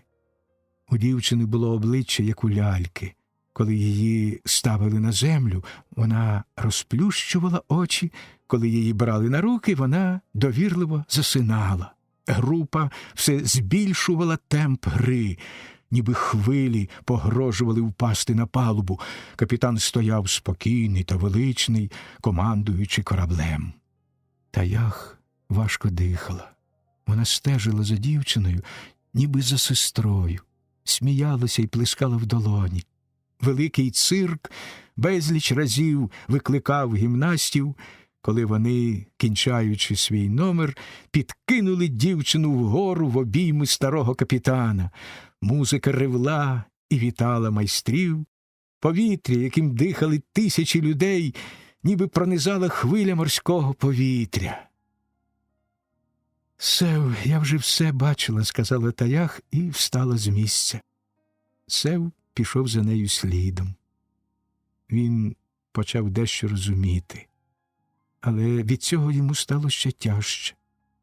Проте він сміявся і розповідав анекдоти. Таях його не слухала. «Сев», – попросила вона, – «дозвольте мені піти самій далі. Мені треба багато подумати». Вони розійшлися, поцілувавши одне одного в щоку. Сев дійшов додому лише на ранок. Не роздягаючись, він упав на ліжко і заснув. Радісна праця – ознака творчості. Тесляр теше дуба й бука з захватом. Стовбури цих дерев підуть на зміцнення кіля й форштевня. Дубовий прикорень стоїть біля верстата. На нього покладено тютюн, голинасті окореники, стовбури соснові з корою, дошки, обаполи дубові, купи стружок, верстати. Над ним ранкове сонце, вилізши з-за хмари, з-за моря, дивиться на початок робіт біля колишнього дубка Тамара. Дубок – ні, це тільки кістяк його – стоїть на березі в примітивному доці. Закопано кілька стовпів, пороблено рештовання і поставлено дубок, розвантаживши його від усього – від щогл, палуби, вантажу і від того, що заводиться в місцях, де довго жили люди, різної трухи та покидьків. Коли буде замінено все попсоване дерево, і він буде обшитий новими дошками, зашпакльований і обсмолений, тоді спустять на воду.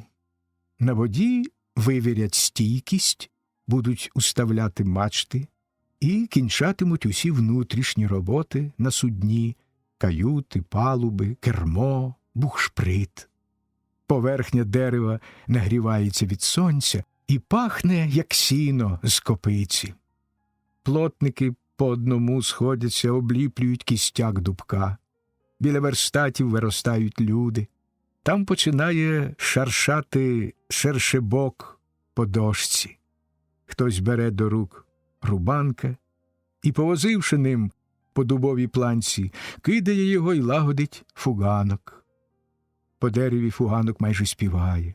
Власне, підспівує, бо співає щось собі під ніс той, хто працює. Чудесний ранок і смішна робота. А ще смішніше те, що робота тече, як струмінь пахучої води. Матеріал не сучкуватий і не мокрий. Заглибляйся коло вороти, як у масло. Струг заходився вистругувати потрібну кривину у буковій глиці. Працюй, струже, на совість. Це не декорація, яка вмре завтра, хай тільки її використає кіноапарат. Ця робота виходить у море.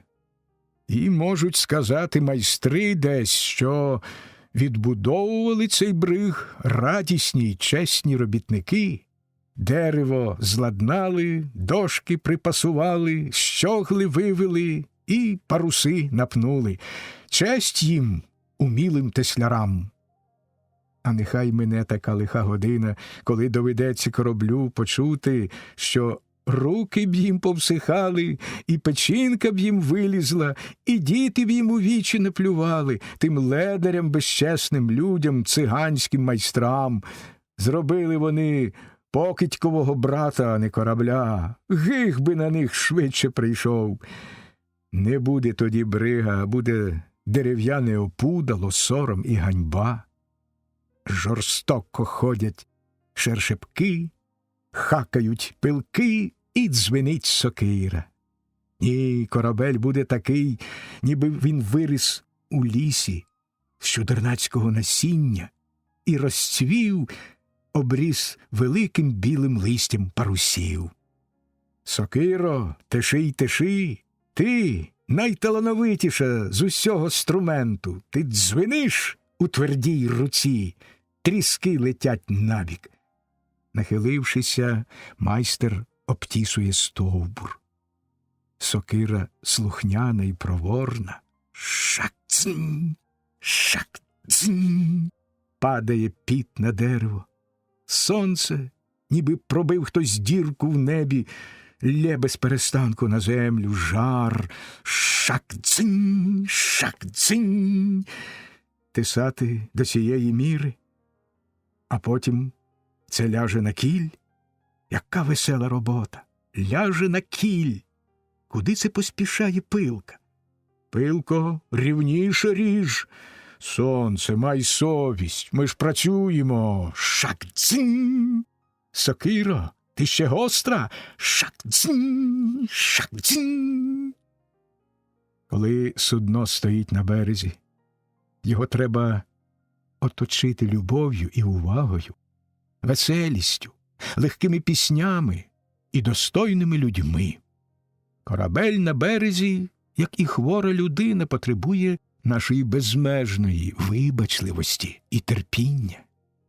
Уявити треба його нудьгу і потяг до здоров'я, тоскане звивання вітру в оголених ребрах, шпантах, легенький рип дерева в рештуванні, цілу гамму звуків сосни, дуба, бука, нигній дерева. Бриг на березі ще не бриг. Це біль народження, захват і радість праці, мерехтіння думок і колискова пісня. Бриг великий виростає, бриг у море випливає. В рештуванні колисці стоїть майбутній бриг. На кормі, де є вже шмат палуби, і звідки можна охопити оком роботу, стоїть професор. Під ним працюють біля кожної шпанти теслярі. Тирсяний пил підноситься вгору, виповнює увесь бриг білявим морком, ніби й не корабель це, а чудна та велика урна, в якій професор хоче про щось ворожити.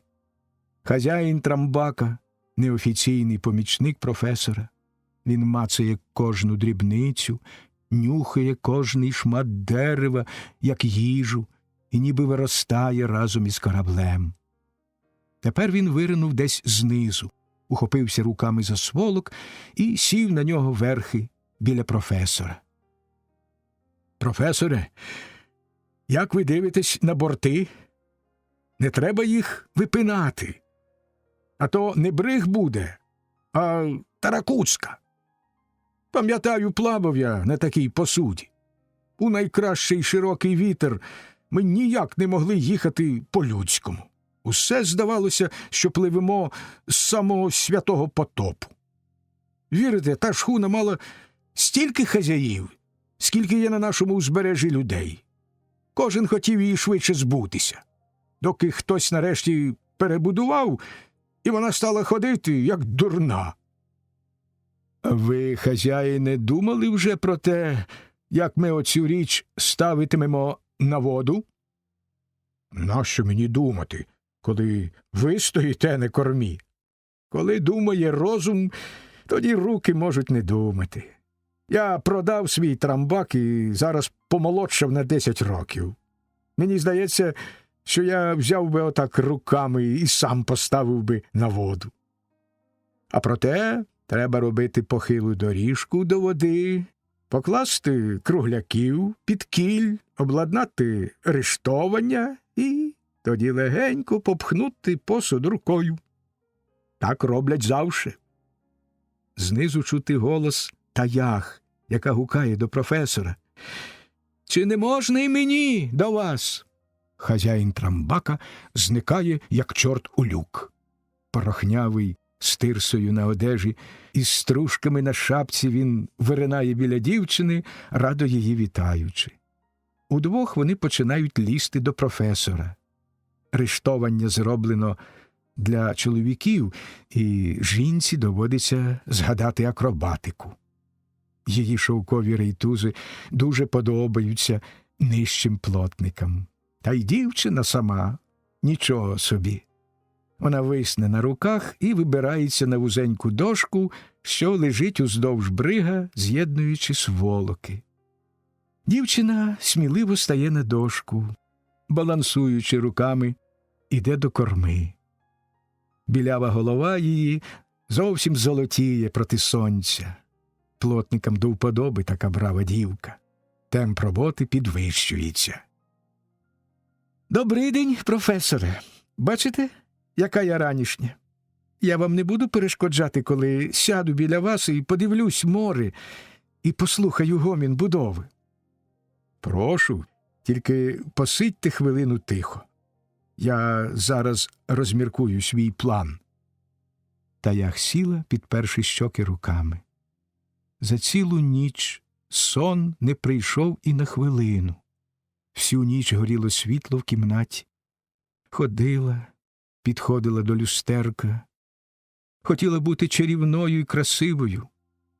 Бачила змучене обличчя, плями під очима, лихоманку в очах. Заходжувалася їсти, випила вина, спалахнувши від думки, за кого їй хотілося б випити. Переглядала одежу, рахувала білизну, цирувала шовкове трико й панчохи, дошивала свою сорочку, таку малу, що її можна покласти в сірникову коробку.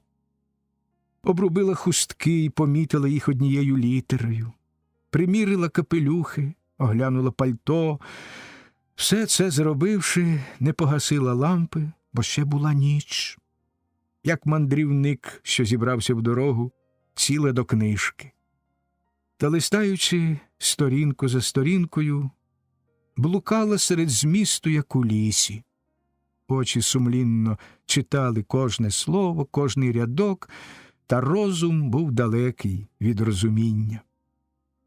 Огляділася, коли прочитала половину книжки, і коли шибки вікна стали ясніти, переборюючи темінь. Про що розповідала книжка? Про борню чи про дурниці, про розпач чи про радість?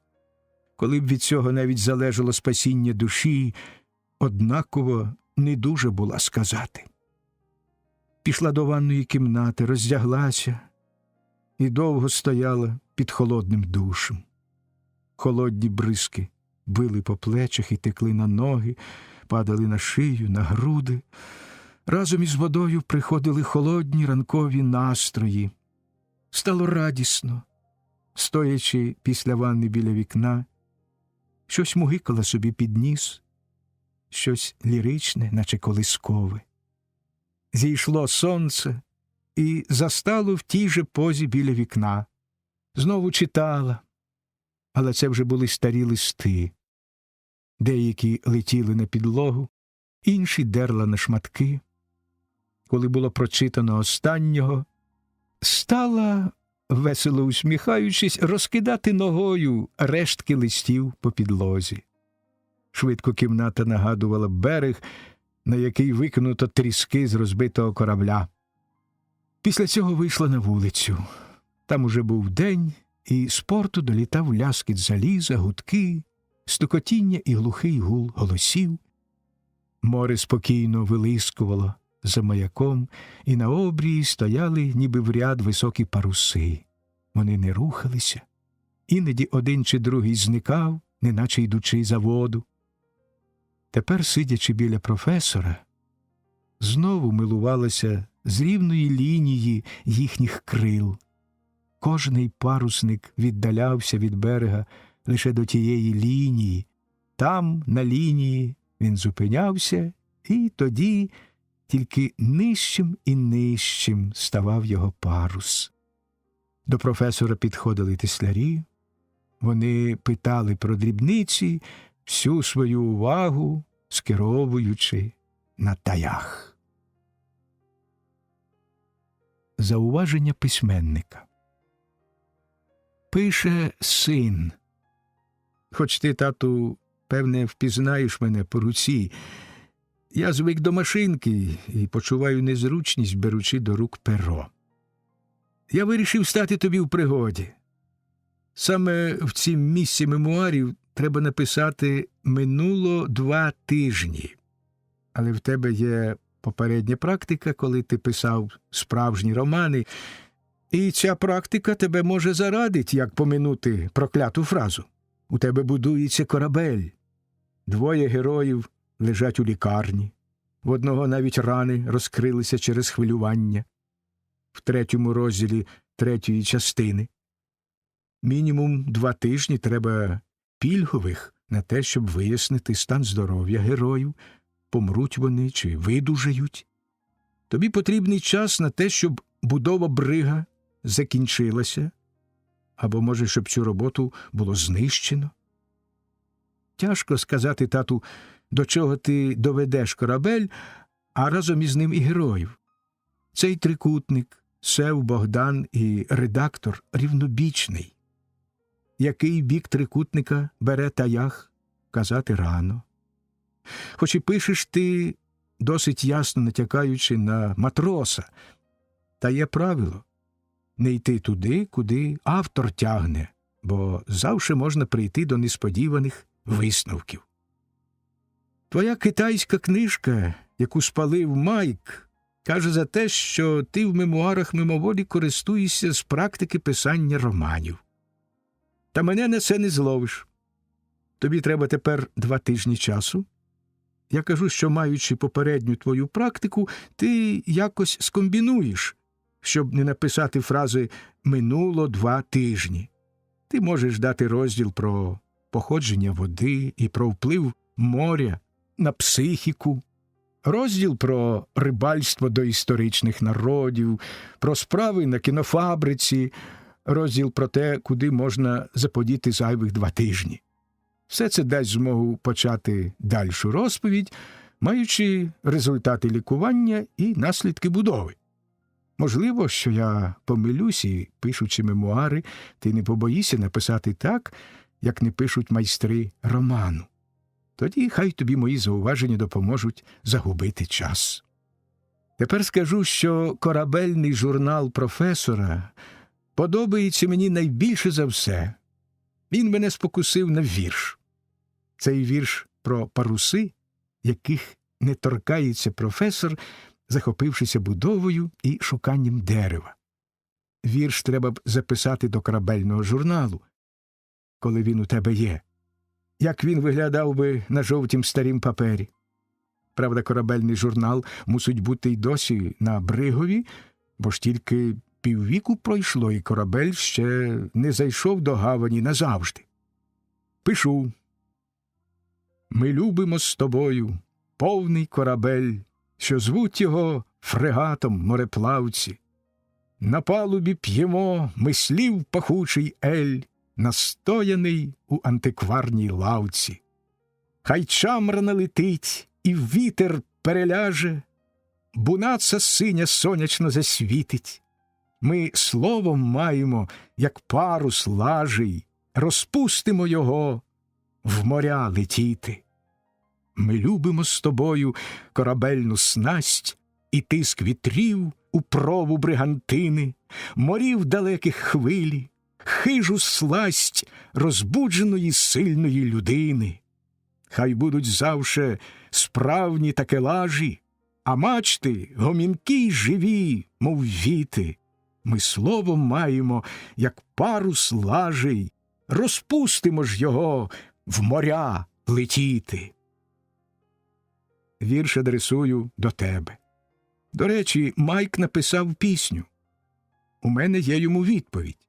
Але перше я хочу притримати цього жеребчика, який усе міряє як дикун і поводиться в кімнаті, як ракету в посудній крамниці. Ти ліг спати, тату. Вікно твоє розкрите. Безліч усього залітає на крилах ночі до мене. Я бачу спокійне чоло, білу твою голову і покладені поверх ковдри руки. Мені хочеться поцілувати їх, але це нагадує мені смерть і прощання. Я уявляю собі сни там під сивим волоссям. Коли б і мені мати таку, як у тебе, радісну старість після роботи, що її переробили руки? Ти не думаєш про смерть, і вона не може до тебе прийти. Коли ти відчуєш, що кров твоя стає, а голова холоне, і марення затоплять тебе, ти скажеш: «Живіть без мене», а смерть, застидавшися, махне косою і піде пріч. Відповідаю Майкові: ти балакучий і цікавий, як сорока. Нехай ти футболіст і пілот, але нащо ж стільці трощити? Вдерся до кімнати, як тать, і почав кружляти, як петарда. За одне знищення книжки тебе варто ізолювати. А стілець, а потоплений Будда? Ти, Майку, як народився футболістом, так ним і вмреш. До гольфа тобі далеко, як до місяця. Та справа не в гольфові. Нащо спрощувати? Треба засвоїти раз назавжди, що, стоячи на місці, людина рухається назад. Завжди відчувати на щоках вітер шляхів, бачити попереду просторінь. Не думати, потрапивши в пісок, що за піском немає трави. В чагарникові знати, що шлях не перетято і попереду лисніє бита путь. Коли ти сидиш біля стерна, ти відчуваєш те ж саме, що батько твій на кораблі, що й дід твій на коні. Жага за просторінню. Вперед, кричить твоя істота. Людині невластиво стояти, невластиво відчувати розпач, ганебно плекати страх.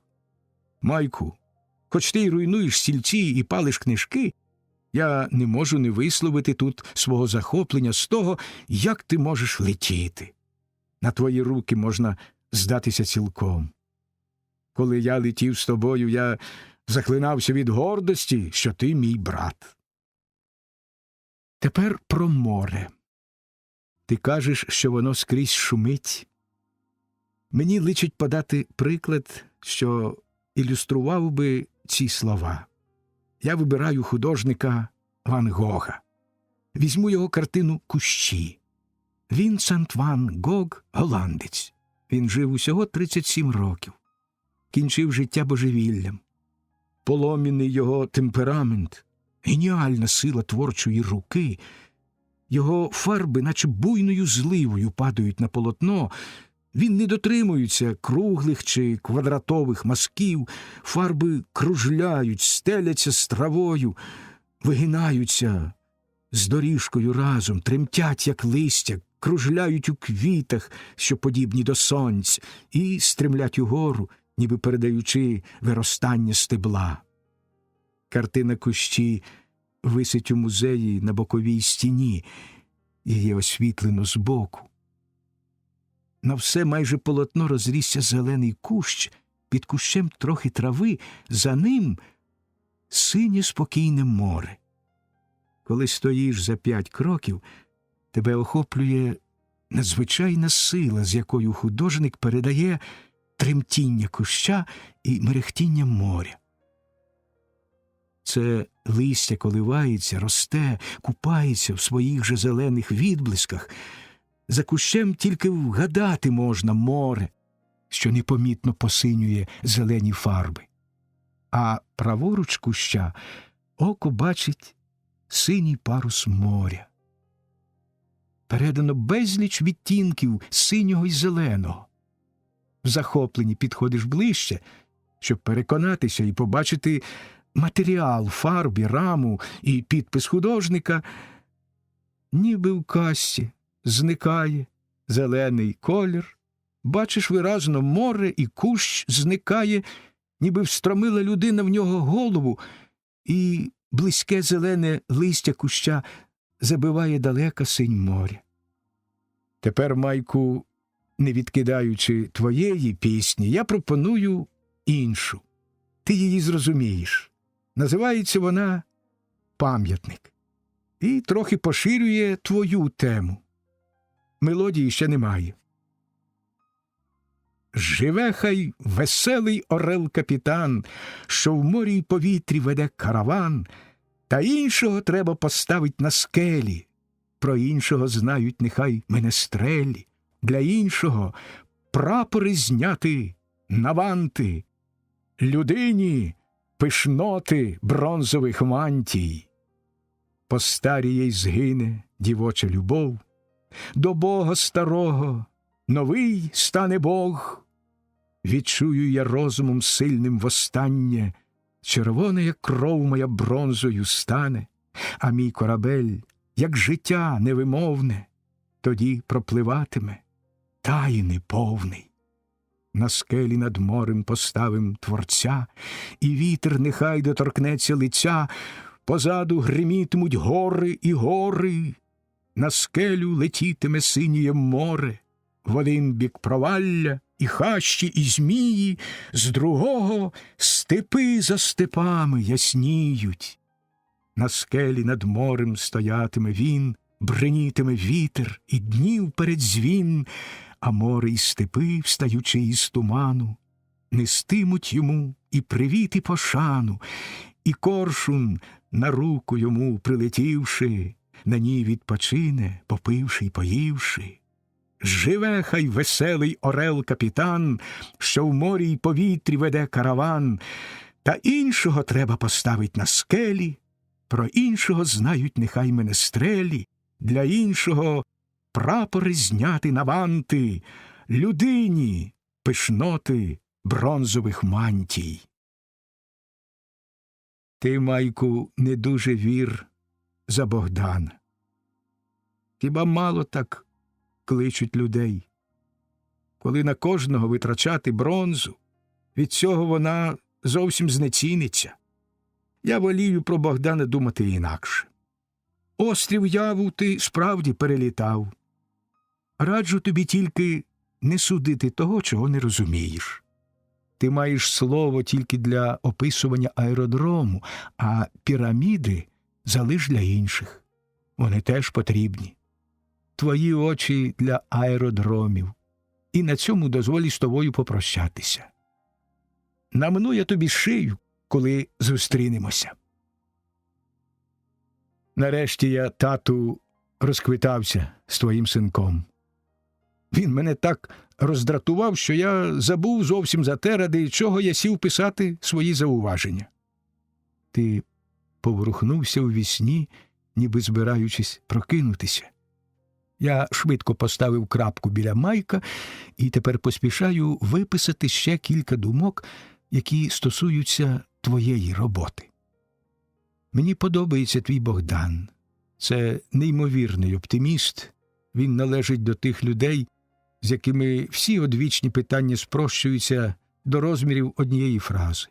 Народження чи смерть вони сприймають так примітивно, що це зовсім не стає для людини на перше місце і не затуляє бадьорості й радості. За такими людьми мимоволі йдуть. З ними дуже легко жити. Вони сприймають життя в цілому. В нещасті знаходять радість, у болі чують натхнення, в страхові знають сміх. Їх натовп висуває наперед. Вони співаки, що знають силу пісень і співають їх у такт ході. Дівчина одна на мільйони. Це авантурниця з ніг до голови. Вона тонко все відчуває, знає життя, зазнала жорстоких днів, і це її піднесло і підносить далі. Скрізь шукає людей з прозорими, а не скляними очима. Падає, піднімається, але вперто й сильно йде. Може бути сентиментальною, як дівчина, може жорстоко карати і стріляти. Листа з Мілана вона написала так гаряче, як кинулася б в обійми і як загубила б свідомість. Листа цього вигадати не можна.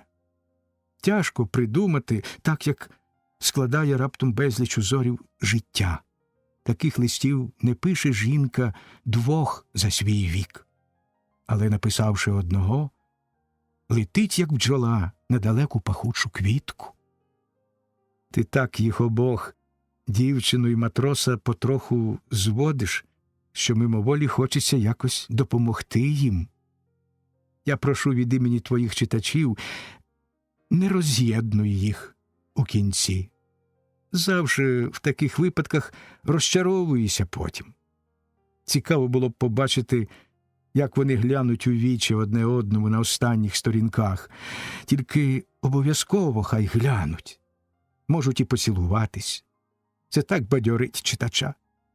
Може, не дозволить історична точність мемуарів? Тоді ти зроби... Ти ворушишся в вісні, повертаюся набік, я знаю, що ти прокидаєшся. Через це кінчаю писати. Бувай. Бриг спущено на воду. На ньому я та Богдан. На палубі стоїть бочка, в ній хлюпається вода, коли хвиля гойдає корабель. Ми ходимо по новій палубі від корми до прови, заглядаємо до кожної щілини, стоїмо часом, опершися плечима об спідні частки фок і грот мачти. Бриг виглядає куцо. Марс і брамстеньги на спідній мачти ще не ставили. Вхід під палубу видається ще як звичайна дірка, без східців, куди ставлять малу драбину, коли хочуть оглянути каюти і трюм. Ми сходимо на низ. На долівці безліч стружок. Скрізь видно свіже дерево, стоять верстати, так як від них пішли робітники. Сокиру ввігнано в колоду і так забуто. Нетесане дерево, дошки стругані й нестругані лежать скрізь. До трюму ми лише заглядаємо, бо тяжко лізти туди нам, хворим і виснаженим. Ми повертаємося на палубу, щоб сидіти на стружках біля верстату, котрий залишився на палубі. Сидіти, відчувати, як хвиля, доходячи до берега, підносить наше судно, як коливається палуба, як сонце звернуло на захід і стоїть над містом, як блищить вода в гавані, і як солодко ниють серця та сверблять загоєні рани. Ми не встигли побачити процедури спускання брига на воду. На березі ми застали тільки рештовання, безліч покидьків дерева і чималу юрбу людей. Сам же корабель уже дивився з води на свою колиску і пелюшки. По ньому ходили майстри, підходили групами до бортів, ставали всі на корму, розгойдували прову, але бриг нахилявся настільки, наскільки йому належало, гойдався так, що не втрачав своєї поважності. Поступово він спорожнів, був кінець робочого дня. Довго ще виставляли з нього на берег сторонніх людей, які допомагали ставити на воду, і через це вважали за обов'язок оглядати бриг до найдальших темних кутків трюму. Хазяїн Трамбака вийшов на берег останнім. Ми привітали його з водою. «Ще кілька день, і ми на парусах. Можна буде виходити в море», – сказав він. Десь в близькій кав'ярні чекали друзі. Виразно чути було, як стогнав його порожній живіт, і ми відпустили хазяїна Трамбака, зійшовши на бриг у той час. Ми не встигли ще як слід звикнути до палуби і обім'яти стружки біля верстата, як на бриг перебіг із берега сев. Не помітивши нас, він, як вихор, облітав усе судно. Побував у трюмі, у каютах, чимось постукав унизу, щось зачепив і повалив на долівку, посвистів, дослухаючись до резонансу, покричав і почав був якусь арію. Та швидко ми його побачили на палубі. Він пройшов повз нас двічі, доки ми наважилися втрутитися до його самотності. «Алло, Сев!» – крикнули ми. Він здригнувся, ніби ми зловили його на непристойній поведінці, і повернув до нас. «Мрієте на стружках?» «Гоїмо свої рани», – відповів Богдан, підморгуючи мені і гостро дивлячися на Сева. «Хіба вони не загоєні?» «Вони вже зрослися, та болітимуть іще доти, доки ми не впізнаємо злодія». Сев не сказав нічого. «Ми тут говорили оце про колодку, що лежить унизу», – почав я. «Чи не могли б ви нам викотити її на палубу?» «Нащо?» «Богдан хоче зайнятися ділом. Колодка з горіха. Тут біля верстата, маючи під рукою кілька струментів, він хоче попрацювати над майстром корабля». «Яким майстром?» «Так я називаю фігуру, що стоїть під бухшпритом. Вона веде корабель, оберігає його від рифів і заспокоює хвилі».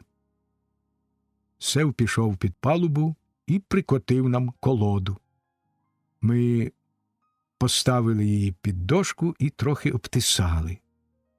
Це робив головним чином Сев, бо наші руки не були ще дужі. Він обтисав за вказівками Богдана тільки передню частину колоди. Я знову здригнувся, побачивши, як сильно і міцно лежить сокира в його лівій руці. Богдан показував мені очима на ліву руку Сева. «Закотіть рукав», – вимовив Богдан. «Вам зручніше буде тисати». Сев удав, що не чує. «Закотіть рукав», – сказав я. Сев почав закочувати, але раптом поклав сокиру і зробив заклопотане обличчя. «Мені треба вже йти. Мене чекають на фабриці». Богданове підморгування мені набридло. Я одвернувся від нього і дивився вслід Севові, доки останній зник за іншими суднами, які стояли поруч нас, припнуті до естакади.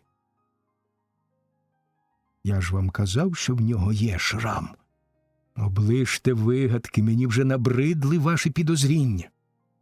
Беріться краще за сокиру і тишіть». «І вам не хочеться взнати ім'я ворога?» «Не хочеться», – відповідаю я, почуваючи справжній розпач із того, що цим ворогом може бути Сев. Бо ця думка поступово вміщується в моїй голові, і я з нею звикаюся. Богдан теше потроху колодку, щось обрубує, щось залишає і врешті береться за струг.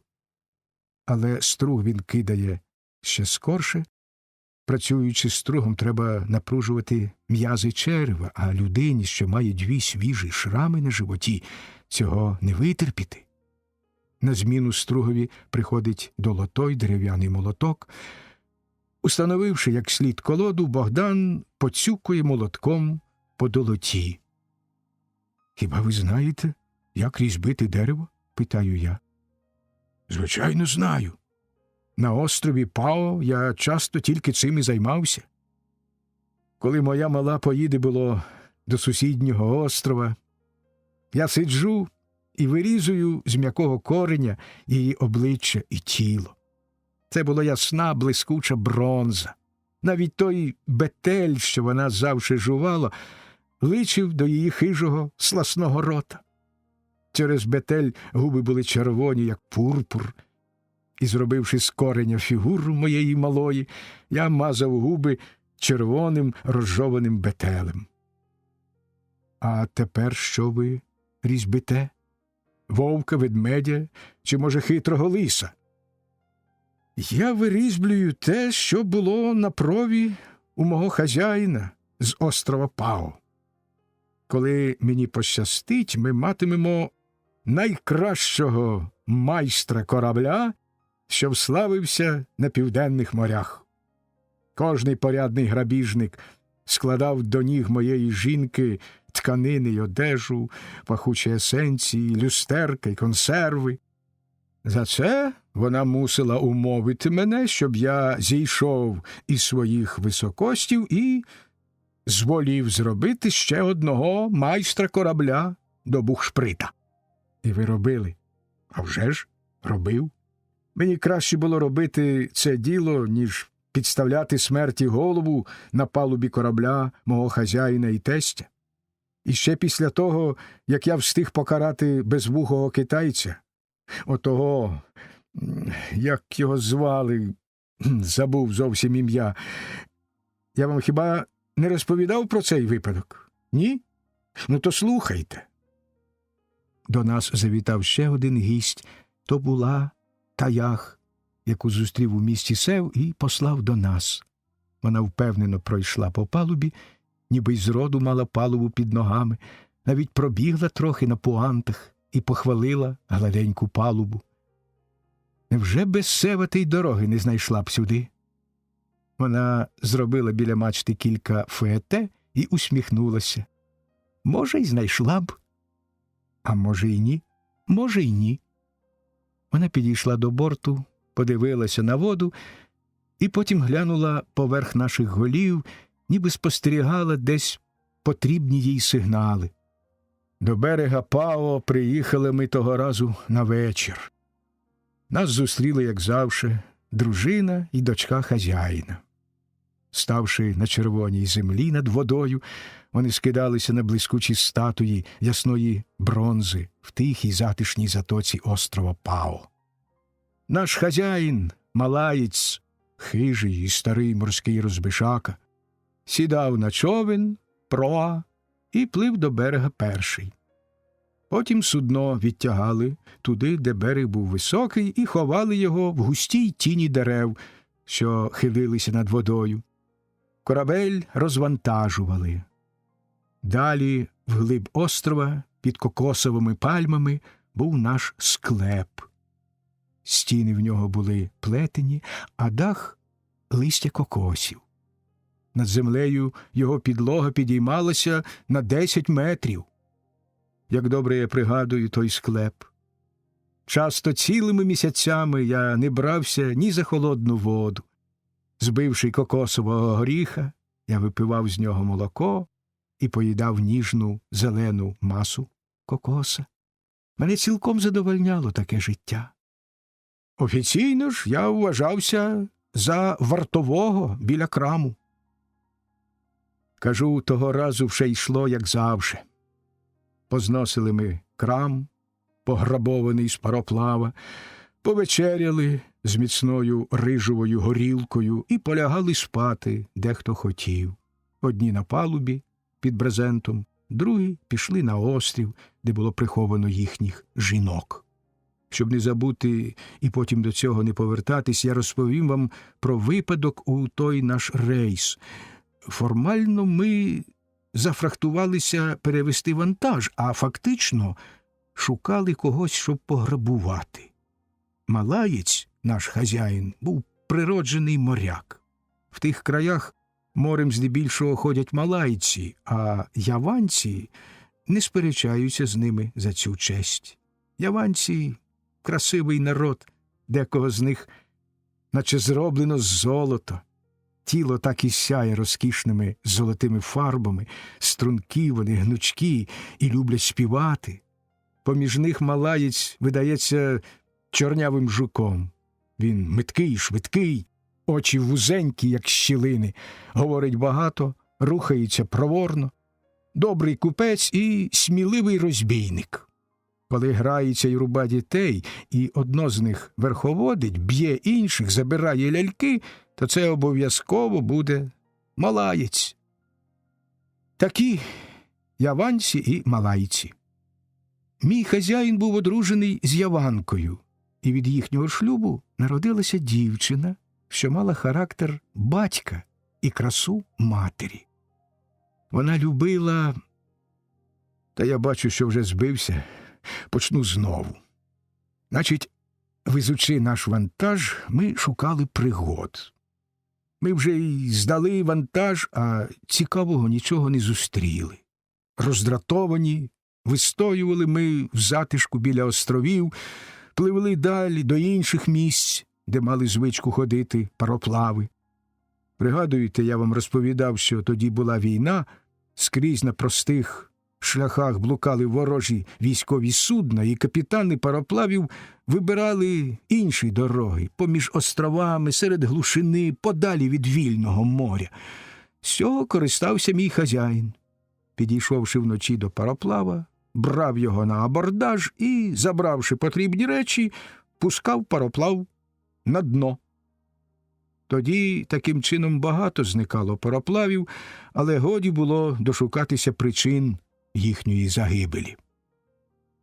Нарешті нам пощастило зустріти здобич. Це було маленьке судно, ми причепилися до його борту, машини глухо гуркотіли, везучи й нас, команда була в паніці, ми полізли на пароплав з усіх боків.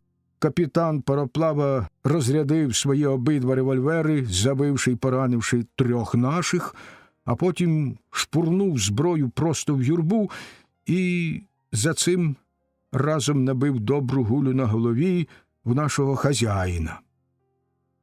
На хвилину цей знепритомнів, а капітан вихватив у безвухого китайця рушницю і, стріляючи, перебіг корму.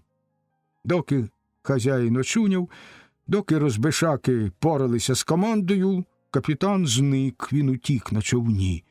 Бачили б ви, що робилося з хазяїном, як тигр літав він по палубі. Капітан пароплава добереться до своїх. Після цього треба буде забиратися десь у глушину і чекати тихо. Хай пересердяться білі дияволи. Китаєць ховався від хазяїна, де тільки міг, та врешті попався. Хазяїн бив його доти, доки в ньому була хоч маленька іскра життя. Потім наказав викинути його за борт. Зробивши такий відступ, я розповів за той вечір, коли повернулися ми з грабунку. Я вже казав, що дехто спав на палубі, а дехто пішов до жінок на острів. Мені було 16 років. Як ви думаєте, куди я пішов? Не вгадаєте, бо пішов я на побачення. З дочкою Малайці? Поцікавилася Таях. Вона уважно слухала, стоячи біля борту. Відкіля ви знаєте? Так, справді з нею. Звали її Баджін. Так називають яванці вивірку. Вона була і справді рухлива і поворотка, як вивірка. Тільки я її називав Мата-Апі, що значить «вогненні очі». Це не було перебільшення. Очі розбишацькі, жовті, як у мачана, тигра, мала дівчина. Вона, сміючись, казала на мене «боая», кайман, щось подібне до крокодила. Праху, човен, бо я був тонкий і довгий, як ця легенька споруда для плавання. Баджін трохи запізнилася, прибираючися для зустрічі зі мною. Тудун, капелюшок із пальмового листя, лежав на її конде, вузлі волосся на голові. Легенький сарон покривав її стегна, на яких була ще кахін, спідниця, що дуже подібна до шароварів. У руці вона тримала рампе, квіти магнолії, і тримала їх так, ніби не квіти то були, а золотий пайон, парасоля, найвища ознака благородства. «Мінтак ампон», – сказала вона, але клапа пошаруділа своїм листям і не веліла мені поспішати. Вона ще з часу останнього західного монсуна, коли йшли дощі так довго, стала мені за порадницю. Вона сказала, що мій криластий кідан повернеться живий і здоровий, і вона завжди проганяла від мого ліжка Понтіанака, злого духа, що іноді залазить із своїх дерев і сниться жінкам, особливо вагітним. Ми пішли до мого житла, зайшли на кламба, що висіла на дверях, і сіли на бале-бале, бамбукову лежанку. Та нам не сиділося. Я страшенно чогось боявся, ніби я сидів на вогні. Це горіла моя перша любов. Баджін була молодша за мене на 2 роки, проте почувала себе зовсім дорослою і кепкувала з мене, як уміла. «Ти не кидан, а риба», – казала вона, торкаючи мій клеван, шаблю, яку я носив із гордістю юнака. «Ти повісь собі бамбукову палицю, а мені віддай твій клеван». Південні зорі цокотіли за кламба хатини. Тьмяна, пристрасна ніч нависла над Пао, вчепилася до дерев, стелилася долі, як напоєне отрутою листя. Було зовсім темно. Торкаючись голих плечей дівчини, я здригався, як той, кого охопив амок, безум. «Ти, мачан», – відсунулася вона від мене, – «ти білий тигр», – так лають наяві європейців. Але голос її не відштовхував. Я згадав свій перший сон про жінку. Це був він. Я взяв Баджін до себе на коліна і почав казати їй на вухо мільйон слів. «Далі нам відомо», – глухо сказала Таях. «Далі в таких випадках іде все, як по писаному. Вона стала вашою, ця дика Яваночка». «Не поспішайте», – спокійно зауважив Богдан, цюкаючи молотком по долоті і працюючи біля колоди. Ми сиділи так досить довго. Можливо, що ми й цілувалися, але я цього не пам'ятаю. Так горіло в мене все всередині. Ми сиділи, потім лежали, ходили пити воду, і нарешті я пішов на судно за подарунком, що його я привіз дівчині. Проходячи по палубі, я побачив на прові вогник. Я затаївся за мачтою. Вогник коливався, ніби хтось дмухав на нього. Така поведінка невідомої людини мені не сподобалася, вона скидалася на злочин. Я витяг з піхов свій клеван і пішов тихо вздовж борту. Я боявся вогню не через те, що він міг вчинити шкоду хазяїнові, а через те, що тоді я втрачав надію повернутися коли-небудь на батьківщину. Вогонь на кораблі завжди небезпека. Він гірший за тайфун, за чуму і за голод. Коли на кораблі з'являється блискучий, високий, гойдливий полумінь, треба боятися за життя. Я міцно стискав клеван і потроху посувався до прови. Якась людина, заховавшися за купою старих канатів, робила ганебне діло. Купка трісочок уже розгорілася, почали обгорати й товщі шматки дерева. Людина була вдоволена своєї роботи. Підвелася, шукаючи обабіч пальних речей. На момент світло дістало її обличчя. Це був безвухий китаєць. Я знав добре, що його мали викинути в море, і здивувався, ніби побачивши небіжчика. Його хтось із матросів пожалів, заховавши докупи лахміття на прові, і він збирався віддячити тепер команді і в першу чергу хазяїнові. Чекати довше було нікуди. Вогонь розгорався. Китаєць, його звали... Ніяк не можу пригадати його імені. Вже ось кілька разів про це думав, та наче зовсім воно вивітрилося з пам'яті. Китаєць мовчки скалив зуби, і то був диявольський регіт. Я згадав увесь біль від його кулаків, згадав свою юнацьку клятву, і на спині в мене наче настовбурчилась шерсть. Я вийшов до вогню, грізно піднявши клеван. Китайця наче вітром відкинуло назад. Він вихватив за пояса крис і набіг на мене, але зустрів мій клеван. Китаєць після того, як його попобив хазяїн, не мав іще своєї справжньої сили і не був дужчий за мене. А я, помщаючись за свою юнацьку честь, ніби виростав разом з моєю злістю. Вогонь тим часом розгорався.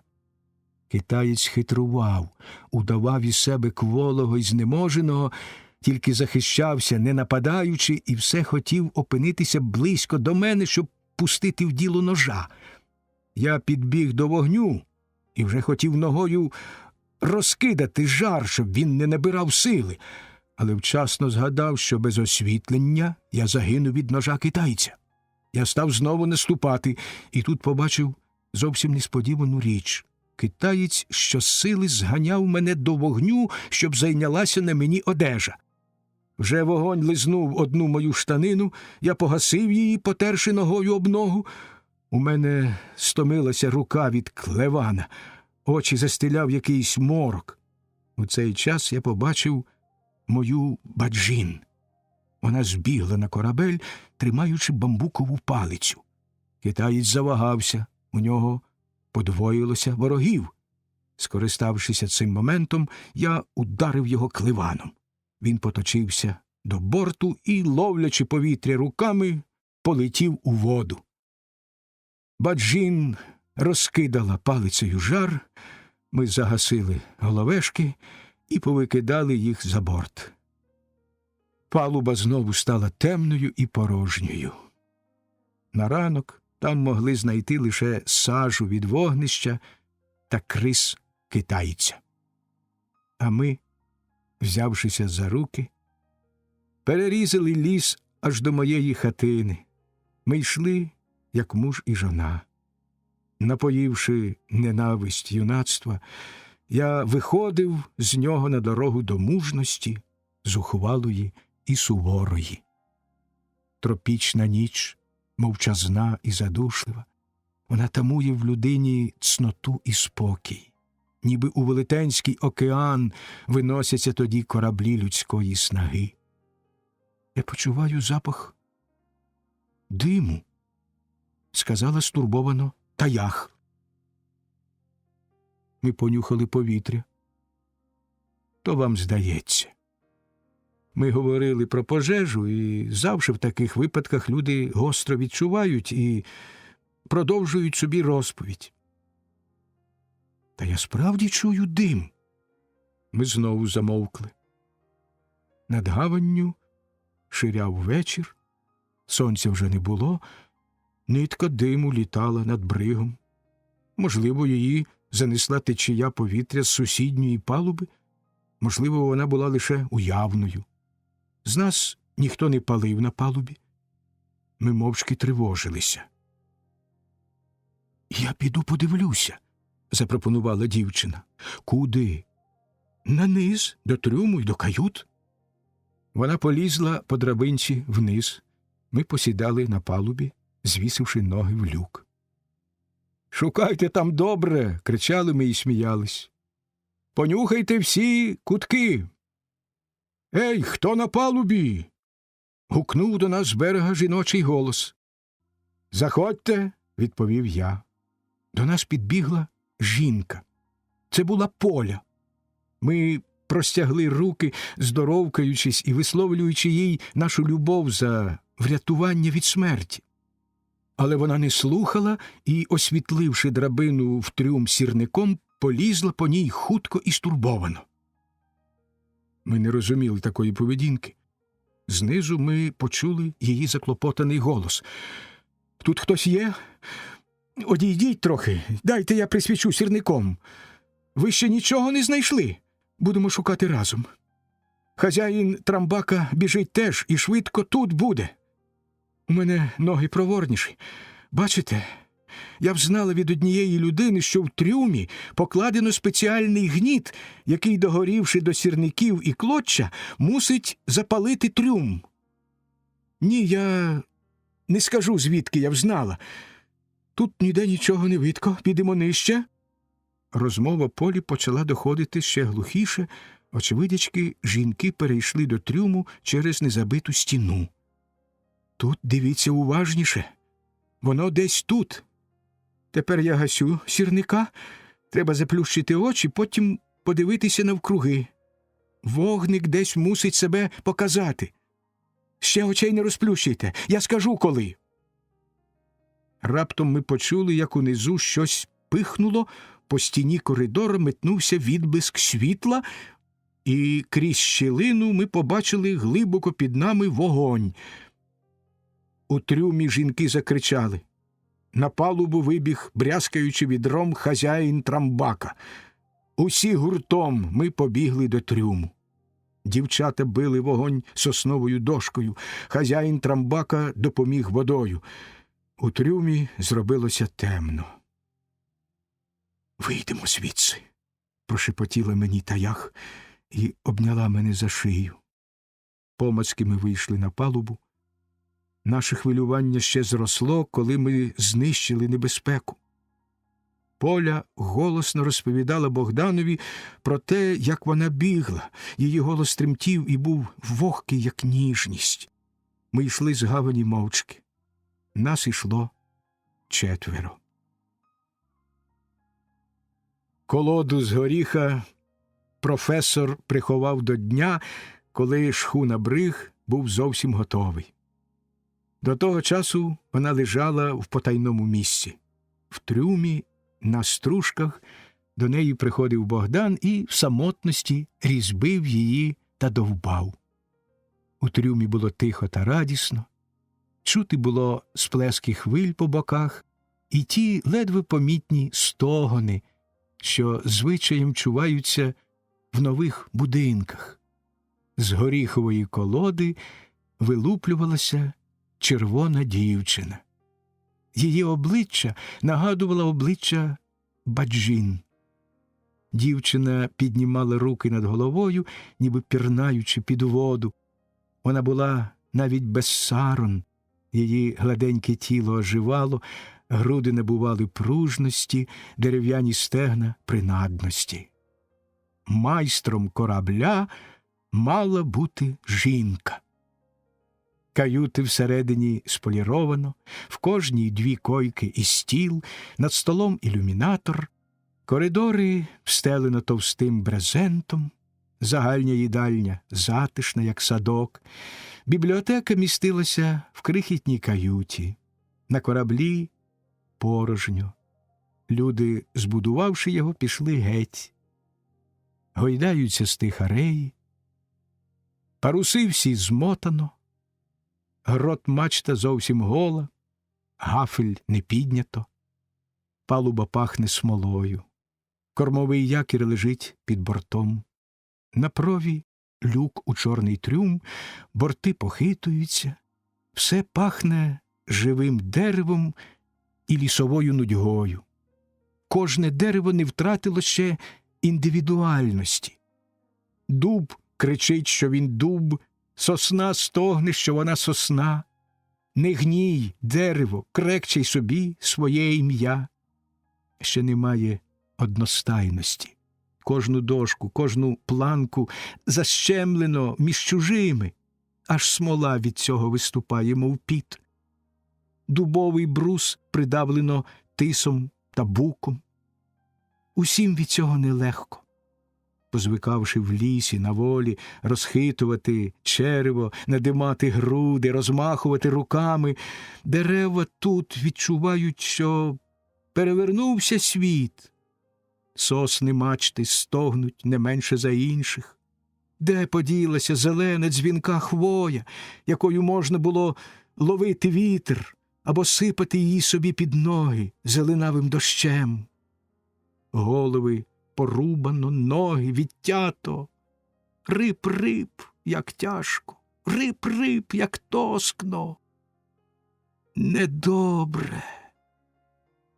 Але перше ж горе об'єднає всі дерева. У вільному морі заскиглить, засвистить у вантах вітер, забіліють на хвилях баранці. «Держись!» – гукне Бом-Брам-Рея до Брамстеньги. «Бачиш, як багато вітру налетіло в мій парус, і до мене теж!» – крякне Брамрея. «Держись!» – гукне Брамстеньга до Марстеньги.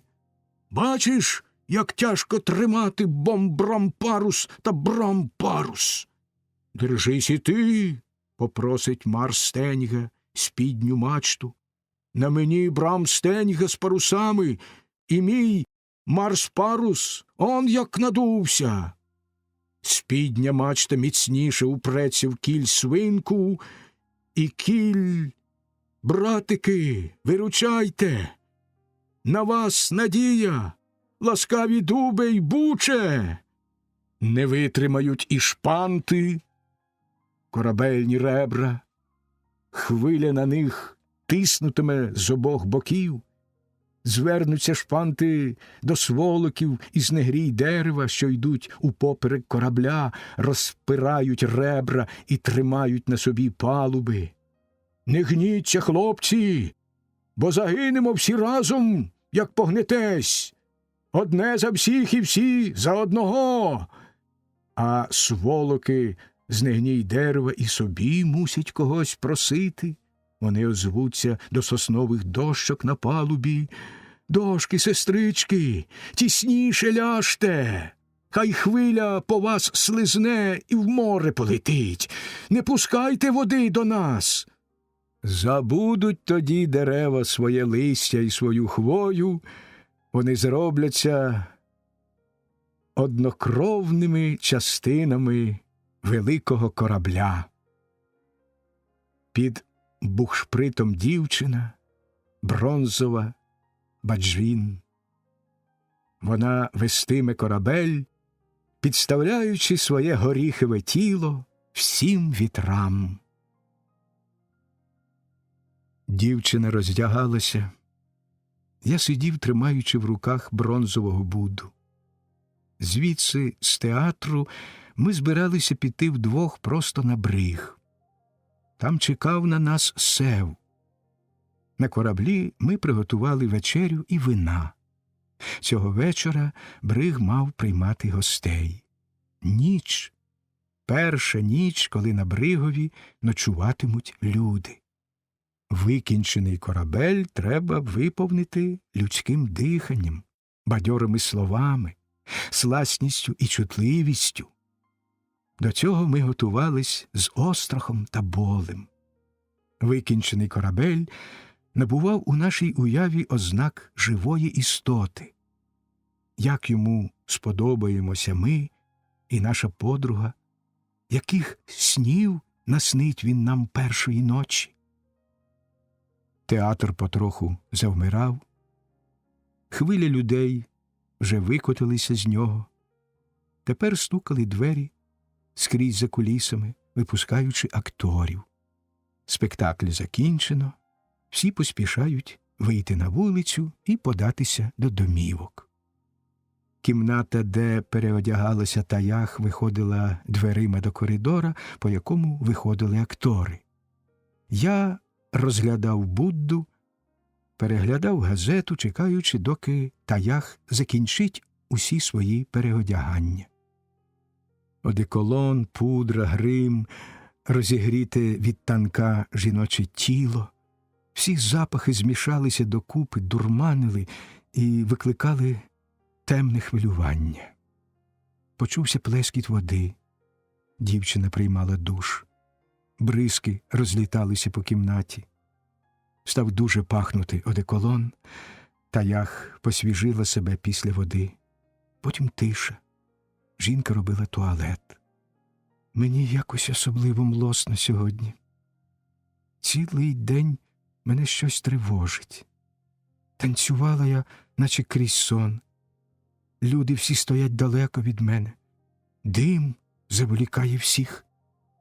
Роблю я все машинально.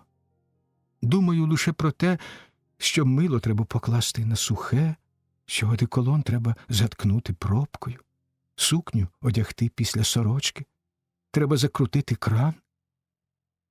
Ніби мене несе велика вода до водоспаду, мені годі думати за врятування.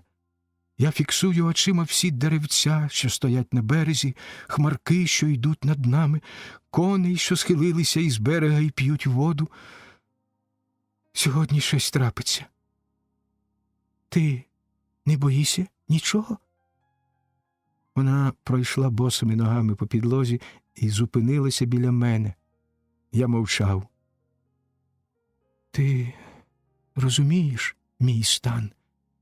Торкнула вона мене рукою. Розумію.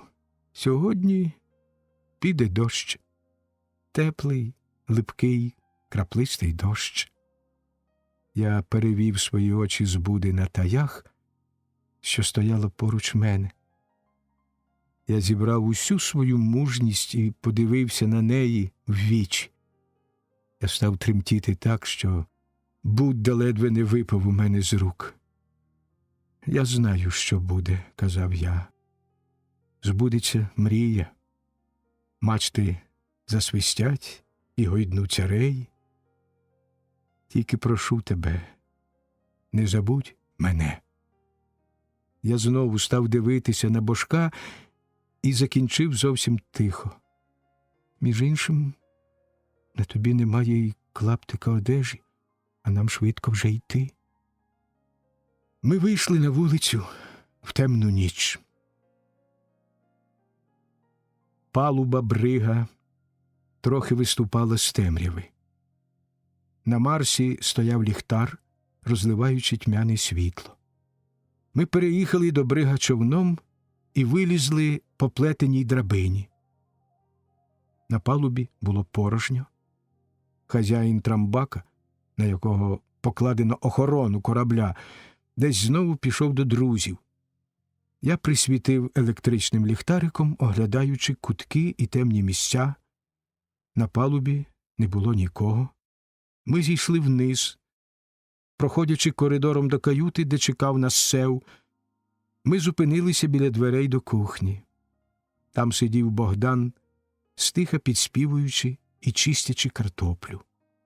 Відро з лушпайками стояло в нього біля ніг, а миска з водою поруч. Його задуманість була спокійна і розважлива. Ми пройшли тихо далі. Каюту освітлювала одна свічка, що стояла в пляшці на столі. Я поставив біля пляшки й Божка. Світло падало на нього згори, бронзове обличчя стало хитрим і лукавим. Усмішка в куточках губ ворушилася разом з тінню, коли рухався полумінь свічки. Ми всі троє почували урочистість. Тихо роздяглися і сіли до столу. На столі, що вкритий був білим полотном, стояла їжа і вино. Ми розломили хліб на 3 частини, посипали його сіллю. Сев налив усім вина. Перед далекою дорогою сходяться отак друзі, щоб їсти з одного шматка і пити з одного струменя. Відколи миготять на небі зорі, люди будуть брататися за спільною їжею й питвом. Ми їли посолений хліб і запивали кислим вином. «Я буду сьогодні за хазяїна», – каже Таях. «З моєї руки ви питимете і їстимете». «Тост!» – кричимо ми. «Кажи тост!» Таях устає з місця і підносить склянку. «Любі мої», – починає вона, – «мені немає за що пити. Я п'ю за страх перед неминучим, за той страх, що є ознакою людського виростання. Як дитина падає у вісні і відчуває страх, так і ми плекаємо його зростаючи. Я п'ю за дощ, липкий і краплистий, який збуджує у мені відчування фарб і запахів. Я п'ю за життя». «Не люблю нічого сентиментального», – каже Сев, коли приходить йому черга говорити. «А жінкам подобаються такі речі.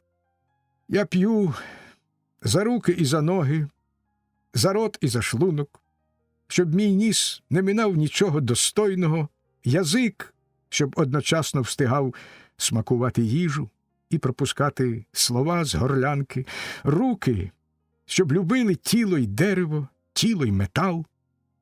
П'ю за болото, через яке бредуть ноги, за всю землю, що чекає ще моїх ніг. Випити треба за надію», – кажу я, – «бо її репрезентує якір». Чому якір? А тому, що він любить землю. На якір дивляться з надією, тоді, коли море топить кораблі. Якір нагадує порт, де спокійна і неглибока вода, де можна перестояти бурю. Якір, упавши на дно бухти, зариється в землю і триматиме корабель. Знову сентименти, бурчить Сев.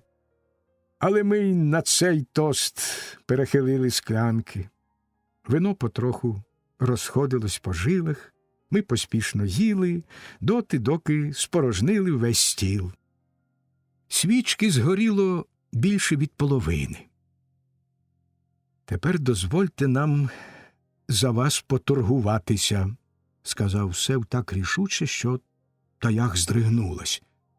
«Як саме?» «Нас тут двоє», – вів він далі. І тяжко було зрозуміти, жартує він чи говорить серйозно. «Двоє нас тут. І кого ви вибираєте?» «Я вибираю обох», – розгнівано відповіла дівчина. «Це ненормально. Я думаю, що ви мусите обрати мене.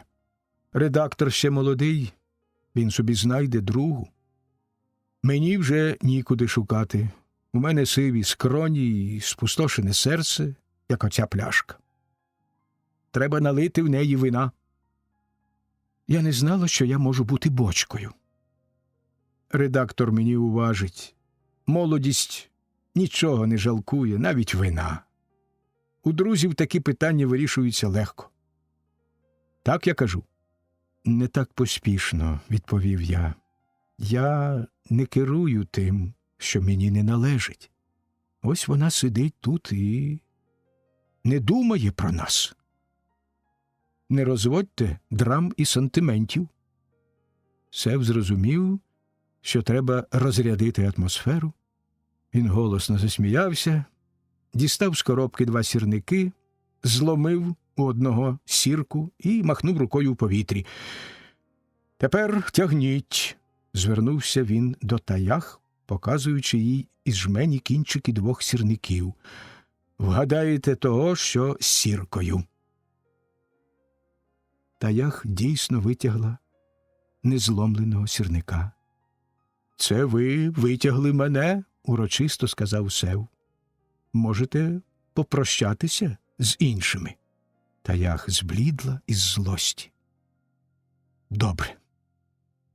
Я попрощаюся». Вона поцілувала мене, а потім Сева. Потисла нам руки, міцно та рішуче. Встала від столу. Вона важко дихала. «Прощайте».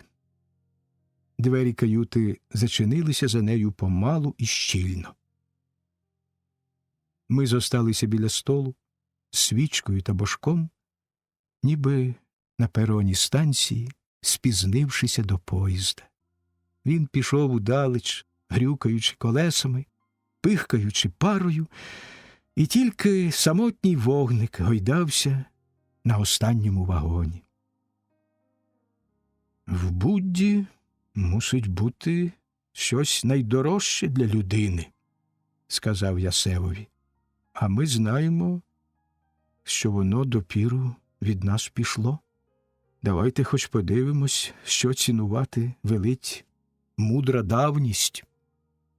Я відломив Бога від його трону. На стіл випало кілька речей. Папір із значками, 3 трісочок і зернятка рижу. Жодного камінчика. Ми уважно розглянули все, що знайшли. Риж – праця, їжа і продовження життя, трісочки – вогонь, якого можна здобути тертям дерева об дерево. Це те, з чого треба починати, виходячи в путь. Папір – молитва. Свічка в пляшці догоріла до краю. Ми рушили йти з каюти, бо там одразу стало так задушливо й тісно, що можна було задихнутися. Закортіло вийти на палубу, стати проти вітру і притулитися плечем до мачти. Проходячи повз кухню, ми почули сміх дівчини і голосну мову Богдана, який щось розповідав. Біля порту стояти було зручно. Він злегка похитувався, ніби сідло, коли дише кінь. Безліч зір віддзеркалювалося в темній воді. Ліхтар на Марсі блимав, на нього подував вітер. Раптом я взяв Сева за руку і підвів його до світла. Він не заперечував, здивовано і запитливо поглядаючи на мене. «У вас є шрам?» – запитав я, закочуючи рукав на його лівій руці. «Який шрам?» Але я вже бачив, що тіло було гладеньке аж до ліктя. Я сам бачив, що шраму на цій руці не було ніякого. У мене завихрилися тисячі думок. Значить, не він, думав я, значить, інший. Я відчув, що я безпомічний, як немовля. Дивна річ, мені і на думку не спало з'ясувати щось Севові. Ми відійшли знову в тінь. Нашу увагу відтягли на себе нові люди. Їх було двоє. Обережно вони перелізли через борт і опинилися на палубі. Ми не сходили з місця, дослуховуючись до їхніх намірів. Вони зупинилися близько біля нас. «Глуши і тікай», – сказав один. Я впізнав голос отамана рибальської ватаги, якого ми побили за полю. «Скільки їх там?» – запитав другий. «Один Богдан. Старого моряка я бачив на березі. Треба було зброю взяти. І так подужаємо. Раз видужав від мого ножа, а вдруге не встане».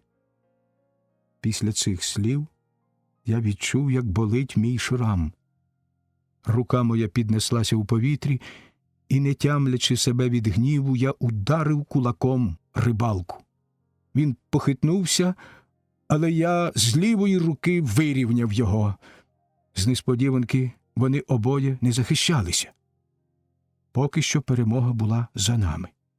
Захопившися гонитвою, ми не помітили весла, що лежало на палубі, і попадали всі через нього. Мені пощастило отскочити набік, а Сева схватили і почали м'яти рибалки. Я з розпачу ухватив весло і замахнувся так, ніби хотів перебити рибалку надвоє. Весло зачепилося за ванту, ударилося об мачту, переломилося, шматок весла полетів угору, вище всіх рей, а шматком я таки вдарив того, на кого намірявся. Він заскавучав від болю і покотився по палубі. У цей момент перший шматок весла, падаючи з гори, розбив і погасив ліхтар. Я покинув свою зброю, непотрібну в темноті, і помацьки став шукати в клубкові людей Сева. Він боровся з другим рибалкою. Здавалося, що хтось молотить на палубі горох.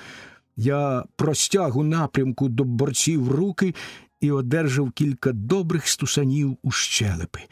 Я відскочив, клинучи свою безпомічність, машинально став шукати по кишенях сірників і намацав електричний ліхтар, з яким я прийшов на бриг. Я обережно направив його на поле бою, туди, звідки чулося гупання кулаків. При світлі я побачив, що той, кого я ударив веслом, повзе до борту, а другий бореться з Севом. Я дав першому цілковиту змогу втекти, поспішивши сам на поміч до Сева. Ми вдвох хутко втихомирили рибалку. Він став проситися, лежачи долі і спльовуючи кров з рота. Ми з Севом одійшли від нього, і я погасив ліхтарика. «Рахую до 3», – сказав я. «Забирайтесь моментально за борт». Через півхвилини, повівши ліхтариком по палубі, я освітлив лише порожнє місце. Ми знову залишилися самі. Було зовсім темно стояти біля борту, тісно притулившися один до одного. Сев часом плював за борт і витирав хусткою обличчя. Вітер став дмухати дужче, але задуха почувалася, як перед зливою. «Товариші!» – пролунав над палубою голос Богдана. «Ви знаєте, як звали китайця?» «Сінбао» звали його. Аж тепер я це згадав. Чути було, що Богдан ішов по палубі. ми почули його лайку.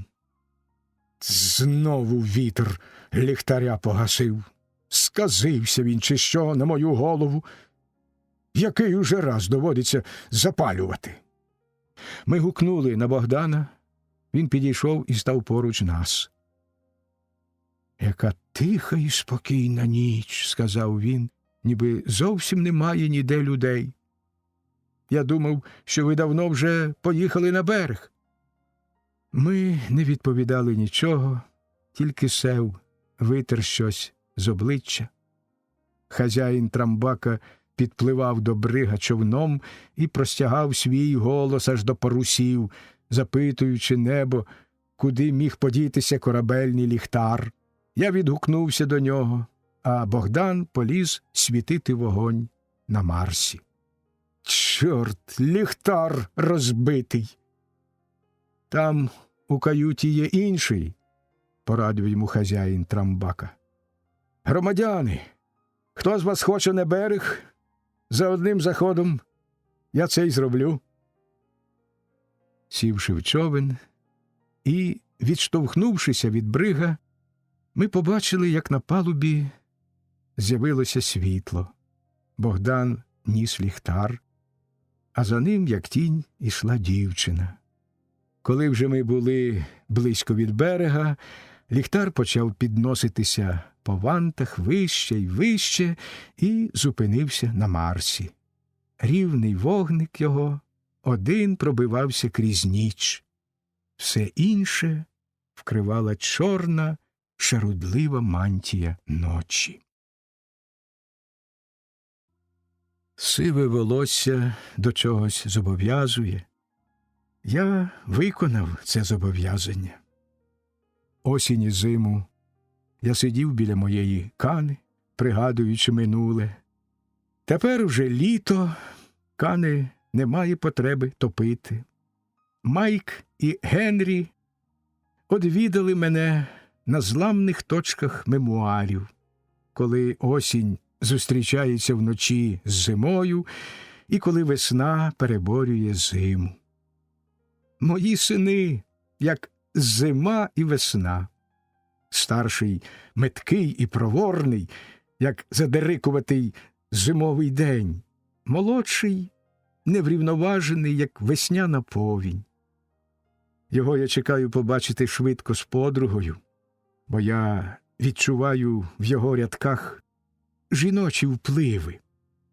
Кана моя чорніє без вогню, її паща, де звично підстрибували, гойдалися, перебігали і гомоніли вогники, виглядає, як беззубий рот. У ній перегоріло все значне та мізерне, смолисте і виснажене. Дерево горіло те, що не йде на будову. Сучкуваті віти, поламані бурею стовбури, покалічені негодою і звіром інваліди, обростали в моїй кані вогнем і розповідали безліч історій, помалу затліваючи і розсипаючись на попіл.